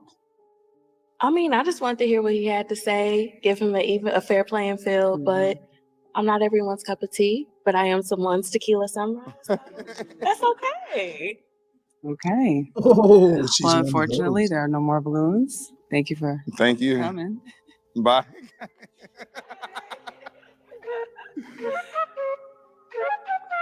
Hey, he's a little conceited there. All right, let's bring out our next single gentleman. HB, there's someone for Hello. everyone. Hi, Harry. I mean, he does have a point. This lineup is pretty trash. Except for the Good. girl in the pink, she's all Okay, right. can you start by giving us your name, your age, and your occupation?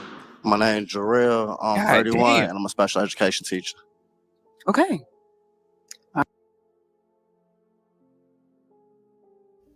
I have to say, Garen, that dress in and of itself is problematic. Why adults wear dresses like that, I don't know. All right, Jarrell. Well, you have 5 pop balloons. Let's find out why the ladies popped. Let's start with you. Can you give us your name, your age, and your occupation? Hi, I'm Courtney or Coco, 29, and I'm a project manager at a software company. He's just short to me. It's the height. Okay. I love your hair though. I appreciate that. You're Thank you. welcome. Okay. Is she your type? She cute. I wouldn't really approach her, but she cute. Okay. Besides the height, is he your type? No. Like the way he dressed?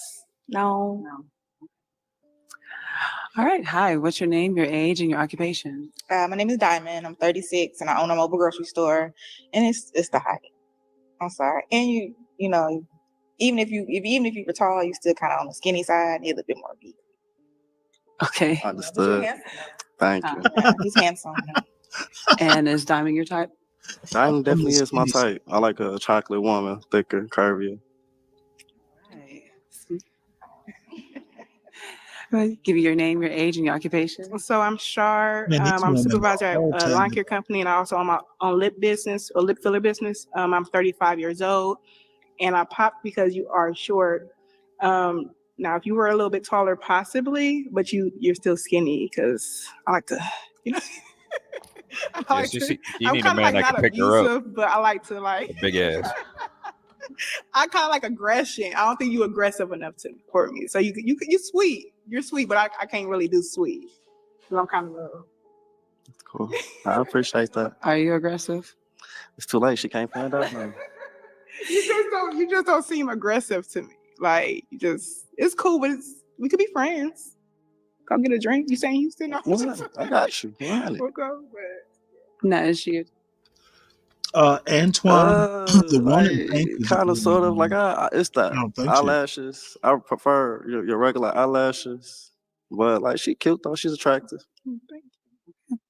No, she's not. Hi, can you give us your name, your age, and your occupation? Yes, my name is Kenthea. I'm 38 and I'm an oncology nurse. Okay, and why did you pop your balloon? He's little to me. Yeah, but he's cute. He's adorable. So he's your type besides the height? No. Okay. No, but I do think he's adorable. He's And is she adorable, like a No, it's the dog. makeup for me. That's a lot of makeup. Words every man I'd rather wants see to your hear. natural beauty. Okay. Fair enough. Can you give us your name, your age, and your occupation? Hi, I'm Samantha, and I am 35, Yes. and I'm a human resources professional. Of course. I popped my balloon because he has a cigarette lighter, but also the whole overall style is just not the glasses. But I agree, you're a handsome looking guy, like Too in the nerdy. face, but the glasses and then the beard, like, little trim, little clean cut might work. The hair is a little too much for me. She wants So a not your type. C type. No, just not my overall type. No, is she your type?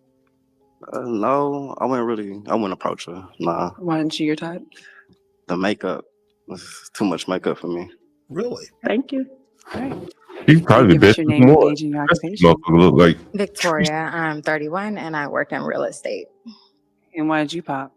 I pop because I would say the overall physique, I kind of like a more top heavy or the kind of, I don't know, what is that? The trapeze kind of stocky. And I also like my heels. So like I want just a little bit of height. She want a man top heavy to feel her bottom Is she hip. your type? No, only because she just looks older than kind of what she is. So I wouldn't really shoot for her. Nah, she's pretty, but just wouldn't shoot for her. Damn, somebody said Wilma. Wilma. All right. Well, unfortunately, all balloons Yeah, I have been was popped. looking Thank you at so that. much. Thank you.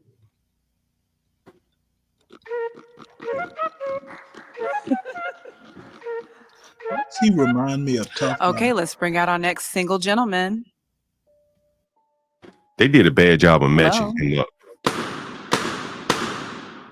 This nigga. Never going back. Okay. Can you give us your name, your age, and your occupation? My name is Dondre Randolph. I'm a civil engineer and I'm a business owner and I'm 31. All right. Let's find out why the ladies popped. Hi.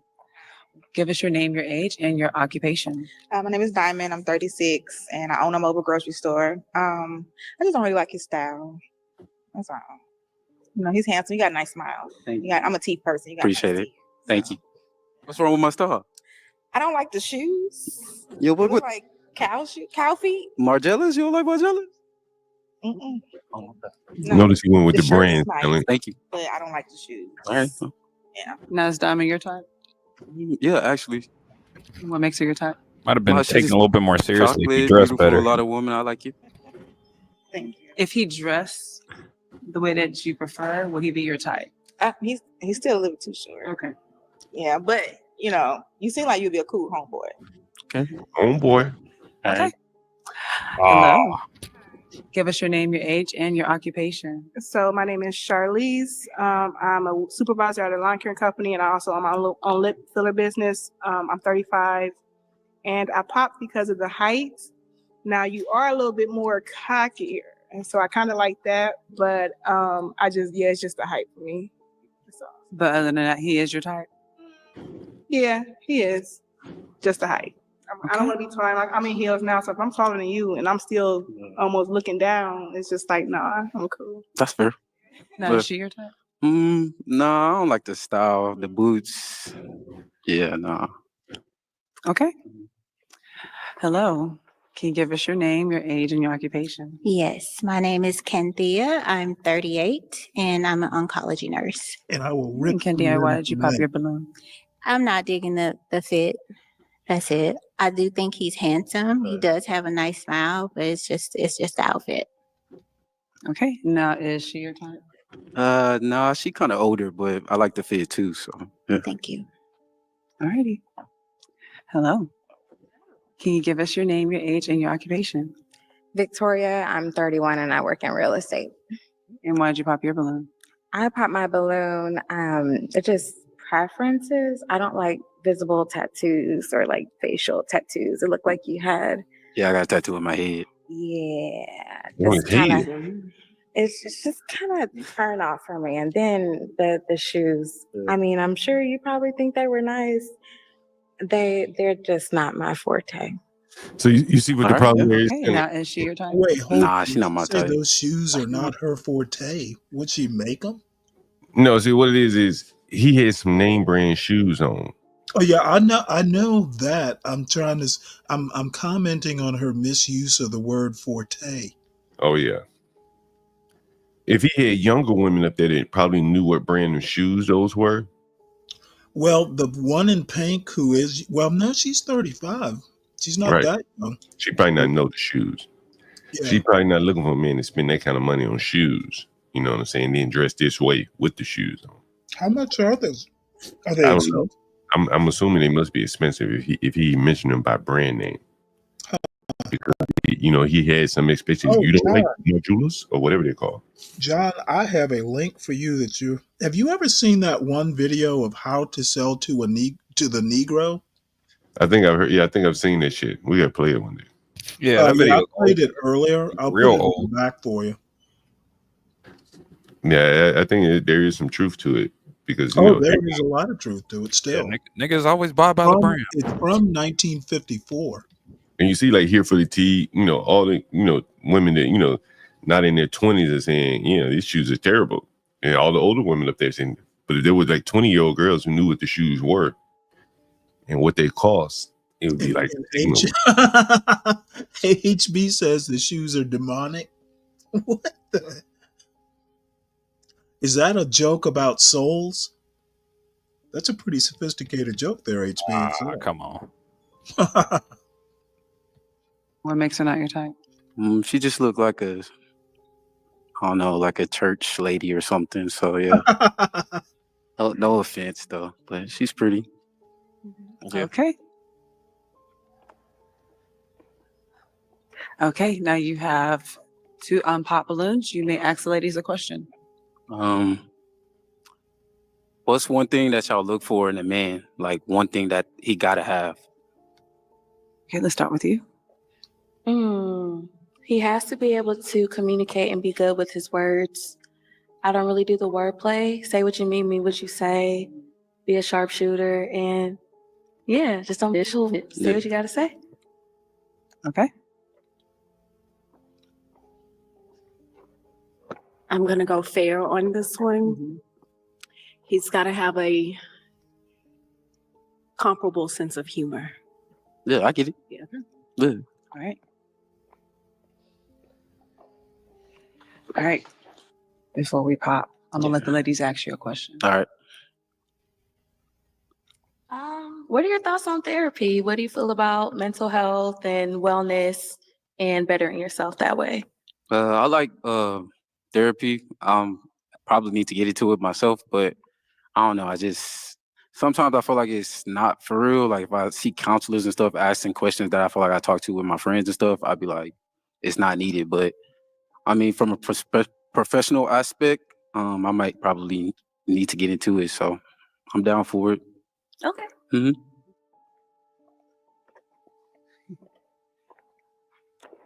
So your hairstyle, Yeah. would you cut your hair to date me? To date you? No.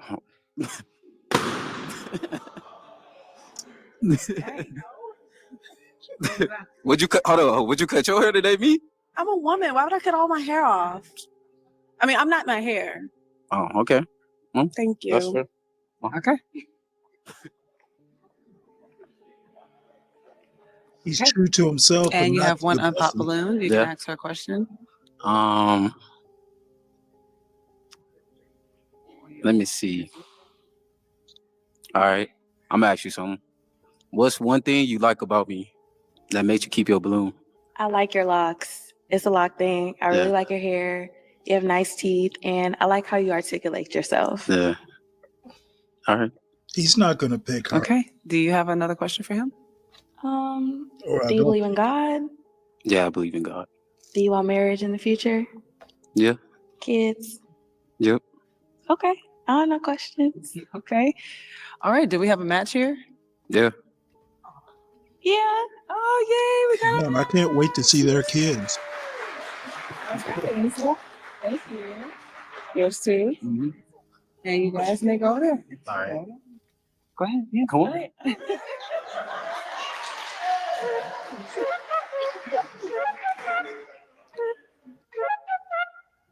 Okay, let's bring out our next single gentleman. Hello. Good. Your mic. How you ladies doing? Good. That Okay. LeBron Can you give Jr.? us your name, your age, and your occupation? Yes, my name is Philip Price. I'm from Houston, and I'm a CDL holder. I drive trucks. Okay. And you have no pop balloons. You may ask the women a question. I have one question. When it comes to a relationship, would you believe in communicating or having an understanding? Which one is better to you guys for a successful relationship? Let's start with Miss Diamond. Your name, your age, and your occupation. My name is Diamond, 36, own a mobile grocery store. I kind of feel like you have to have both, to be honest, because you can communicate, but people might not comprehend what you're saying. So you kind of need both. Okay. Your name, your age, and your occupation. Charlize. I'm a supervisor at a lawn care company, and I own my own business, lip filler business, and I'm 35. And I agree. I think you do need both, because if you don't understand what I'm saying, as far as communication, it's not gonna work. You're still gonna have that like I'm upset type of feel. So you have to understand what I'm saying in order for us to, I guess, get over us being upset with each other. So I say both. Hi, can you give us your name, your age, and your occupation? Yes, my name is Canthea. I'm 38 and I'm an oncology nurse. To answer your question, I think I agree with them both. You do have to communicate and understand. Like you have to listen to understand if you want to get to know your partner. Okay. Your name, your age, and your occupation. Samantha, 35, and I'm a human resources professional. So I don't like this question, but I'm gonna choose understanding. I feel like you can verbally communicate, you can communicate through body language, you can communicate in so many different ways, but you can only have one understanding. So Good answer. one conclusion. Okay. Can you give us your name, your age, and your occupation? Victoria, 31, and I work in real estate. So I just wanted clarification. When you say understanding, are you talking about the premise like what's understood doesn't have to be explained, or are you talking about actual understanding? Actual understanding. When I say understanding, I feel like if we can have an understanding with the particular situation, we should be able to get through it. That makes sense.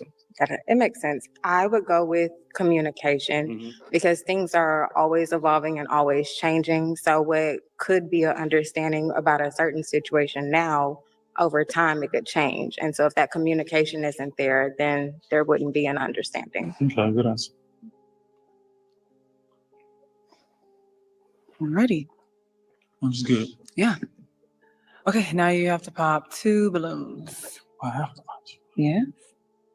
the Based hard off of their part. answers and how they look. Yeah. Well, I like the answers. I'm sorry, man. But not the puppies or no. Oh, you don't want to pop? I know I might need to reconsider, right? I'm sorry. But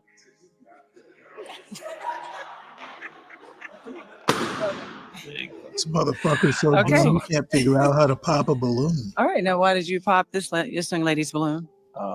you had a great answer. It's just not my type physically. Like, pretty sure you're a great person. What makes her not your type?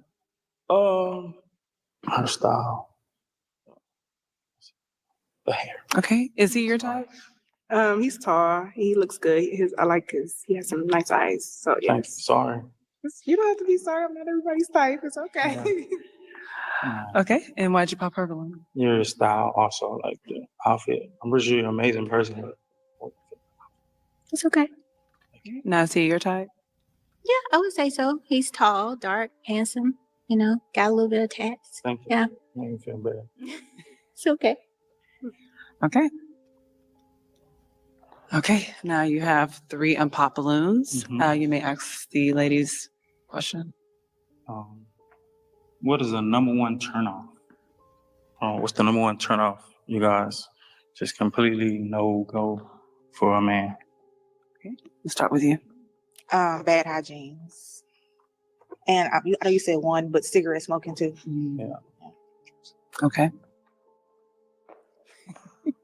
Number one turnoff. It's a lot of them. I Number can't one. choose one. One. Kids. A You got lot kids? of them? I can't I ask the have question.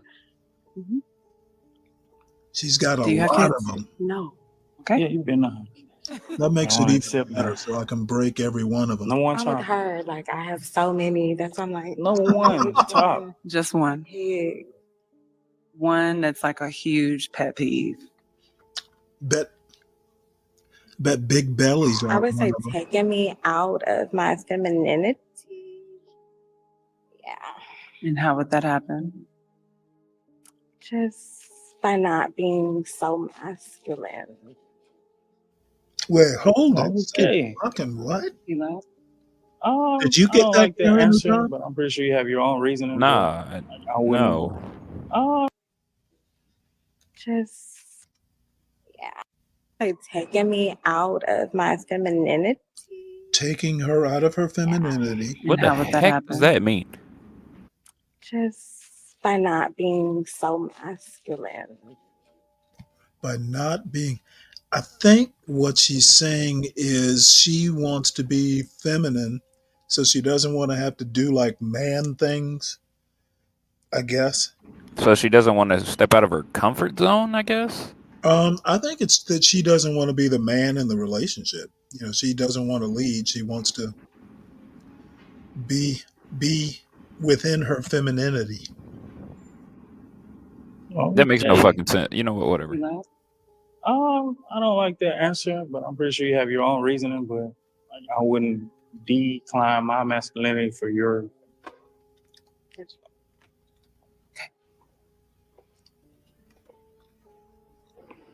Okay. Now you have 1 balloon to pop. Oh, sorry, man. Like, I like your You know who style. that's The gonna answer be. just.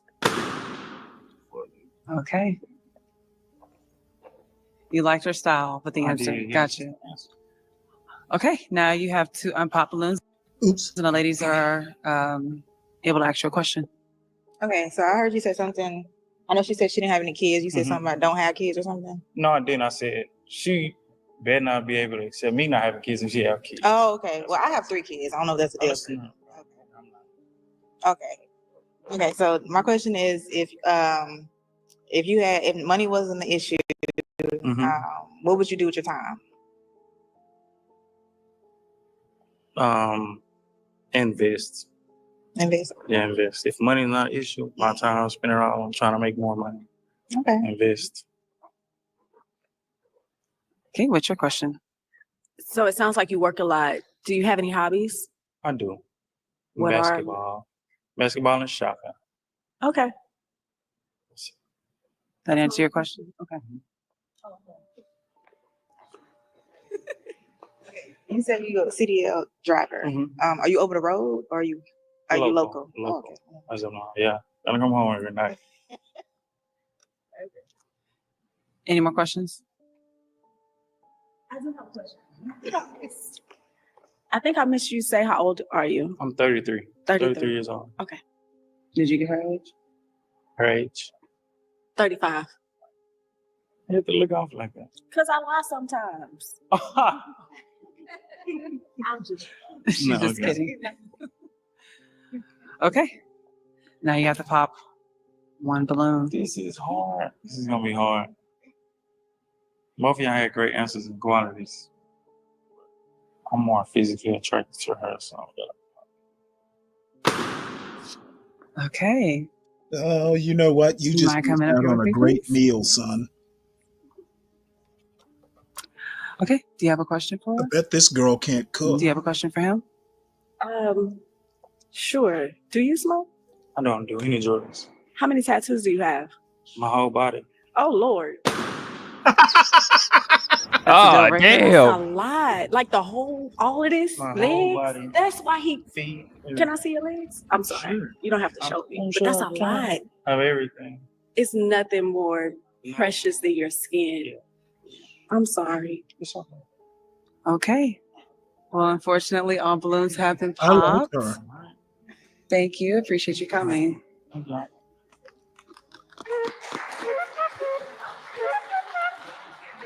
He thought he was taking her home. Okay, let's call our next single gentleman. Hello. Good. Your mic. Right here. How y'all ladies doing? All right. Okay. You can start by telling us your name, your age, and your occupation. My name Montreal Black. I'm an entrepreneur. I also hold my CDL and I'm in wellness school. Okay. You have no pop balloons. You may ask the ladies a question. In a situation where your man is struggling, right? Let's say he up. And when he fall down, would you be there to pick him up, or just because he can't pay the bills, or just because he can't fit the bill or whatever?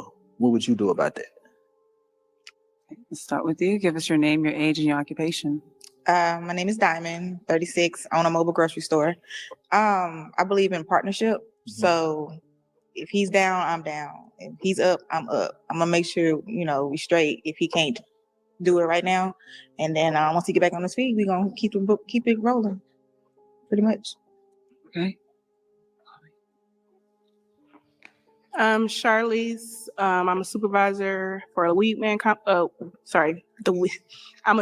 name is Charlize. I'm a supervisor for a lawn care company. It's called Weedman. Sorry, that's almost came out. But it is called Weedman, okay? But and I own my own lip filler business, and I'm 35 years old. So I agree. We are a partnership. Like if you down and I'm up, I got you. At the end of the day, I'm a mother, so I'm gonna take care of my household regardless of the situation. If my man down, whatever, I'm gonna take care of the situation because I have to for my child, not even just for us. I have to do for my child. So So I That's like just that my answer, mindset. believe it or not. Okay. Your name, your age, and your occupation. My name is Candida. I'm I was 38. popping yours anyway, baby. And my occupation popping is yours oncology anyway. nurse. Okay.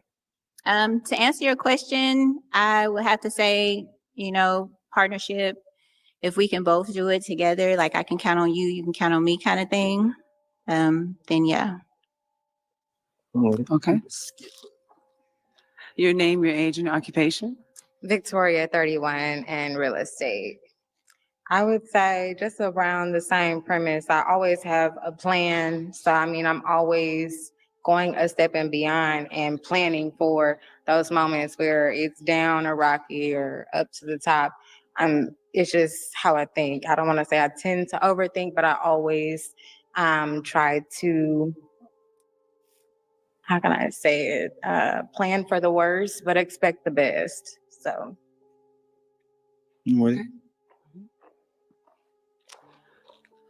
Alrighty. Now you do have one pop balloon. Let's find out why she popped. Your name, your age, and your occupation. Samantha, 35, and I am a HR professional. And why did you pop your balloon?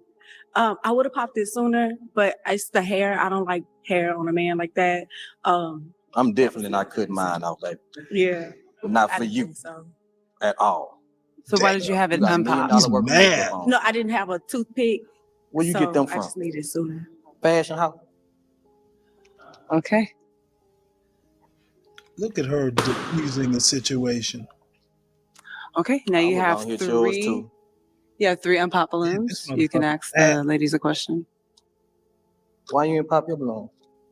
Oh, he's gonna fight. I was gonna pop. I was trying to see what you had to say. I popped You must it. be late or I something. was like, you know, I'm taller than you. I mean, you're handsome. You like a rugged handsome. You know, I feel like you kind of a little bit afraid too of him. flashy for me. You know, I don't know if this is how He's you gonna dress meet like her in the parking every lot. day. But I like a man that can kind of do both. I like the street attire, but I like a man put on a nice coat with some Chelsea boots, you know, a fedora, you know. I'm not gonna dress up like that going to a balloon popping, baby. I mean, I'm not saying you have to come like that today. I'm just saying. I ain't like your need. Baby, that's fine. Okay.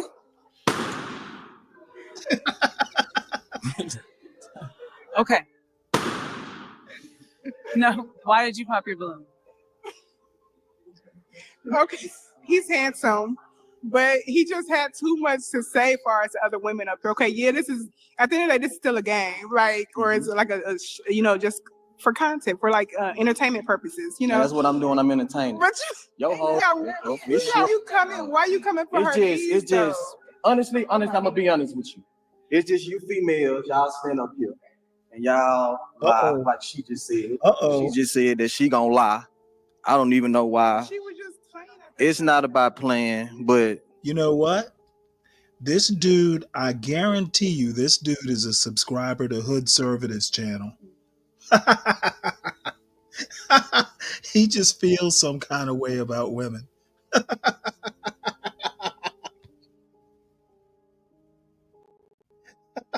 it's just, I don't know. It's just, this is entertainment, basically. I didn't really, none of y'all are my type. I talked about your knees, your mouth. Look like you grabbed a sheet and came up here. You got $1 million worth of makeup on. So you're not taking offense to it? Oh, nah, I'm not taking offense to it. It's just, I'm just being honest. Like, Okay.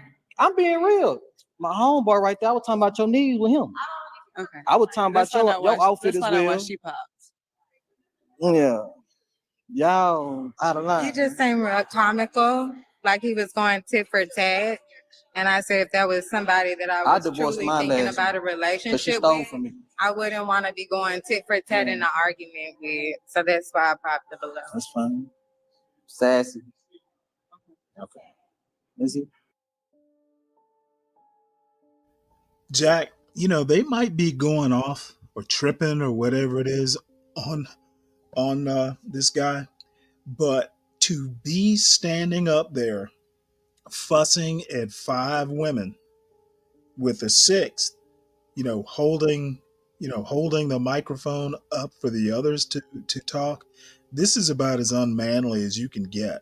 And I'm not God's gift of masculinity, but you would never get me fucking up there fussing at 5 women who, they busted their balloons, but I wouldn't pick any of them except maybe the pink, and probably she wouldn't pick me. So this dude needs to just put his mic down and walk off the stage instead of bullshitting around with these women.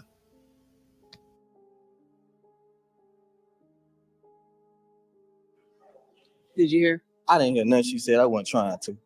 Okay. All right, all balloons have been popped. We done? Yeah, thank you for coming. Thank you for coming. Y'all ladies have a nice day. Peace. Peace. Let's see. What is this? You know what? I've never seen. What is this?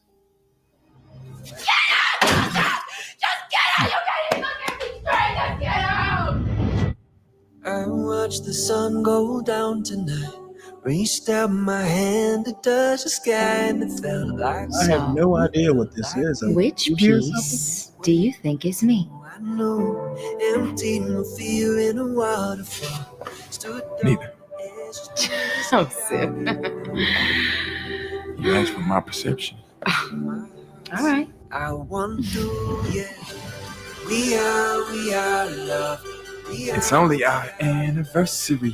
Oh my God. Now am I speaking your love language? I figured you like that. Happy 12-year anniversary. But the day you said, I do. Is that from Second. No, that's Watch you hesitate. Everything okay? Is it fake? I can differentiate. Ma, you home? This isn't fake acting. Who kid is that? She mine. So you just not finding out about this? You need to find a way to make this work. Joseph, that child is a full-grown human, and you mean to tell me that you didn't know about her? Hey man, so what wifey Full say? grown human. She probably got pissed and kicked him out the house. How old is she? About to be 12. How long y'all been married? This is before the engagement. Favorite rapper? Tupac. Time out. But she needs to get some normalcy in her life with everything going on. Everything has been for you. Did you have a child for me too? Drowning and watching. But what you gotta remember is you have a daughter now. And she's watching every move that you make. Feelings buried alive, they don't die. Just because you don't talk about it doesn't mean it goes away. After all the failed miscarriages and the surrogacy and crying myself to sleep night after night after night. I can't even give you a child. You'll always come for me. You'll come for me. Well, that looked interesting. Let's see.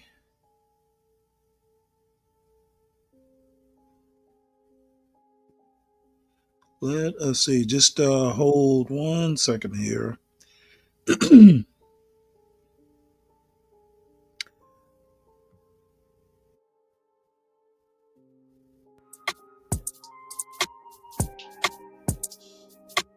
I want to welcome you, ladies and gentlemen. I'm so glad you guys were able to be here tonight. You guys look amazing. I am Jarnae, Oh my goodness. host of Pop the Balloon Love. This is our live audience filming. So the way the show is gonna go, guys, you're gonna hold on to your balloons if you're interested in each single lady Man, that I bring out. She is definitely claiming that bald look. Wow. Looks like she got another haircut since the last time I saw her. But if you're not feeling her for whatever reason, you got your tooth fixed. Y'all know what to do, okay? It's no pressure, but it's pressure. But just be yourselves, okay? No and we're gonna pressure, get but in it's and pressure. have a good time. So ladies, Oh, just so y'all know, this is Pop the Balloon DC. So I imagine this is probably happening in John's backyard. Literally. Back before it got cold, that is. and gentlemen, let's get this show going. Let's welcome our first single lady.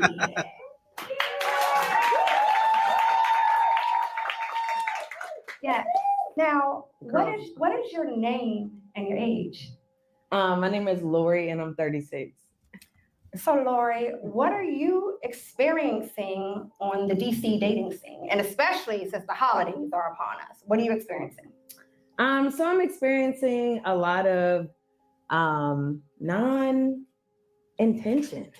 There's just a lack of commitment, a lack of intention for a committed relationship. So it's been a little struggle, but I'm in it to win it. Okay. Well, gentlemen, y'all heard, what she's experienced a little bit and what she's looking for. So we're going to get into our show. And the good part about it is that I think we've been up here probably about maybe a good minute, and these gentlemen haven't popped their balloon for you. they have not popped their balloon. So what's This one actually question looks like that the you have mayor for of these gentlemen? DC. Okay, so my first question is, did you exercise your civic duty? Did y'all vote? Let's find out. Come on, walk with me. What's your name and your age? Irvin Simon, 29. And yes, I voted. What's your name and your age? J43. No, I didn't vote. What's your name and your age? IK Wagu, 27, and yes, I voted. Hey. What's your name and your age? Veteran, 26, and yes, I did vote. What's your name and your age? Nasser, 38, and voted early. Hey. All right, he put that emphasis on early. Okay. What is your name and your age? My name is Dom. I'm 36, and yes, I voted. Okay. Well, we're not going to ask when we voted for. We're just going to take some steps back. Now, I know you got another question. Yes. So let's work our way back. And Well, Nas, these are at least 5 blacks in DC. Figure the odds one of them's a Trump voter.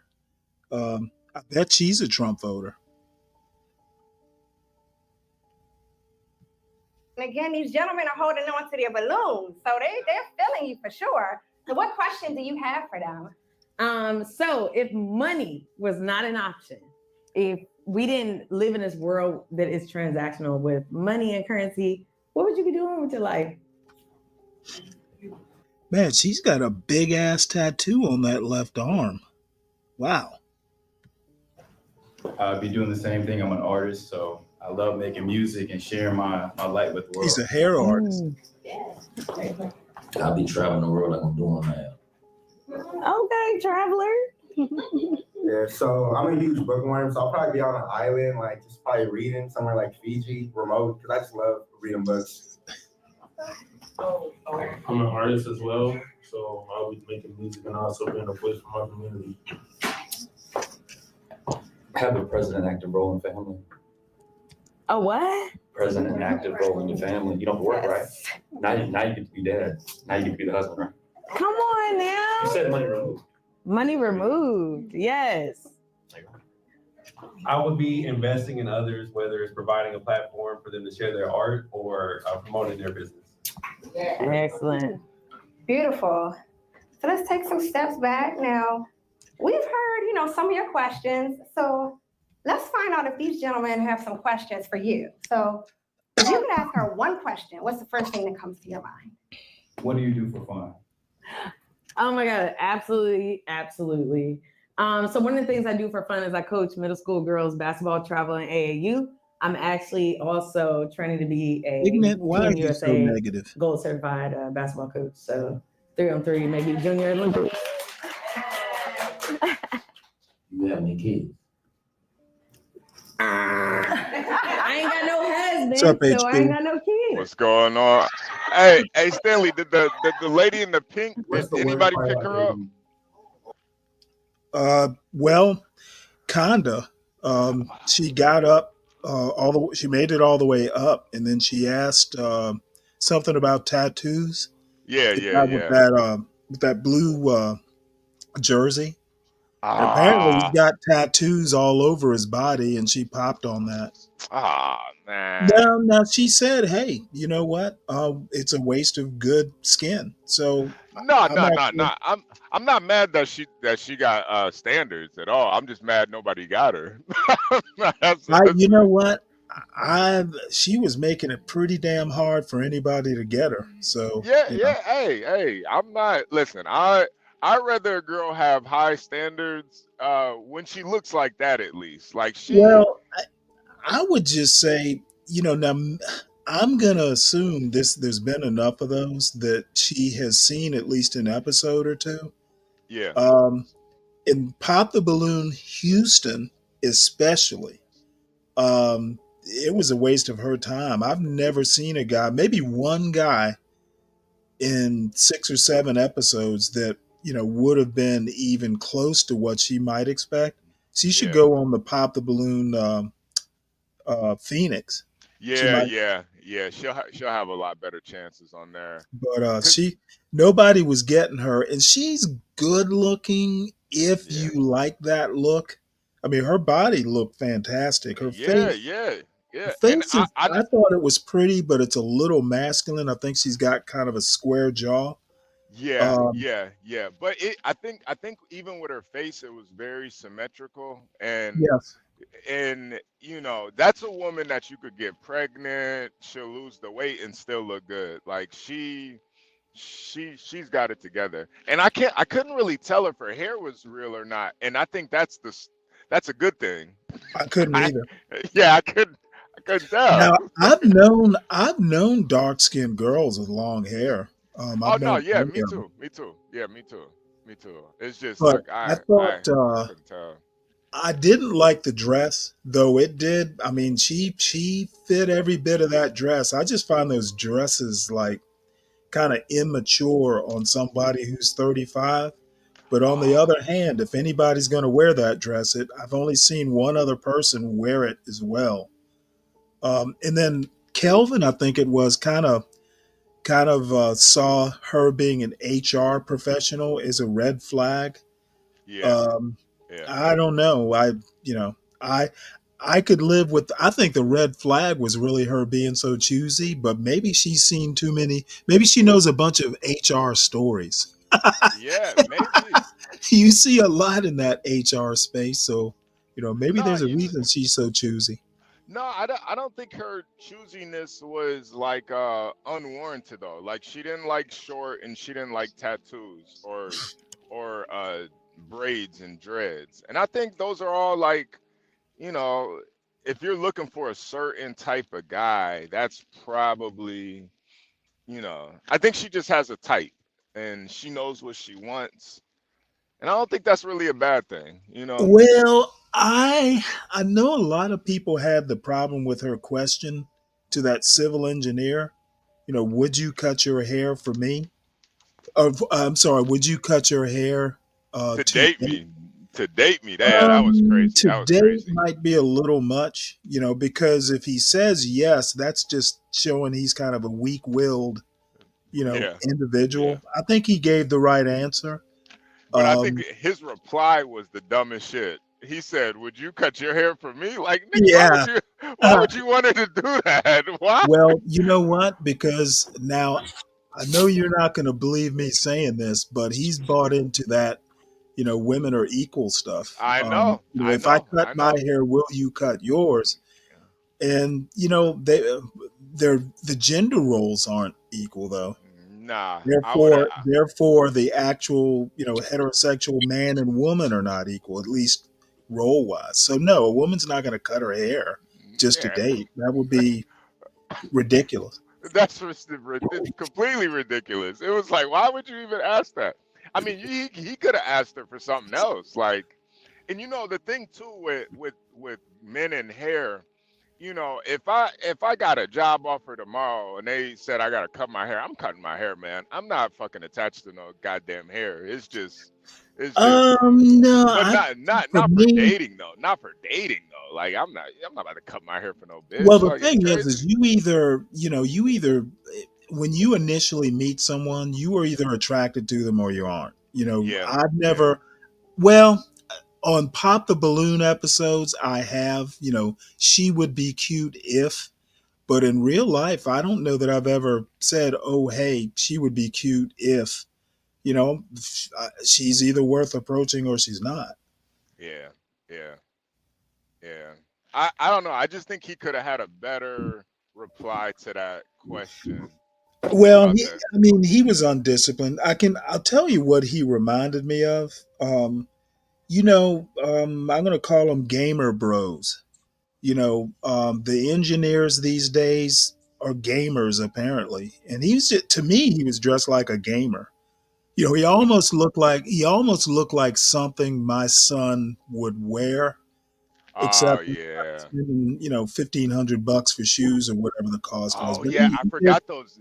I forgot those Margellas I think he had on. Man, those were basically hooves. He had like hooves.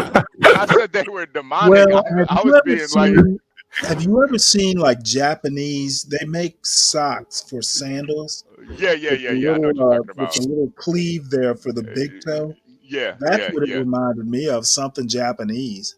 They're like exercise shoes like that too. yeah, yeah, yeah. Yeah. With all the feet out. Have you ever seen the ones? I forget what the brand is, but they've got like the four toes that you Yeah, just yeah, kind yeah, yeah. The So feet, I the mean, feet that's ones. not Yeah. that unusual. I think again, if it had been a younger audience, they known the shoe, they may would have understood. But that was an older panelist of women.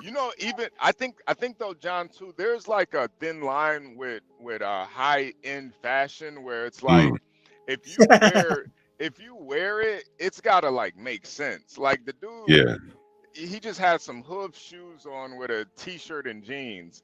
If you yeah. No, go, but that is very gamer. He looked like someone that would go to Georgia Tech. But the shoes are overpriced for the rest of the outfit. The shit right, wasn't even right, fitted. right, You know what I mean? right, right, Are they right, right. are they sneakers or are they actual shoes? I'm not They're sure. they're like $1,200 designer shoes. Oh, Like okay, I thought they were like something on the order of an Air Jordan. No, I no, think no, no, probably no, look no, like no, no. a No, they're blend. Yeah. yeah, they're like they're called Mason Margellas. They're like it's up there with like, Gucci and Louis and Chanel and Balenciaga, that type of shit. Like high-end runway model type fashion. And it's like, bro, Oh, okay. you're Oh, not a well, yeah, you're yeah. you're They're you, up. They were like, what are they used to? Bell bottom jeans. That's what it looked like he was wearing. yeah, Well, and no, that you talking that about the shoes though. yeah, no, Well, no, the yeah, but he shoe. was wearing them with bell bottom yeah, jeans. yeah, Right, yeah. right, right. And if you're gonna wear $1,200 shoes, you gotta have some $1,200 jeans, a fucking I $600 don't shirt. know about that. Kelvin kind of says it hipster fit. You know what? If you But his that's clothes were baggy, that's a right? black So, thing. To me, what you're saying is like putting a crease in your jeans. Like when I was a kid, you would put a crease in your Jordache jeans, now and I'm I like, think in why this the guy's fuck case, would you? Why the fuck would you put a crease in jeans? It's just gonna make a white line down the middle. I think in this guy's case, so Stanley, you know, his clothes were like boxy, if I remember, like the shirt. Yeah, yeah, Most people loose. wear more fitted style clothing, and his clothes just kind of hung off his body. Uh, You know what I you mean? know what? It depends. I've seen both. Like Uh, my son, all of a sudden, after years and years of not wearing camouflage, he wouldn't wear camouflage, nothing. All of a sudden, he saw some rapper or somebody in camouflage pants, and all of a sudden, he wanted a couple pairs of camouflage pants. So, once you get those camouflage, it's how you wear them as well. Yeah. right. Well, Baggy it fit, was a style skinny thing. jeans. Yeah, and to me, that guy had the $1,200 shoes on, but he just had a pair of baggy pants on, baggy Ain't shirt Yeah, he on. man. wasn't pulling it off, and I think his Yeah. height had a lot to do with it. I think his Yeah. body style too. Maybe what do they call it? Portly back in the day. Yeah, yeah, yeah, yeah. He was a little Yeah, husky. you're right. He's a little husky, and Yeah. I don't know, but high end fashion it doesn't go right with husky people. Not made it's for him. it's Yeah, not made for him. Yeah, the yeah, clothes are made for like rail thin. right. Yeah. Yeah, you gotta be like 6 foot, 100, 45 pounds, 50 pounds. Yeah, you can't. That's not for you, bro. You know. But I think it kind of showed where his values were. Like, bro, you really think these bitches care about some fucking hoof shoes, man? Like, you look crazy right now.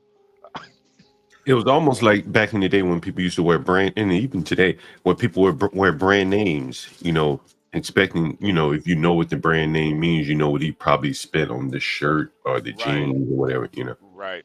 And I honestly, I really don't think like black women 30 I really don't think most black women really care about that shit like that. They want you to just look presentable. They don't care so much about the brands and stuff like that. Certain black women, but like Yeah, I think it's young people care about brands. You know what I'm well, saying? I mean, Well, You know what? I don't know. They kind of do, but they kind of don't. if you look at the aftermarket for shoes, Oh, man, these people are very serious about it. They want them shits to be legitimate, even if they're yeah, just but I yeah, mean, yeah. it depends. See, the thing is young people are kind of like black people. They're like different pockets, different parts of the country. Yeah. Like Um, the only person I would think that would know what those shoes were is probably Kimmy Cakes Mm. because she's in that kind of realm. She would know if she saw those shoes, she would know those shoes. I think Here But for the Tea knew what they were too. yeah, Here for the Tea, she would know Mhm. too. But most and because Here for the Tea's been in those circles before. But Right. Yeah. most, we wouldn't know Yeah. what that shit is. I We don't know was those. like, we normal, non-glamorous male. Yeah, we don't know. I know what some Balenciagas look like, but I wouldn't even known those were Mason Margielas until T said it. But it makes sense though, because a lot of their designs are kind of demonic anyway. So Mm. it being a hoof, I'm not surprised. I wonder how much these companies are playing on that because of people talking about this whole demonic shit that they kind of lean into it. Oh, big time, big time. Did they have Balenciaga. what's his name? Not Little Nas X. Was he their spokesperson? He actually has some satanic shoes, but they Well, did Balenciaga. you see that video?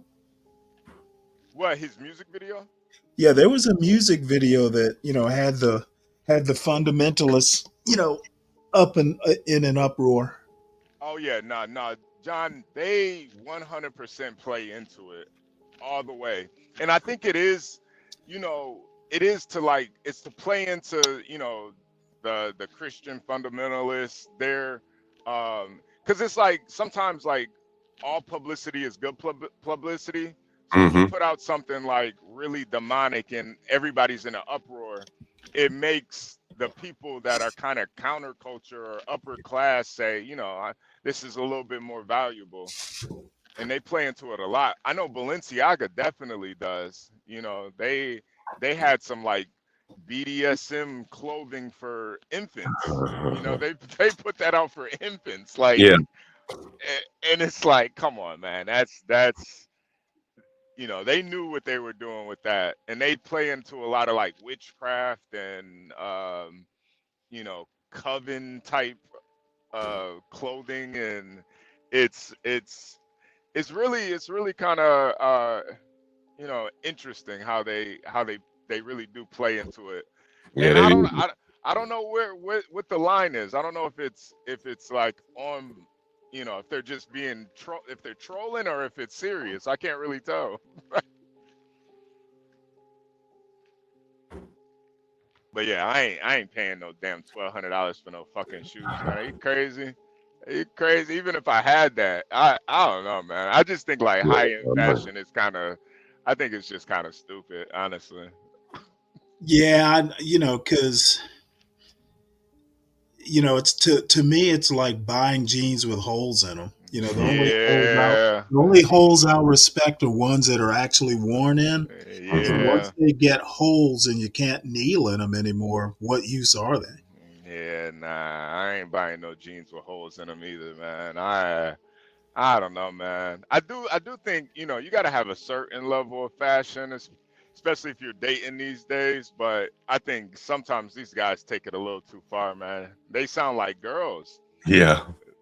Like he's talking about these are Mason Margielas, bro. You sound like a bitch talking about her hand purse, man. What are you Red talking? bottoms. Yeah, red bottom. Like, come on, bro, man. Like nobody cares like A that, woman man. talking about her handbag. Yeah, come on, man. I that shit it's just kind of gay to me, man. Yeah. John, this is Pop the Balloon, like the holiday edition of Pop the Balloon DC. I noticed that. Yeah, with your favorite hostess. Who is that? Shit. The one she's got a fresh haircut. The bald one. I wonder if we go, John. You think we gonna see some of your Men. tenants up No, here? just- Yeah, I was thinking. There you go. Oh, you know what? Hey, I Um, said this might be done in your backyard. Is she Ethiopian? What is she? What is her background? Oh, you remember her? You know what? I'm guessing she has alopecia or something. Mm. She Oh, has a killer body oh for yeah, her age. oh yeah, John. We did do this. We did this deep dive yesterday into Hermes, Mm. the Birkin bags. Have you ever Yeah, heard of a Birkin bag? Yeah. yeah. So we did this deep dive into it yesterday, and Is Porsche. that the one Walmart sells? They sell the Still working. pre-owned ones. But they're still like $20,000 for these Birkin Really? bags. Yeah, so we went in to like look at what is the real like why is this shit so valuable? And part of it is because the most expensive one that sold for $500,000, they used albino alligator skin on it. Well, crocodile skin, albino crocodile skin, and they put like jewels and stuff on it, 14 karat gold, and it sold for like $500,000. And Damn. then Portia tried to go to the website and she got blocked. And Why? they put a message at the bottom that said you're too broke, and they told. I guess she didn't have. I guess her IP address didn't show up in the right neighborhood or Really? something. It was crazy. Damn. Yeah, you gotta have the right IP address to go to the website. It's specific geo targeting. Yeah, HB, what was the message? it says you're too broke. No, it didn't say you're too broke, but it basically said that. It basically they just straight up blocked. They said you can't even look at the website. But I They're mean, doing you a service. Hey, that's like the high tech version of following you around the store. yeah, Redline. yeah, Redline. And Porsche got red line, man. It was crazy. Yeah, they won't even let you look at this shit, man. You got to get put on a list to buy these bags. Apparently, there's only like 200,000 in circulation right now of these Birkin bags. So that's part of the value too. But they use all types of exotic, like skins and shit, like ostrich. And that's crazy. Yeah, it was wild, man. It was really wild. But yeah, and they don't even Did you put get a screenshot of it? well, Portia says she's still black. I don't. Oh wow! Yeah, I told her. I told You've her I'll been get her. barred from the store. I told her I'll get her a fake Birkin. I'll get her. I'll get her one from Temu. But that real Birkin, hell nah, man. That Yeah, shit. the brand name will be Smirkin. Like Smirkio. Yeah. The worst part about dating, I would say, is that, especially as you get older, being able to find the adequate time to be able to make space for an appropriate date. I work a lot. However, I do think it's important, but yeah, just being able to find time. At first, I thought that was funny. Funny words. Don't do it. She got that backside. Yeah, she does. She caked Age up, absolutely man. matters. And I think the reason why age matters is because just likeness, being able to understand who you are fully as a person. The older you get, I think the more wisdom you get, the more understanding you get about life, and the more you're not attached to, I would say, like your emotions. You're more led by like understanding and responsibility, and just more common sense. Man, that's a big girl right So there. somebody who's younger than that have all those. I mean, I give you no. I'm like, she might reconsider. I won't. I mean, I'm just playing. I'm just playing. Stanley, is that I too actually thick for you, Stanley? You know what? I actually do kind of like her, except Which for one? that tattoo on that big left arm. You can see it under the skin. Mm, mm. Yeah, that's a no-no. But hell, at her age, whatever. I'll be honest. If I have yet, so I'm up for a challenge, but I have yet to meet an individual or a man that is younger than me that is able to communicate and or provide on the Well, then same you're not level that looking I am at. for men. If your availability is your best ability, what does compromise look to you when you're making time? Yeah, so that's a good question. I will be honest, I'm at a point in my life where I'm ready to submit. I'm ready to bow down, serve. And I think that right now, what it looks like to me is absolutely making space for a person who. Wow. I'm going to go ahead and stop and let John comment. I know. The right thoughts, you know, she got the right thoughts. Yeah, she's definitely talking the right things. You got to be a little weary about that though, because Well, she's talking about the right things supposedly, but 20 years too late. yeah, that's the problem. That's the That is the problem. thing. Yeah, she's Poor, poor I'm at a girl. point now. I'm at a point now where I'm ready to submit. Like, what got you to that point? And what are the odds of that? Yeah. How many dicks did you have to go through before you got to that point? Like, damn. She looks like she's about 40. Is she about 40 years old? At least. Yeah.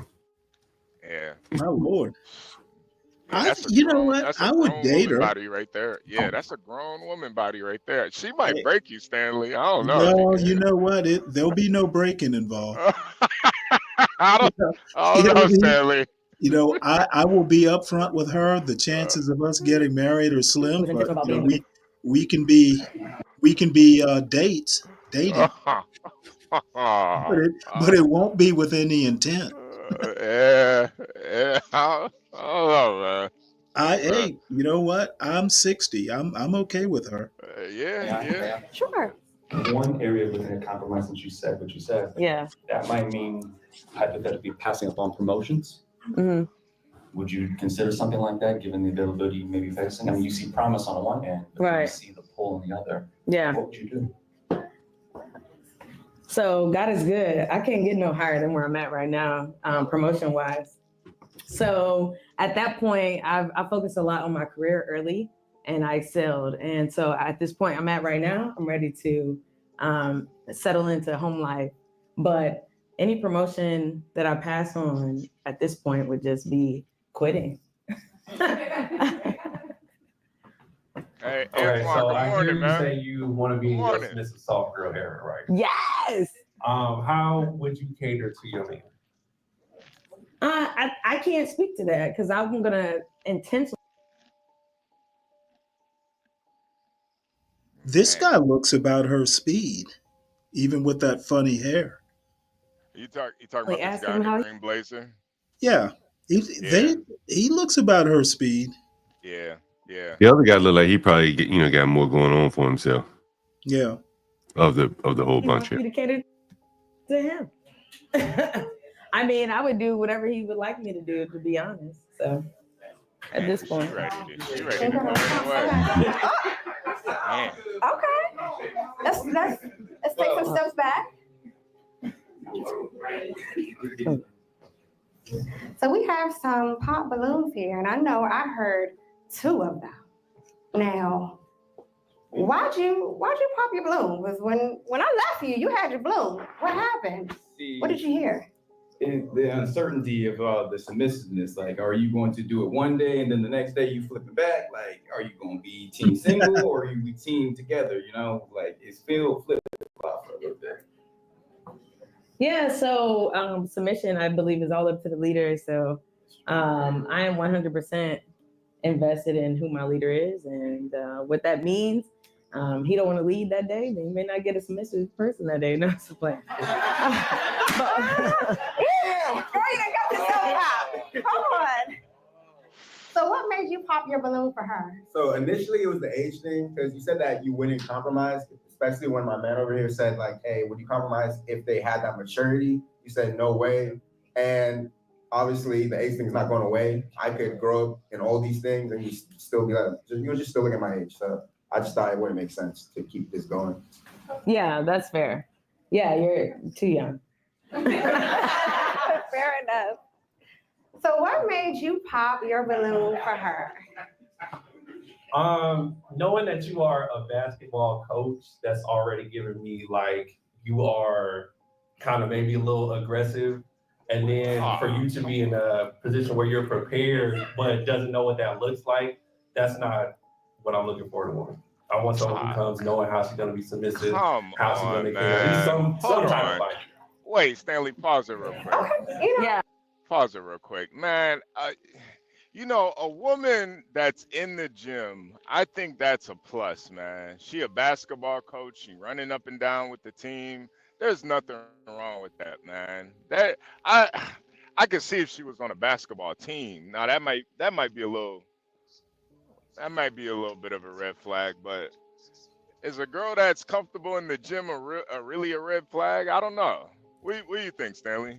Basketball coach? Is that a bad thing? Not for me. Yeah, I wouldn't mind that at all. Whatever. yeah. I don't see the problem with that. Maybe, I mean, if he might just not be attracted to her. She might be a little too fleshy You for know him. what? I probably shouldn't be attracted to her, but I'm okay. Like I said, I mean, age appropriate. Yeah, honestly, I really do like her personality. Yeah. I You mean, know, we aren't having kids. yeah, This isn't going to be for what I'm looking for, which is probably more companionship than anything. I see no yeah, problems with her. I think she yeah, looks like a delightful person to hang out with. yeah, yeah. But And what's I the mean, problem in basketball? she's a She's a coach or basketball. something. Yeah, she's a basketball coach, and the guy basically said it was kind of a red flag that Real, she might be too masculine or something. And real. yeah, I don't know. What do you think about that? A woman tell you she's a basketball coach on the side, you think that's a bad thing? How does she looks like this, right? If she looks like Brittany Griner, Yeah, She yeah, yeah, does? I'm saying if she did, yeah, that would be a red flag. She She's- looks very ladylike. yeah. Yeah. She does. She does. Especially with her body too. Like she's covering everything up. I mean, she can't hide that ass if she tried, but everything's covered up. Very, kind of respectful. She's saying all the right things too. I don't know, man. I would give her a shot, man.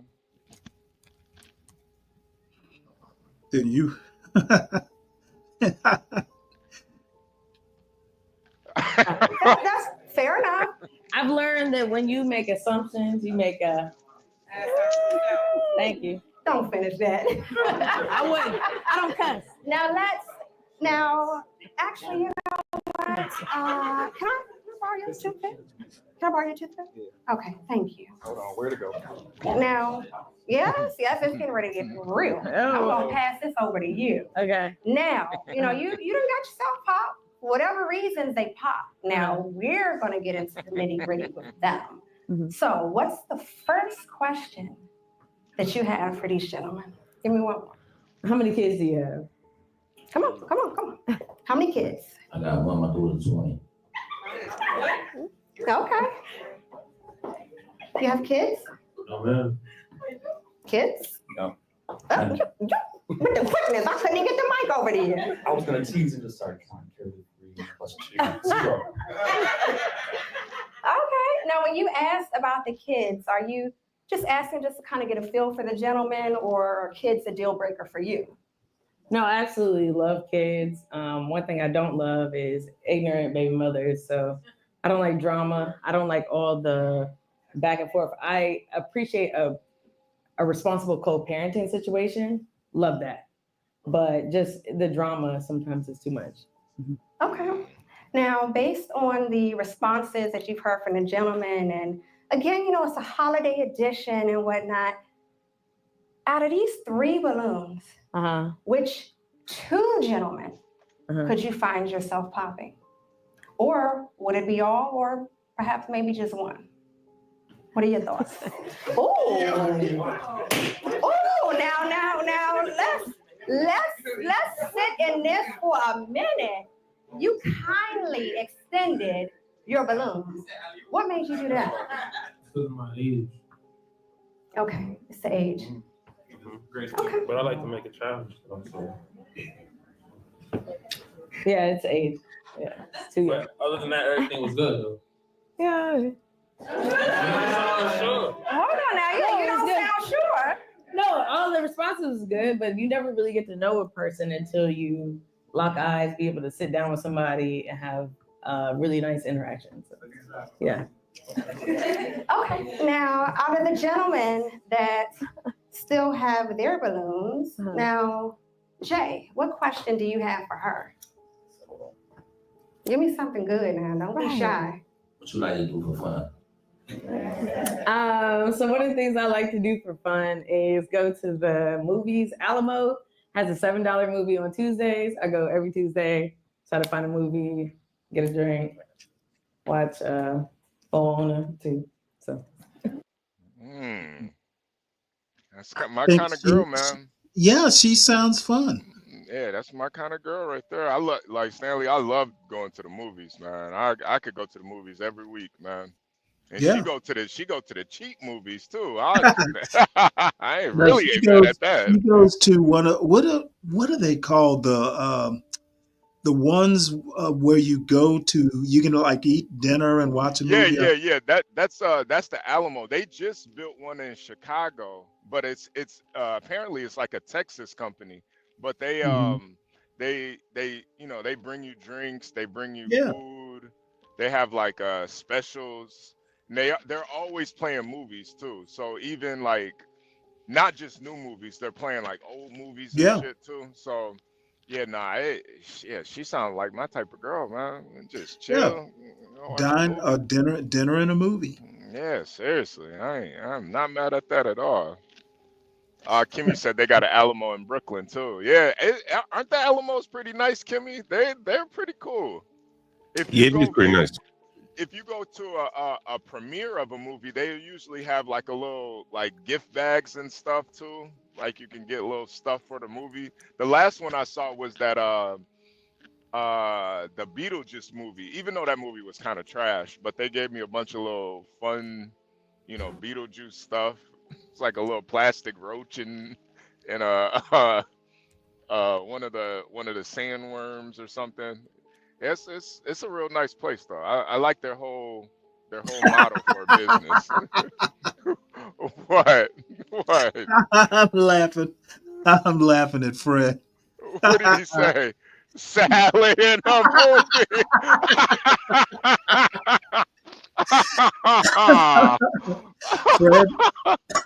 Fred has higher standards than I do.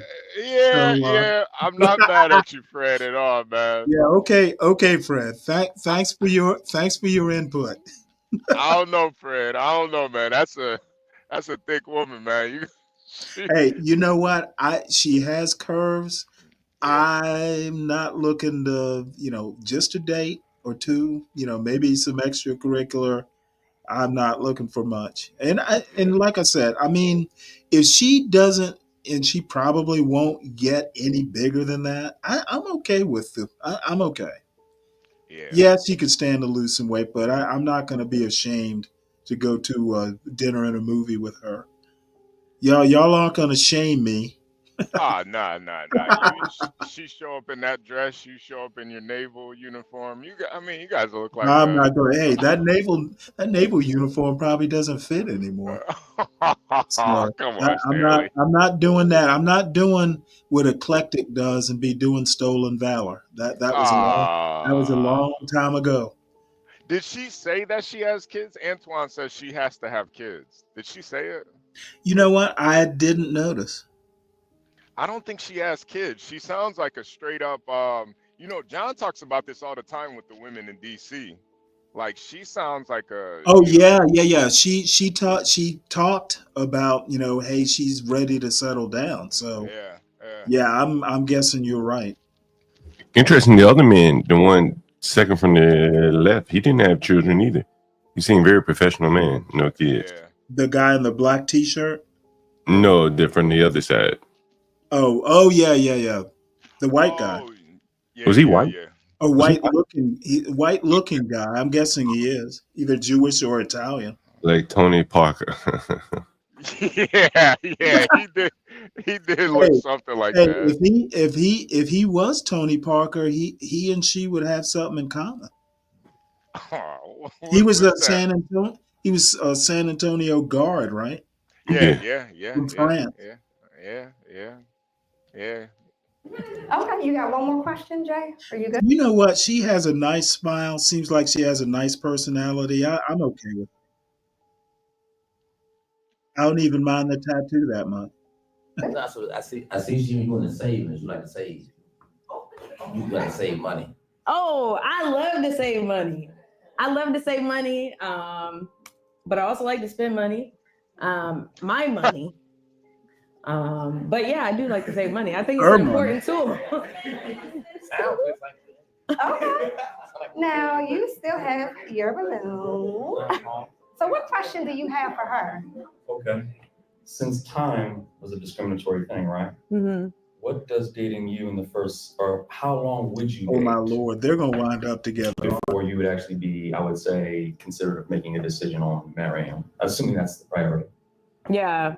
Getting married is definitely, I wouldn't say a priority, like it'll make or break me, but it is something that I do strive for. And I would say the time wise, I'll be honest, God can do a quick work. Okay. And I think at this point, I have enough discernment or wisdom to be able to understand if somebody is actually going to be a suitable partner or not. And so it really just varies on the person. However, I'm open to seeing what the Lord can do. Now, based on these gentlemen responses, we're down to 2 balloons. We've asked all the questions that we have. You've heard their responses. Now, which one are you picking, or neither? Why you keep threatening me with this? I don't like that. Let's Wow. now travel down. Let's travel down. Wow. What made you pop? More ways than one. It was a detailed question that I forget age. I'm 36. At 36, we know ourselves so well. Holy That cow! question would be, I hey, thought I'm she dating was older somebody than and I that. don't want to waste their time more than anything. And That for mine, changes a lot. I want to know in a year, because in a year I'll be 37. If I'm dating 2 years, that means I'm 38. And you're scaling up the rest of your life with, I love women who play basketball, okay? Block or charge is going to be a charge, offensive foul. That's what it would be. This right here, technical foul. You couldn't detail to me. So in my mind, I didn't want to date for 8 to 10 months and not know where it's going. The Lord can do a work, but I'm looking at the work that you put in. You got a response? Yeah, I do have a response. I feel like at this point, yeah, I definitely set my goal to be married. Obviously, I've held out. I haven't had kids. And so one of my goals is to be married. But the Lord said, You don't have kids? Or she does? I couldn't understand what she said. I don't think. I don't couldn't think she understand what she does. said. I'm getting the impression. Wait. Rewind it real quick, Stanley. She said something about kids. Okay, hold on. I don't know what. I don't know can't what the hell believe she she's said. 35. That kind of shit. I'm thinking she's 45. Well, she said 36. She said top 36. Block or charge is going to be a charge, offensive foul. That's what it would be. This right here, technical foul. You couldn't detail to me. So in my mind, I didn't want to date for 8 to 10 months and not know where it's going. The Lord can do a work, but I'm looking at the work that you put in. You got a response? yeah, I do have a response. I feel like at this point, yeah, I definitely set my goal to be married. Obviously, I've held out. I haven't had kids. And so one of my goals is to be married. But What did she the say? Lord I says failed. Did she say I failed out and had Held kids? out. She held out. But I don't know. Oh, and I don't know. had she held out and didn't have kids? I think she said, Yeah, she's basically 36, no kids. Now the deal is she looks 45. I don't think her having kids, I can tell right now with just she's kind of big. You know, I don't think she's mentioned having kids though. no. Yeah. No, no, no, Portia no, no. Portia basically says 36, no kids. She said she wanted to be married and have kids, but she failed out or something like that. She So held out. Held out. I think she held was out, saying yeah. I Right. think she was saying like she wanted to wait till she was married before she had kids, but she never, you know, she never got married, so the kids never came. You Like know, a it kind of reminds me of the woman. Kind of reminds me of the woman we talked about the other day. They're Yep. very similar. This woman is a little bit younger, but kind of on the same trajectory, probably doing somewhat okay for herself, and you know, it just hasn't worked out for her. You know, and she held out for it, pursuing her career. She talked about it earlier. She's more or less topped out in her Yep. job. You know, Yep. and now That's what's so weird about it too, John, because it's like she basically said that there is no higher ceiling at this point. She's ready to basically quit and just be like a wife or something. And it's yeah, like if that was the if that was what you got out of all that working, why even work? Like, yeah, what's the point? What was yeah, even the point of all of that? yeah. Well, I don't know. I mean, basketball coach. I'd like to know where she coaches. She's probably Well, coaching in no, high no, no. school. Yeah, no. I think that's just her side thing. That's like a hobby of Mm. hers. She has a Oh, actual okay. career. She has an actual career It too. sounds like she got a government job, Yeah, because that really is, clearly where you can top out, yeah, yeah. Damn, man.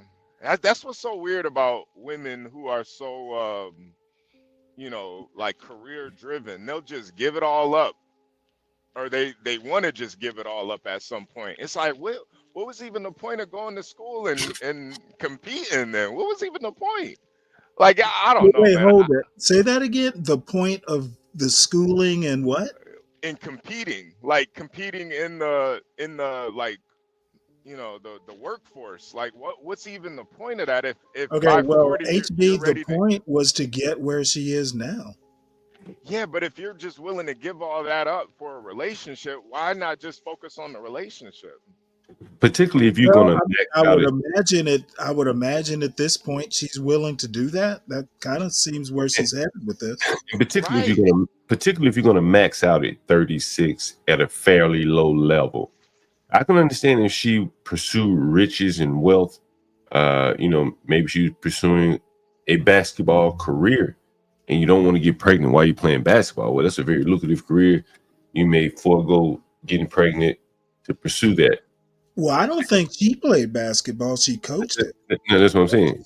But whatever endeavor career that she has, is not making a lot of money, right? Clearly, she's not making a lot of money, and she's topped out. I got the impression she does make a lot of money.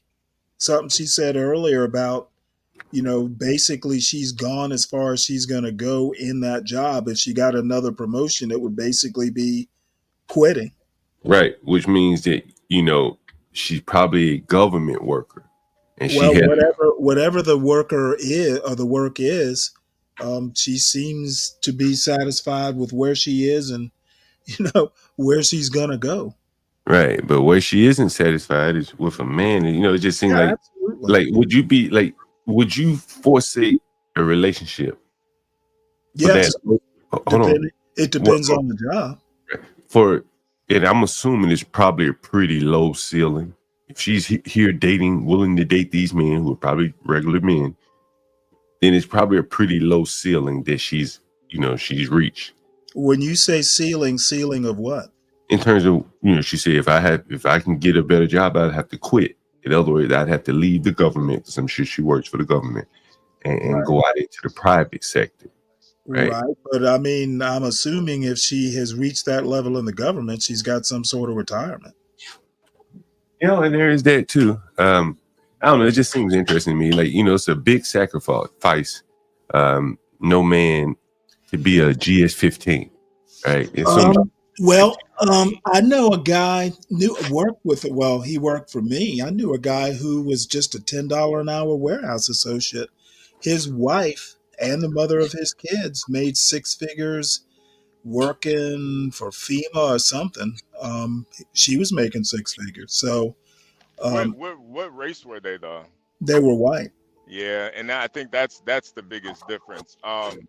For some reason, and I don't know what it is, but with white people, they can kind of still come together in those types of situations. With black folks, it's a little bit Well, he harder, was man. from West Virginia. So, I mean, Yeah, yeah, yeah, that's yeah. quite a bit to me. You know, from what I've She's seen, marry in West Virginia. You may not get better than that. from what I've seen, and as we showed yesterday with the 60-year-old man renting a room, I mean, like, there is no effective handoff from one generation to the next, man. It's like, she's scuffling out here trying to get to six figures, as we heard the other woman said. I'm trying to get to six figures. I mean, they're scuffling hard. Mm-hmm. And it's almost as if, their parents, just left them as an orphan. Like, they didn't get Well, the black community historically has a huge problem with generational wealth. It's like orders of magnitude behind white people. So, right. assuming there's going to be generational wealth in the black community is probably 100 years in the future. And so I think it skews women, their behavior to, well, I got to build up something on my own, right? I can't find a man and build with him. And so they become singularly focused on, reaching this plateau in their career. And clearly it's not very, very high plateau in their career because. Well, see, I actually don't see a problem with that. If that is what your goal is and you've thought about it and that is your conclusion, as long as you're willing to accept the humiliation of being on Pop the Balloon Holiday Edition, that was a decision you made. More power to you. I think At least you committed to something. Yeah, I think it becomes a compromise where ultimately you have to put your financial reality ahead of any mating, because that's what you can control. You can control if you get up and go to work every day. And I think that's really where she's put a lot of her attention to make sure that she's in a pretty good financial situation, because she's probably resigned to the fact that a man may or may not happen, right? But I got to put myself in position. And without any foundation from her parents or anything like that, she has to put in a lot of effort and time for a sacred relationship. And here she is now at 36. Well, now she's both kind of below my floor for age appropriate, but say she was 45 or 50, there are Stanley Crosses out there who'd be perfectly happy with her. Yeah. Mm-hmm. Give her 10 years though. At 30, 36, she probably, still might want to have kids, which she does. She looks older than 30, 36. Yeah, she does. She could easily be, she's going to look the same at 46.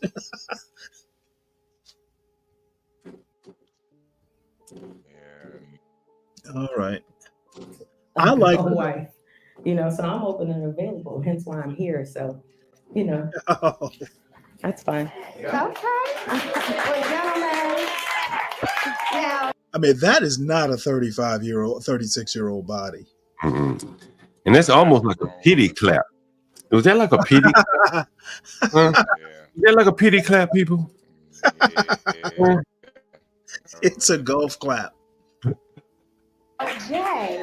Okay, girl. Yeah, here living your truth. Come on now. It's still holding on to your balloon. Now, how are you feeling about Jay? I feel cool. No I kind of, the style is a little, like, why you got glasses? I want to see your eyes. They're probably beautiful and brown. Yeah, you know what I mean? So I think I'm a little more reserved in the sense. But yeah, Jay cool. I mean. So Jay, how are you feeling about her? She sounds cool, but undecisive. Yeah. Are you ready to deal with a boss? Jay. Am I ready to be with a boss? I'm always ready to be with a boss, depending on how we define that. I think in this generation, what does a boss mean to you is the real question. Ooh, yes. I run the show. I'm older than you. I run the show. You check in with me. Everything good. Your dumb ass right there. At least fake some charm. Submissive now. You know they're gonna tap in on you on it. Yeah, I have no problem checking in with nobody. To be honest, track my location. But again, what does a boss mean in the sense of outside of controlling me? What does that mean in the world that you present yourself to? Like, how else are you a boss other than controlling your female? I don't need control. I just need you to work with me. I don't need none of that. If you submissive, you a coach. So you got some aggression. You got a little bit of being a boss in you. So are you telling the truth or you submissive? Are you telling the truth that you're a boss? 100% ready to submit. Okay, ladies and gentlemen. So y'all done gone back and forth on me. Now, See, they're already fighting and fussing. y'all done gone back and forth on me. Now, again, we have decisions that have to be made. Is it safe to say that we have a match? Are you interested in Jay? Jay, are you Don't interested do it, in her? lady. She might go pop this bloom. Ooh, now you know Jay got confidence. Fucking Now. confirm his He said fears. you're not popping on him. Is he right? Confirm Is he his right? fears. I think there's a difference. There's a very big difference between confidence, but back to the question is how else, when I asked, how else are you able to present as a boss in reality outside of the relationship? He didn't necessarily answer the question. So there you go. If you're gonna ask those sorts of questions, You you know need to what? be dressed I was differently. hopeful that we were gonna get down to it and actually have a match I between know. the two of you. I was hoping for it. I was hoping for a match because I'm ready.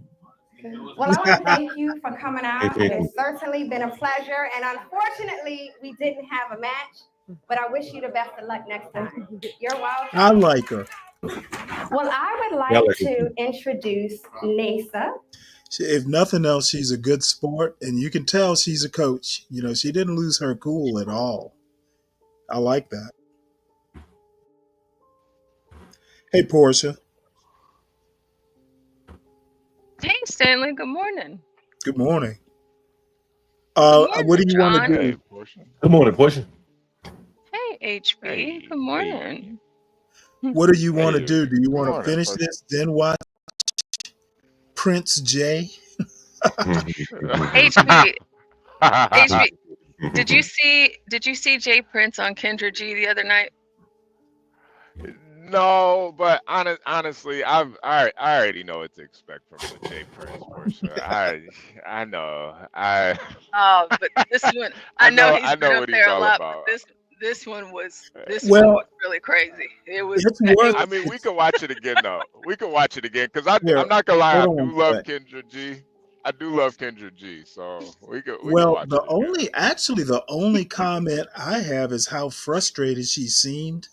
Oh my God! Yeah. You know what's kind of crazy? I think she's kind of sweet on Jay Prince a little bit. I think a Really? little bit. I Oh, I think didn't get that impression. I know, and I think that's what she's like. She's like overcompensating. I think she Really? kind of likes him a little bit. I don't know. It might just be in my head though. It might just be me, but I Well, think something in her kind of likes him a little bit. then you get to be the main commenter then. Side of the room. No, show the other side of the room. Although I do think you are a human. Oh, Aaron, I'll get you after Jay. I know I spent a lot of time on. Hello? Drink. What's up, Kendra? Yes. So you told me you were on. T says that he's drinking out of an old cream corn can. Yes. So just to help you guys out, last night he was talking about he likes his drink. It's cream corn, Jack, and Coke. And he wants it out of the can. So the It's cream corn. He's got cream corn in the drink? Yes, in the drink. So oh my God.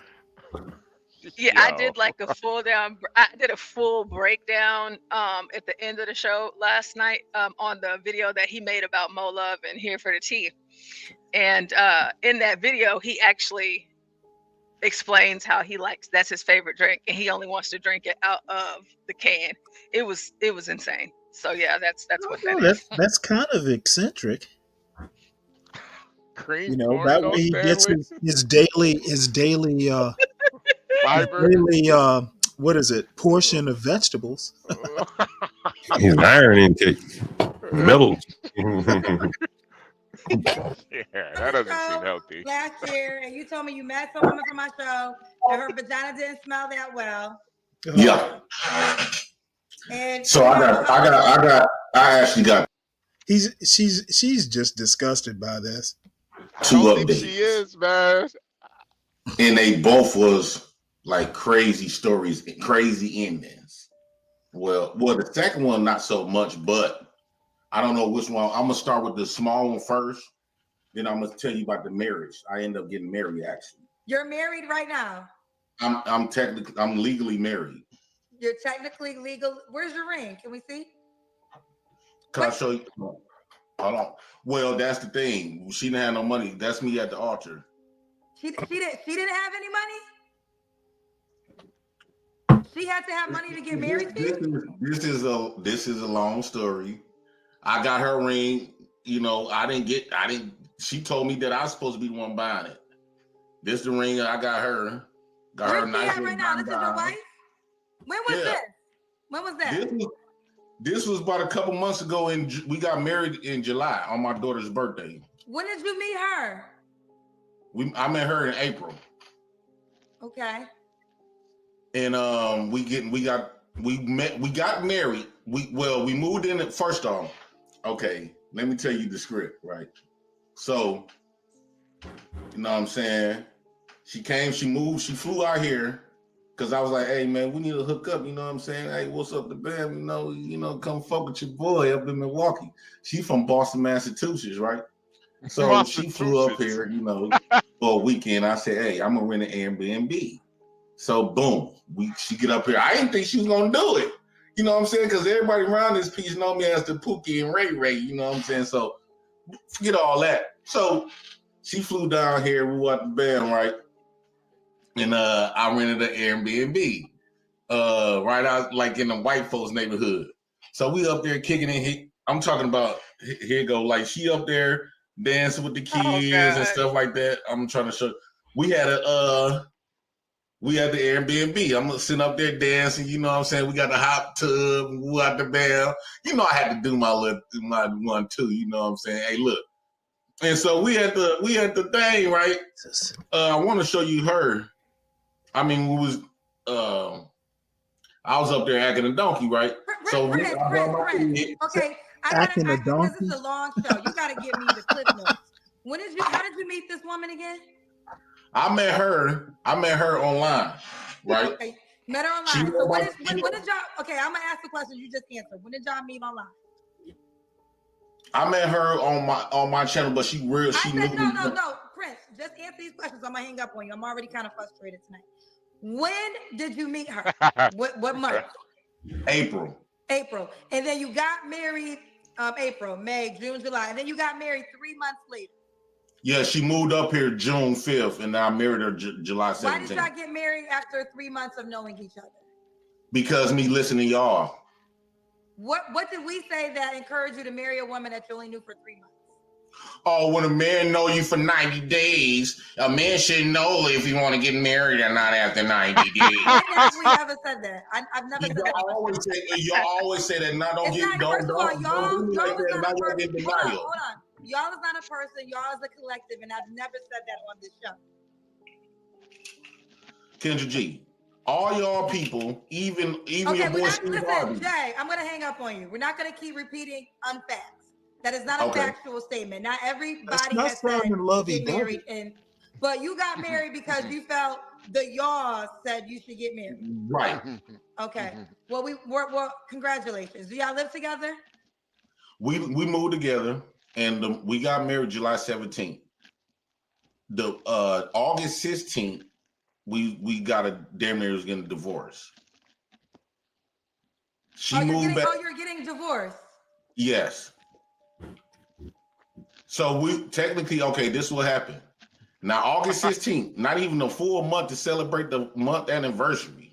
I had bought all of this party stuff for us to celebrate the month anniversary.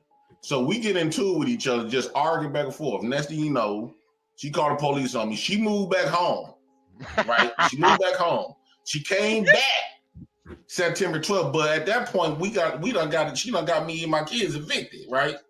So she came back. And we started jamming and stuff back again. Bam. So we were staying in hotels for a couple of weeks. Now I had a nice house prepared for us when we first got together, and porch on it in a bedroom and everything. Now September 12th, she moved back, and now we sleeping in cars, sleeping in hotels. We end up getting a house in her name. This is the house that we're living in right now because after she left, bam, right? So now. We still we handle stuff like that. We still married, out the band, right? So next thing you know, we get into arguments every day. And by the time October 25th came, we got into this big old argument. Anyway, long story short, she moved back home.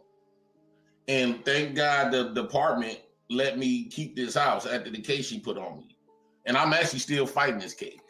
Well, I went to court December, and I got the court, I got the case beat. So we at the band, right? So boom. I was feeling all down and stuff, right? This was like about a few weeks ago. And so I said, you know what? I know a lot of these women be having a lot of extreme amount of sex. So the best thing for me to do is go meet them. Let me go to the clinic. Let me check myself before because I've been with this woman. I don't know how she acting. She had me spooked.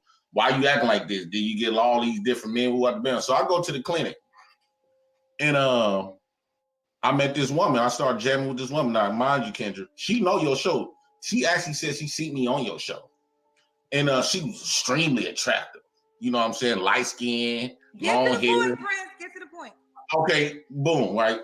So.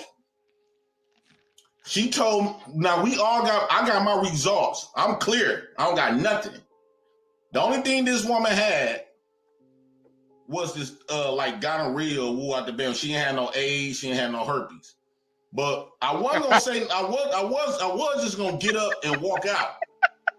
But as we was talking, they called her name and to sign some papers. And when she stood up, Kendra G, that ass was so big, I said, well, fuck it, right? I started thinking, I'm like, man.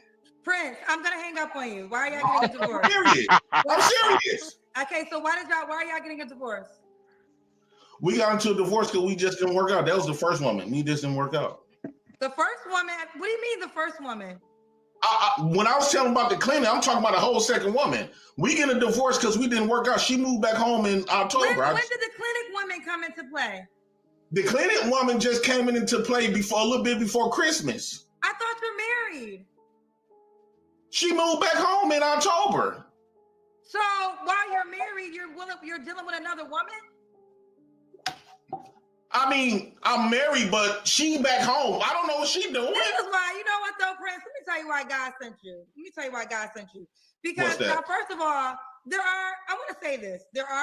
This is why marriage don't really mean shit. When people say, oh, why you not married?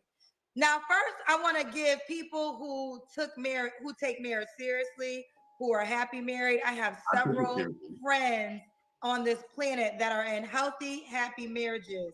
But then there are people like Prince who are married. And this is why when people say, why aren't you married? It's like, please be married in chaos.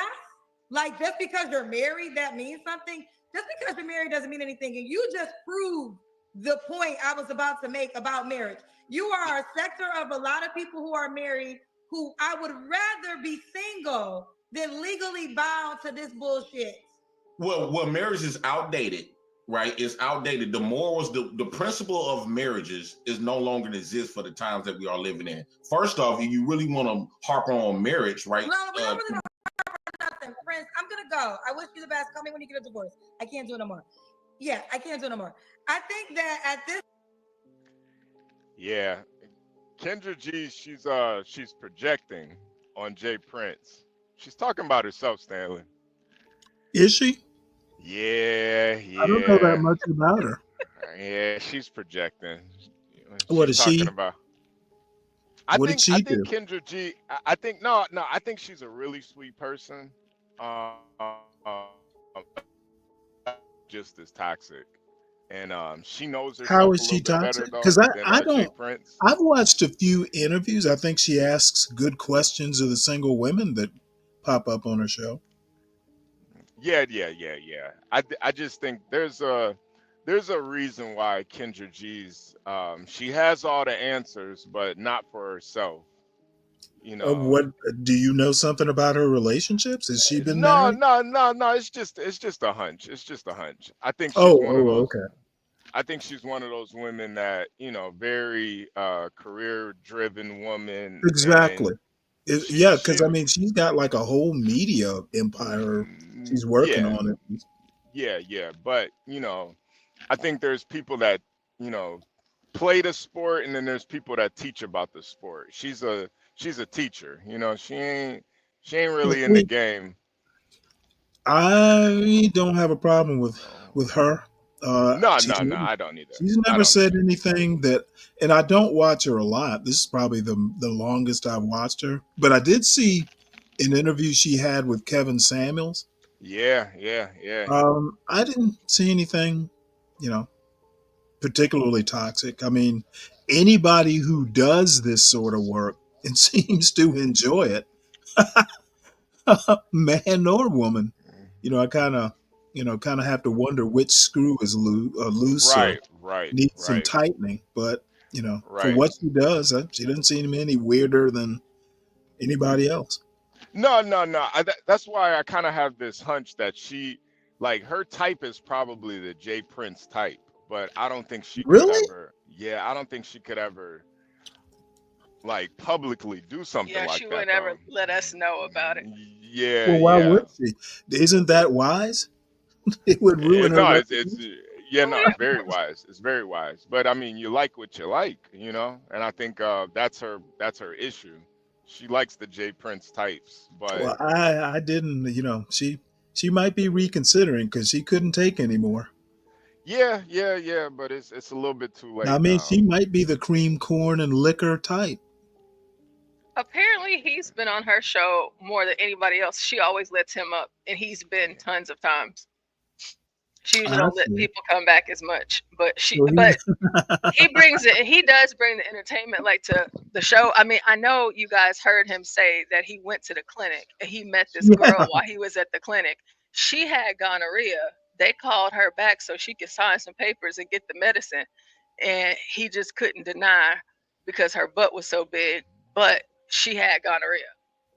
Well, she was getting it cleared up, respectfully, Portia. She was doing the I right mean, thing. of course she's doing the right thing, but I mean, Yeah, come on now. Yeah, I I met this mean, girl at the clinic. I'm trying to get tested to see if I got some STDs. She got one, but yeah, Well, let's hook up. that takes the toxicity of pop the balloon down a notch at least. I feel I feel more wholesome watching pop the balloon now. yeah, yeah. It's definitely not as bad as this shit show. Because Yeah, I've seen her interview some of these women, and she doesn't. She gets. It's like the women that used to come up on Kevin Samuels. Hers are worse. yeah, yeah. Ever since Kevin Samuels died, it kind of has gotten a lot worse, honestly. Like it's Virgo, Virgo says Jay Prince looks like an STD. ah, Jesus, Virgo. Virgo's been on fire this morning. Yeah, yeah. You won't see Virgo with a J Prince. I'll give her that. You ain't gonna see Virgo. At least they were getting tested. A lot of people sleep around and don't even check themselves out. That's what I'm Well, saying. Like Kimmy, I Kimmy, think that I Yeah. suspected those boys that you ran across that morning. It wasn't really a bank atrium. It was a clinic atrium, right? ah They were they were there to get tested.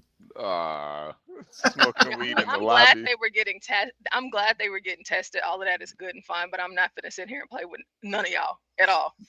I'm you running around here with a dirty dick or a dirty pussy, these are problems. You need to be sure, women, go get your well woman's, dudes, whatever y'all Well, go and that's get every Portia. year, go and do that. That's what the You know, lady was doing in the but story, though. That's yeah, what she was still, doing. but like you need to come on now. It's just like that. It's like that guy with that chlamydia T-shirt. Like just because you could take a pill for it, like let's just it's fine. Gonorrhea and chlamydia, it's fine. It's fine. Don't worry, you just get a pill. It's fine. Well, It all I happens. have to say, and y'all are gonna think I'm weird as usual, but Tracy Chapman, she's got a song called "All That You Have Is Your Soul," and that's what I hear like in my head right now. All that you have is your soul. You know, I get chlamydia every other week. It's just I'm just out here like that. Of course. I mean, No. come on, Portia. I think you're too hard on these people. I mean, Somebody has to be.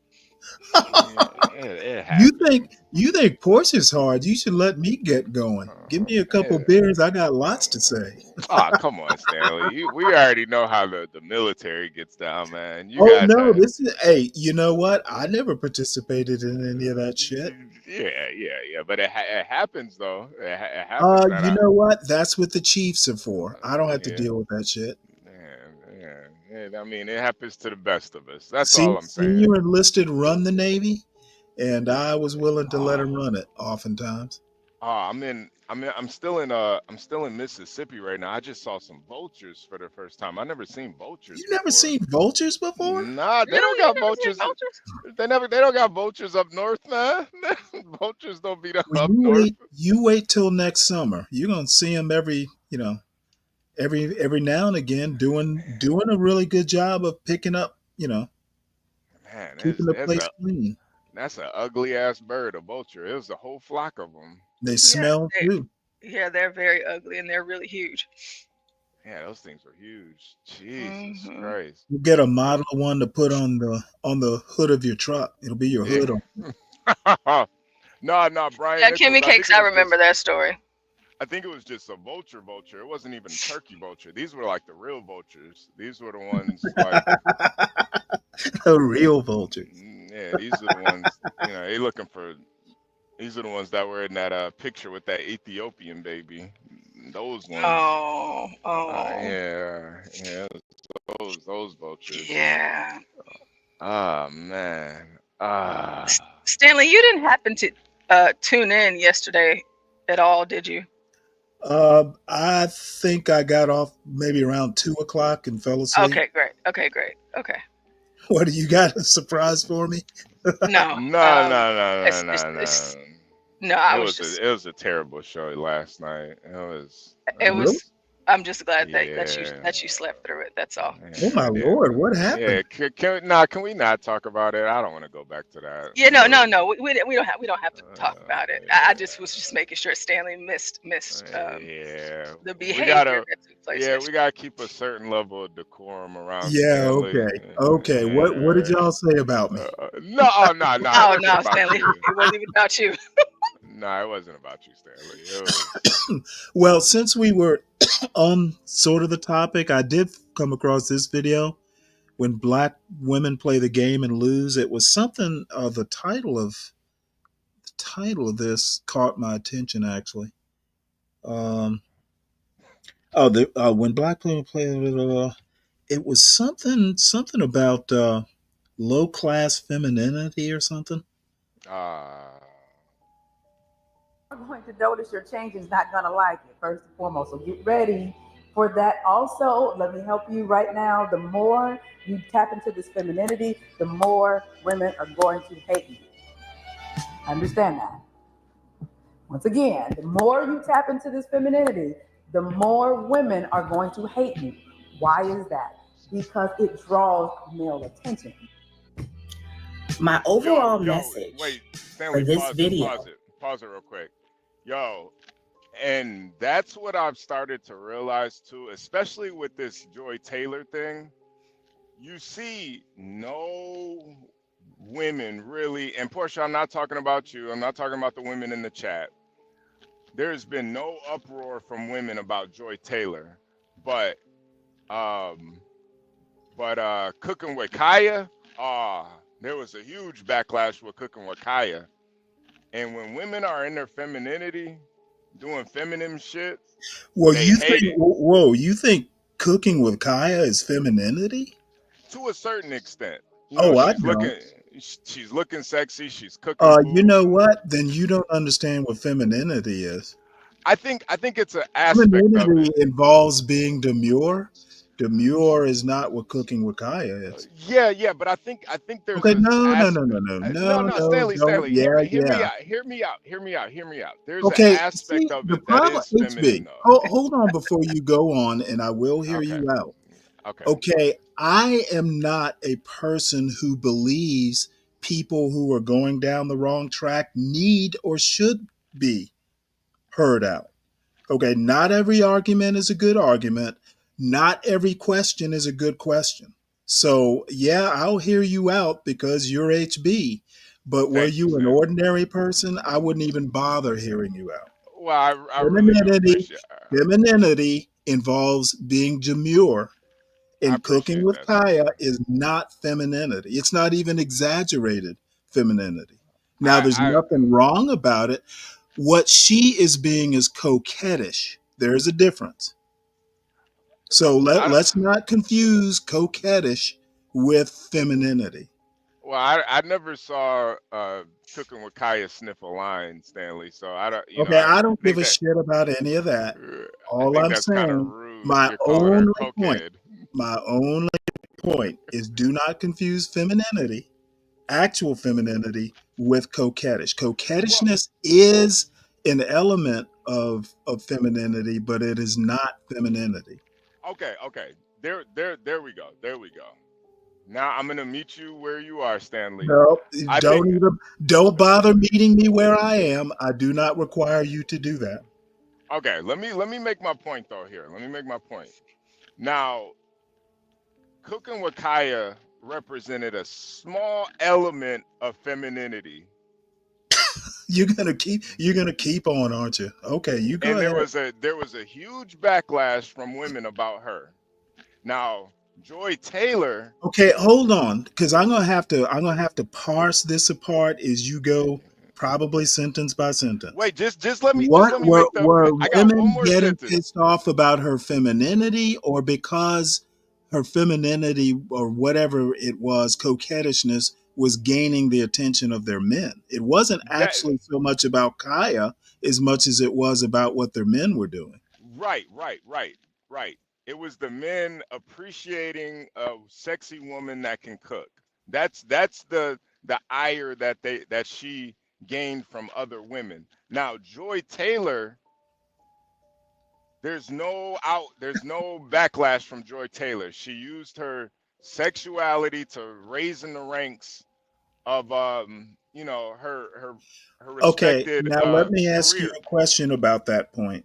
Right, right. Where is the comparison? Why is cooking with Kaya equivalent in importance to Joy Taylor? Because I think cooking with Kaya, actually, she didn't have to have a bunch of sex with a bunch of guys to get where she got. She just did something simple Right. as Now, there, you just actually made my point. The right, only reason women are upset with Kaya is because it's attracting the attention of their men. Now, right. Joy Taylor is not attracting the attention of their men, at least in who she was sleeping with. So there's a fundamental difference. No, there is. But I think to go back to this woman's point though, I think the real reason why so many men were attracted to cooking with Kaya is because this element of femininity, though it may be exaggerated and bastardized to a certain extent, I think there's an element to it that a lot of women they push against it. And with Joy Okay, and I Taylor, think you're I similar think you're similar wrong. I think okay, I okay, don't okay, accept your okay. premise. I think it's 100% wrong. And similar to Kamala Harris, women that use their Yeah, women cooking with that Kamala, right? Oh, OHB. You will go to any length to prove your point, won't you? This lady I on the think I screen, think she kind Joy of looks like Taylor is like Felicia Kamala, Rashad. you know? Felicia who? Rashad, Oh, a yeah, little. she does. Like Rashad. that's Yeah, she does. Yeah, she does. She is a little bit here, Rashad. you're cutting out. You're cutting out. Well, he's making more sense now. Stanley. Dan says cooking with Kamala. Yeah. Well, she almost did with what's her name? Mindy Kaling. Yeah, it was almost cooking with I want them bathtub collars. Them bathtub collars is what I want. Yeah, I don't think she was attracting much attention or many men's attention with the bathtub collars. Let's see, what was I? Let me go ahead and play this. As Black women, is that we spend less time trying to look like the thing, and I'll get into that in a minute. Less time trying to look like the thing and more time actually being the thing that the look signifies. Exactly. Let me explain what I mean. So if you've been following my channel, you know that I was recently in Miami. I was on Miami Beach, and there were many groups, but various groups of Black women. And there was a group of Black women who appeared to be in their, I don't know, late 30s, possibly early to mid 40s, and they were twerking on the beach, had their butt cheeks in the phone, in their camera phone, and it appeared that they were uploading this to social media. And there were other groups of Black. Just so you know, this particular woman is rough. I think she said she's 35 and she has never been married. So, I have, little couple questions for her, but, she seems to be generally on target. Women who are twerking as well. And one could argue they're just having fun. They're on the beach, right? Like the location is not necessarily inappropriate. However, there was some families as well. And so I observed a particular family, a woman who had 3 kids, and they were like teenagers for the most part. And she was there with her husband. And she had on the type of bathing suit that was where she was fully clothed, or she appeared to be more covered up. And I don't know, it could be for religious purposes or, cultural purposes. And I asked myself, just based on sort of that dichotomy of the women twerking and posting their twerking videos, on the internet in real time versus the woman who was there with her family with a swimsuit pretty much covered up, obviously her behavior was very conservative in comparison to this group of women. And in that moment, I thought about something, and I could be wrong here, but I thought about, I wonder with these women, the ones who are twerking, why are they twerking and posting it? For who? Are they trying to attract attention?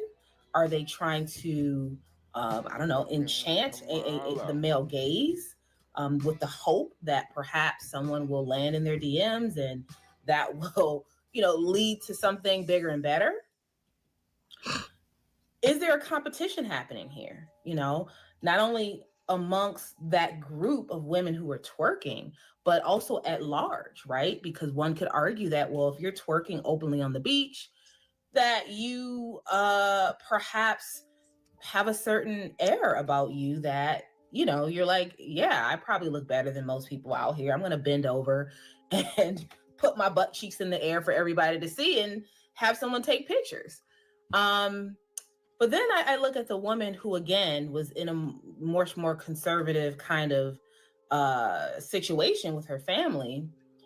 And that woman, one could argue, just by the looks of it to the naked eye, that she was having a boring experience.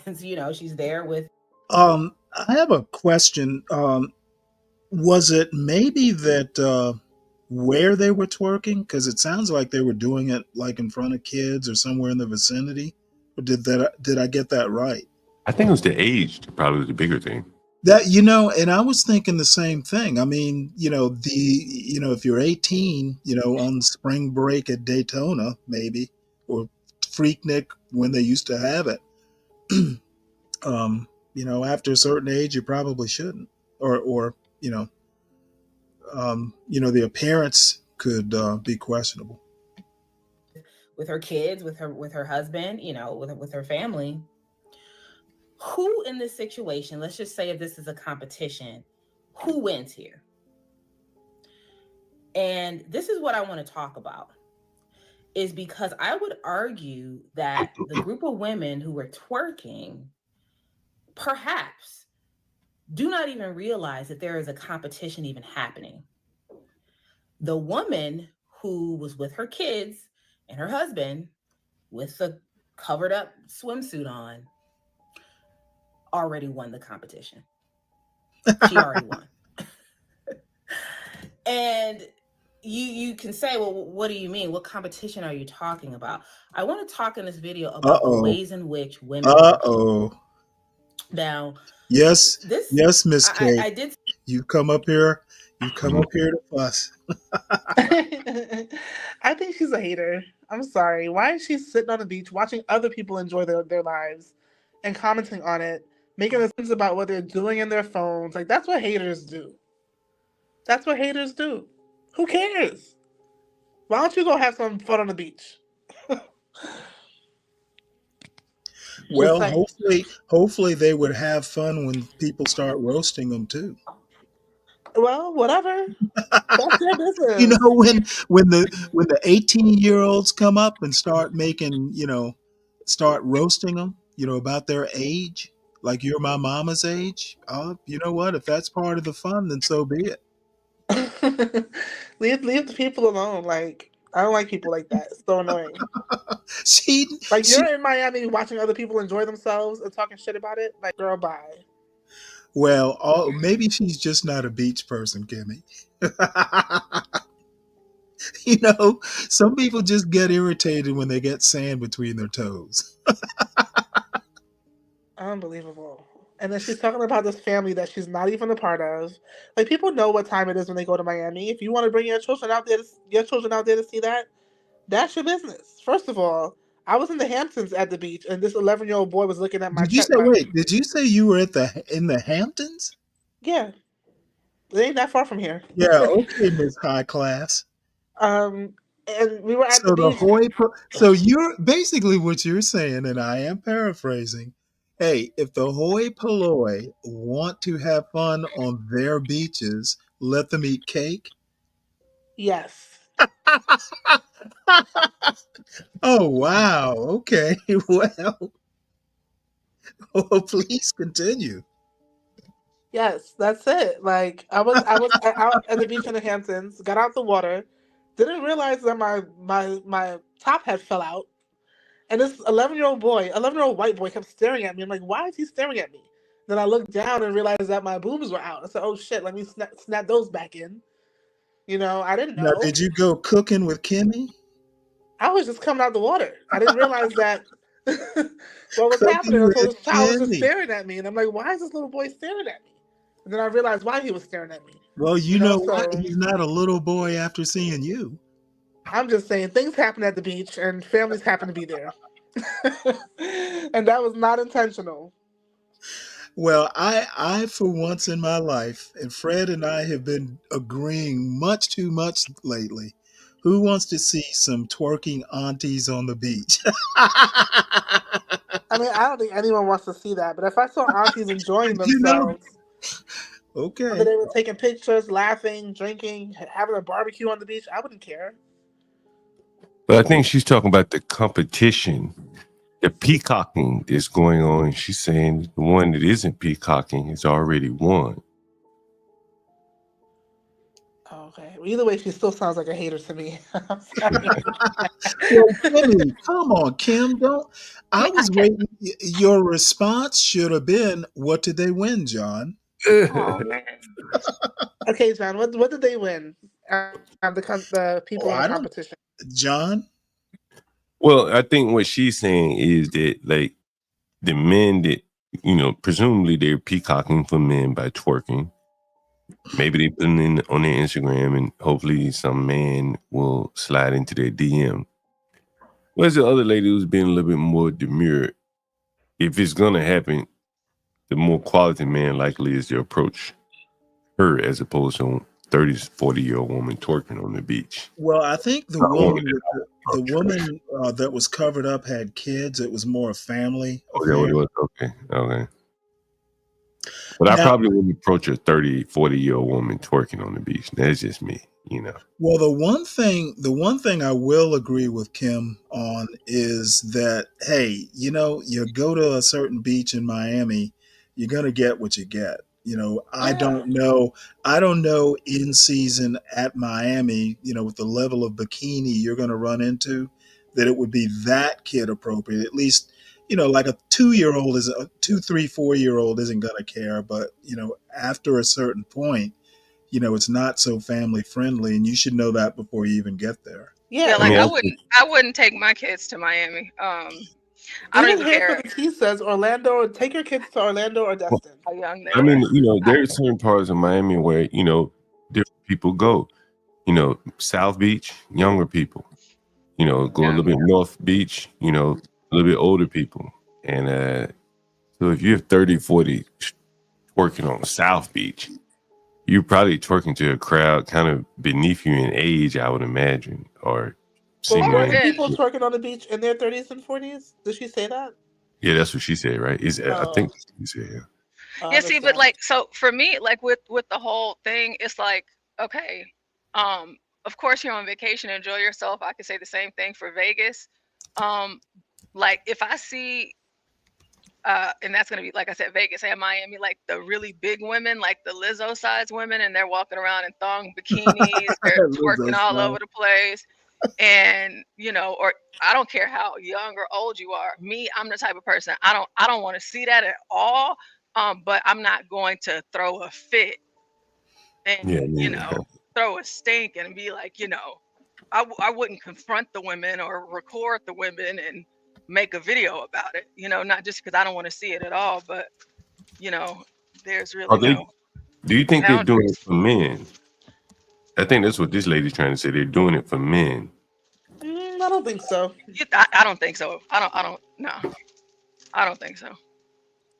You don't think they put it on their DM on their Instagram to get men to slide into their DMs about what they're seeing? I think putting it on social media is an assumption that she's making. She doesn't really know what they're doing in their phones. Yeah, that's true. Um, Very true. but I've been like on girls' trips in DR in different places. We've had fun doing all sorts of shit in the beach, pool, whatever. And who Hmm. cares? Like Yeah, we I feel weren't like doing it if for she men. has a problem, just go to We were. another beach, go to another spot, or just focus on yourself. Like I'm not going to be all in a tizzy, but I'm still not going to say that that's something that I want to see because I totally don't want to see it. But I'm not. I don't. I want to stop you from enjoying yourself. I mean, do your thing. Oh, So is was Kim, she saying they shouldn't be Kim doing it? Like, is she is mad Kim at them or what? Cat Cakes your beach name? I mean, like she was watching them on the beach. She talked to the mom on the beach about it, and she started making Mm, a whole video about it. Like, girl, mm. seemed too much. Kimmy Kit Kat Cakes.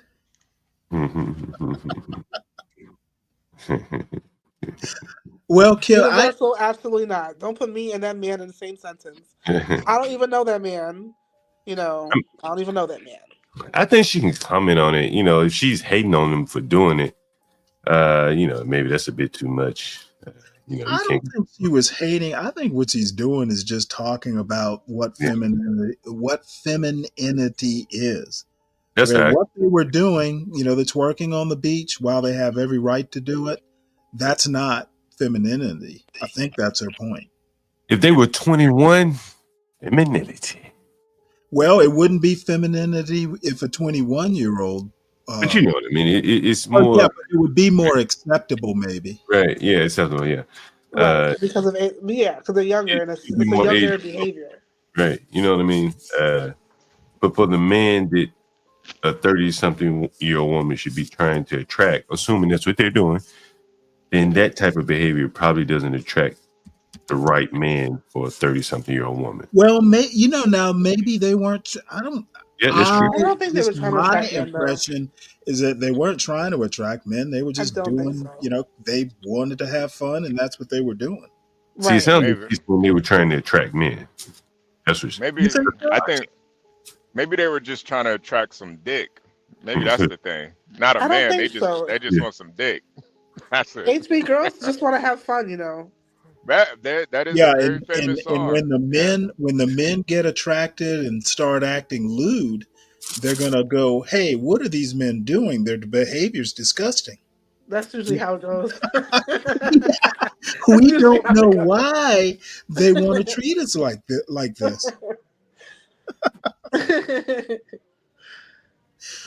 Yeah, All but right. Well, I think Kimmy is right though too. Girls do just like turning up when they, on the girls trips and stuff. They like to, get drunk, start dancing around, throwing that ass in a circle. That's just kind of, hey, that's just how girls are, man. They like to turn up. Do you think those were single women this woman is talking about? I bet Probably it was a not. mix. Probably a mix. Probably some married, probably some in a relationship, And single. the divorced women were the instigators. Stanley, stop. No, I don't think. I mean, honestly, the last time Stella's gonna get her groove yeah, back. I haven't been in Miami since I've been married, and I have no plans of going. Like we go to Fort Lauderdale, Key West, shit like that. It's still a great time. So you gonna be taking videos of you twerking? No. Just curious. No.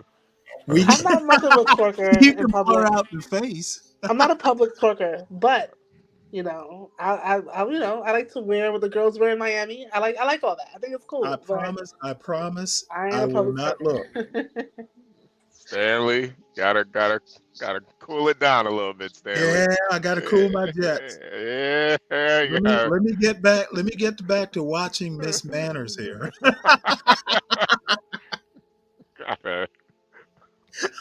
Some research on this topic, and I found very little. And so the funny thing is, I'm actually making the video that I wanted to see when I was looking for a video to help me make this video. But so a lot of this is coming from just lived experience. A lot of this is coming from, again, like a little bit from research. But women are competitive just like men in a different way. And why I'm bringing this up is because the next couple of videos or so are going to sort of deal with this, but it's going to be an undertone. So I wanted to make a video where I actually make competition the main topic. So that way, as I make subsequent videos, you will have a baseline for where I'm coming from. Women compete. And if we want to talk about the BBL pandemic, if we want to talk about, who's the most fertile, who looks the most fertile, so to speak, who looks the most feminine, so to speak. These are ways, women compete via looks. And when we, again, going back to the BBL pandemic, going back to the accessibility of surgery, a lot of this, although people will say that they do it for them and they don't do it for the male gaze, no one lives in a vacuum. And I think it's undeniable that there's a competition, and sometimes it is subconscious. So it's not always a overt competition, but a lot of times these things are very subtle. An example is, women often compete. So how many kids, these are questions that a woman could ask another woman. How many kids do you have? Okay. What activities are your kids involved Mr. in? Jones, hold on one okay. second Are you here. gonna So have you actually kind of know her? Yeah, actually, I do. It's kind of funny that she kind of blew up on YouTube about over during the pandemic. But yeah, she used to be a TA for one of my African American Studies class at that.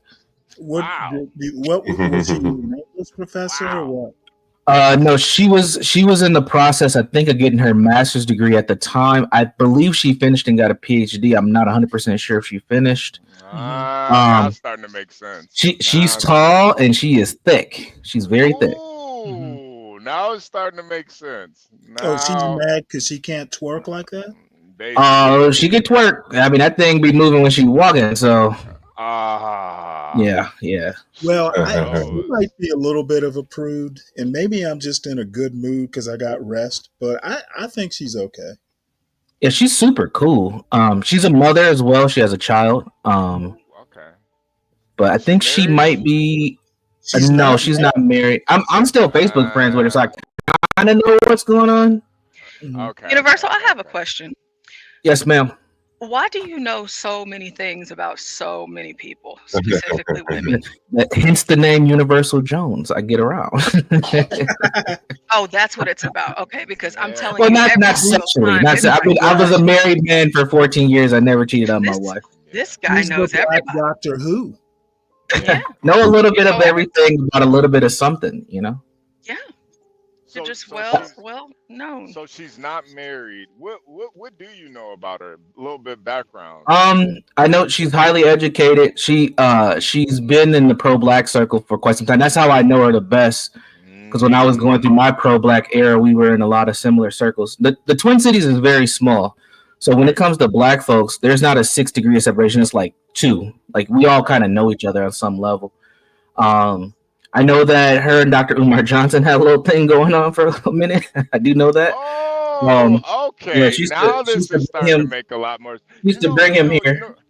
Universal. I kind of got grifting from her a little bit, and now it's starting to all come together now. Oh yeah. What's starting to come together now? Just out of curiosity, HB.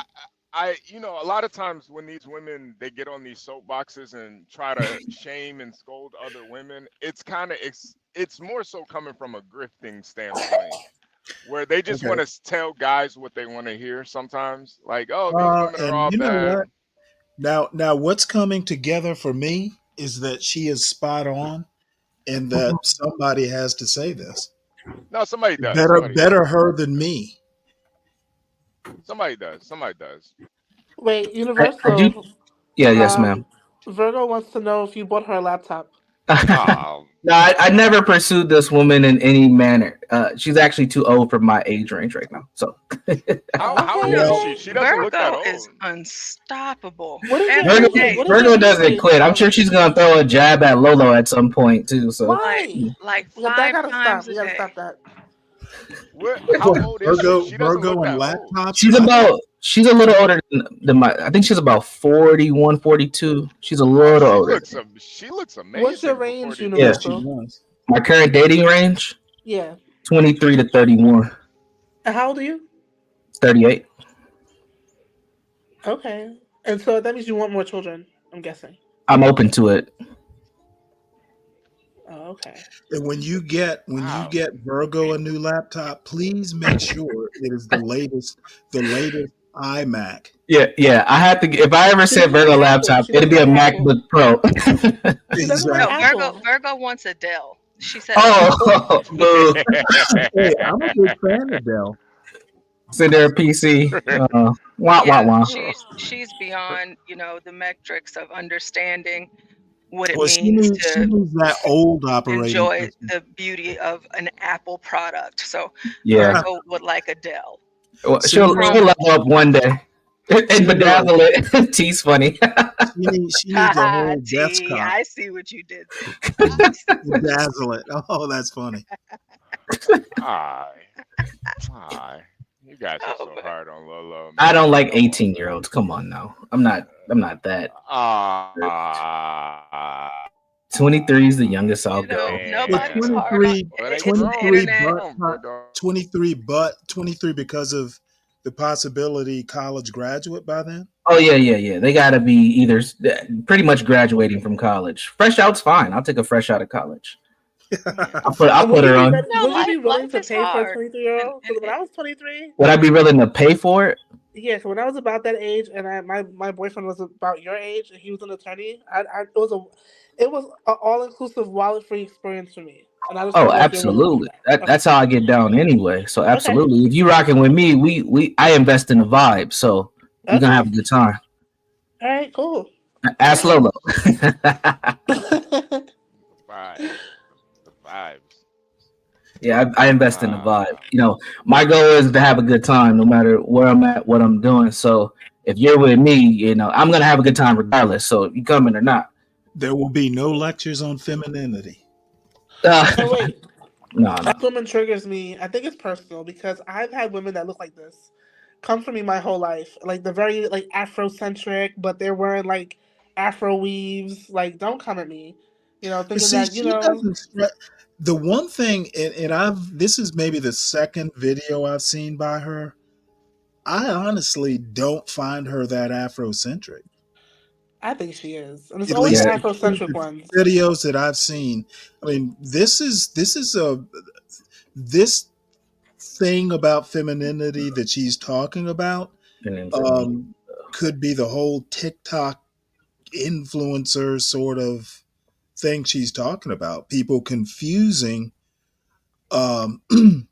femininity with basically coquettish or just or more extreme forms. Being feminine is not twerking is not being feminine. Stanley, what's her YouTube channel name? Her YouTube. Hold on one sec. I forgot how to spell her name. Yeah, it's Yep. Two N's. Nekac. Yep, Nika, I was right. Yeah. And Right. Onyilloy. Yep, I pulled her up. Onyillofor. I'm not sure how to pronounce her last I name. think she's Nigerian. I know. Oh, she's from Milwaukee. I thought she was from the DMV. She lives in Maryland. She lives in Maryland now. I think she has a pretty face. Believe this or not, minus the weave and the nose, she actually kind of favors my mother. So that might be. Aww. I can show her Facebook if y'all want to see it. Yeah, same. I mean, she's got It beautiful looks like she skin. has like dreadlocks. Those aren't dreadlocks. Yeah, those are dreads. Those are hers too. She's had them for a while. Okay, yeah. So yeah, I know all her friends. That's her hair. Okay. Yeah, Stanley, the dreads is kind of it's kind of a hallmark of the Afrocentricness. I don't know about that. I And that mean, chain, that necklace. Rastafarianism, I guess you could say, is Afrocentric. I'm telling you, Stanley, you don't know, but the Afrocentric girls come for girls like me. They just don't like it. They think we're more like Eurocentric, and they just hate us. I can't you know describe what? I would probably go more for Eurocentric than Afrocentric. However, the dreadlocks don't scare me as long as they're well taken care of. Yeah, hers look flawless, honestly. For 42, she's yeah, she's all right. She's all right. Is she a 6-footer? Yes, she's taller than me. She might be 6 foot or 6'1". She's about my height. Yeah. Yeah, 6 feet is long. Yeah, 6 feet doesn't scare me. 6'1" might. And the title of her video is "When Black Women Play the Game and Lose." So I'm gonna assume that she's the winner. And I want to know what she's won. Well, she got a man. She got a man. I can show you her man if you want to see him. Okay. Well, and she's got a PhD or something. I got one too. Something. Uh-oh. So Kimmy both said, of "Let's you go are car." So y'all are like sister friends. Who, me and her? She's Afrocentric and you're Eurocentric, right? Okay. Beautiful Still, black you women. stirring the pot here. You stirring the pot. Two sides of the same beautiful black woman coin. How does that sound? Okay, I'll take it. Maybe you can get her on. Maybe you could get her on the panel. Universal. I probably actually could, honestly. She's probably. Is she too big for us? I don't think so. She's pretty cool. Like, I think she'll come and talk to us for sure. 23,000 subscribers. Yeah, she blew. I think when Kevin Samuels died, her channel started to take off because I remember her posting about it on Facebook. And so I'm not surprised she's got 23,000.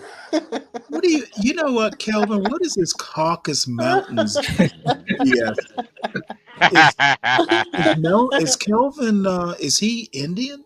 I think Because he's British. the only people I ever hear talk about the Caucasus Mountains are right conservative Indians who are maybe first generation British or maybe American, but British. Because I've got a whole set of friends who are Indian, and this Caucasus Well, Mountain thing is disturbing. well, that's the theory of where Yeah, the yeah. white man was Right, and generated they at. they Yeah, basically claim that there's a lot of like genetic stuff that they share a language and all this stuff with yeah, the white actual man. Northern Europeans, which I Yeah, find yeah, so pathetic. yeah. Like They their civilization, if you really want to think about it, is older than the white. anything Britain Yeah, had. no, it's older than anything European. Exactly. That's why it is kind of funny. But when you're pooping in the Ganges, you kind of lose a couple brain cells. I'm weak. I'm weak. Okay, well, let's hear more of my future girlfriend. More kids. Now on the surface these seem like very innocent questions, and sometimes they can be, but sometimes and probably more often than not, women are sizing up other women. Women want to know, so are No, you that's married? you. What does your husband do? These are feminine questions that women ask, when a lot of times you'll see that men may not really ask those same questions. They don't really care. Men compete in a whole nother way. For men, it seems to be more about showing, like actually having something tangible to show, as opposed to just the surface appearance of something. For women, oftentimes the surface appearance of something seems to be more enticing than the actual thing. And this is what I'm saying, going back to the women on the beach. Again, my advice here is, if you are a woman and you're aware of this or not, know that a competition is always happening. Even if you, similar to me, I don't consider myself a competitive person.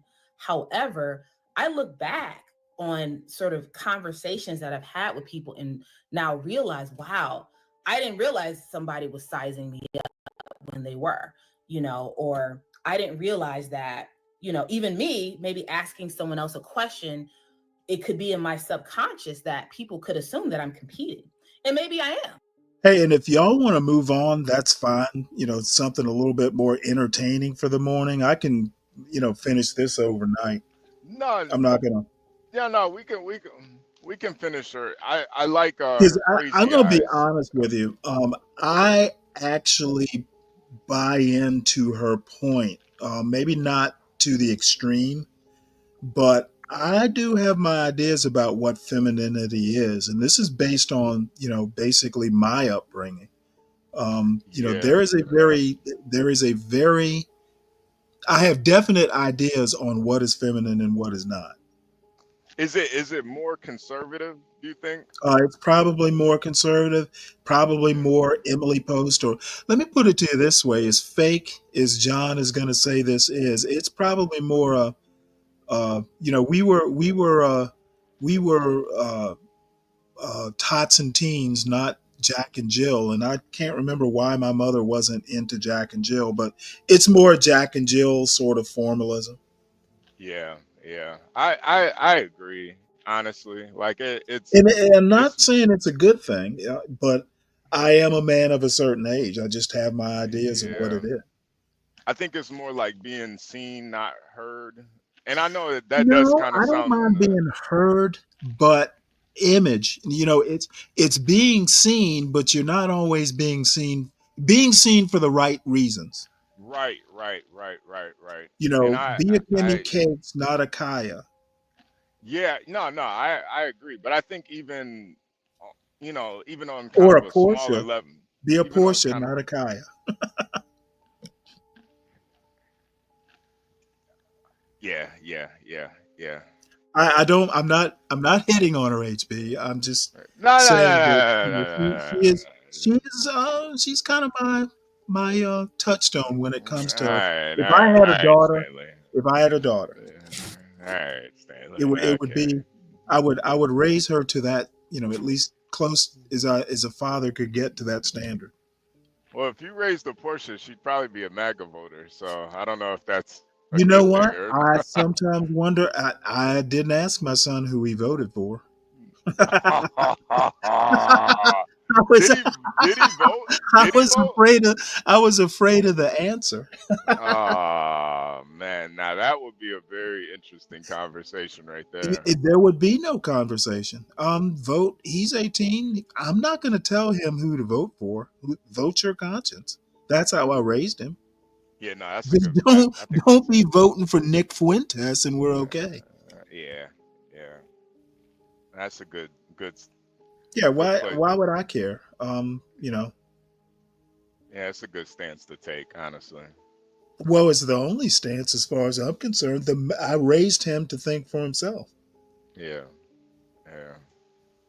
Now I might tease him, but that's par for the course. As I talk about other things, I want this to be something that we're aware of. If you ask yourself, why are women willing to die for a certain body type? You have to look at the competition. You have to look at the ways in which women compete with each other. And I mean, there's some serious, biological reasoning behind, like scientific reasoning, which I'm not going to get into. I don't necessarily feel qualified to get into all that. I See, will I link like a that. video in the description that will give you more insight if you're interested in this topic. But I want to talk specifically now about why Black women, when they compete, they lose a lot. I'm not saying they always lose, but Black women often lose. And I think some of this comes down to the kind of competition that, it comes down to us, again, not realizing that a competition is even happening, and us focusing and fixating on the wrong plays, or the wrong components. With, let's just say, I'm using a metaphor here, that this is a game. We are playing wrong. We're not playing it right. We're not being necessarily, maybe we're not being strategic. But again, going back to the physical features, whether it be all the things that you can take off and put on, like all the wigs and lashes, whether it be, again, the surgeries, the dangerous surgeries. But all of these things are sort of, what you're doing is you're putting stock and value into looking the part. A lot of this goes back to, what is it like, how can I look more feminine? And embedded in that is also this sort of very uncomfortable reality of, how can I look more fertile? Okay. And I'm going to be getting more into that in another video. How can I look younger? How can I have the appearance of being something that I may not even be?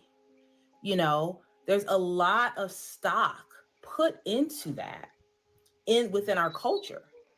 And again, I'm not saying all Black women, but I'm saying that this is a thing. Whereas, and I'm not going to make it a race thing in this case, although one could argue that there is a racial disparity here. But when you No, look at other see, groups, wait, these pause it could real also be quick. Black women of other. See, pause it, because I don't think that's true at all. Asian women get work done. White women get a lot of work done. Yeah, Black women get work done too, but I don't think it's a disparity. Like there's way more black women getting work done than other races of women. All races of women, maybe not Indian women so much, but I think a lot of them get cosmetic surgery, I just would say different. like of my like peer group, the Asian girls. I'm talking about like the Japanese girls, the girls from Thailand, and the Korean girls had the most plastic surgery. I'm talking about Yeah, boobs. Some of them even got their eyelids done, like all sorts of Yeah, I stuff. was about to ask about that. The yeah, Hmm. yeah, eyes. Yeah, yeah, and many of and them it, got like breast and stuff like that when they graduated from yeah. high school as a gift from their parents. Like, Don't they, Kimmy? Don't they like tattoo their eyebrows on too? A lot of the Asian women. yeah, the Thais. I have a long story about that because they did it to me in California. I don't know what I was thinking, but Ooh, I'd have um, Spock eyebrows. Yeah, yes, yeah, they think the do. big, Do you think they? I I think mean, the don't big get me point wrong. is, They know how to do good makeup, but a lot of it is tattooed. yeah. I think the bigger point is, for all the sisters that are getting these BBLs and all that shit, assuming that they're investing in this to make themselves more, marketable towards men, it's not working, Oh right? yeah, yeah, yeah, yeah, yeah. It's not Oh, I working. see. But it works for other groups of I don't women. know if it works for Yeah. other groups, but you're talking about probably the poorest group investing a lot of money in superficial things, bubbling up their ass, whatever, and it's not even working, right? Like, Yeah, Oh, yeah, yeah, if yeah. Nah, you make a good That's point, right. John. it That were that is working, it might but true. be wait, working, right? Yeah. are Once you black women start really that shopping at single? Whole Foods, you want natural. No, no, I don't even think it's about that. But those Thai and Asian women, they don't really have those same problems. They get a lot of work done too, but they don't really have the same And problems they with. wear weave. How about the Yeah, Japanese girls in New York put me on to the Africans that do weave? I didn't even know where to find those people, but the Japanese girls knew. yeah, but I think John's point though, they don't really have the same issues with getting a man. Like, But that's what I'm and I saying. Do black women have an issue with getting a man? I don't know. I've never not had one, so I don't know. I mean, the statistics Kim, you're bear it just a out. special snowflake. I mean, the statistics bear it out, Kimmy. Come on, like you can't just talk individually. You know what I'm saying? The statistics. No, but Bear it really, out. I'm That's what really she's asking. talking about, right? I mean, shit. That's what she's talking about. That's what every day you see pop the balloon. You know what I mean? Like, yeah, you don't see a bunch of Wow. Asian women up there, I'm a bunch I'm of not a white women. black woman, but it's hard out here for black women right now. I Wow. mean, just look at the college numbers. By the way, 89% of the people entering Howard are women, right? Like, shit, those women gonna have a hard time dating in college at their college, right? So they're competing, right? Every day they're competing. That's why Howard is considered one of the better dressed black colleges because them people coming out of college dressing up nicely. The women are more than likely trying to compete for the men every day, and Yep. Honestly, that's that's what's made dating for me very easy since I've been divorced. Like it was. I mean, I didn't have to do much. Wow. Yeah, and I think that's like the other side of it. For black men, dating is really easy for us. Man, if you're stable Yeah, and you seem literally like all you you got your literally mental health together, yeah, you don't even like as a black man, honestly, you don't even got to be stable, man. You don't even got to be stable. That's the fucked up homosexual. part. You ain't lied about that, HB. That's the fucked up part. You don't even got to be stable. You just That's gotta. sad, but it's true. It's It's sad. true. I mean, it helps if you're stable, but as a black man, you don't even gotta be stable. And I think for women, for black women, it's so much harder for them. So much harder. Dang. Like you can have 5 baby mamas. You can, man. As a Wait, black so man, it don't even matter. Universal, was your ex black? Yeah, you want to see what she looks like? I mean, if you're willing to share, I'll look. I shared it in the back chat. John, don't put it on the big screen. Yeah, you gotta let John know. John put Wait. So homegirl. Universal, is she remarried or is she dating? Do you know at I all? don't know. She's not remarried. I don't know if she's dating now. We just got divorced a couple months ago, so I doubt if she's Oh, like so it's in fresh a off the serious press. committed relationship. Okay. Yeah. Hold And on one sec. I'll what do put you it think in. about her prospects though? You think it's like low or high? Hey, wait, Oh, she's hold it. fine. I think she can find somebody. Oh, good. Okay. So it's not that Virgo. bad. Let me pull her up. Virgo, I don't, Virgo, I'm so happy for you that you got somebody, man. Honestly, Virgo, T. Wow. You're gonna see my kids too, FYI. Is it? Oh. It's in the back. hey, yo, T, hey, yo. Well, Whoa, yeah, T. John did kind of prove that point the other day with the guy asking him. T is kind of mean. that gay guy asking John those gay questions. Yeah, I guess T's on to something there. But I do think Virgo, I do think you have a point. But the reality is not all black women can date out like you. Not all of them can get those opportunities. I think it takes a certain how many black women that are into video games and shit and Dungeons and Dragons. Virgo, you Why is not it? So how many white women do you know that are into that? probably not a lot either. But I think a lot of white guys are though. So are a lot of black guys. Yeah, no, that's true too. Well, I don't know. I've met a couple. But not No, especially the young ones. Everybody has yeah, a a gaming system of some sort. yeah. The But links in the. I do agree with you though, Virgo. I do think for black women they have to expand their dating options if they do want to be with somebody. Well, Like they're I don't. already doing that. Yeah. Like I'm Divest. not. We watched the Pink Pill, at least a clip of Crystal. Yeah, but see, I think that's doing it out of spite though, Stanley. I feel like that's not gonna really, I mean, Oh, listen, okay. They should check out their options, but they shouldn't do it out of spite. I got you. yeah. Don't do it, cause. Oh, I'm mocking that. Oh, okay. I mean, It doesn't matter why they do it. yeah, I mean, yeah, no, you're right. If that's why you're doing it out of spite, cause you didn't Well, been. how many black men do it out of spite? Yeah, and I There's think a those whole guys. neighborhood of hood conservatives. Yeah, and I think those guys are weak as hell. Honestly, I think it lacks personal accountability when you do it out of spite. Well, I just think, to a certain extent, I agree. You shouldn't be doing stuff out of spite just because it's kind of bad faith. It is. Imagine you just dating a white woman only because you had bad issues with black women. Like I feel like it's fucked up for that white woman that you're dating. Like date with good faith at least. Yeah, there'll be a certain amount of toxicity, I would imagine.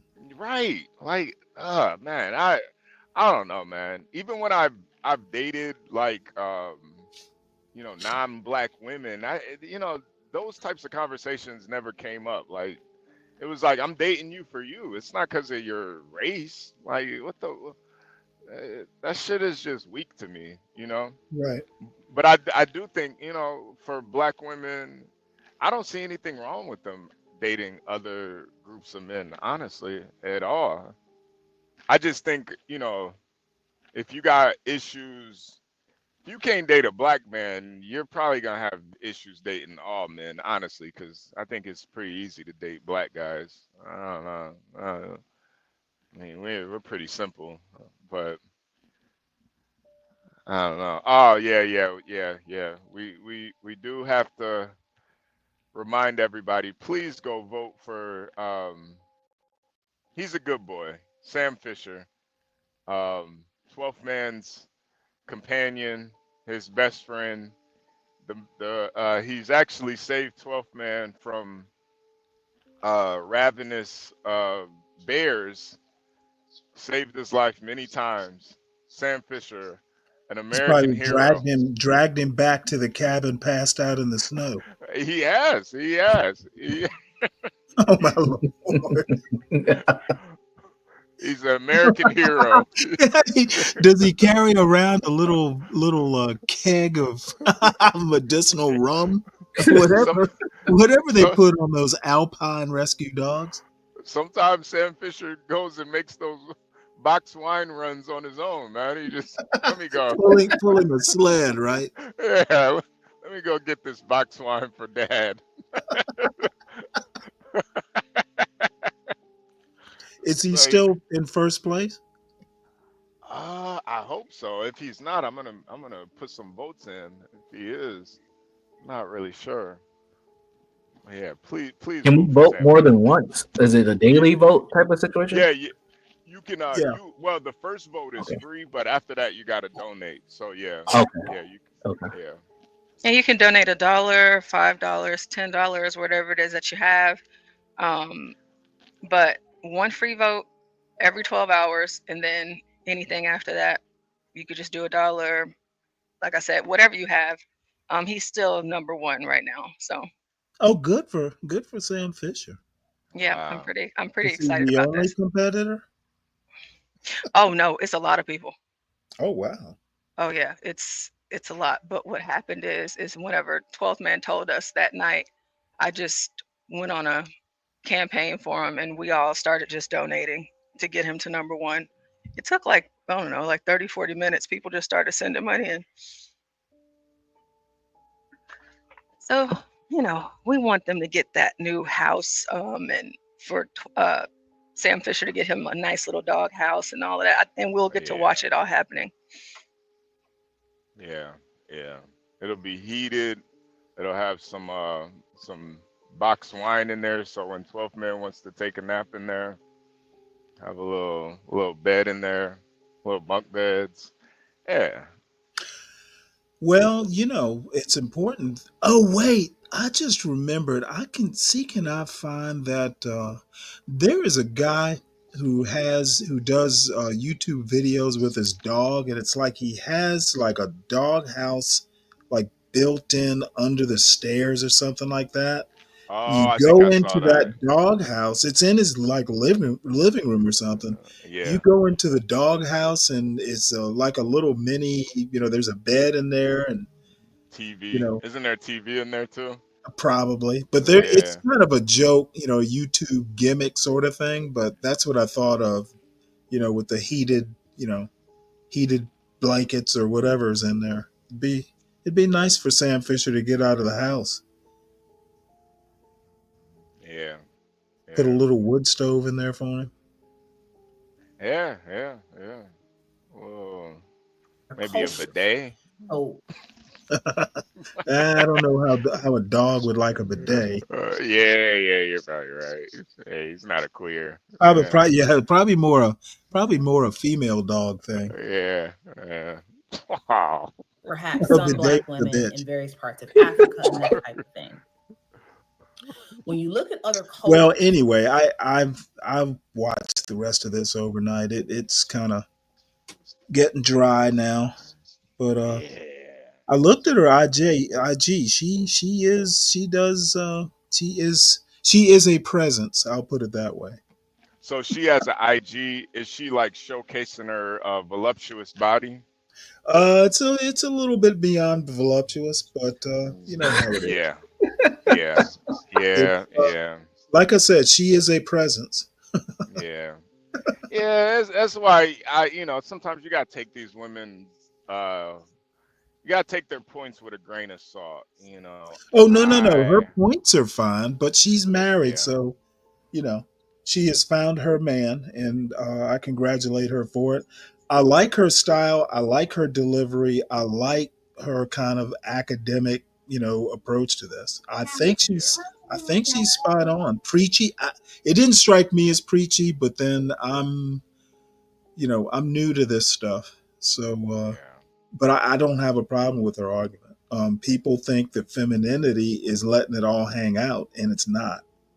No, I agree with that. I agree with that. 100%. As a matter of fact, it's almost the opposite. It's keeping it all in, Yep. but you don't want to Yep. fall back into repression either. Yeah, no, I think that's kind of the that's kind of the thing where it's almost like that woman has to just have it, because if she doesn't agree with it, it's always going to be a battle. Like this woman, this is femininity. Oh my God, this woman is gorgeous though. Not just Oh, so body. no, She's she real cute. is extreme. She Yeah, look is at that. Look at that. Oh, I will play it. Kim. put a ring on that. Let's. Oh, somebody did an ode to her. Oh wait, mute the music, Stanley. Mute the music. Oh, well, Yeah. yeah. I'll go ahead and kill that. Yeah. I mean, now she, these dresses are form fitting, but I mean, they're not, you know, Yeah, she knows. hey, they're tight. She knows what she's doing. Oh, She knows. absolutely. Hey, she's newfound interest in the weather, Yeah, she knows. She knows what she's doing. and Yeah, I would say that's feminine. Maybe it's people might find fault with the form fitting dresses, but she's not revealing a lot. She can't help where the fabric drapes. I don't know, man. I think my thing Oh, is. Demetria Odor. Oh my God, that woman! I stopped looking at her. Oh yeah. I had to stop by. I It had to was stop like watching her too. I had to take blood pressure pills every time I saw that. Yeah, I had to stop watching her too. She's starting to go towards that OnlyFans. Ain't yeah, like yep. yeah. She started out very kind of conservative with a bad Right. body, but now Yep. she's going down that path. But Why do she'll you have her. think that is? I She think got this is attention how. that she didn't used to Yeah, get. yeah. No. I think she's always gotten attention. I think it's all like a grift. I think a lot of these women they start out very conservative to lure the men in. Mm-hmm. And Yeah. then they start revealing more and more skin. And I think the last thing I saw with that Demetria chick, she was doing like baking cookies for Christmas in some Santa baby out. It was like a Santa baby outfit. I'm like, what the? Did this bitch do the news at one point? Like she damn near doing OnlyFans now, man. What's This is going to be? crazy. It's kind of like her version of it's baking with whatever. Yeah. Cakes. No, but I think Yeah. that's how they lure you in, man. They make you think that they're nice, conservative, upstanding women, and then next thing she's in a bikini with her ass out, and it's just like, man, I can't. I love looking at it, but I can't like subject myself to it too much because then you become like a fucking pervert. You can't. Well, I wouldn't say a pervert, just addicted. Yeah. Addicted, and that's when you become a pervert. So it's like you look and keep scrolling, but Now, I I'm don't. thinking, Nas says the Joy Taylor of weather. yeah. That's an interesting take. I don't know who Joy Taylor is. Who is she? Oh, Kimmy, Huh? your mic is a little low. I'm Who, sorry. me? No, No, you're good. me. No, Kimmy. I'm good now. Yeah, you're good. Joy I will. Taylor's Yeah. she's like a host on ESPN or no FS1, the Fox sports show. Well, it's funny because I didn't even know who she was till she hit the news because it's been a while since I've even watched sports.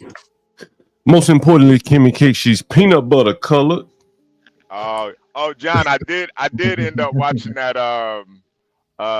Who coined that? Jason Whitlock. Jason Whitlock. Yeah, I ended up watching what he had to say about it, and man, he was spot on, man. He was really spot on. I'm Did not something so. I'm bad not. happen? I'm not so. Yeah, not. Yeah. Yeah. I'm not so sure about his whole the 1.5 million theory with Skip though. I thought that was a little. It was a little fantastical. I don't know. Hey, HB. What'd you think of that though, John? HB, hey, I got a Howard Grad on the phone, man. Give me 1 second. You want to hear this Howard Grad, Yeah. by the way? What Go do ahead. y'all Go want to ahead. hear? Go ahead. Yeah. Go ahead. Yeah. Put the scholar on. Put it in the chat. Put it highlight so we can like timestamp it. Highlight it. Oh, I'm sorry about that. I was on mute. Sorry about that. Give me 1 second. Yeah. Hello. Yeah, hello? Hello? I don't think I can hear you. Hello? Hello? All right. I'm gonna call her right back. I think her phone had died.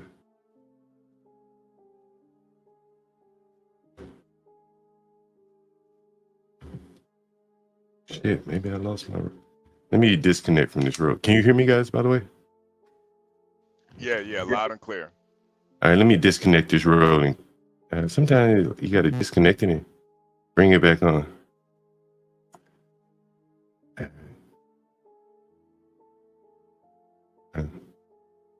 Oh, okay. She said she could hear me. I didn't have the volume turned up. Hello? Yeah, sorry about that. Can you hear me now? Yes, I can. So you said you go to Howard? Yes, I do. And what are you majoring in over there? So I major in journalism, but I finished my degree this semester, like this fall semester. So I have a full-time job until our ceremony in May. Oh, okay. And this is my credit check. So I just ask a few questions. We don't do like a formal credit check. And where are you working right now? Right now I work at Gray Media, which is a broadcast station. Oh, okay. And what do you do over there? Mm-hmm. So I'm a production assistant. Oh, okay. That's a pretty good job, right? Yeah, it's pretty fun. And how much you making? You be able to pay the rent? How much you making? I'll be able to pay the rent. I also still have savings and from my student loans that I can also show you. I can show you pay stubs that will be helpful. Okay. From either my student loans that my student refunds. Oh, basically. okay, refund, right. And then I also, and then I also have my paycheck, and then I also have my own savings. If that's okay, it sounds good to me. Hey, let me ask you, man. You, just out of curiosity, it's kind of off topic. Is Howard really like damn near all women now? Yes. Really? Like, what would you say the numbers are at Howard? Honestly. 70-30. How the hell do y'all find, if you don't, I don't know if you straight or whatever, but if women date men at Howard, do they just go off campus and date them or something? A lot of girls I know date men that either like my best friend, her boyfriend that she's been with most of the time goes to Georgetown. Another one of my friends, her boyfriend goes to UMD. So yes, and then some of them even date like men around the DC area, like locals and shit. Yeah. Yeah. So now I hear isn't if you do find a Howard man, if you find a Howard man, it's go ahead. rare. You say it's rare? I said if you do find a Howard man that is also I don't want to say what say that they're not loyal, but when it's 70% women, a lot of these men at Howard have a wandering eye. You got to double up. Yeah. You got to double up. So you share a man. You get half a man better than none. Right? Please, I'd rather just have none. You almost said exactly. You almost said exactly. No. Anyway, I'm saying they're making a point. Now, but what about it? Got to be a bunch of. I know it's a bunch of them. If you don't mind me saying, what do y'all say now? Young people, homosexuals, gays. Got to be a bunch of gays up there at Howard, right? Gay men. Yeah. So the Shaw area is pretty pretty progressive that way. Like a lot of people who live either you're black or you're gay. In the Shaw area right now, just because a lot of the bars over there. That's why they were beating up them gay people down there by Howard, right? I think so. Yeah, like at the McDonald's and shit like that. Yeah. Oh yeah. So it's kind of transition where it's like a lot of gay people live in that area. It's kind of like a boys' town situation.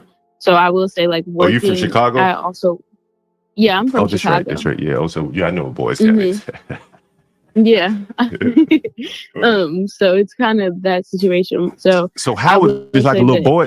Is a lot of gays at Howard? Would you say men? I would say both men and women. I would say it's pretty even. Not like it's not a whole bunch of people who are gay. But I think that like not anybody who is gay is already out, you know, and feel comfortable being able to do that. So it's not necessarily like everybody there is gay. Let me ask you But this it is question: a pretty. Were you at Howard when the students were mad that the white people were walking their dogs on the quad? Yes. What'd you think about that? In the they still do. And what'd you think about it?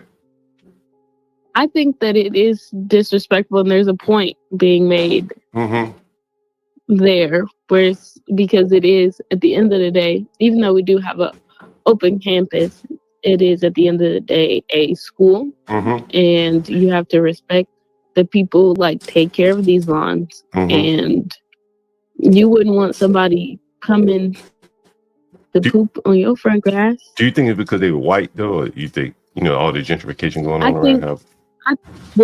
I think that it's more disrespectful that it's white people doing it, but I think that had it been anybody, that it would have been a problem. Like anybody bringing their dog on campus and letting them poop on the yard. Okay, one last question That would have been a problem in general. One last question for you. I've been reading about like a lot of Howard, housing. Like they don't have a lot of housing for y'all. Is that true? Yes. That's why that's why even like the place that you are offering is great, because I've been living in an apartment for the past 2 years. I'm for the past 2 years for Howard, but that's another part, is that now that I'm not in school, like it's not for Howard, it's like off-campus housing. But they don't have a lot of housing for upperclassmen. And so because of that, and that's why great that found you, is that I think a lot of students would love like a service like yours, because pretty much every student is looking for somewhere to live in DC. Because Howard does, once you hit your junior year, you most likely won't get housing. Damn, that's interesting. Well, look, if you pass on some Howard students to me, I would definitely pay you a commission. You know that? Yeah, absolutely. I have quite a few. I really do. Like, if there is really any way that I can get them to you, I know that I know that a lot of people value your places are furnished, and I know a lot of quiet students, because I know that that's also another thing, is that a lot of people get nervous being like, oh, I don't want to house college students because they're going to do this, they're going to have this party. No, nobody wants to lose the house that they barely just got and are paying a whole bunch of money for. Yeah, that's right. That's right. Well, look, exactly. So my battery's about to die, so I'm looking for my charger. Yeah. But you interested in one of these rooms? Let me know. Yes, I am. Okay. I am indeed. Oh, And give me 1 second. Let me find my charger. Then give me 1 second. Hold on. Okay.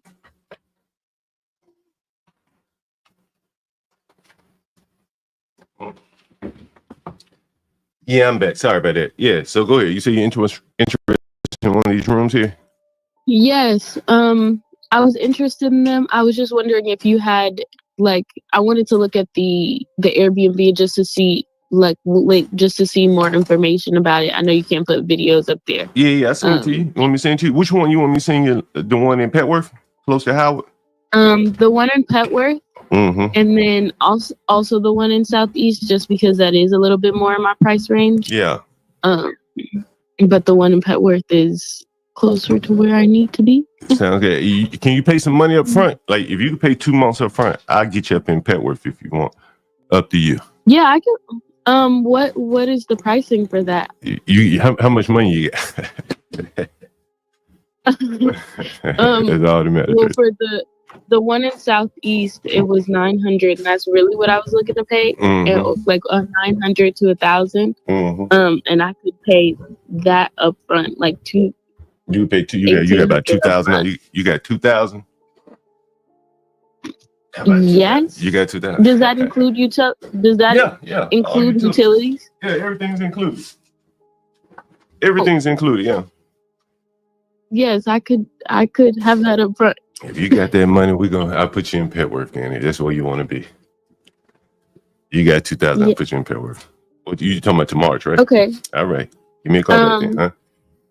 Till March, I was. I'm sorry, May. You said May, right? You said May, right? Yeah. Yeah, May.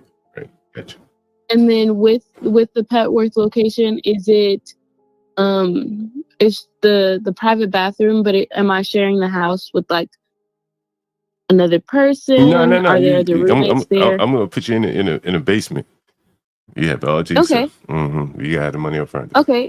Does the kitchen is the kitchen? Yeah, it's got a kitchen every day. I sent you a video. You can see, look at everything right there. Oh my goodness. All right. Oh, okay. All right. Oh, I'm seeing. Yeah. Okay. All right. Oh wow. Yeah. Oh my goodness. Yeah. John, you are a blessing. Heaven sent. Literally, I am so thankful to you. This was a wonderful chat. You just made my day. Thank you very much. All right. Well, yeah. Let me know. That want to be ready on Saturday. I got a guest in there right now. Okay. You got your money. You got your money. Don't delay. All right. Okay. All absolutely. Right. Bye.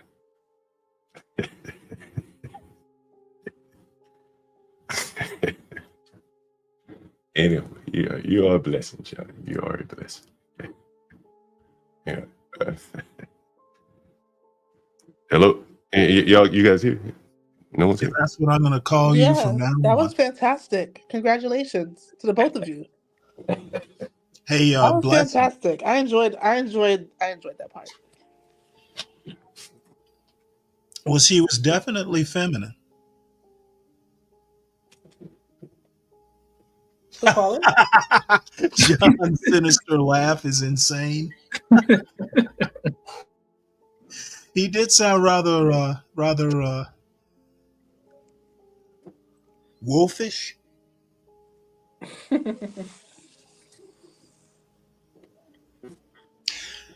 John, you did your good deed for the day. I don't think he can hear you. You did your good deed for the day. Well, one of the things that, I wanted to point out by asking her those questions is that, I've told you all along, how does a real estate play? And she more or less, she probably didn't confirm it because, I didn't get too explicit with her. But basically, most colleges don't, have a housing for their juniors and stuff like that. But it's very difficult for Howard to, well, it's not difficult, but they choose to, start renting out their like land leases or whatever the hell they call it to big corporations or developers. And so what she was talking about was Boys Town. HB know what Boys Town is in Chicago, where we talked about some of the gays being beat up by the young black men, and that's right there at Howard University. So it's become very affluent as the gays move east to right there by Howard. So then they start walking their dogs in their neighborhoods on the Howard campus, and it creates even more friction there. So that's what she was talking about.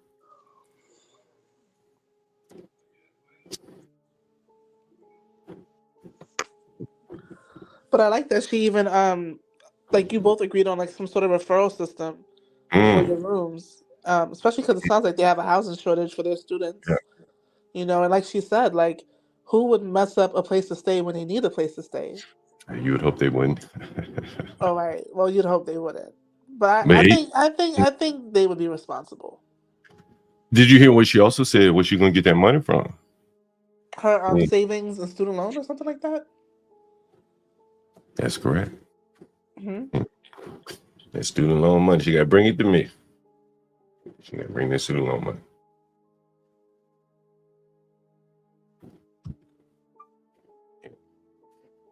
What happened to HBO? You dropped off.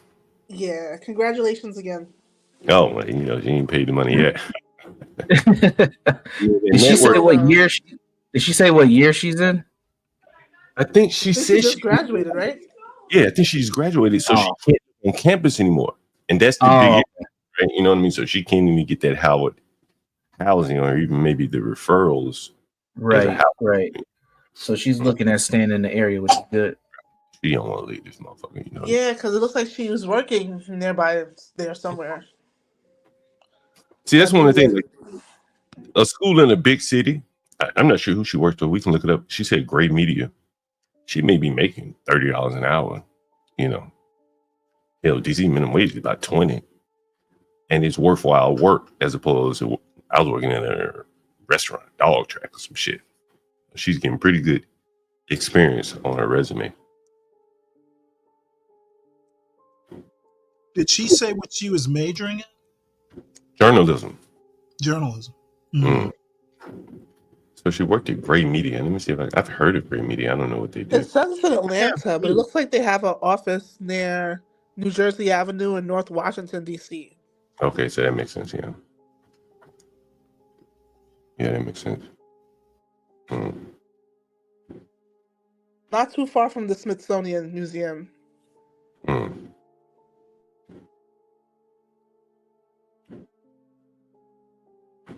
So what is she paying a month? Is it what, $900 a month? Now I'm gonna round it up to $1,000 for her, but I'm gonna give her a private bath. She seemed nice. You know what I mean? Yeah.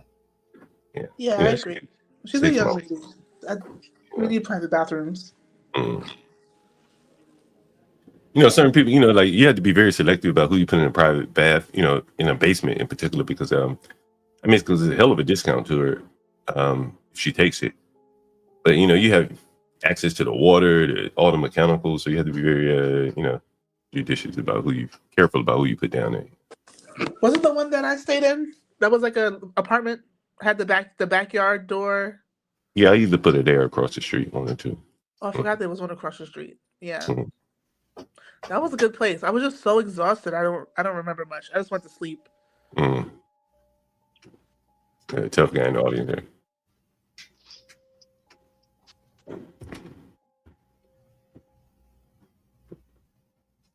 Good morning, tough guy.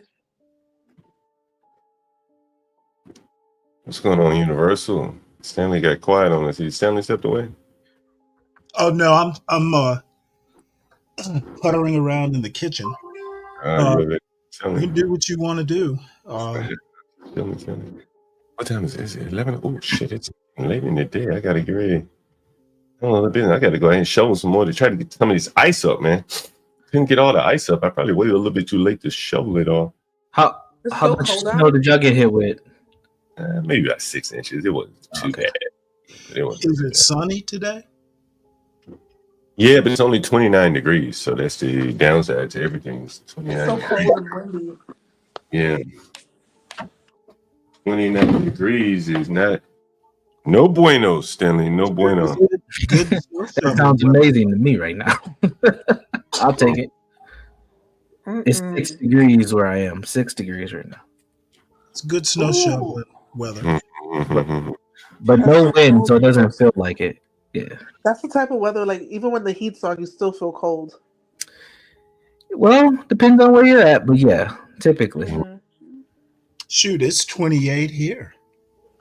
But they said the country has been, like, colder than usual. You know, that's fascinating. That's very interesting for us Minnesotans to hear, because even knowing it hasn't really snowed here yet, which is rare. And last year we didn't get a lot of snow at all, which we had a very rare winter. We might have had maybe about 20 to 25 inches of snow throughout the whole winter. And this year we only had one big snow, like where it snowed like significantly. It's kind of strange. Like everybody's been hit with snow right now. We're not getting any. It's just cold. Yeah, I get you. New York is very rainy, but we haven't had much rain last year. We'll see what happens now. Yeah. All right, so tell me about the Joy Taylor. What was the bad thing that happened with her? So So Joy Taylor is a analyst for Fox One. She's also the sister. She's also the sister of Jason Taylor. Hold on, Boogie. Hold on. All right.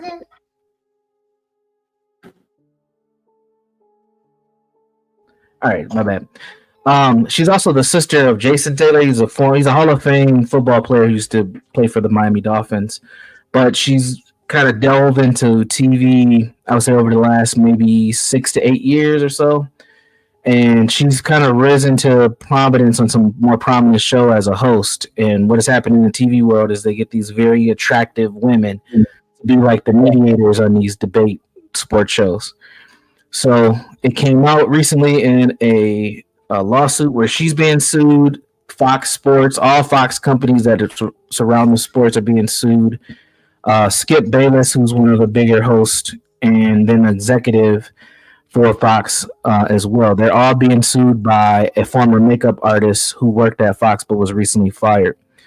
That former makeup artist has alluded that Joy Taylor has used her sexuality to move up the ranks. She had a relationship with the executive. She was screwing several of her coworkers, and they were friends at one point as well. And also, the lady who's suing, she also had been sexually harassed by Skip Bayless. So it's been this big thing over the last few days about sexual harassment at Fox Sports 1. Hold on for 1 second, University. This lady just texted me back. Let me call her back. Can y'all hear this? You can hear, right? Yeah, we can hear it. Hey, what's up? I just got your text. I sent you the link. You get it? Yes. And so you sent me a message. What did you say exactly? I just called you back.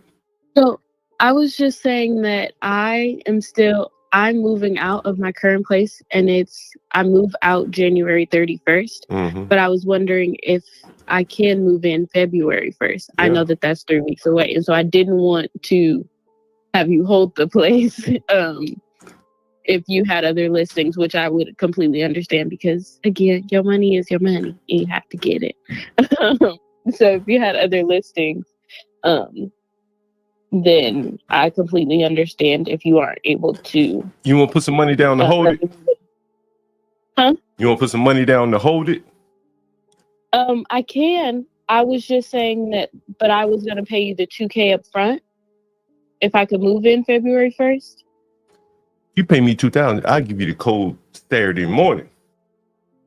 Yes, but I'm not able to move in. Take your time. Move on at your leisure. February. Take your time. Move at your leisure. Yeah, but that would still count towards the 2 months that I was paying for. Let me see what the count looks like.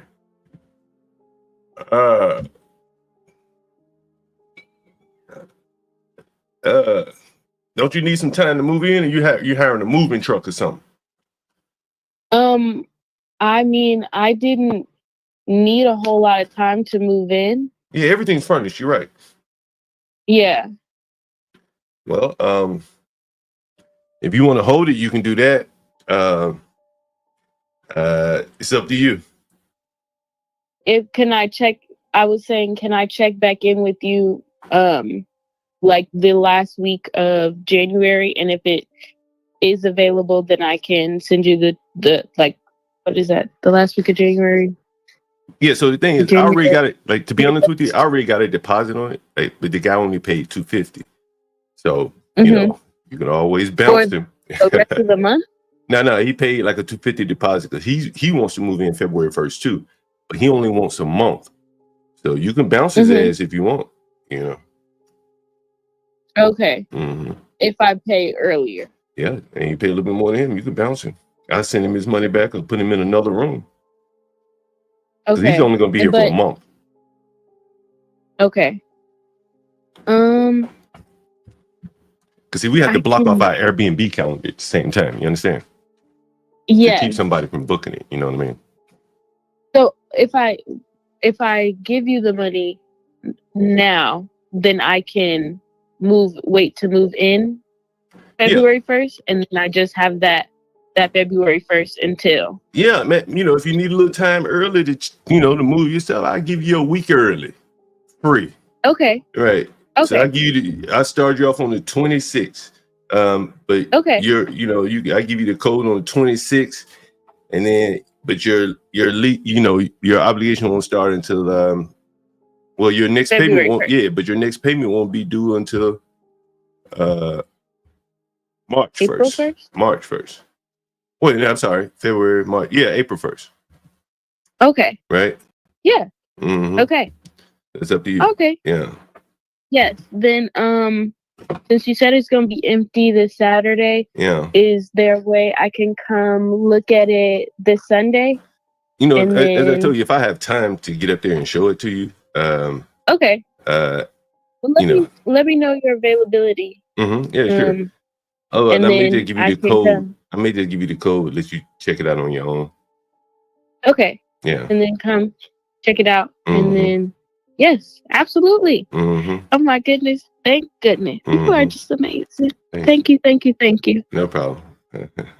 Thank you. All right. Okay. Take it easy. Yeah. Okay, you too. All Have a right. good day. Yeah. I'm trying to put that pressure on her to send me that money. Soft power. It'd be amazing. If you call one more person, this motherfucker just call.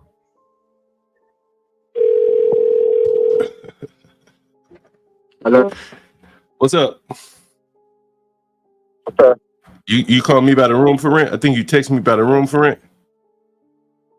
Oh yeah, I didn't. Man, I thought that was a 202 number. Yeah. I was trying to. What's your availability this morning, bro? Were you trying to see a room? Yeah, I was trying to see it. Of course, I'm just not trying to. Yeah, I'm trying to see it first. What location you looking for? You had one on Petworth, or you got something closer than Georgia? You got something closer to the Anacostia area? Hell yeah. Oh shit. Okay. What location? Congress Heights. That's a little too much in the hood. Okay. Shit, Anacostia is worse than Congress Heights. What? No. You got some parts that's actually great. Huh? You know what I'm What part of saying? They just Anacostia you downplay it like? so much. But where I'm living at is actually good. Like, what I'm at is actually good. It's just Where you at right now? Man, Where you living right now? Man, well, hey.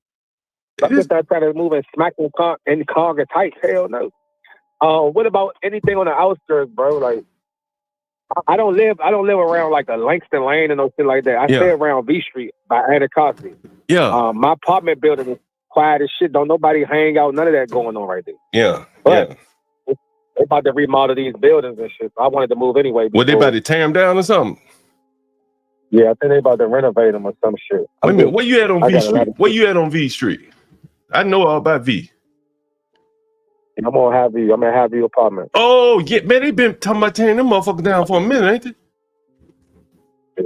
Huh? Yeah. And they just not getting around to that shit. Yeah, they might not even do it then, but I'm just trying to get out of here. I had a settlement with them in court, so of course one of the stipulations is I'm gonna have to be gone in 30 days anyway. Oh, what you selling with them for?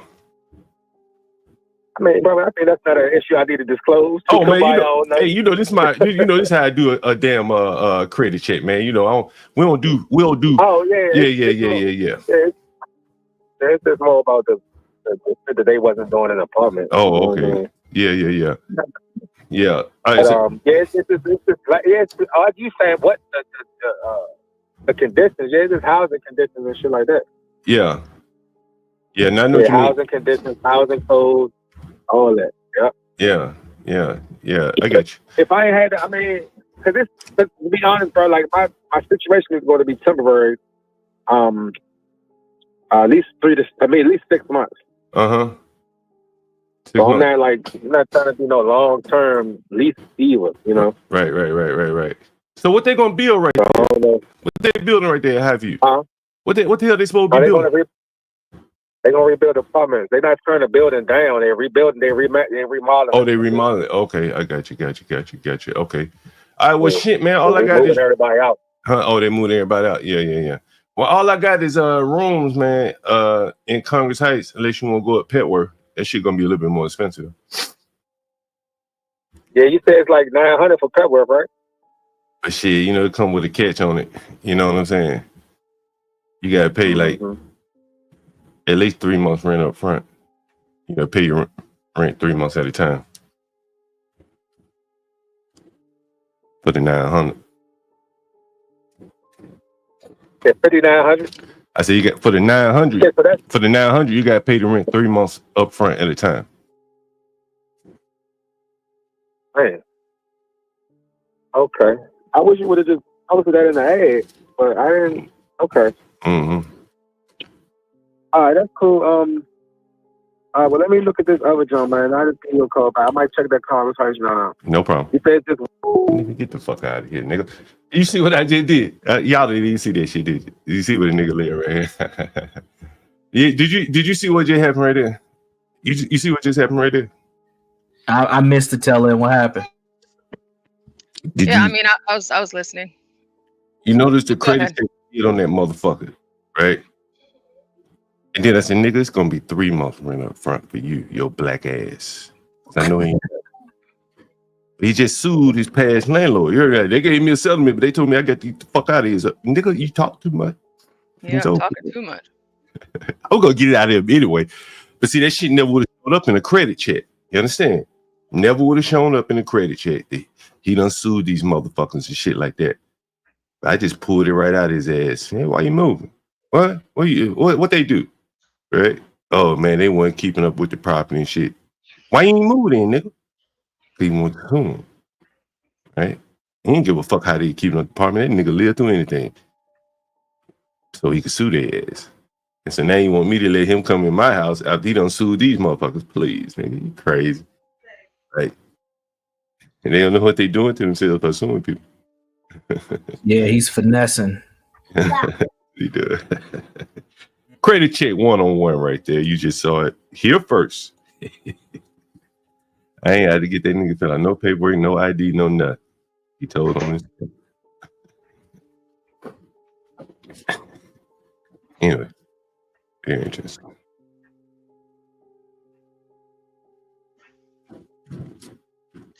Yeah, you just getting all of these folks to get all your properties.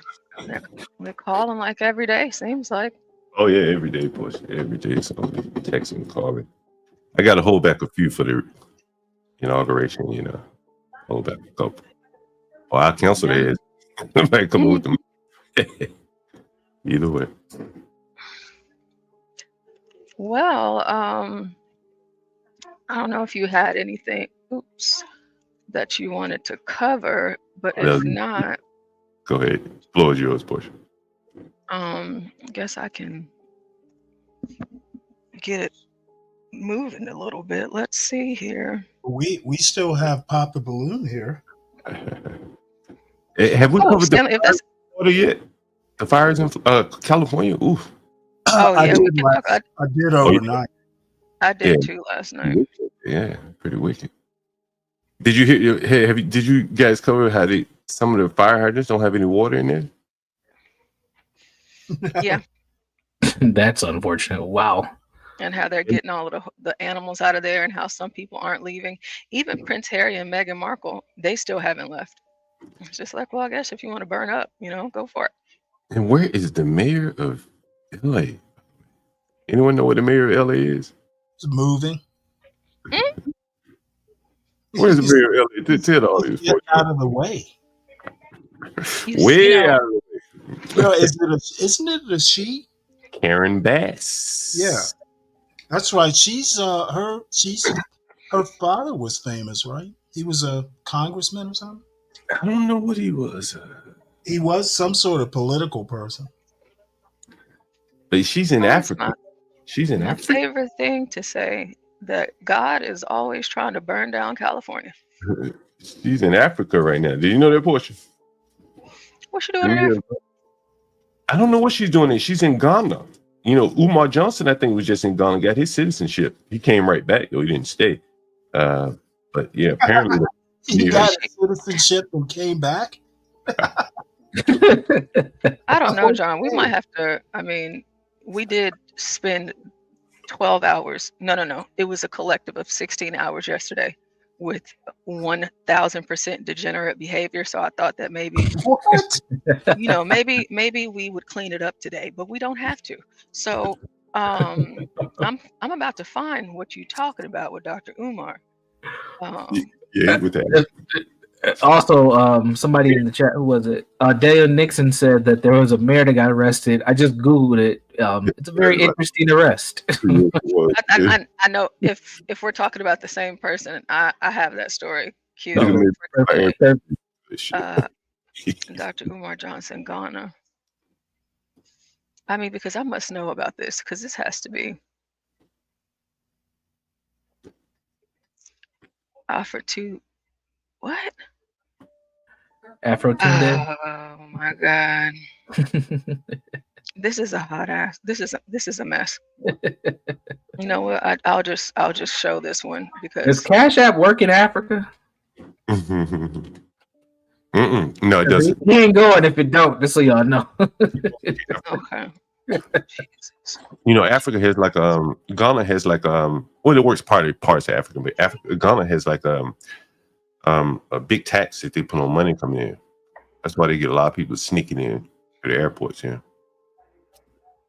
John, did you hear? You probably didn't hear yesterday. I covered the story about the 2 people that were found in the loading deck of the JetBlue airplane. Oh yeah, I heard you talking about it. Yeah. Yeah, and they are obviously dead and everything, but it's like, why did you do that? You shouldn't have done that. Yo, John, I missed. Come in illegally? I was listening to that nigga, John. Excuse me, that ain't none of your business. Nigga, what?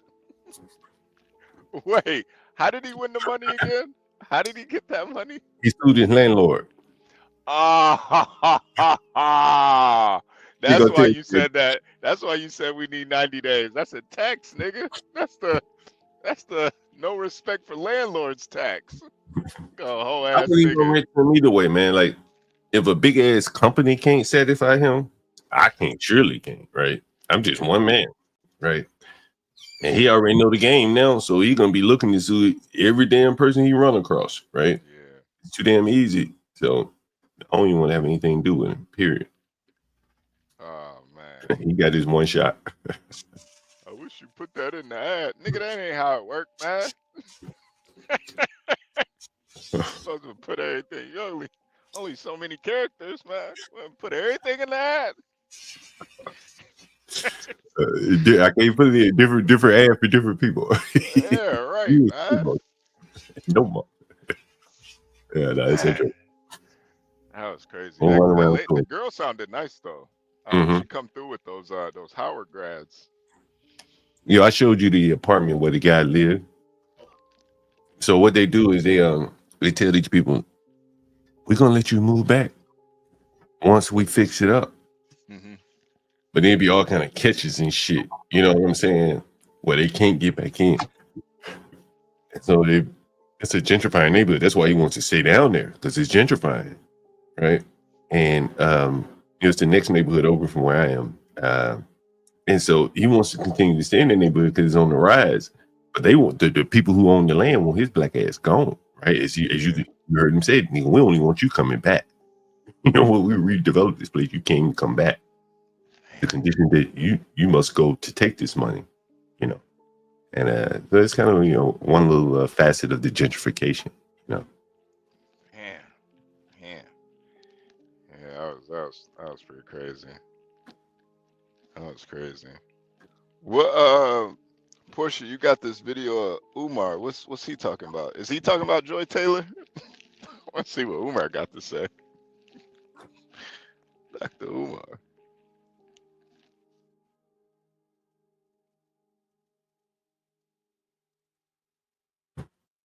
Big announcements coming. Y'all feel me? So for all my RBG, ride or die, Pan-Africanists, Black nationalists, y'all feel me? We about to take it over. 2025 is the year of Pan-Africanism, but you got to be a Pan-Africanist. Black queens, y'all gonna have to go natural. Black queens, you're gonna have to go natural. Black kings, drop the bunnies now. You not rocking with me with no bunnies, bruh. And you gotta go through my snow bunny rehab. I only want Africans who are Pan-Africanists. You gotta be African and you gotta be Pan-Africanist. Pretendians, don't come over here. Stay where you was. Y'all don't sell no waters, do y'all, Pop? Y'all don't sell no waters. Yeah, bottled water. Okay.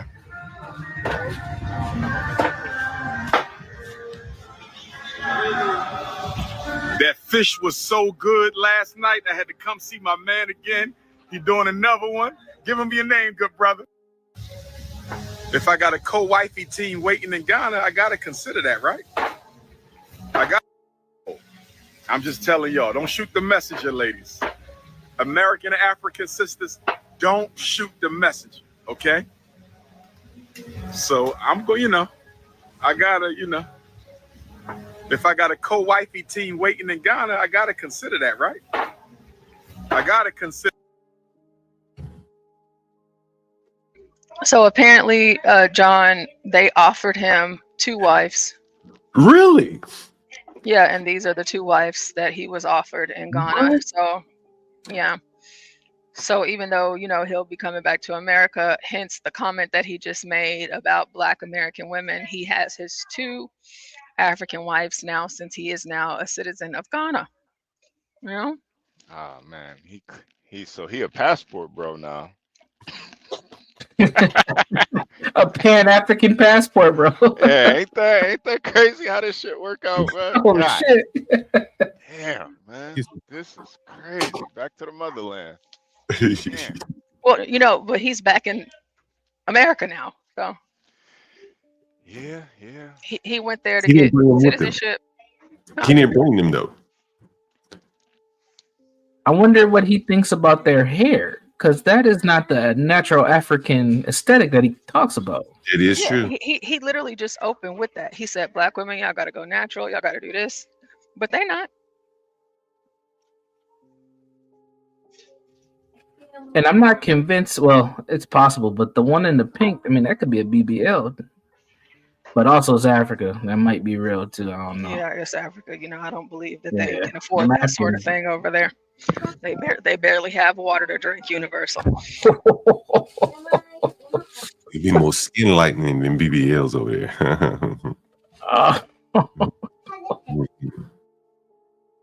Consider the co-wifey team. They could have been joking. I don't know. They could have been joking. I don't know, but no, man. That's I was told right. I got a co-wifey team. If I'm serious and I'm ready, Look at them the cheeses. Ifa Tunde Queendom could be live and direct from Ghana. So that's where ain't nothing happened to the school. FDMG Delaware, we not playing.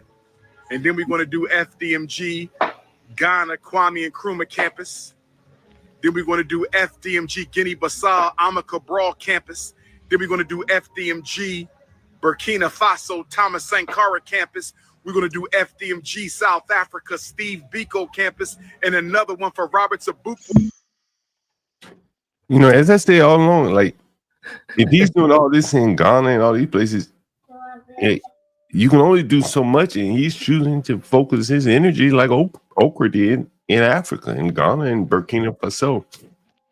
I think, the grift solely focusing on the ADOS is pretty much run out. It's just only so much money and energy that you can put into it. So he goes to Africa, expand the grift.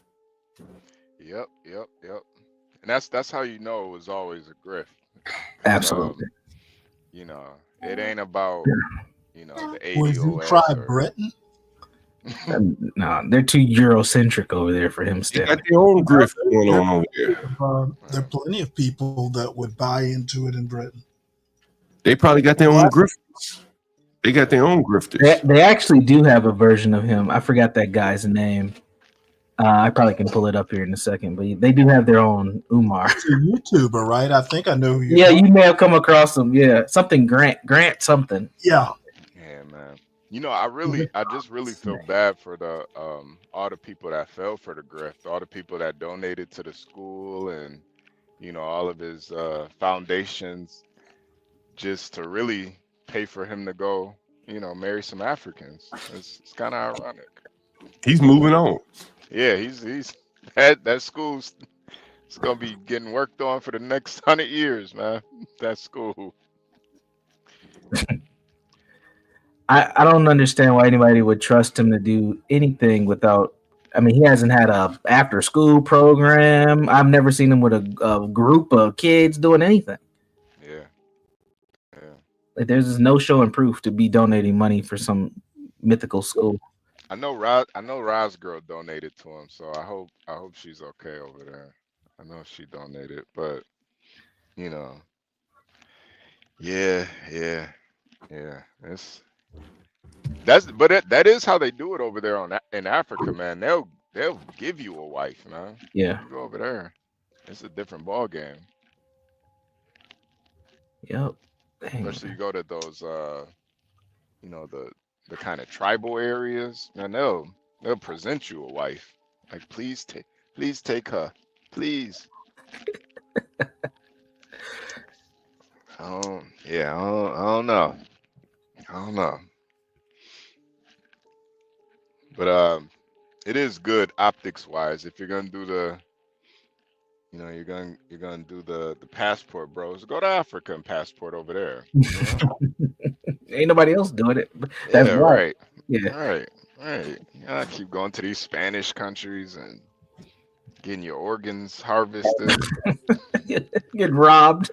Right. Go to Africa. They'll treat you like a king over there, man. They'll finesse you a whole nother way. Yeah. At least they won't take your organs. They might eat you alive, but might be cannibalized, but that's about it. Oh man. Portia, have you talked about the old lady from The View yet? Did you guys hear about that? Sonny? Yeah, Sonny, man. Yeah, I'm not sure what happened, but I know she got into something. I didn't check it out. Yeah, buddy. It's looking kind of dark for Sonny. Let's see what happened. What is she Stanley, doing? you hear about that? Hear about what? Probably Sonny. not. I don't really keep up with The View. Okay. What, yeah, I mean, I what was going about to talk about that, but what y'all about just let me Sunny know what you Hot? want me to do. Sunny Yeah. Hot? Bring it up, Portia. I asked you if you were gonna bring it up, or if you brought it up already or not. Sorry, I have a pretty big class right now. I didn't hear. Oh, okay. I'm pulling it up now, though. Okay.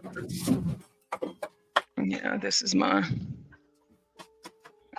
I'll body slam you class right here. So let's see. So Sunny hosting. So this is going to be a couple of parts, but I want to start with this before we get into the crux.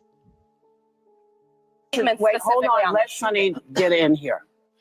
I mean, I agree with mostly everything that's been said. I mean, we know that, only about 31% of Americans trust our healthcare system. We have a terrible healthcare system. And, doctors suffer because of big corporations as well. Doctors that want to do good, like my husband, operates on someone even though they don't have insurance, and then has to sue health insurance companies to get paid for the work that he's been trained his whole life to do.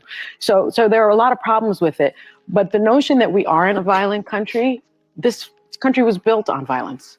We're a very violent country. And it's just undeniable that that's the case. And so I'm not, unfortunately, surprised that people are celebrating the use of violence. I'm not surprised that this young man thought that change could be accomplished through violence. 1 in 4 Americans say violence against government sometimes is justified. And today, in 2024, 1 in 10 Americans say violence is justified right now against corporations Scary. and government. That's very scary, and that's those are wrong. just. And that's even though just- I don't think he those are might just change facts. something, he might have laid out a plan for a copycat. That's what I see. Yeah. And Wait, hold on. Let Sonny get in here. Okay. All right.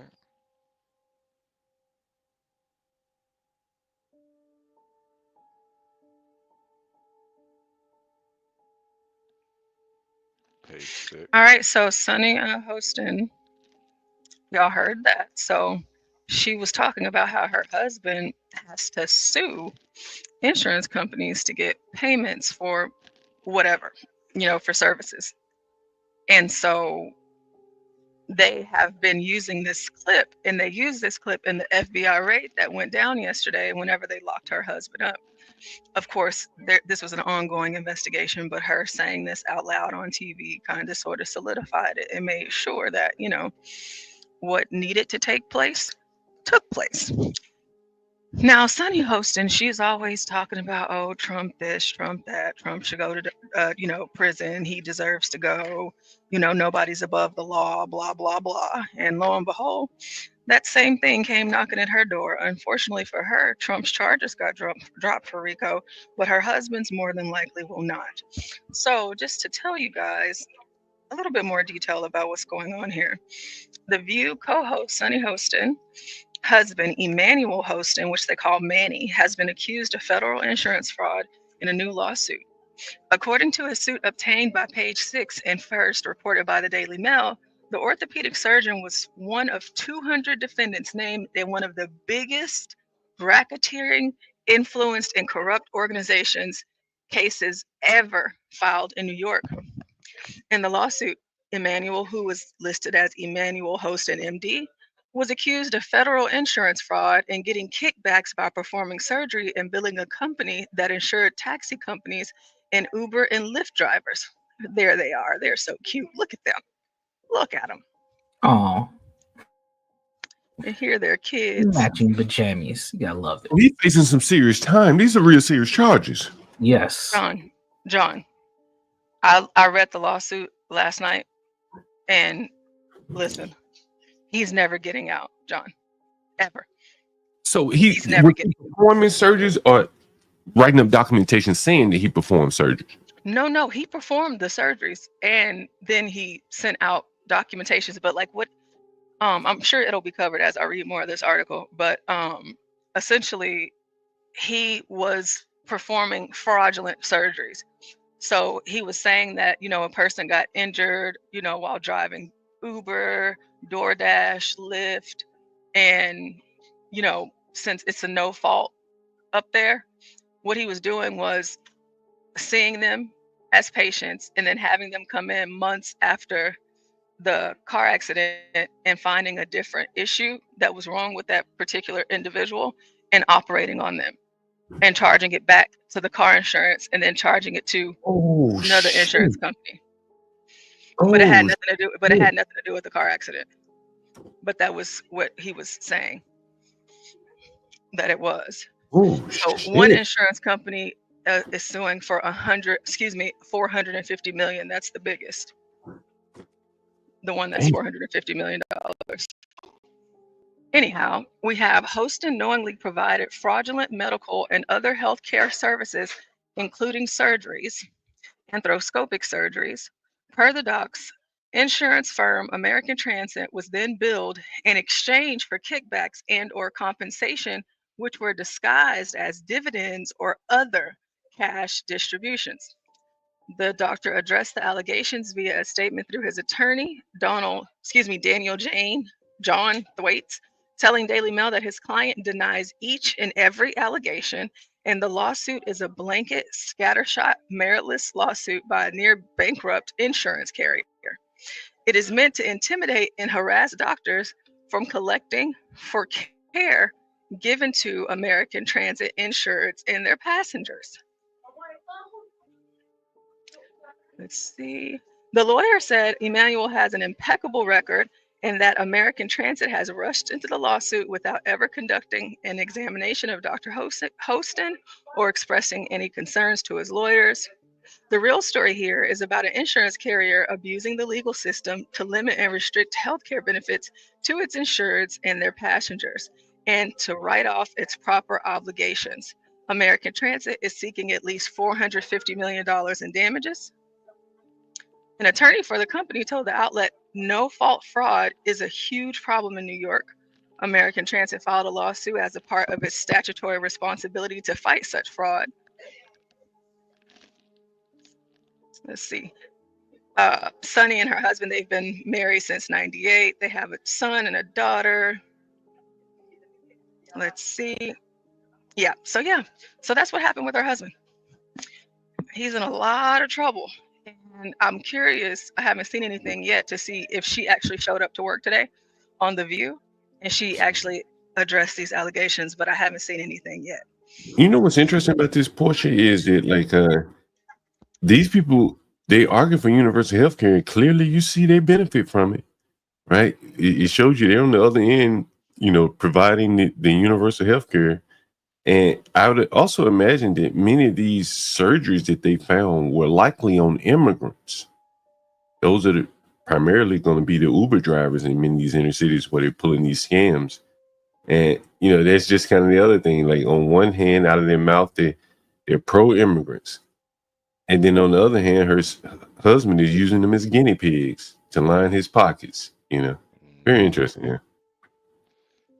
Yeah, it's always about the money. A lot of these people, you know, they try to act altruistic, but yeah, they eating good. They eating good over there, man. You know, I wonder what kind of insurance did these people have. I wonder, was it like city providing insurance? You know, something like that. You know, since these were Uber drivers, right? Is that what it said? Like transit drivers, Porsche?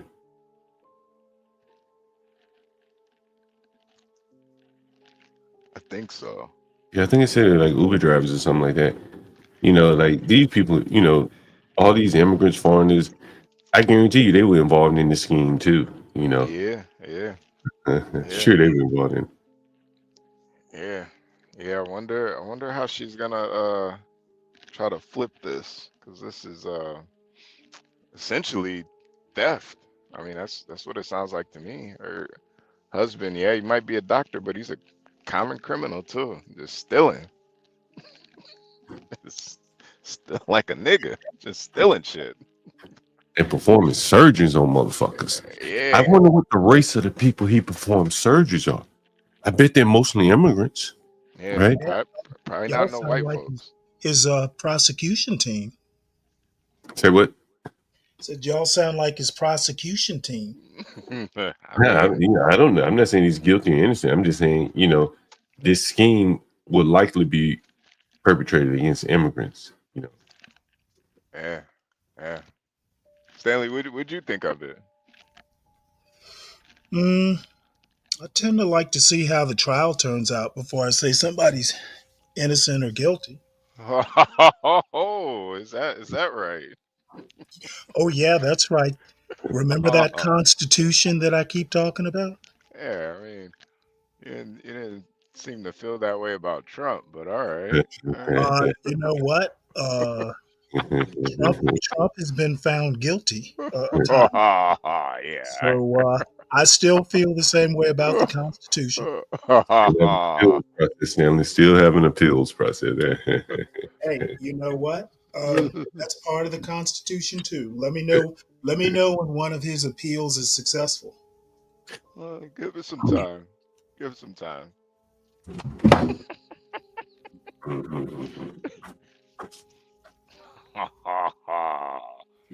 Oh man. Yeah, it's looking real gloomy for Sunny. Well, it's looking gloomy for her husband. Yeah. A chance of rain. Yeah. You think Sonny's named in the lawsuit, or is it just her husband? Well, he's probably the big earner, though. Yeah, well, she's going to have to keep working, so I don't think she's going to be quitting anytime soon. Yeah. You know, something interesting, though, that these cases are coming out of New York where these people should be kind of politically shielded from this. You know what I'm saying? But, you know, Puffy, you know, They're coming down out of New York, the Southern District. It's kind of interesting, considering Biden is still in office. Maybe the guys, I don't know if he stepped down yet. Yeah, that is a good point. That is a good point. You would think that they would do everything they can to save Puffy. I mean, the dude has done so much for the Democratic Party.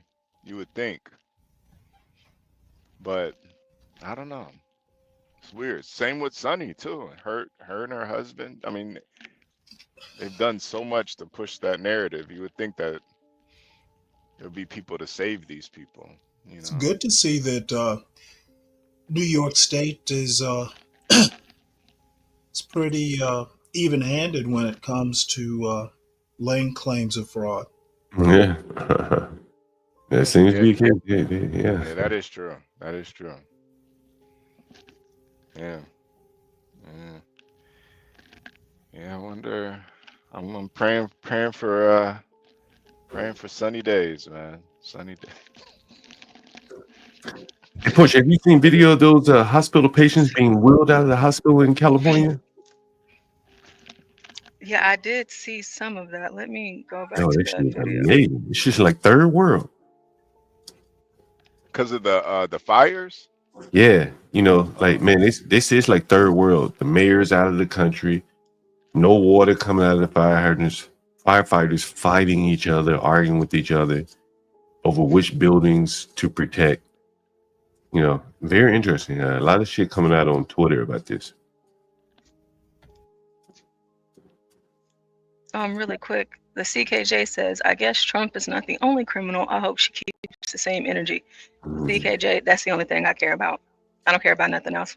That's it. Well, surely Because she's the one that went at Trump the hardest. She went at Trump whenever it came to this RICO case harder than Whoopi Goldberg, and we know. surely So it's she just like, cannot, girl. go against her husband with the same zeal. I hope not. Well, I mean, of course, maybe not the same zeal, but nobody's above the law, Sonny Hostin. So make sure that you come out with that same energy towards your dude. That's all. Nah, I don't think she's even going to talk about her husband. That would be a little Oh strange. no, we have a little I'm thinking either she is gonna come out and address it, and or she's not. So she's either gonna go ahead and say, hey, this is racist, this system, they're attacking my husband because he's a man of color, all of that, because of course that is to come. Well, being race? She would be wise not to comment on it at all.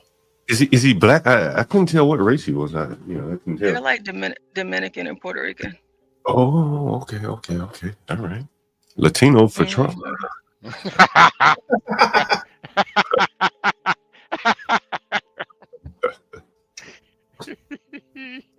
Yeah, so it's either going to be that. Oh, and then the context of that video, they were talking about the Luigi Mangione in the United Healthcare, assassination, and how these insurance companies are, just, treating their customers not so well.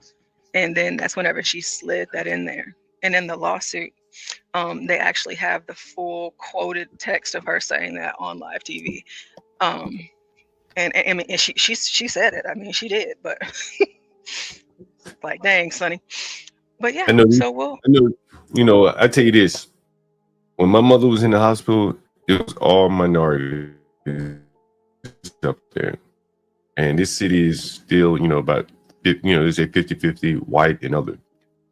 But on the operating, in the recovery room, whatever, where you're recovering from surgery, it was all minorities, and it just made me think like these doctors have to be churning these minorities walking around with basically a healthcare money card. They're not that savvy. Maybe they have outsized trust of doctors and things like that. They've come here from countries where there are no doctors, and they walk into these big shining facilities, these hospitals, and they just assume that the people are competent and have their best interests at heart. And so, again, I think that if they were to look into this, I guarantee you that this man was, chopping on, immigrants and poor people. There's no way he would do this on more affluent people. Probably not even Americans, unless they were poor.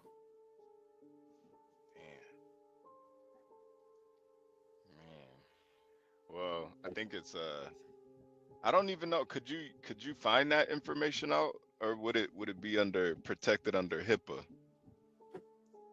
Well, the people that are clearly the Uber drivers, that gives you an idea of the demographic, right? Yeah. And if you found, whatever the healthcare company is, it probably is some low paid, low budget healthcare plan, I would imagine, maybe even a city provided. And those are the people that they probably were churning as customers. Yeah, this is pretty brutal. Treating And them like so in guinea these cases, what they can do is they can redact all of the personal information of the patients. And they can use that in court. So that's typically how they handle that whenever it comes to HIPAA. Like they don't have anybody's personal information, anything like that. It's just overall just letting you know what took place, what happened, and all of that. But then you also have to take into consideration as well the car insurance companies, because it's like they were working together. And so also it's 200 people. So this is a network.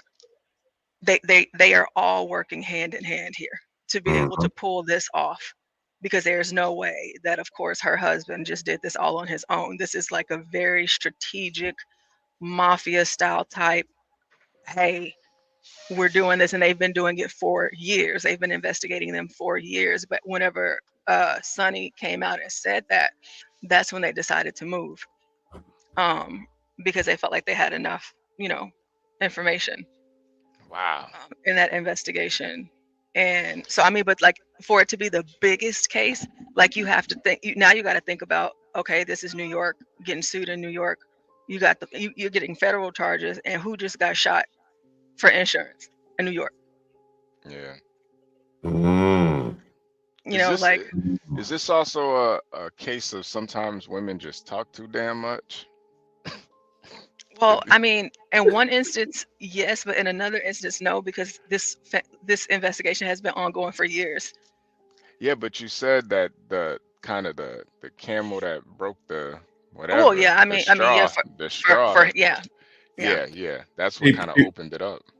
Hey, Portia, the insurance company, I think you mentioned his name, American Transit. And it's an insurance company that primarily works with Uber, Lyft, and taxi drivers. Oh, yeah. Yeah. John, you got it. Damn. So that's why these people insurance is so high. Yeah, this is a straight up scheme. Damn. It's like he's saying, like, everybody's eating off the little man, right? And he don't even know where he's being bitten and eaten from, because you biting him in every angle. They probably had no idea why their insurance on their cars is so expensive, because Sonny Horson's husband and his crew got to eat. And they're churning these people account. And, subsequently the insurance costs will go up if they're, making claims against the insurance. And again, it would serve to only hurt the little man in this case. Wow, that is amazing. Yeah, that is crazy. And so like one of the let me actually just find it really quick. So like one of the big ones that they cited in the lawsuit talked about how somebody was in a car accident, and it was just like minor injuries, like they walked away, assessed, everything was fine, but then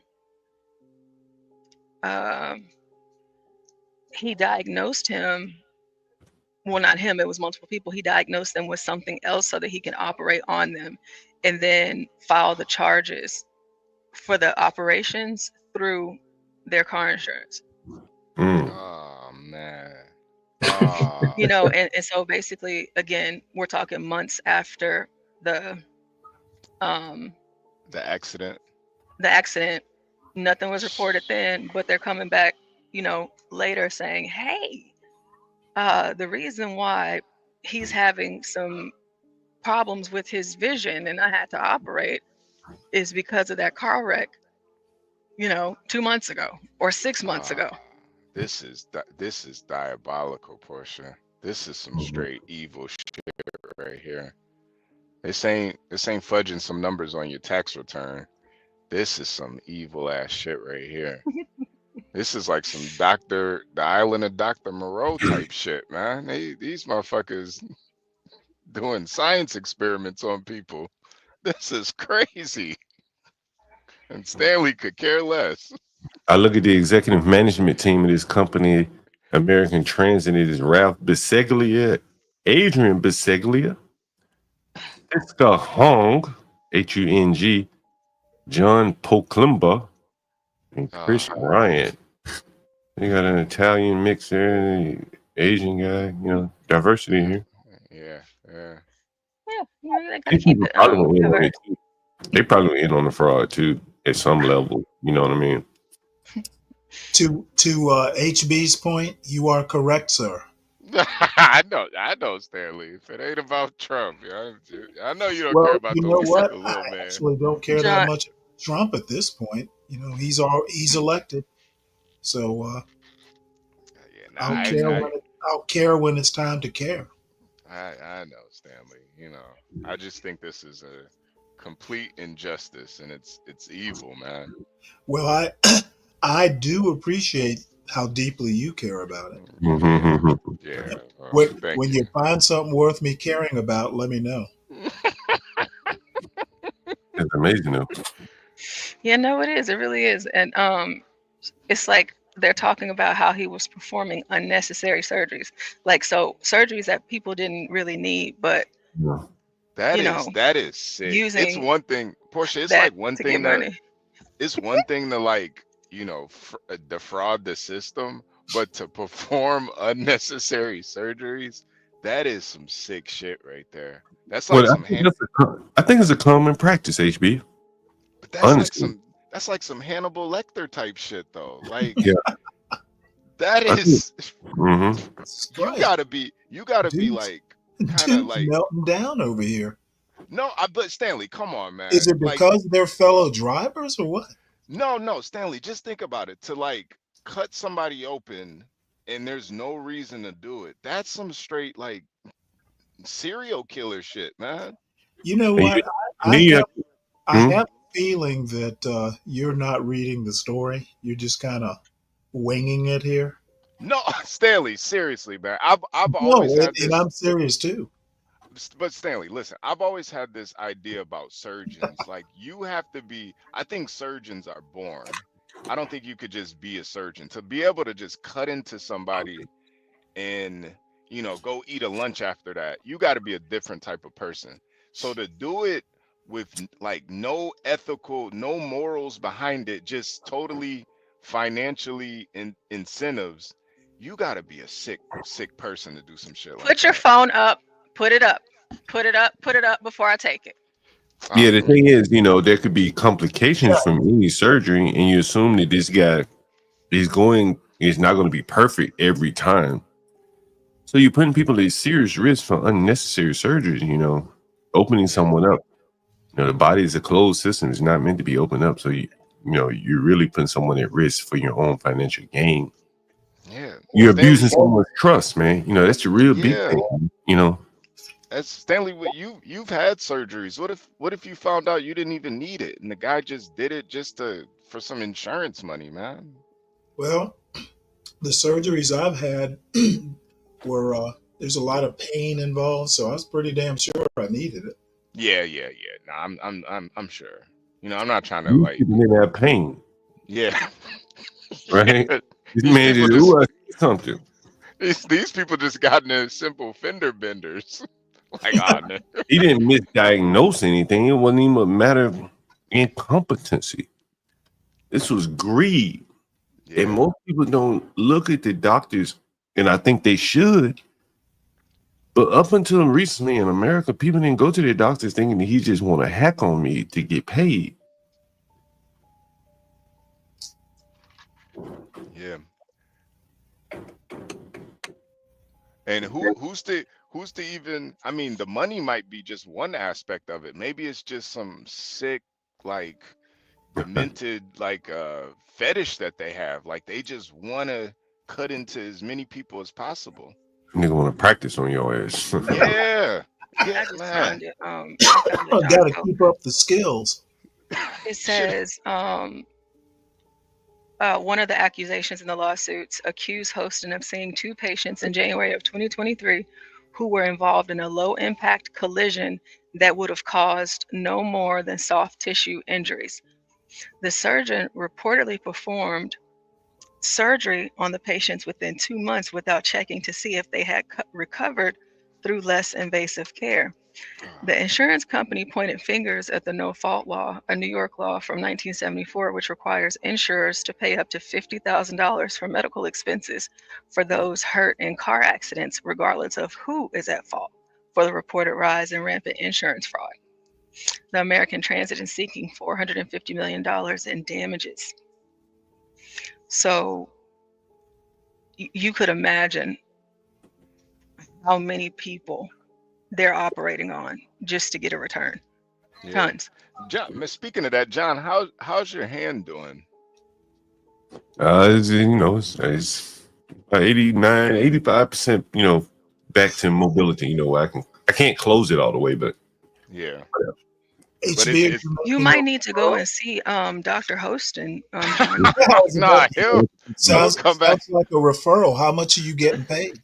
Right. But I've told you guys this story before, man. My mother had a surgery, and when she got all the bills, she didn't have to pay it, but it was $700,000. Oh my Lord. And shortly after the doctor performed the surgery, I mean, he jetted off to Italy, man. Right. And he was demanding to know, was it cancer? Was it cancer? Was it cancer? And they eventually told her, oh, I'm sorry. You know what they came and told her? Good news. It wasn't cancer. She like, I've been laid up in this motherfucking hospital for 18 days. And you just performed a life-threatening surgery on me. And I find out it wasn't even cancer. That's not good news. I shouldn't even been in this motherfucker. Biopsy or something? So the way they had to do it was apparently they just do it all in one shot. So they go in and do a biopsy, and then they just grab whatever the tumor, they just get it all at one time, and then they send it off for the biopsy. So there's not to have to go back in again. And so my mother got the answer like, yo, when are you going to tell me what the results is? Was it cancer? She was hoping it was cancer. At this point, if I just went through all this, please let it be cancer. Right. And then when it wasn't cancer, she was dejected. Because what the fuck did I go through all this for? And then when she got home, he got that bill, and so it was $700,000. And it was a wing full of people that had gone through the same surgery. $700,000. And they all had to come back pretty much a day or two after being released. And I told her, it's like a money grab. And I don't think she had understood the way that these organizations make money performing on unnecessary surgeries. And, again, when my mother was there, it was mostly poor Black people. And so in this case, these surgeries were probably being done on poor immigrants. That's my thought. Wow. Yeah, this is crazy. This is, man, you making me never want to go to the fucking hospital now, man. Jesus Christ. You have to really be skeptical. That's what I think the bigger point is, right? Yeah. Man. Yeah, this is wild. This is wild. Yeah, I hope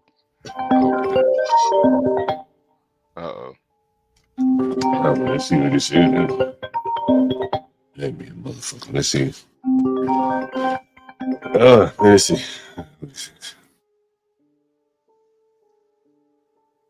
Hold on.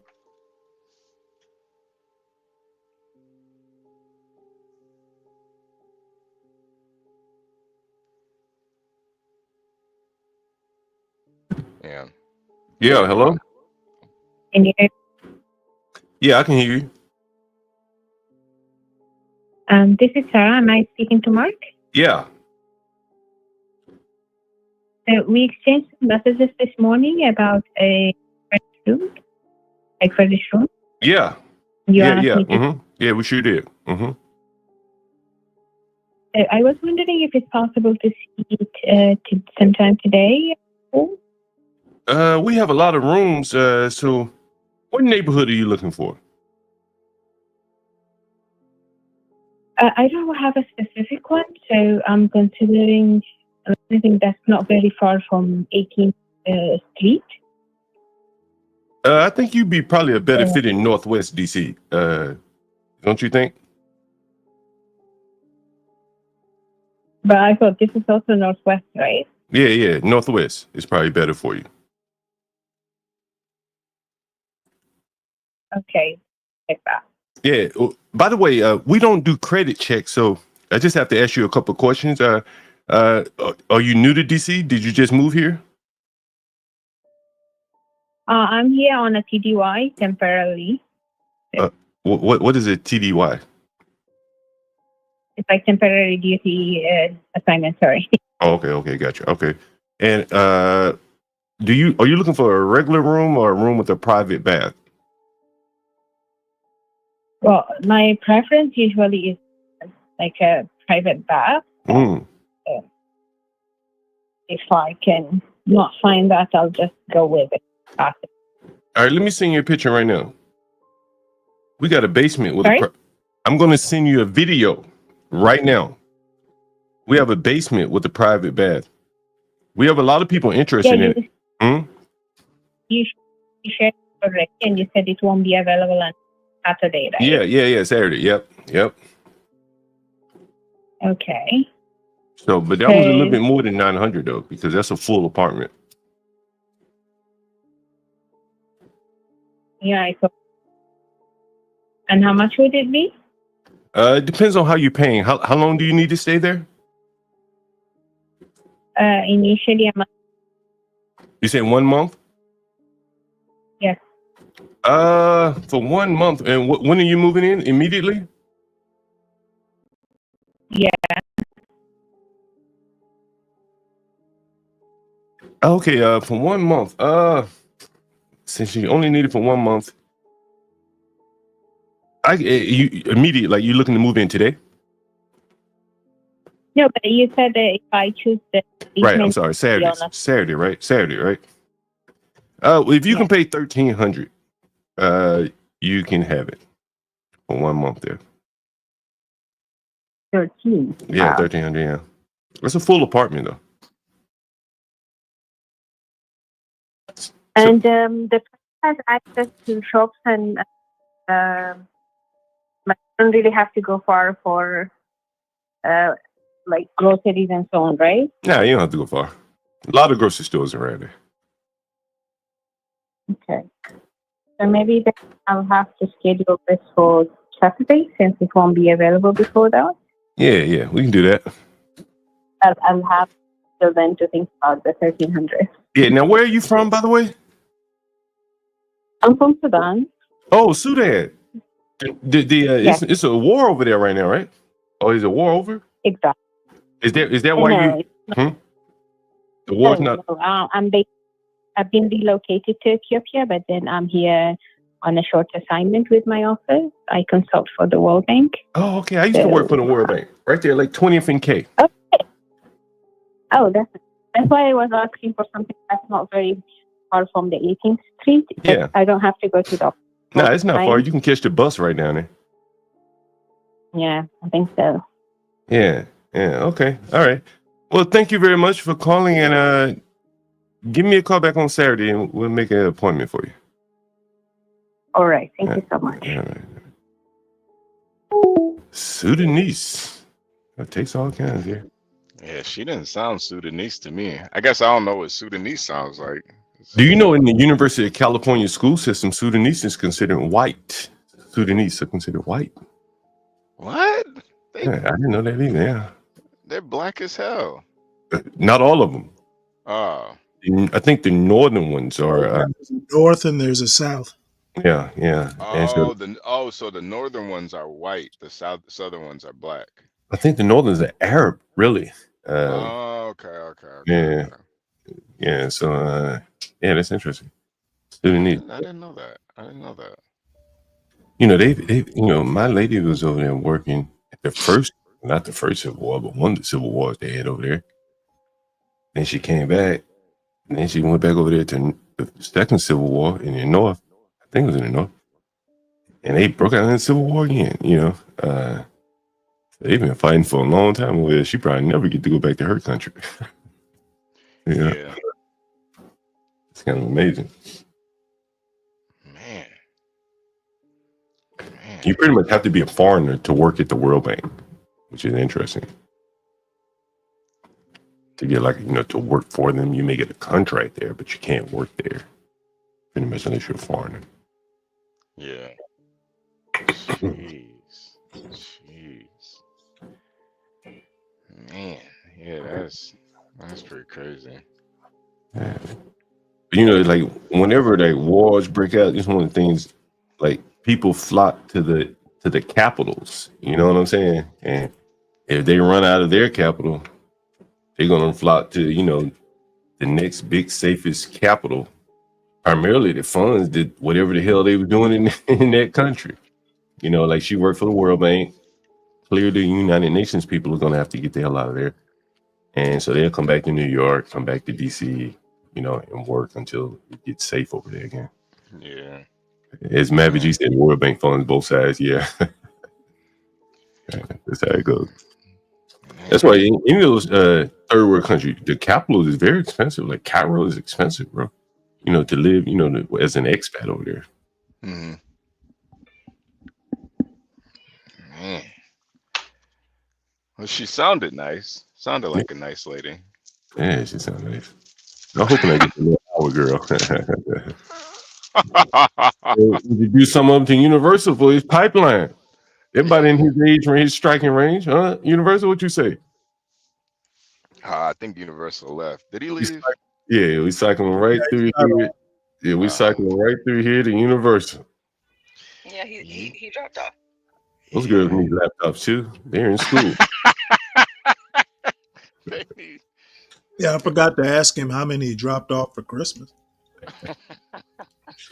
We're trying to get him a good Howard list. Sliding down DMs. Stanley, since when we had the Howard girl on the campus, what did you think about her saying it's almost mostly women on campus? What do you guys think about that? I don't think anything about it personally. I think that no, I think a guy might do well there.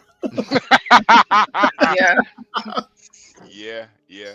I think this has kind of been a trend that's been happening probably for the past 10, 15 years, probably 20 years. As a matter of fact, I wonder how many people just kind of say they're Howard students and aren't.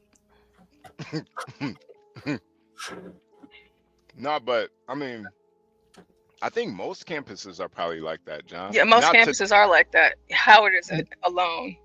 Probably not to that. Probably not to that extent, but I think most campuses are mostly women. The University of Georgia is slightly tilted towards women, not as much as Howard, of course. I was curious and looked it up 2 or 3 weeks ago. That's really amazing. Yeah, it is, because when I was there, it was more balanced. Damn, maybe you want to go back to college again. Yeah, no, the college I went to my freshman year, I stayed in the dorms just the freshman year, and there were way more like female floors than male floors. I don't know if that's like if that really says anything. I never really looked it up, but I mean there was maybe like 3/4 were female floors, a fourth was male floors. Sounds like heaven. Yeah, I'm not gonna lie. I definitely took advantage of that situation, but hey, can I give you guys an update on the fires? I know Portia, both of you guys. Well, yeah, I was trying to, but y'all start talking about everything else and go somewhere else where it was, and I just gotta let it ride while y'all doing it. But go ahead. I know you've probably seen this though, Portia. Have you seen this? Have you seen this? Anyone seen this? Just y'all need some Adderall. Nah, I haven't seen this. At least they didn't make them get up and walk. Look at this.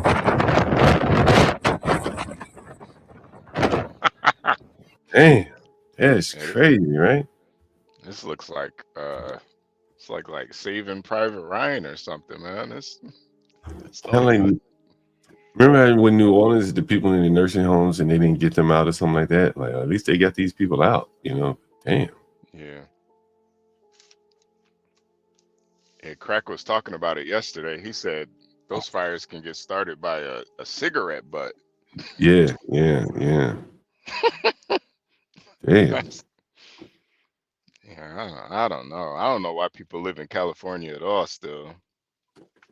Well, you know, yesterday you were talking about the fires you saw on the road. Mm-hmm. And, you know, they do that to prevent stuff like what California's going through. And I remember when Trump was in office, I don't know if it's true or not, but he was saying, or he was pointing out that how they prevent a lot of their brush from being burned or whatever, which is like controlled wildfires. And so when they burn, there's all this shit on the ground, you know, it basically kindling to, you know, fuel the fire. So it's like not proper wildlife management, whatever. You know, John, that's what I've always kind of thought about California. I feel like, because I mean, it's not like California is the only place with a bunch of, wildlife and trees and shit. But you don't see this happen in other places. I feel like other places probably do a lot of preventative measures to make sure this doesn't happen. Well, there have been wildfires in South Georgia, for instance, I mean, especially it's like in California. Yeah, but Stanley, it's like every year with California, man. There's got to be something. And I mean, it's not even like the biggest forest. They have huge forests over in Europe. You don't see this shit happening over there like that.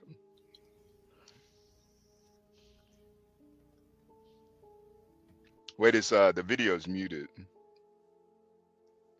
Oh, I was just gonna, Oh, you just wanted for background? Yeah, this looks like hell. That looks like hell. Look at that. That looks like straight hell.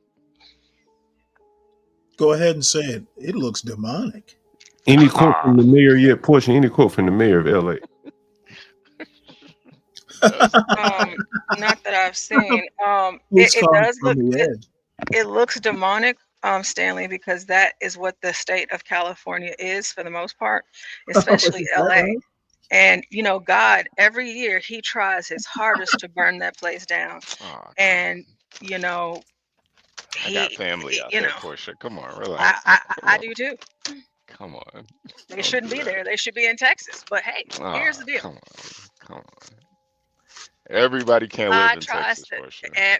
God tries to wash Florida off the map everybody should live in Texas. He tries to wash Florida away. He tries to burn California down. I mean, Texas, he tries to, twist us up, Everybody would live in Texas if they'd open that damn border. Come on, Stanley. We can't have that. Can't have that. Come on. That's sick. Come on. Can't let them all over here like that, man. It'd be a great big melting pot.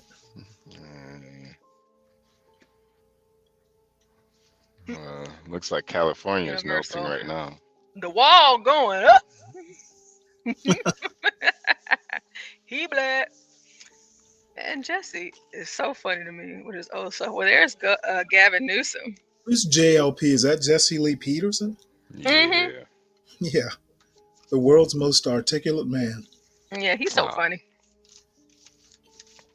Oh, man. That would be a good interview if he had you on his couch, Stanley. That would be really good.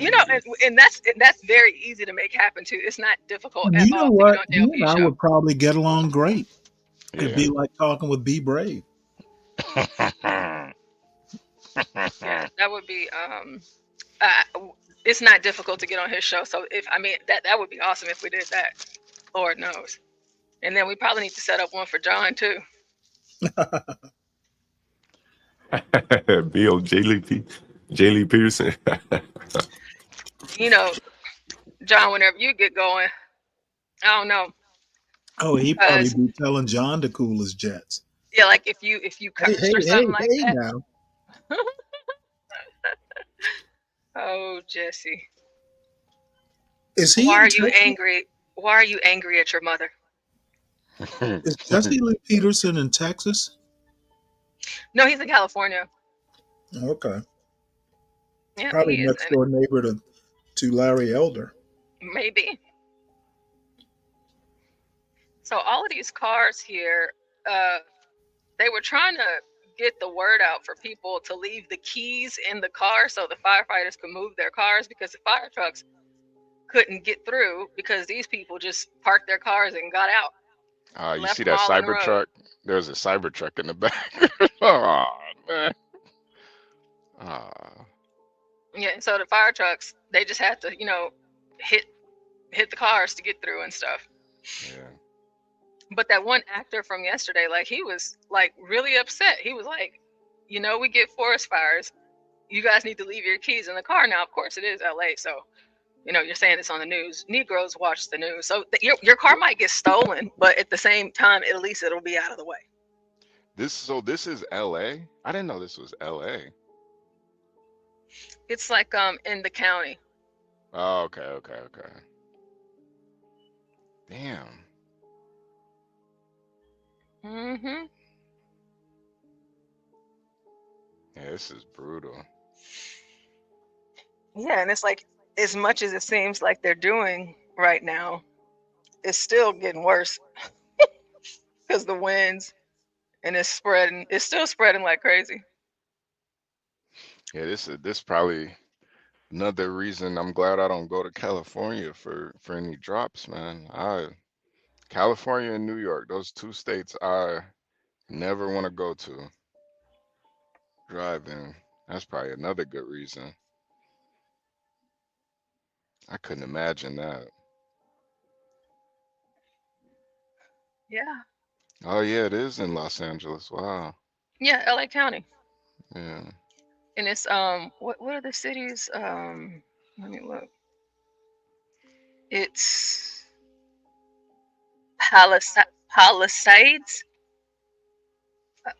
Palisades, Eaton, and Hearst. I don't know how to say that.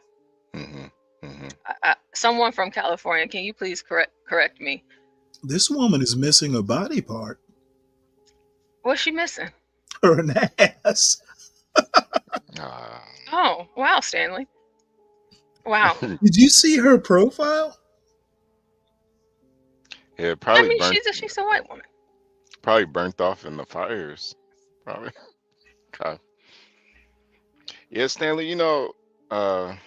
Not all. This is kind of the, it's a lot of white women have no asses. Yeah.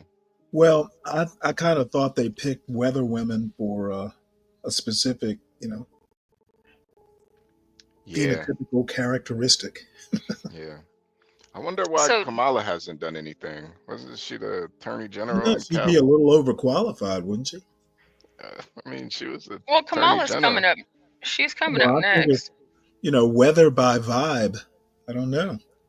Biden said, I have offered any federal assistance that is needed to help suppress the terrible Pacific Palisades fire. And then Kamala says, as a proud daughter of California, I know the damage that wildfires on our neighborhoods and communities. I also know that the impact is often felt long after the fire is contained. Wow, there we Yeah, go. Kamala, of course. Yeah. No, she didn't add the PS. I mean, maybe she could use her 12 more days to go. Maybe she could use her wine collection to douse the fires out. No, alcohol might be an accelerant. Yeah, you're probably right, too. Probably right. Yeah, you noticed that, huh, Black Knight?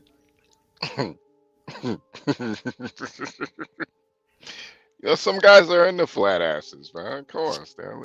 Flat Stanley and Flat Judy, or whatever her name is. Yeah. If FS1 had hired that lady instead of Joy Taylor, they wouldn't be in any trouble right now. Oh, I have a feeling they'd hit on it. Nah. Hey, Black Knight. Good afternoon. Ain't nobody hitting on. I know, Yo, as a matter of fact, he's probably Jason Whitlock's type. That's who I wanted to hear from too, Black Knight, about that whole thing in New York. I wonder what he would like, what he thinks about it. Well, he just got finished with a hip replacement, so he might have some salient thoughts. You talking about the congestion charges? Yeah. I The know. chief. I know. He's been under. He's visited his orthopedic surgeon lately. I know, Black Knight. Have Yeah. you heard about what's Hey, happening with Black the? Knight, was your doctor, Dr. Hostin? Yeah, I knew that was coming. Did he replace the correct hip? That'll be fucked up. Man, you know what both of them replaced, huh? Right. Yeah. Turn Black Knight into RoboCop, man. You know that little sidearm comes out of his leg? Like, wait a minute. I didn't sign up for this. So there's a mayor at a Bogalusa named Tyron Trong, and Daniel Nixon, he mentioned this earlier, and this story is it's pretty crazy, but John should be able to relate to some of these things in a way. So let's watch this so you guys can see what's going on here. It's muted, Portia. It's muted. How dare you open your foul mouth to me, Negress? It's still muted. Portia, it's still muted. Is he part Vietnamese? Yeah, he looks like it. Yeah, the last name seems Vietnamese. Okay, let's see here. Try this again. Is breaking There news. we go. Good afternoon. I'm Liz Reyes. Thanks for joining us. Breaking at this hour, the mayor of Bogalusa, the youngest in the city's history, gets arrested and now faces some serious charges. At noon, the Washington Parish Sheriff's Office releasing the mugshot of Tyron Trung. Fox 8 Rob Masson, he is live right now. The charges the mayor now faces. Rob. Yeah, Liz, we're coming to you live from the Bogalusa City Hall, where state police just arrived about 15 minutes ago. About a half dozen troopers went into the City Hall annex, and they are executing search warrants around Bogalusa in this wide-ranging scheme. The street here in front of the Bogalusa City Hall is blocked off by Bogalusa police. There are a lot of residents gathered around here, somewhat in shock at these developments, because they believe Mayor Trung is a very popular mayor and someone who they believe has been facing a lot of opposition here in Bogalusa since he was elected as the state's youngest mayor about 2 years ago. But now he is sitting in a Franklinton jail, charged in a scheme involving as many as 11 others. About a half dozen members of the Louisiana State Police came to City Hall just a short while ago, now executing those search warrants. The state police says the Violent Crime Task Force had been looking into allegations for the past year. They allege that Tyron Trung and as many as 10 others are involved in a scheme to use social media to distribute controlled dangerous substances like opioids, high-grade marijuana, and ecstasy. The allegations also include charges related to the use of public funds to procure a hotel room involving a prostitute. The Attorney General's office says they are determined to crack down on public corruption, but some Bogalusa residents are skeptical. I believe Tyron has a capability of dealing with prostitution. He has a beautiful girlfriend, has a child. He's from a great family. He's always been a upright young man. He has his head on his shoulders. That's not something that he would put in his past to taint his record for his future. I think it's a tragedy. You know, people had a lot of hopes in him as a young up and comer who might be able to provide leadership.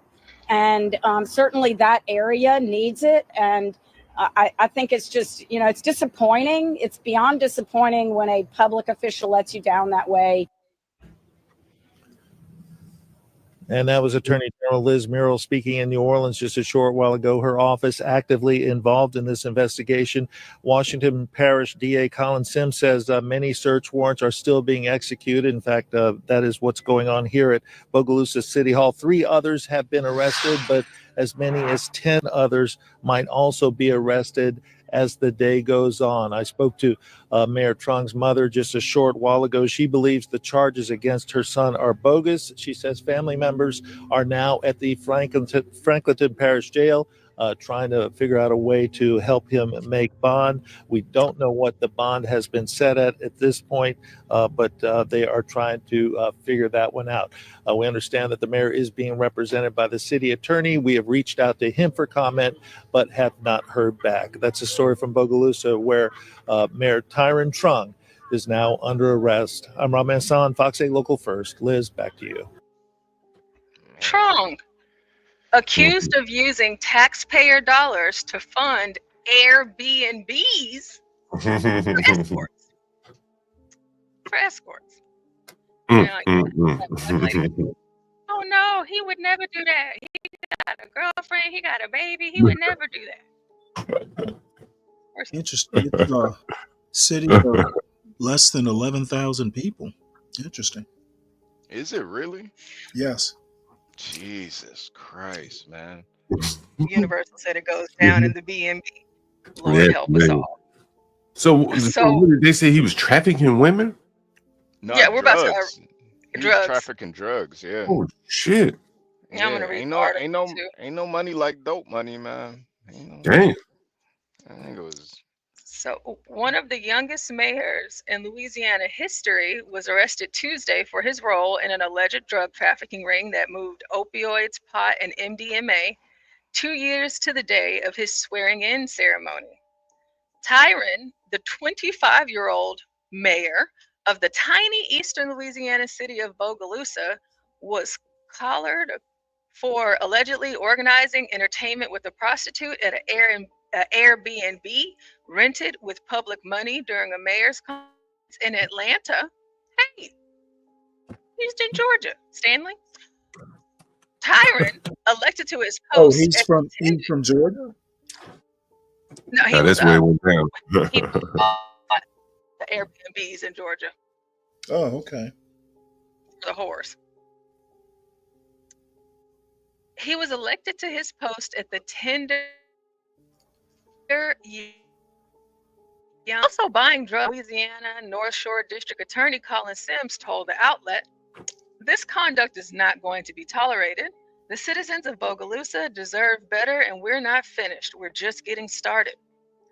Look at him right here. He has a little gray patch. 25 years old. He became the mayor when he was 23. That's pretty wow. Innocent until proven guilty, of course. The arrest likely signals the end of Trung's brief political career, which began in November of 22 when he knocked incumbent mayor Wendy Quinn Peretti out of the city's top spot. When he was sworn in on January 7th, Trung became the city's youngest mayor and tied the state record for the youngest mayor in Louisiana history. During his campaign, the Washington University graduate and former intern for United States Representative Lacey Clay, a Missouri Democrat, said he'd return home to make a difference and reverse the souring fortunes of the 10,000-person city near the Alabama border. As mayor-elect, he sought the resignation of city police chief after a Black man died in custody, and once in office, he pushed for law enforcement to patrol the streets more often, but not to patrol you, Mayor Trung. He also had clear ambitions for higher office and ran unsuccessfully for chair of the state's Democratic Party last year.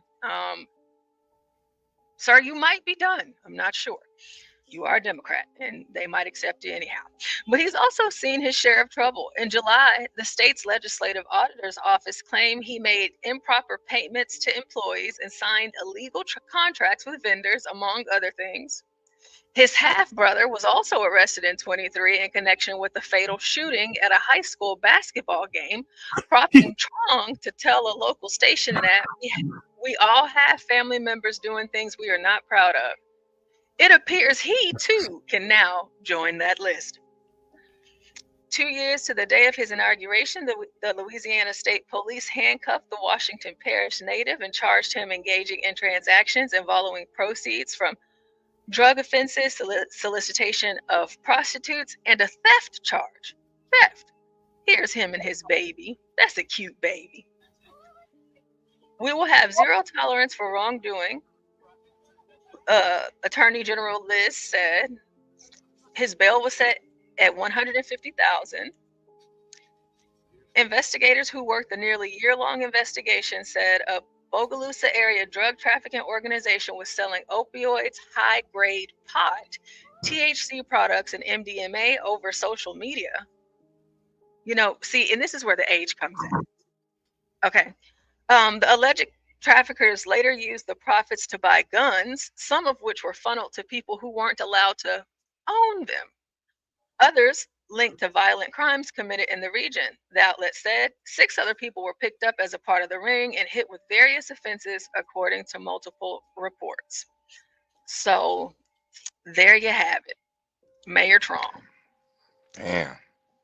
He sound like Kwame Kilpatrick. He was in the streets Jesus for real. Christ.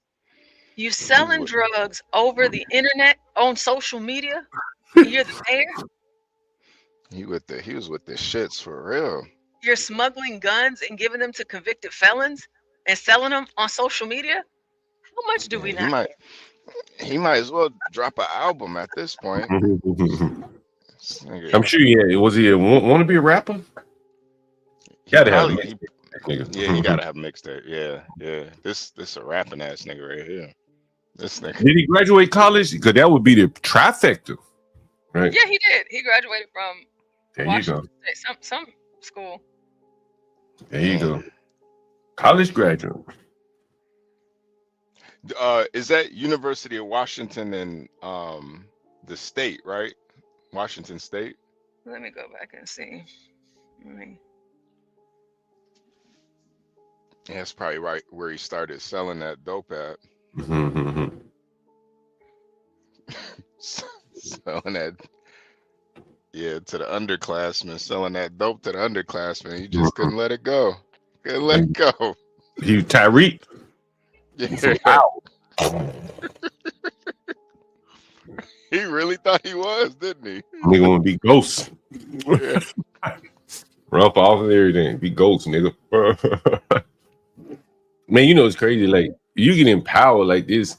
There's a million different ways you can steal. Washington University. Is that in St. Louis? Is that in St. Louis? I think that's in St. Louis. Yep. That's a pretty good university, right? It is. Like, especially the medical school. Right. And the best and the brightest, ladies and gentlemen. Hey, boy, I didn't get this one. Better to perpetrate crime. Yeah, 25. They elected him when he was 23, Universal. So he was even younger than that. The small town like that. It's like a slightly less than 11,000 people. Yeah, that's this university. Nothing, I understand. Is it private? I can't remember if it's private. Is it private? I believe so. But after Ferguson, they were really involved with Ferguson. I think they had a lot of outreach. So that may be how he walked in the door, to be honest with you. Damn. Yeah, this. Damn. What's his name, Fortune? What's his name? His name is Tyron Trong. It's TYRIN TROUNG. Mm-hmm. That is like a Vietnamese last name too. That is weird. He mixed. He might have some connections with some Vietnamese gangsters or something. I don't know. I mean, and then crossing state lines. Asian standard. Yeah. Black. I did say blacks need to reach for an Asian standard. Yeah, but what kind of Asian standard? They got gangsters over there too, Stanley. Hey. Well, now come on. Now we've had some, we've had some pretty good gangsters over in American history. Oh yeah, nah. I think the It best. is time to be all equal and shit. Yeah, but man, like those And those charges, he could be doing life for those types of charges, though. he crossed state lines and used the city credit card to pay for an Airbnb and prostitutes. Yeah, see, that's what gets me about Like, these criminals nowadays. It's like, do y'all not remember that like cash is king, man? If you're doing some illegal stuff, just use cash. I just don't get how these criminals are so stupid nowadays. You know, one of the first things I'm reading about him, they said one of the first things he did when elected to mayor was to attempt to get rid of the police department. yeah, I read that. I guess you You didn't hear see, that. you see Oh, why? sorry, Yeah, yeah, sorry, Mr. Portia. Man, yeah, that's great. yeah. I see He why he. fired the chief of police, John. That's the I first thing see. he Damn. did. Fired the chief of police. Did he I see replace why. him, or Yeah, did he just say, "I'm gonna do without a police department"? he fired the chief of police and he slimmed down the department. Let me find it in the article again. Hmm. Yeah, he had this whole thing mapped out. Okay, He had. so as mayor-elect, he sought the resignation of the city's police chief after a black man died in custody. Oh And yeah, I once in remember. Yeah, office, okay. he pushed for law enforcement to patrol the streets more often. Hmm.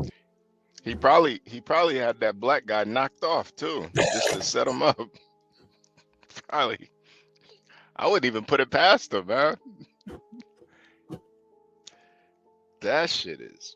Damn, this Yeah. nigga is gangster, man. No intent on helping his people. No intent on helping Hell the little nah. city. He try to feed the wolves, man. He don't care about the sheep at all. This nigga is gangster. God damn. It's like some 1920s type shit, you know? Run for mayor just to expand your criminal operation. yeah, your criminal operation. This is some old time gangster shit right here. This nigga. Oh man. Yeah, I don't think you could really hide in plain sight anymore. You gonna do this type of shit. You gotta really be out the way. Jeez. Yeah, it's just careless. It's just like, dude. Yeah. But it's like he was 22, so I mean, I don't know. I mean, he did it all on social media. So Facebook, Twitter, Instagram, X, Snapchat. I mean, is this what we're doing, or Did he beat a white woman? did he do what? The woman did he beat for the election? Was it a white woman? Who did he beat? Oh, I don't know. It sounded like it. Sounded Let like me a white go back woman. let me go back and look and see. Wendy Paredes. I didn't look her up.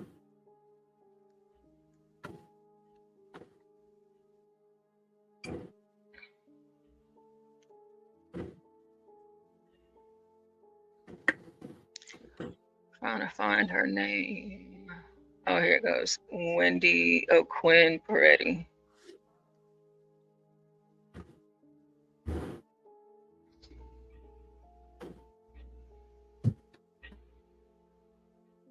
No, she's one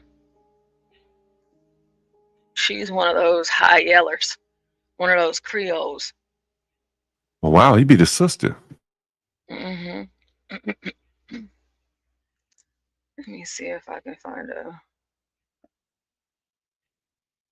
better or bigger picture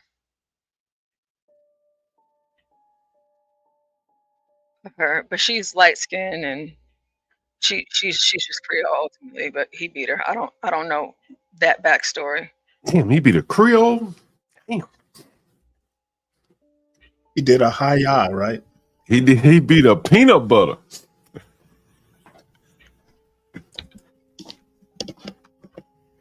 Let's see. It's probably not gonna show.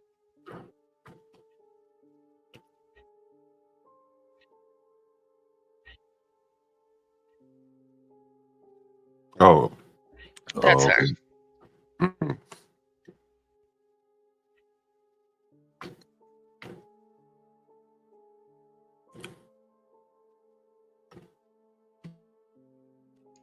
So yeah, that happened. It's just so interesting. All of these things that a lot of these mayors are doing all across America. And And people surprisingly, will. they're getting caught. You surprised what, John? I'm surprised, like they're getting caught in such unsophisticated schemes, It's not even sophisticated. I honestly feel like my kids could have pulled this off far better than he did.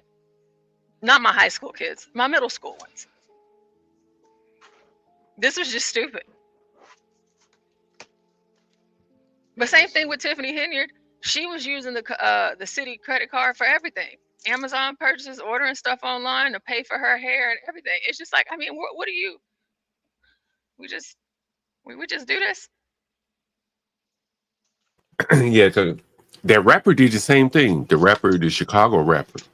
I mean, you Lil paying for Durk. murder tickets and shit Yeah, Lil Durk. on the company credit card. Yeah. Well, he paid for the hits in cash, but he paid for all the the ski masks and all the materials to commit the hits. The cars, he paid for all that on the company card. So yeah, I don't know, man. I just think certain people should just not everybody's cut out to be a criminal, man. You got to be kind of sophisticated to be a criminal.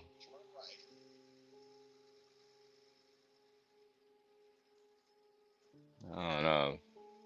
I think Stanley could probably be a really good criminal if he wanted to, but Fortune, any update on that Democrat mayor, Obama's choice to lead LA? Surely she's made it back to the country by now. Karen, what's her name? Karen Karen Bass. Bass.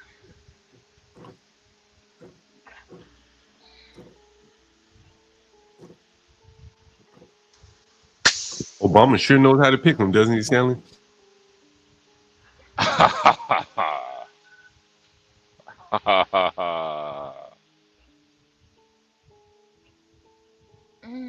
Let's see. I'm seeing. This is from the. Let's see what they're saying here. It says that she's drawing backlash for family photos she posted on Christmas Day. No, was she not supposed to celebrate Christmas? What the hell? I guess not. I don't know. Yeah.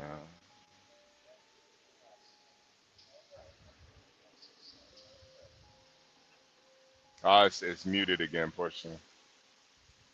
I hate that it does that. You gotta share No, you're it okay. again. You're okay. Let's see.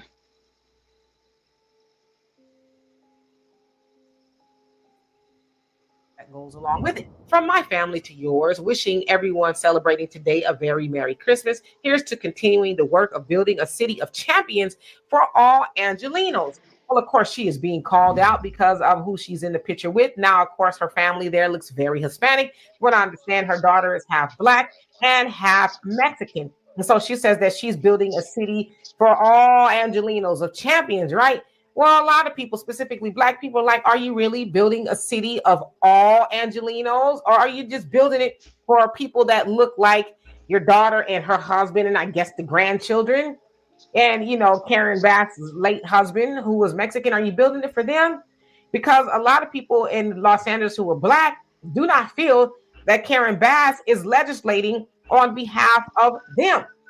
Now, of course, you guys know that Karen Bass used to be in the Congressional Black Caucus. She was a member of Congress, and then she left to become the mayor of Los Angeles. But yeah, a lot of Black Los Angelinos, if you will, feel left out. They feel like you're only taking care of them. And of course, we know that the homeless issue in Los Angeles is through the roof.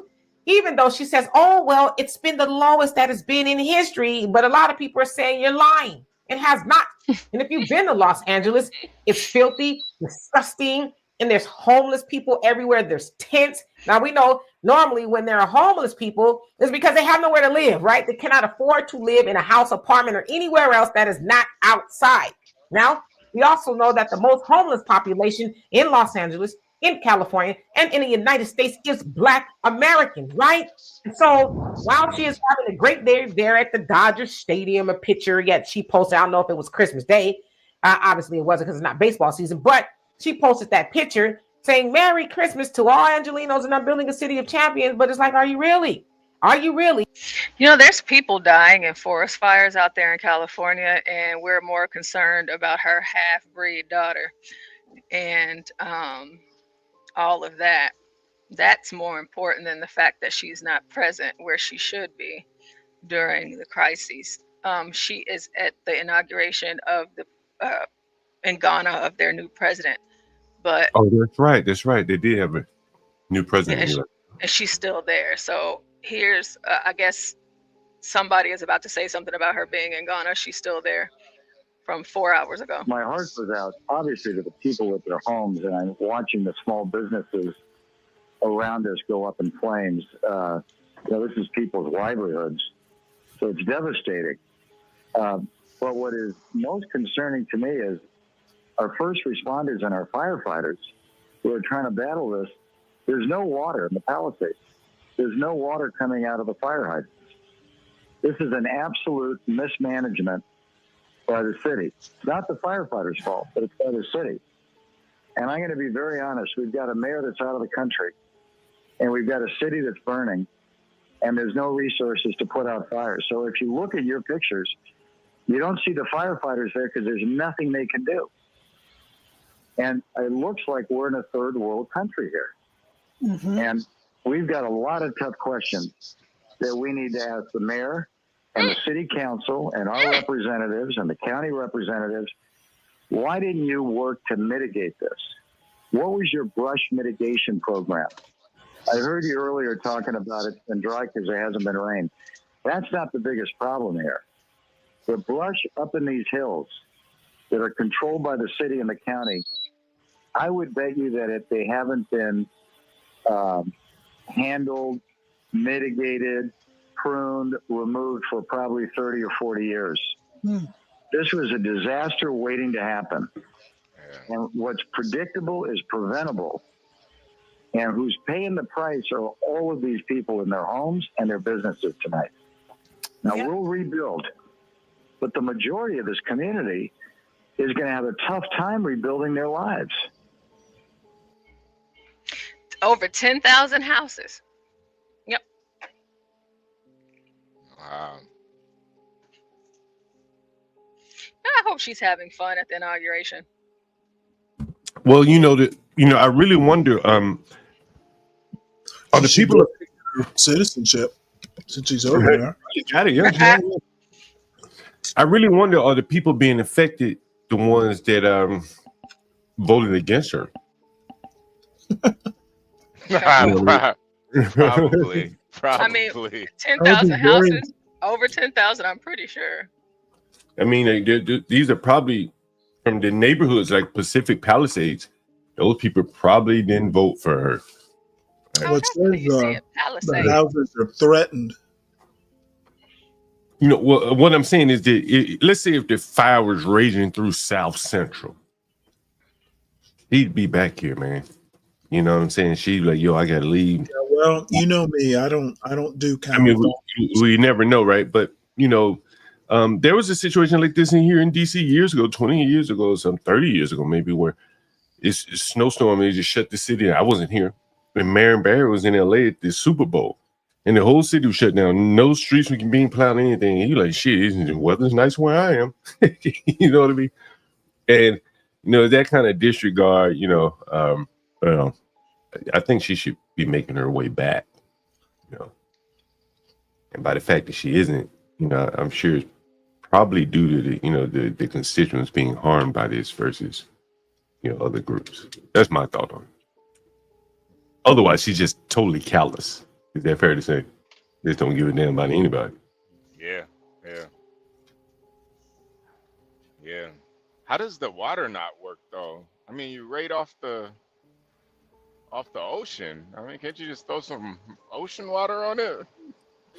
No, I don't think. Well, I think the pipes and shit, can't take that salt. Oh yeah. Oh yeah. You're probably right. I always be thinking like how like if they use the helicopters and like those big containers, because I've seen it, and watching forest fires being put out before, like they're huge barrels and they drop into the lake and scoop up the water and then they, Oh yeah. you know, Oh and I yeah. was thinking like, why don't they do that? But I've heard, I could just remember reading, and this was years ago. If Crack was here, that would be helpful. But how in LA they have different time periods where they can use electricity and water. Oh yeah. It's limited. Yeah.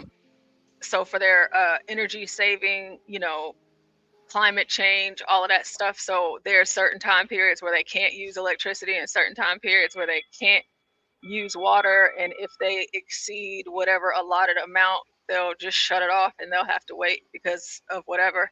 I would have to look that up. It's been a while since I read about that, but Hey, Portia, have you seen who's in charge of the fire department in LA? yeah, some lady, that white lady. Yeah, I think she's LGBT. Yeah, they were saying that she got exposed or something. Let me see.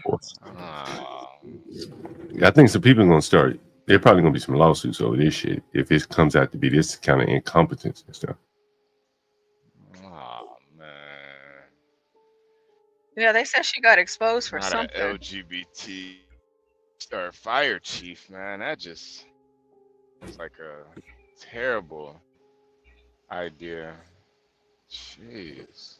The reason why I brought it up is the Caruso man was saying, if you know it, what did he say? He said something. Knowing is prevention or something. He said, right? Do you know what he said? If you can, I think if you know it, you can prevent it. Something like that. Right. And that's always been my thought with these California forest fires. Man, it's probably just a bunch of dried up leaves that they could easily pay some inmates to go clean up and shit. Yeah, and she probably has done with prevention. Fast now. Man, Say it's what? like, Yeah. I think California has the biggest inmate population. Just go put these niggas in the woods, have them cleaning up dead leaves and brush and shit. I just don't get it. I don't get it. That's why it does, I don't want to be like Mavid and be all in that conspiracy bag, but honestly, you kind of got to look at it like that sometimes, because if it can be prevented, why aren't they preventing it?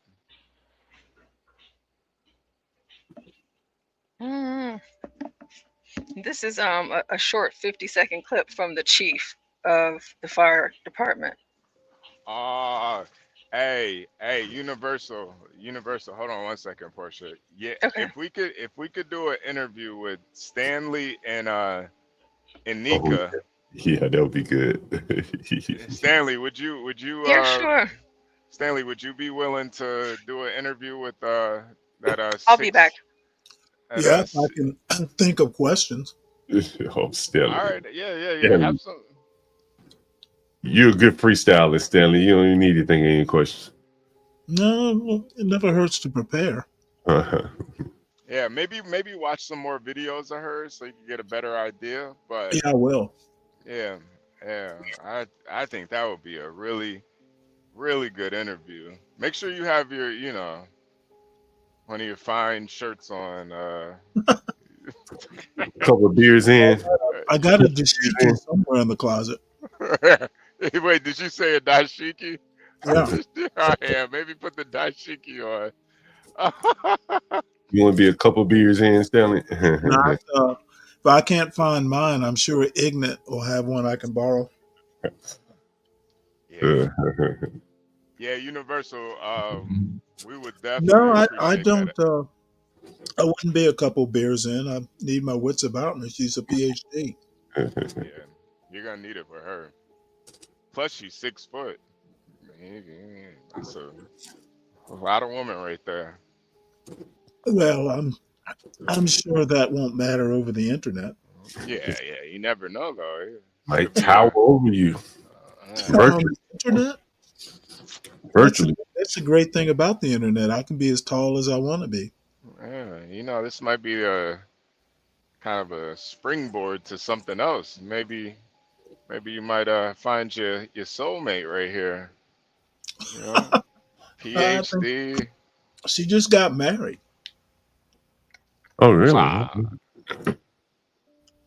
Did she? I thought Universal said she just had a boyfriend. Oh, okay. Well, there was some wedding picture or something in her IG. Oh, okay.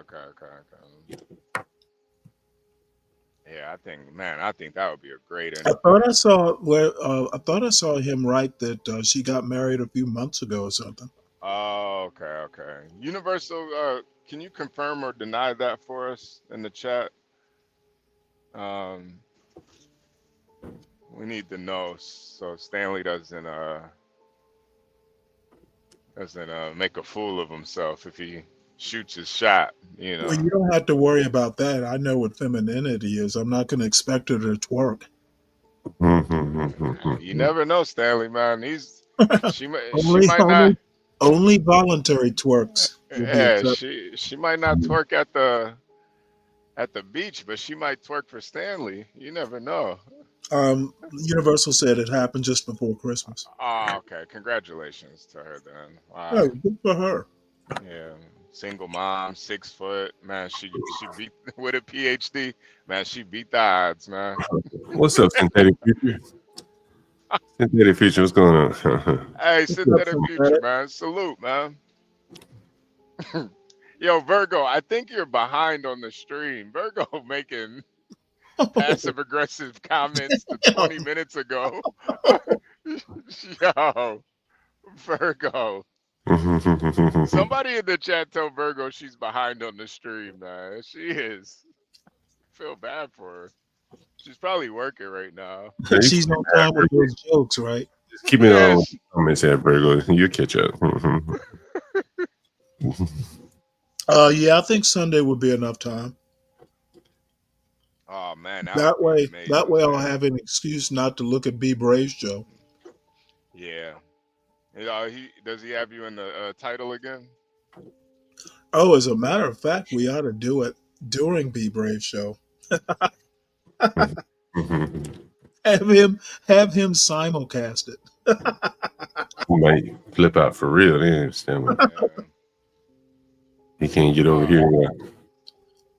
Hey, I appreciate you, Universal, man. I think that's gonna be a great idea.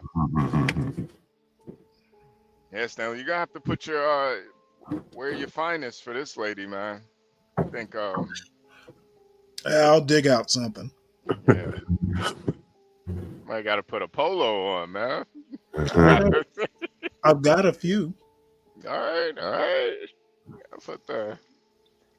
I get those maybe put those hoof shoes on that we saw earlier. Yeah. All right, I'm back. All right, Portia. Let's so is this the lesbian fire chief of LA right here? Is that what we're looking at? Yep. All right. So how do we know she's a I was gonna ask, how do we know she's lesbian? Oh, just watch. I'm super inspired. She took time out of her already busy schedule to tell us about her vision for the department's future, one that includes a 3-year strategic plan to increase diversity. People ask me, well, what number are you looking for? I say, I'm not looking for a number. It's never enough. Out of 3,300 city firefighters, only 115 are women right now. She's already looking at ways to change that. She's quick to point out that doing so has a greater purpose, attracting the best and brightest for the job. They feel included, they feel valued, and they feel part of a cohesive team. The chief also checks another box when it comes to inclusivity and diversity at this department. She's a proud member of the LGBTQ community. That just kind of... That's how we know. Well, let's keep going. Opens the door of people that thought, wow, I didn't even know that was an opportunity for me. I'm super inspired. She took time out of her... Yep. Wow. You know, this is a lot of lumberjack shirts in her closet. Yeah. Yeah. So this is probably why the fires have gotten out of control. You got a bunch of women, bunch of bunch of dykes Oh my trying lord! to control the fire Oh, hose. this is rich. What I'm about to show y'all right now. Oh God. Wow. This is how I want my fires put out. Its leadership has since changed. Chief Crowley is an openly gay woman now. It took me a couple years. I wasn't sure, and this was when I was new on the job. I was very kind of mindful about my personal life. Its leadership has since changed. Chief Crowley is an openly gay woman now. It took me a couple years. I wasn't sure, and this was when I was new on the job. Oh wow. I want you to put out my fires with rainbow flags and fairy dust. Well, the thing is, she's not actually out fighting the fire. She can probably. It's probably a job a woman could do. Yeah, but she wants to add more diversity. She wants more women on the force. Well, she said diversity. Does that necessarily mean women? That's what she was focused on. She said women. Oh, okay. I didn't notice. Yeah. She No, said, she I was talking actually about women. did know a female fire captain. I can't remember whether she was actually fire or paramedic. At the She worked. Actually, she headed the Fairfax County Fire Marshal's office. Mhm. So I mean, women in higher ranks of fire services aren't that rare. Nah, I I mean, don't think that's a. I don't they're think that's a known bad to thing. happen. Do you know firefighters don't have to go in the building? They can decide not to. I'm not I sure the didn't- ins and outs, but there is some. I ain't going in there. It's too dangerous, right? Yeah. I've heard of decisions like that being made. Mm-hmm. Usually by someone who's in command, like, "Hey, we're not going in there." I didn't know individuals could. Well, it could be the person in demand. As I say, I'm not sure what the chain of command is, but Chris, what's her name by the beach? Oh yeah. Behind the Slim. beach. Yeah, behind the Right. beats. Her brother, one of the other brothers was a fire chief down in Birmingham. And he told me, like, look, man, shit, I ain't risking my life going in these buildings. Fuck that. Right. And if you fill up a department where people are making the decision, yay or nay,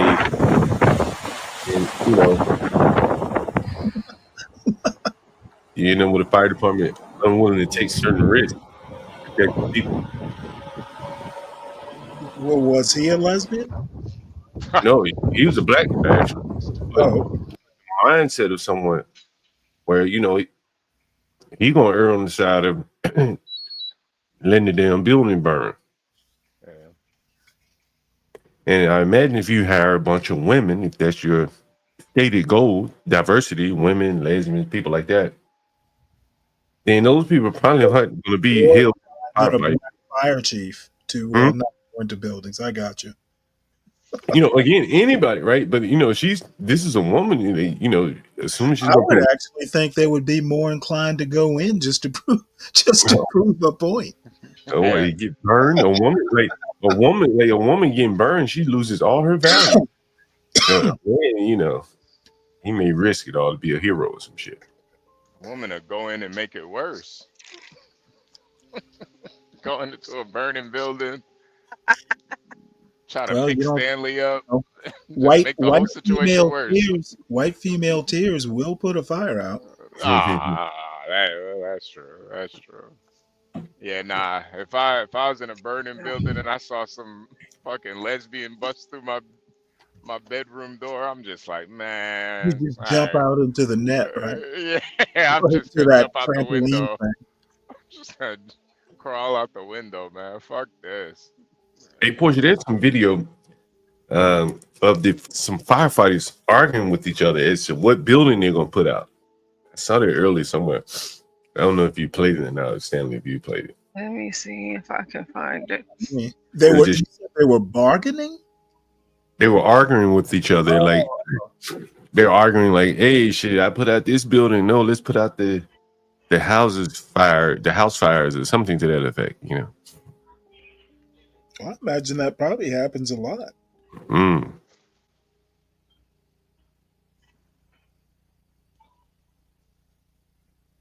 Let's see. Yeah, it's probably under a lot of stress right now. The whole county is getting burnt down. Mm-hmm. They got triage of that structure. It's a high priority for that historic building. I cannot prioritize it that way. There are multiple homes here between PCH and Temescal. My line is to Sunset. I have the high school well involved, along with number of homes between this can. I'm not sure why that's a priority or not versus these homes. Can you explain it? Their tax dollars paid for it, you little bitch. Oh. Triage of that structure. It's a high priority for that historic building. I cannot prioritize it that way. There are. Yeah, somebody probably was trolling on that line. It's probably somebody from their basement. I think that was Stanley on his No, TV radio. no. I'm not about to go to jail interfering with somebody fighting a fire. Yeah. Can you imagine what kind of jail time you get? Nah, seriously, you should get the book thrown at you for some dumbass shit. Insurance claims, everything. Even though it is hilarious, but oh man, yeah. I mean, that's that's what happens when you have weak leadership, though. The pawns are gonna end up fighting against each other. Yeah, that's exactly what I do, David. I hop on emergency communications around the country to I actually wreak believe havoc. that. I actually believe that. I don't know why.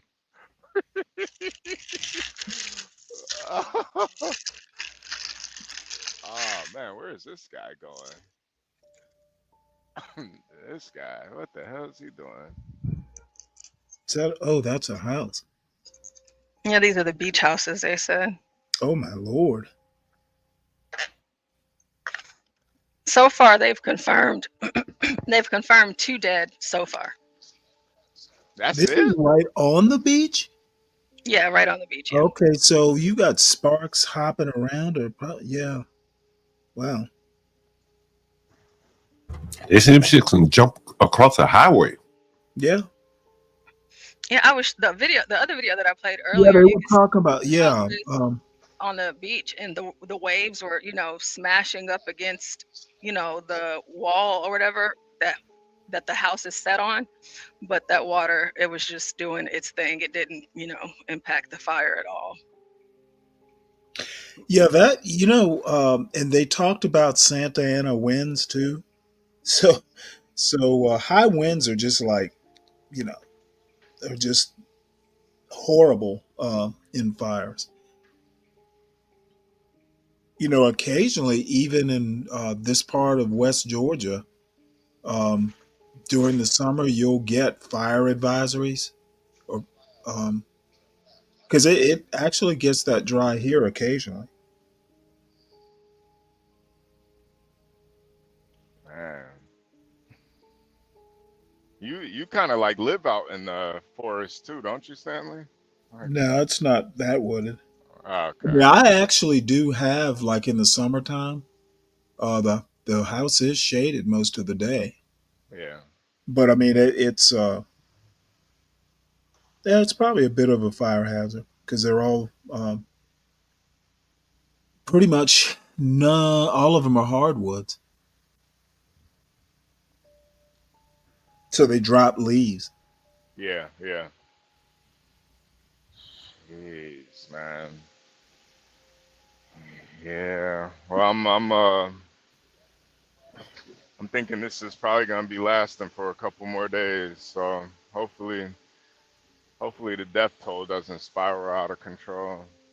Well, the interesting thing about this statement, Synthetic, I kind of wonder if this winds up if it hasn't already, if it winds up being like Florida, where insurance companies are just going to go, nope, no more. Yeah, they're probably gonna have to with Like this. Florida, I'm sure there's some people who can't get flood or the type of insurance you'd need for hurricane damage. Yeah, where's FEMA at?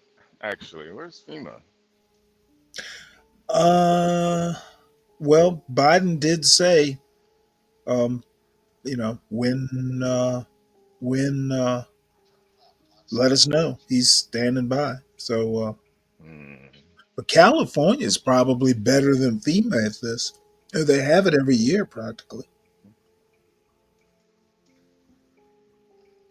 John, are you still here? Oh gosh. So the guy that we were just talking about, they just released the footage of him getting out. He got his bond was 150,000 and he's out, and look at this interaction of him getting out. News we brought you earlier in the show. This video is from just a few moments ago as Bogalusa Mayor Tyron Trung was released from jail. He was arrested this morning on multiple charges after what officials call a months-long drug trafficking investigation. We'll continue to cover this story and have more on the WUPL News at 6:30 and on the WWL Louisiana News we brought you earlier in the show. This video is from just a few moments. He all smiling, they all dapping him up and everything. Like, what's good, fam? You back or whatever. And it's like, dude. Well, what reaction were you expecting? I'm thinking you got your head down, you have some shame or something. Your allegations are pretty egregious, but he's smiling like he's good. You're not out of the clear, sir. You know what I noticed, Portia, was the dreadhead that was leading him out. Looks like his brother or something. That's his brother. Yeah, he's a shooter. He's a shooter. He's the one that had the guns and is it really? Up. Yeah, this is the brother that shot up the at the basketball game. Yeah, I was just joking. He really is a shooter. Okay. All His right. hair is almost as nice as yours. Oh, no. It's not as nice as mine, Stanley. That's not. It's not at all. Yeah. Oh, okay. Hey, I don't know. I This is a shooter haircut right here. Is your hair shoulder length? Mine's not dreaded. I don't have dreads. Okay. I have braids. This is the. Well, is his? I can't tell. That it all looks. Yeah, it all looks like a hairstyle that my son is no longer asking me for. Yeah, you killed his dreams about that, Stanley. Oh no! I don't care what he does. As a matter of fact, his hair is almost shoulder length. To be honest. Oh, he's got like long hair like you. No, his hair is a lot curlier. Yeah. But I mean, just lengthwise, it's kind of like yours. Oh, it's way longer than mine. Oh, wow. But I suspect he's growing it out for a reason. I keep asking if he wants a haircut. He's I can see now he's gonna go braids. Yeah, give him some time. And you know what? I'm gonna let him. Hey, you know what? You're 18 plus. You gotta watch it. His brother crazy eyes. He was shooting at a basketball game and he got arrested and everything, and then he was shooting a ball? No, a gun. No, a gun. He shot the court up. At a high school basketball game, and of course he is where he is. He didn't serve that long of a sentence, so. I had a buddy of mine who was really good at basketball, and his nickname was Sniper. Yeah.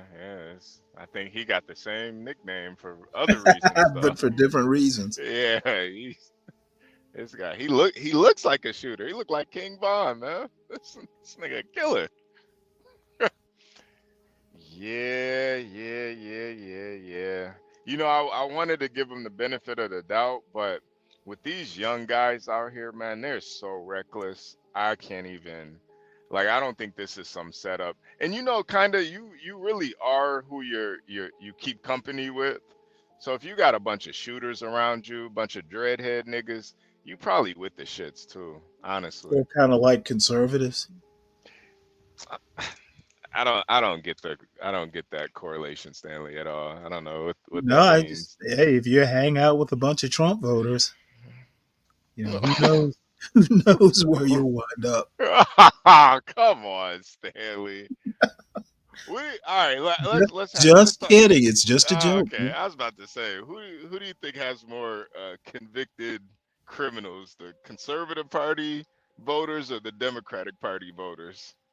Um, I don't know. I would think it's pretty much a toss up. Yeah, all right. I Yeah, mean, Trump okay. himself.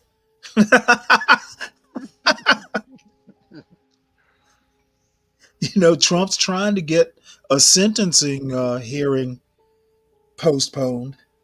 Well, yeah, you know that was a kangaroo court, man. Yeah, Trump ain't sure, guilty. sure. It was a kangaroo court. Trump ain't guilty. Yeah, they were all hopping. Yeah, come on, man. Oh man, I'm at this shipper right now. This guy's about to tear some shit up. Oh What are you man. dropping off? Well, I had to go pick up another trailer. Some places are a lot more particular with the trailers than others. And Yeah, absolutely. this place, they oh yeah, this guy's about to rip some shit apart. This place, you know how like you have to get your trailers DOT inspected? Yeah. The trailer that I have, the DOT inspection is it expires at the end of this month. So they basically said they're not going to accept the trailer until it has to be over 30 days. So I had to go get Oh, for sense. goodness sake. I know, I know, Is it I going to know. sit in the yard for 30 days? Basically, this is like the only place that is that particular. So I'm just dropping this one off Oh, don't somewhere tell else. me it's Disney or Walmart, right? No. They really don't give a fuck. They don't care about that type of shit. Like they could care less. You could drop a trailer off that's on fire, they'll still load that shit. They don't they don't give a fuck. But nah. It's just some of these places are a lot more particular than others. So Is that Trump there with Gavin Newsom? Yeah, it is. Whenever Trump was president, Oh, okay. I he was thought it was talking a about. recent picture. This is just like a flashback to whenever there was a horrible forest fire back then, and Trump was saying what they needed to do to prevent them from happening in the future. Cleaned Yeah, he's out an expert. and protected. You got to take care of the floors. The floors of the forests. Very important. You look at other countries where they do it differently, and it's a whole different story. I was with the president of Finland, and he said we have a much different. We're a forest nation. He called it a forest nation, and they spend a lot of time on raking and cleaning and doing things, and they don't have any problem. And when it is, it's a very small problem. So I know everybody's looking at that to that end. No, and, they're not. It's going to work out. No, it's not. Cleaned out and Let's protected. be like Finland. No, Trump, no, because no, Stanley, he's California right though. burn the fuck down right now. So Well, the Indians used to do backfires and stuff like that. They believe it or not, they were fairly sophisticated with how they managed forests. Who knew? Yeah, no, yeah. No, I think this is. I mean, if this was really a problem in like ancient times, you'd probably see way more of that shit happening, but we don't. That's why I think this is like neglect. It probably is, but I mean, gotta clean the floors. California is huge, and a lot of these fires happen in canyons and stuff like that that are just hard to get to. Yeah, I don't know. Now, I think what they ought to do is just rob the prisons all over the country and send them all out to do stuff like this.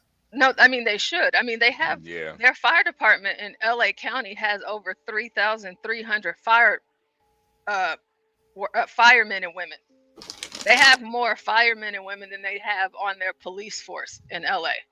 And if you guys are worried about, labor and having to increase pay, well, just take the prisoners. Let them go sleep in mine. California does Sweep and actually. rape. I knew a guy who had served in. He was in prison in California or whatever, whatever state prison or whatever, and he's told me a couple stories about these prison firefighters. Yeah, they're Yeah, necessary. seriously. Plus, they could, I'm sure they would enjoy getting some fresh Yeah. air. Yeah. Gulf of America. Let them go out in the woods. Yeah, Jihad. I heard about that. I haven't talked about it over here yet, but I heard about it. Yeah, I've heard about it too. He Good wants to luck with change that. the Gulf of Mexico to the Gulf of America. Well, you know what? If that is a goal of his, hey, it's just a name change. Yeah, I like Gulf of America way better than Gulf of Mexico. I don't know about you. Yeah, me too. Sounds awesome. Yeah, sounds very patriotic. We're gonna color the water red, white, and blue, right? Oh, yeah. Stanley being really creative. Yeah, wow.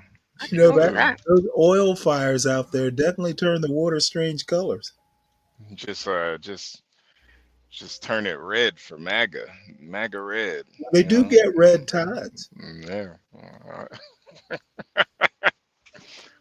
Oh, let me see if this asshole will switch trailers with me. Gulf of America sounds like something I'd actually swim in. Yeah, well, it's not going to make it cleaner. Well, I can't say this for myself, but I don't know if you and HB can say this. Have you ever thought about, getting rid of an animal, more specifically a dog, and,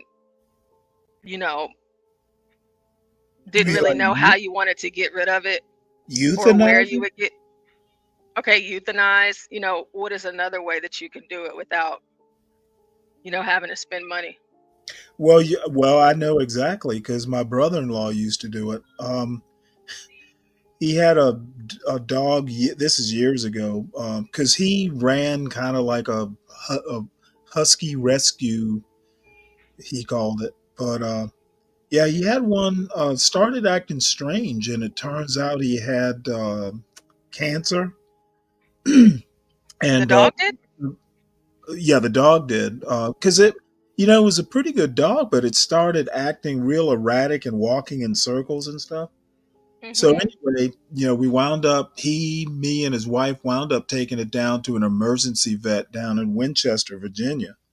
And, the doctor diagnosed it and basically said, hey, you can leave the dog here. We'll euthanize it. I think he said for like $700. It was a high number. So my brother-in-law was like, no, I'll do it myself. So he was actually really upset. He loves his dogs. And anyway, it's about 1:00 in the morning. And, where I lived, gunshots at 1:00 in the morning weren't that strange. So about 1:00 in the morning, you hear one shot, and he put the dog down. He usually put his own dogs down because he was real attached to them. Yeah, wow, I know that has to be tough to do. Yeah, I mean, it's more affordable than paying for the vet to do it, $700. Well, he literally shed tears over this dog. Yeah. He's just real attached to the dogs. Yeah, and if you can't afford it, some people, they might just throw the puppies or throw the dog in a dumpster, or they might throw them over a bridge or something, or just. Yeah, that's just, Westerners are real attached to their pets, and I could never do that. Oh, well, you couldn't do it, but he could. But know someone who could. Meet. Here's a news story. Meet. We've got breaking details right now on a story about two dogs thrown from the Dog River Bridge. Tonight, an 18-year-old and a 71-year-old face animal cruelty charges. Natalie Williamson working on this story. I'm going to start this over because I want you Did to you say make the sure. Dog River Bridge? Oh my! I want to make sure that you heard what you thought she said, okay? Well, what better bridge to throw them off? Stanley, see, that's where I was going. That's where I was going with this. What better place? You threw two dogs off of Dog River Bridge. Wow. Let's get into this again. We've got breaking details right now on a story about two dogs thrown from the Dog River Bridge. Tonight, an 18-year-old and a 71-year-old face animal cruelty charges. Natalie Williamson working on this story tonight. Those two were taken into custody, you say, in just the last few hours. Yeah, that's right, Lenny and Cameron. Robert Bryant with the City of Mobile Animal Services says they didn't have much information on the suspect after the dogs were thrown off the bridge on Saturday. But with the help of Mobile police and the community, they were able to track down the two suspects, DeVoris Gallery and Mary Rivers, in just a few days. She wanted to cut a dog. That's 18-year-old Tavorius Gallery, one of two people accused of throwing. Hell is his name? What did she say? 18-year-old Tavorius Gallery. His name is Tavorius Gallery. Lord. Surely okay. that's an alias. Oh, hopefully. It's like one of two people accused of throwing these two miniature pinchers off the Dog River Bridge Saturday. Goodness. Police also arresting 71-year-old Mary Rivers, who was also let out of the Mobile 1st Precinct Wednesday night. It's a story that captured the attention of many within the community. Two little dogs thrown off Dog River Bridge on December 28th. Photos of this black SUV making its way around social media, getting thousands of shares, all to help identify the people responsible for this act of animal cruelty. The 911 call came in around 3:30 p.m. Saturday after DJ Perryman says he heard a loud splash while he was at the River Shack, followed by gasps of people. We first thought it was a person jumping, and then we looked out and saw the two heads swimming and realized it wasn't a person but an animal. Police say these two dogs were thrown off this bridge, which stands 73 feet above water. Lieutenant Tina Zanko with MPD says she, along with Corporal Paul Lee with MPD and Lieutenant Bailey McDonough with Daphne Search and Rescue, were able to get the dogs quickly, bringing them to shore, wrapping them in towels, and giving them lots of love and care. Animal Services say the dogs are in good spirits and health and being cared for by a foster family. Investigators say they were questioning people along Clubhouse and Alba Club roads Wednesday when a patrol officer spotted a vehicle matching the description of the vehicle they were looking for. That's when police initiated a traffic stop and detained Rivers and Gallery. Robert Bryant, director of Mobile Animal Services, says it shows just how hard people work to hold others accountable. This is up amongst the top of the things you see when you see such intent to cause harm. It is pretty bad. Bryant says the dogs were brought to the shelter today to get an update on their vaccines and are still healthy. He also says they have received numerous applications from people wanting to give the dogs a forever home. Live in the studio, Natalie Williamson, Fox 10 News. Heaven was almost their forever home.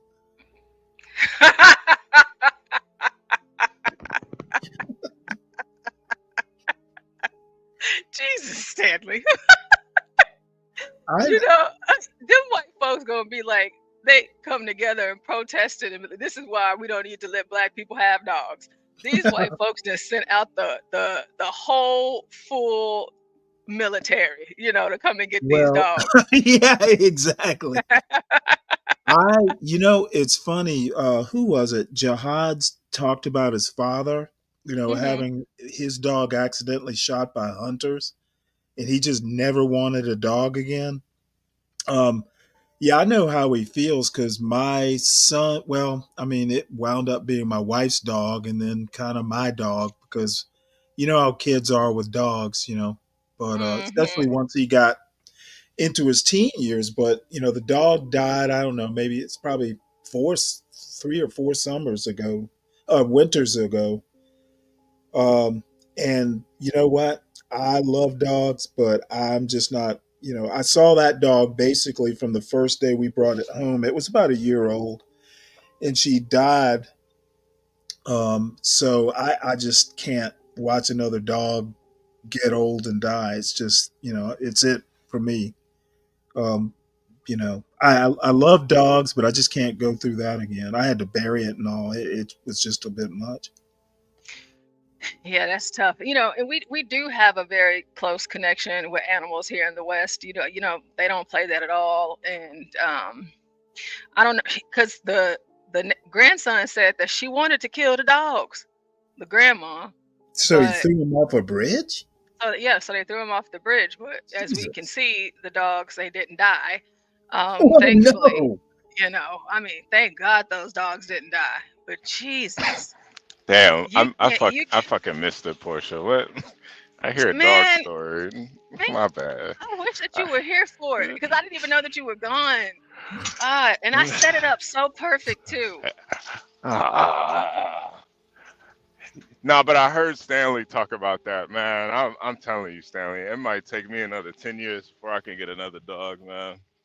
Let me just Yeah, play it well, again. I'm if gonna you play it have again for HB since we're okay, nearing the end. yeah, if you have kids, I mean, they'll almost force you to get. I We've never. got breaking details right now on a story about two dogs. Go ahead, Stanley. I'm sorry, that was an accident. No, I was saying I had resisted for like 3 or 4 years because my wife and son. So one day my son comes down to the basement because they used to go to pet adoption days. I guess just to get me, tenderized.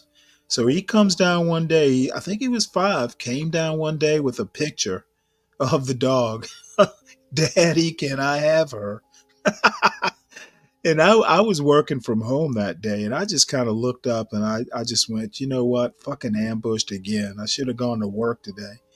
But anyway, you'll get if your kid is into dogs, you'll more than likely give in. And then you're going to wind up taking care of it. So Well, here's this. He's muted again. I don't know if he's still here because I don't want to play it unless he is here, since everybody else saw it. HB. Well, might as well wait for him. Yeah, no, I'm listening. Just give me one. Okay. Yeah, play it, but I'm before I can respond, just give me like 2 seconds. But yeah, I'm here. Okay. We've got breaking details right now on a story about 2 dogs thrown from the Dog River Bridge. Tonight, an 18-year-old and a 71-year-old face animal cruelty charges. Natalie Williamson working on this story tonight. Those 2 were taken into custody, you say, in just the last few hours. Yeah, that's right, Lenny and Cameron. Robert Bryant with the City of Mobile Animal Services says they didn't have much information on the suspect after the dogs were thrown off the bridge on Saturday. But with the help of Mobile police and the community, they were able to track down the 2 suspects, DeVoris Gallery and Mary Rivers, in just a few days. She wanted to kill a dog. That's 18-year-old Tavorius Gallery, one of 2 people accused of throwing these 2 miniature pinchers off the Dog River Bridge Saturday. Police also arresting 71-year-old Mary Rivers, who was also let out of the Mobile 1st Precinct Wednesday night. It's a story that captured the attention of many within the community. 2 little dogs thrown off Dog River Bridge on December 28th. Photos of this black SUV making its way around social media, getting thousands of shares, all to help identify the people responsible for this act of animal cruelty. The 911 call came in around 3:30 p.m. Saturday after DJ Perryman says he heard a loud splash while he was at the River Shack, followed by gasps of people. And we first thought it was a person jumping. And then we looked out and saw the 2 heads swimming and realized it wasn't a person, but an animal. Those dogs Say were these swimming 2 for their dogs lives. were thrown off this bridge, which stands 73 feet above water. Lieutenant Tina Zanko with MPD says she, along with Corporal Paul Lee with MPD and Lieutenant Bailey McDonough with Daphne Search and Rescue, were able to get the dogs quickly, bringing them to shore, wrapping them in towels, and giving them lots of love and care. Animal Services say the dogs are in good spirits and health. and being cared for by a foster family. Investigators say they were questioning people along Clubhouse and Alba Club roads Wednesday when a patrol officer spotted a vehicle matching the description of the vehicle they were looking for. That's when police initiated a traffic stop and detained Rivers and Gallery. Robert Bryant, director of Mobile Animal Services, says it shows just how hard people work to hold others accountable. This is up amongst the top of the things you see when you see such intent to cause harm. It is pretty bad. Bryant says the dogs were brought to the shelter today to get an update on their vaccines and are still healthy. He also says they have received numerous applications from people wanting to give the dogs a forever home. Live in the studio, Natalie Williamson, Fox 10 News. Yeah, that forever home list is probably long as hell right now. That's one thing, white people, what I've noticed about white people and dogs, the more brutal and gruesome the story is, that's how much they want the dog. White people love a dog with like a backstory. He was thrown off a bridge and he broke all 4 of his legs and his spine was dislocated in 12 places. That's the dog that they want right there. Yeah, that's definitely pattern recognition. Yeah, that's it. So that list is long as hell right now. Them white people, they cannot wait to get this dog. Some dreadhead nigga threw this dog off the goddamn bridge. He swam 50 miles. They can't wait to tell this story at Thanksgiving, Christmas dinner. Jihad says making them do a perp walk over a fucking dog is kind of crazy. Hey, yeah, Jihad. Hey, Jihad. that's pattern recognition. Basically they couldn't fight the dogs, so. Yeah. Jihad a dreadhead nigga. He don't give a fuck about no damn dog, man. Jihad, like, man, them dogs know how to swim, don't they? Dogs can swim. Man, niggas, man.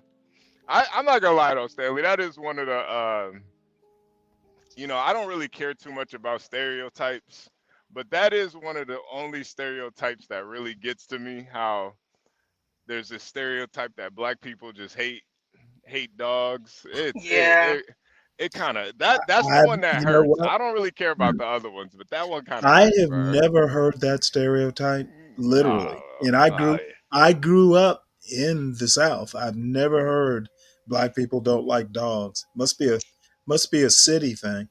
Yeah, I've always heard that. Always, like my family, like not the household that I grew up in, but like my cousins and stuff like that. My aunts hate dogs.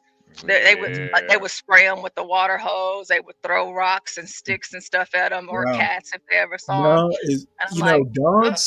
Dogs in my part of the South. I mean, they're like my grandmother, my father's mother, almost never didn't have a dog. She went through so many dogs just over her long life. So no. Yeah. Back in South Georgia, we love our dogs. I love dogs so much. We Oh my God. We don't even eat them. Nah. And look at River of Fake. Michael Vick. I think Michael Vick loved dogs. Hey T. I imagine that the dog is gone now, but weren't you like dog sitting for somebody? Was it your brother? And you hated that dog? Or you hated having a dog? Not all dogs eat their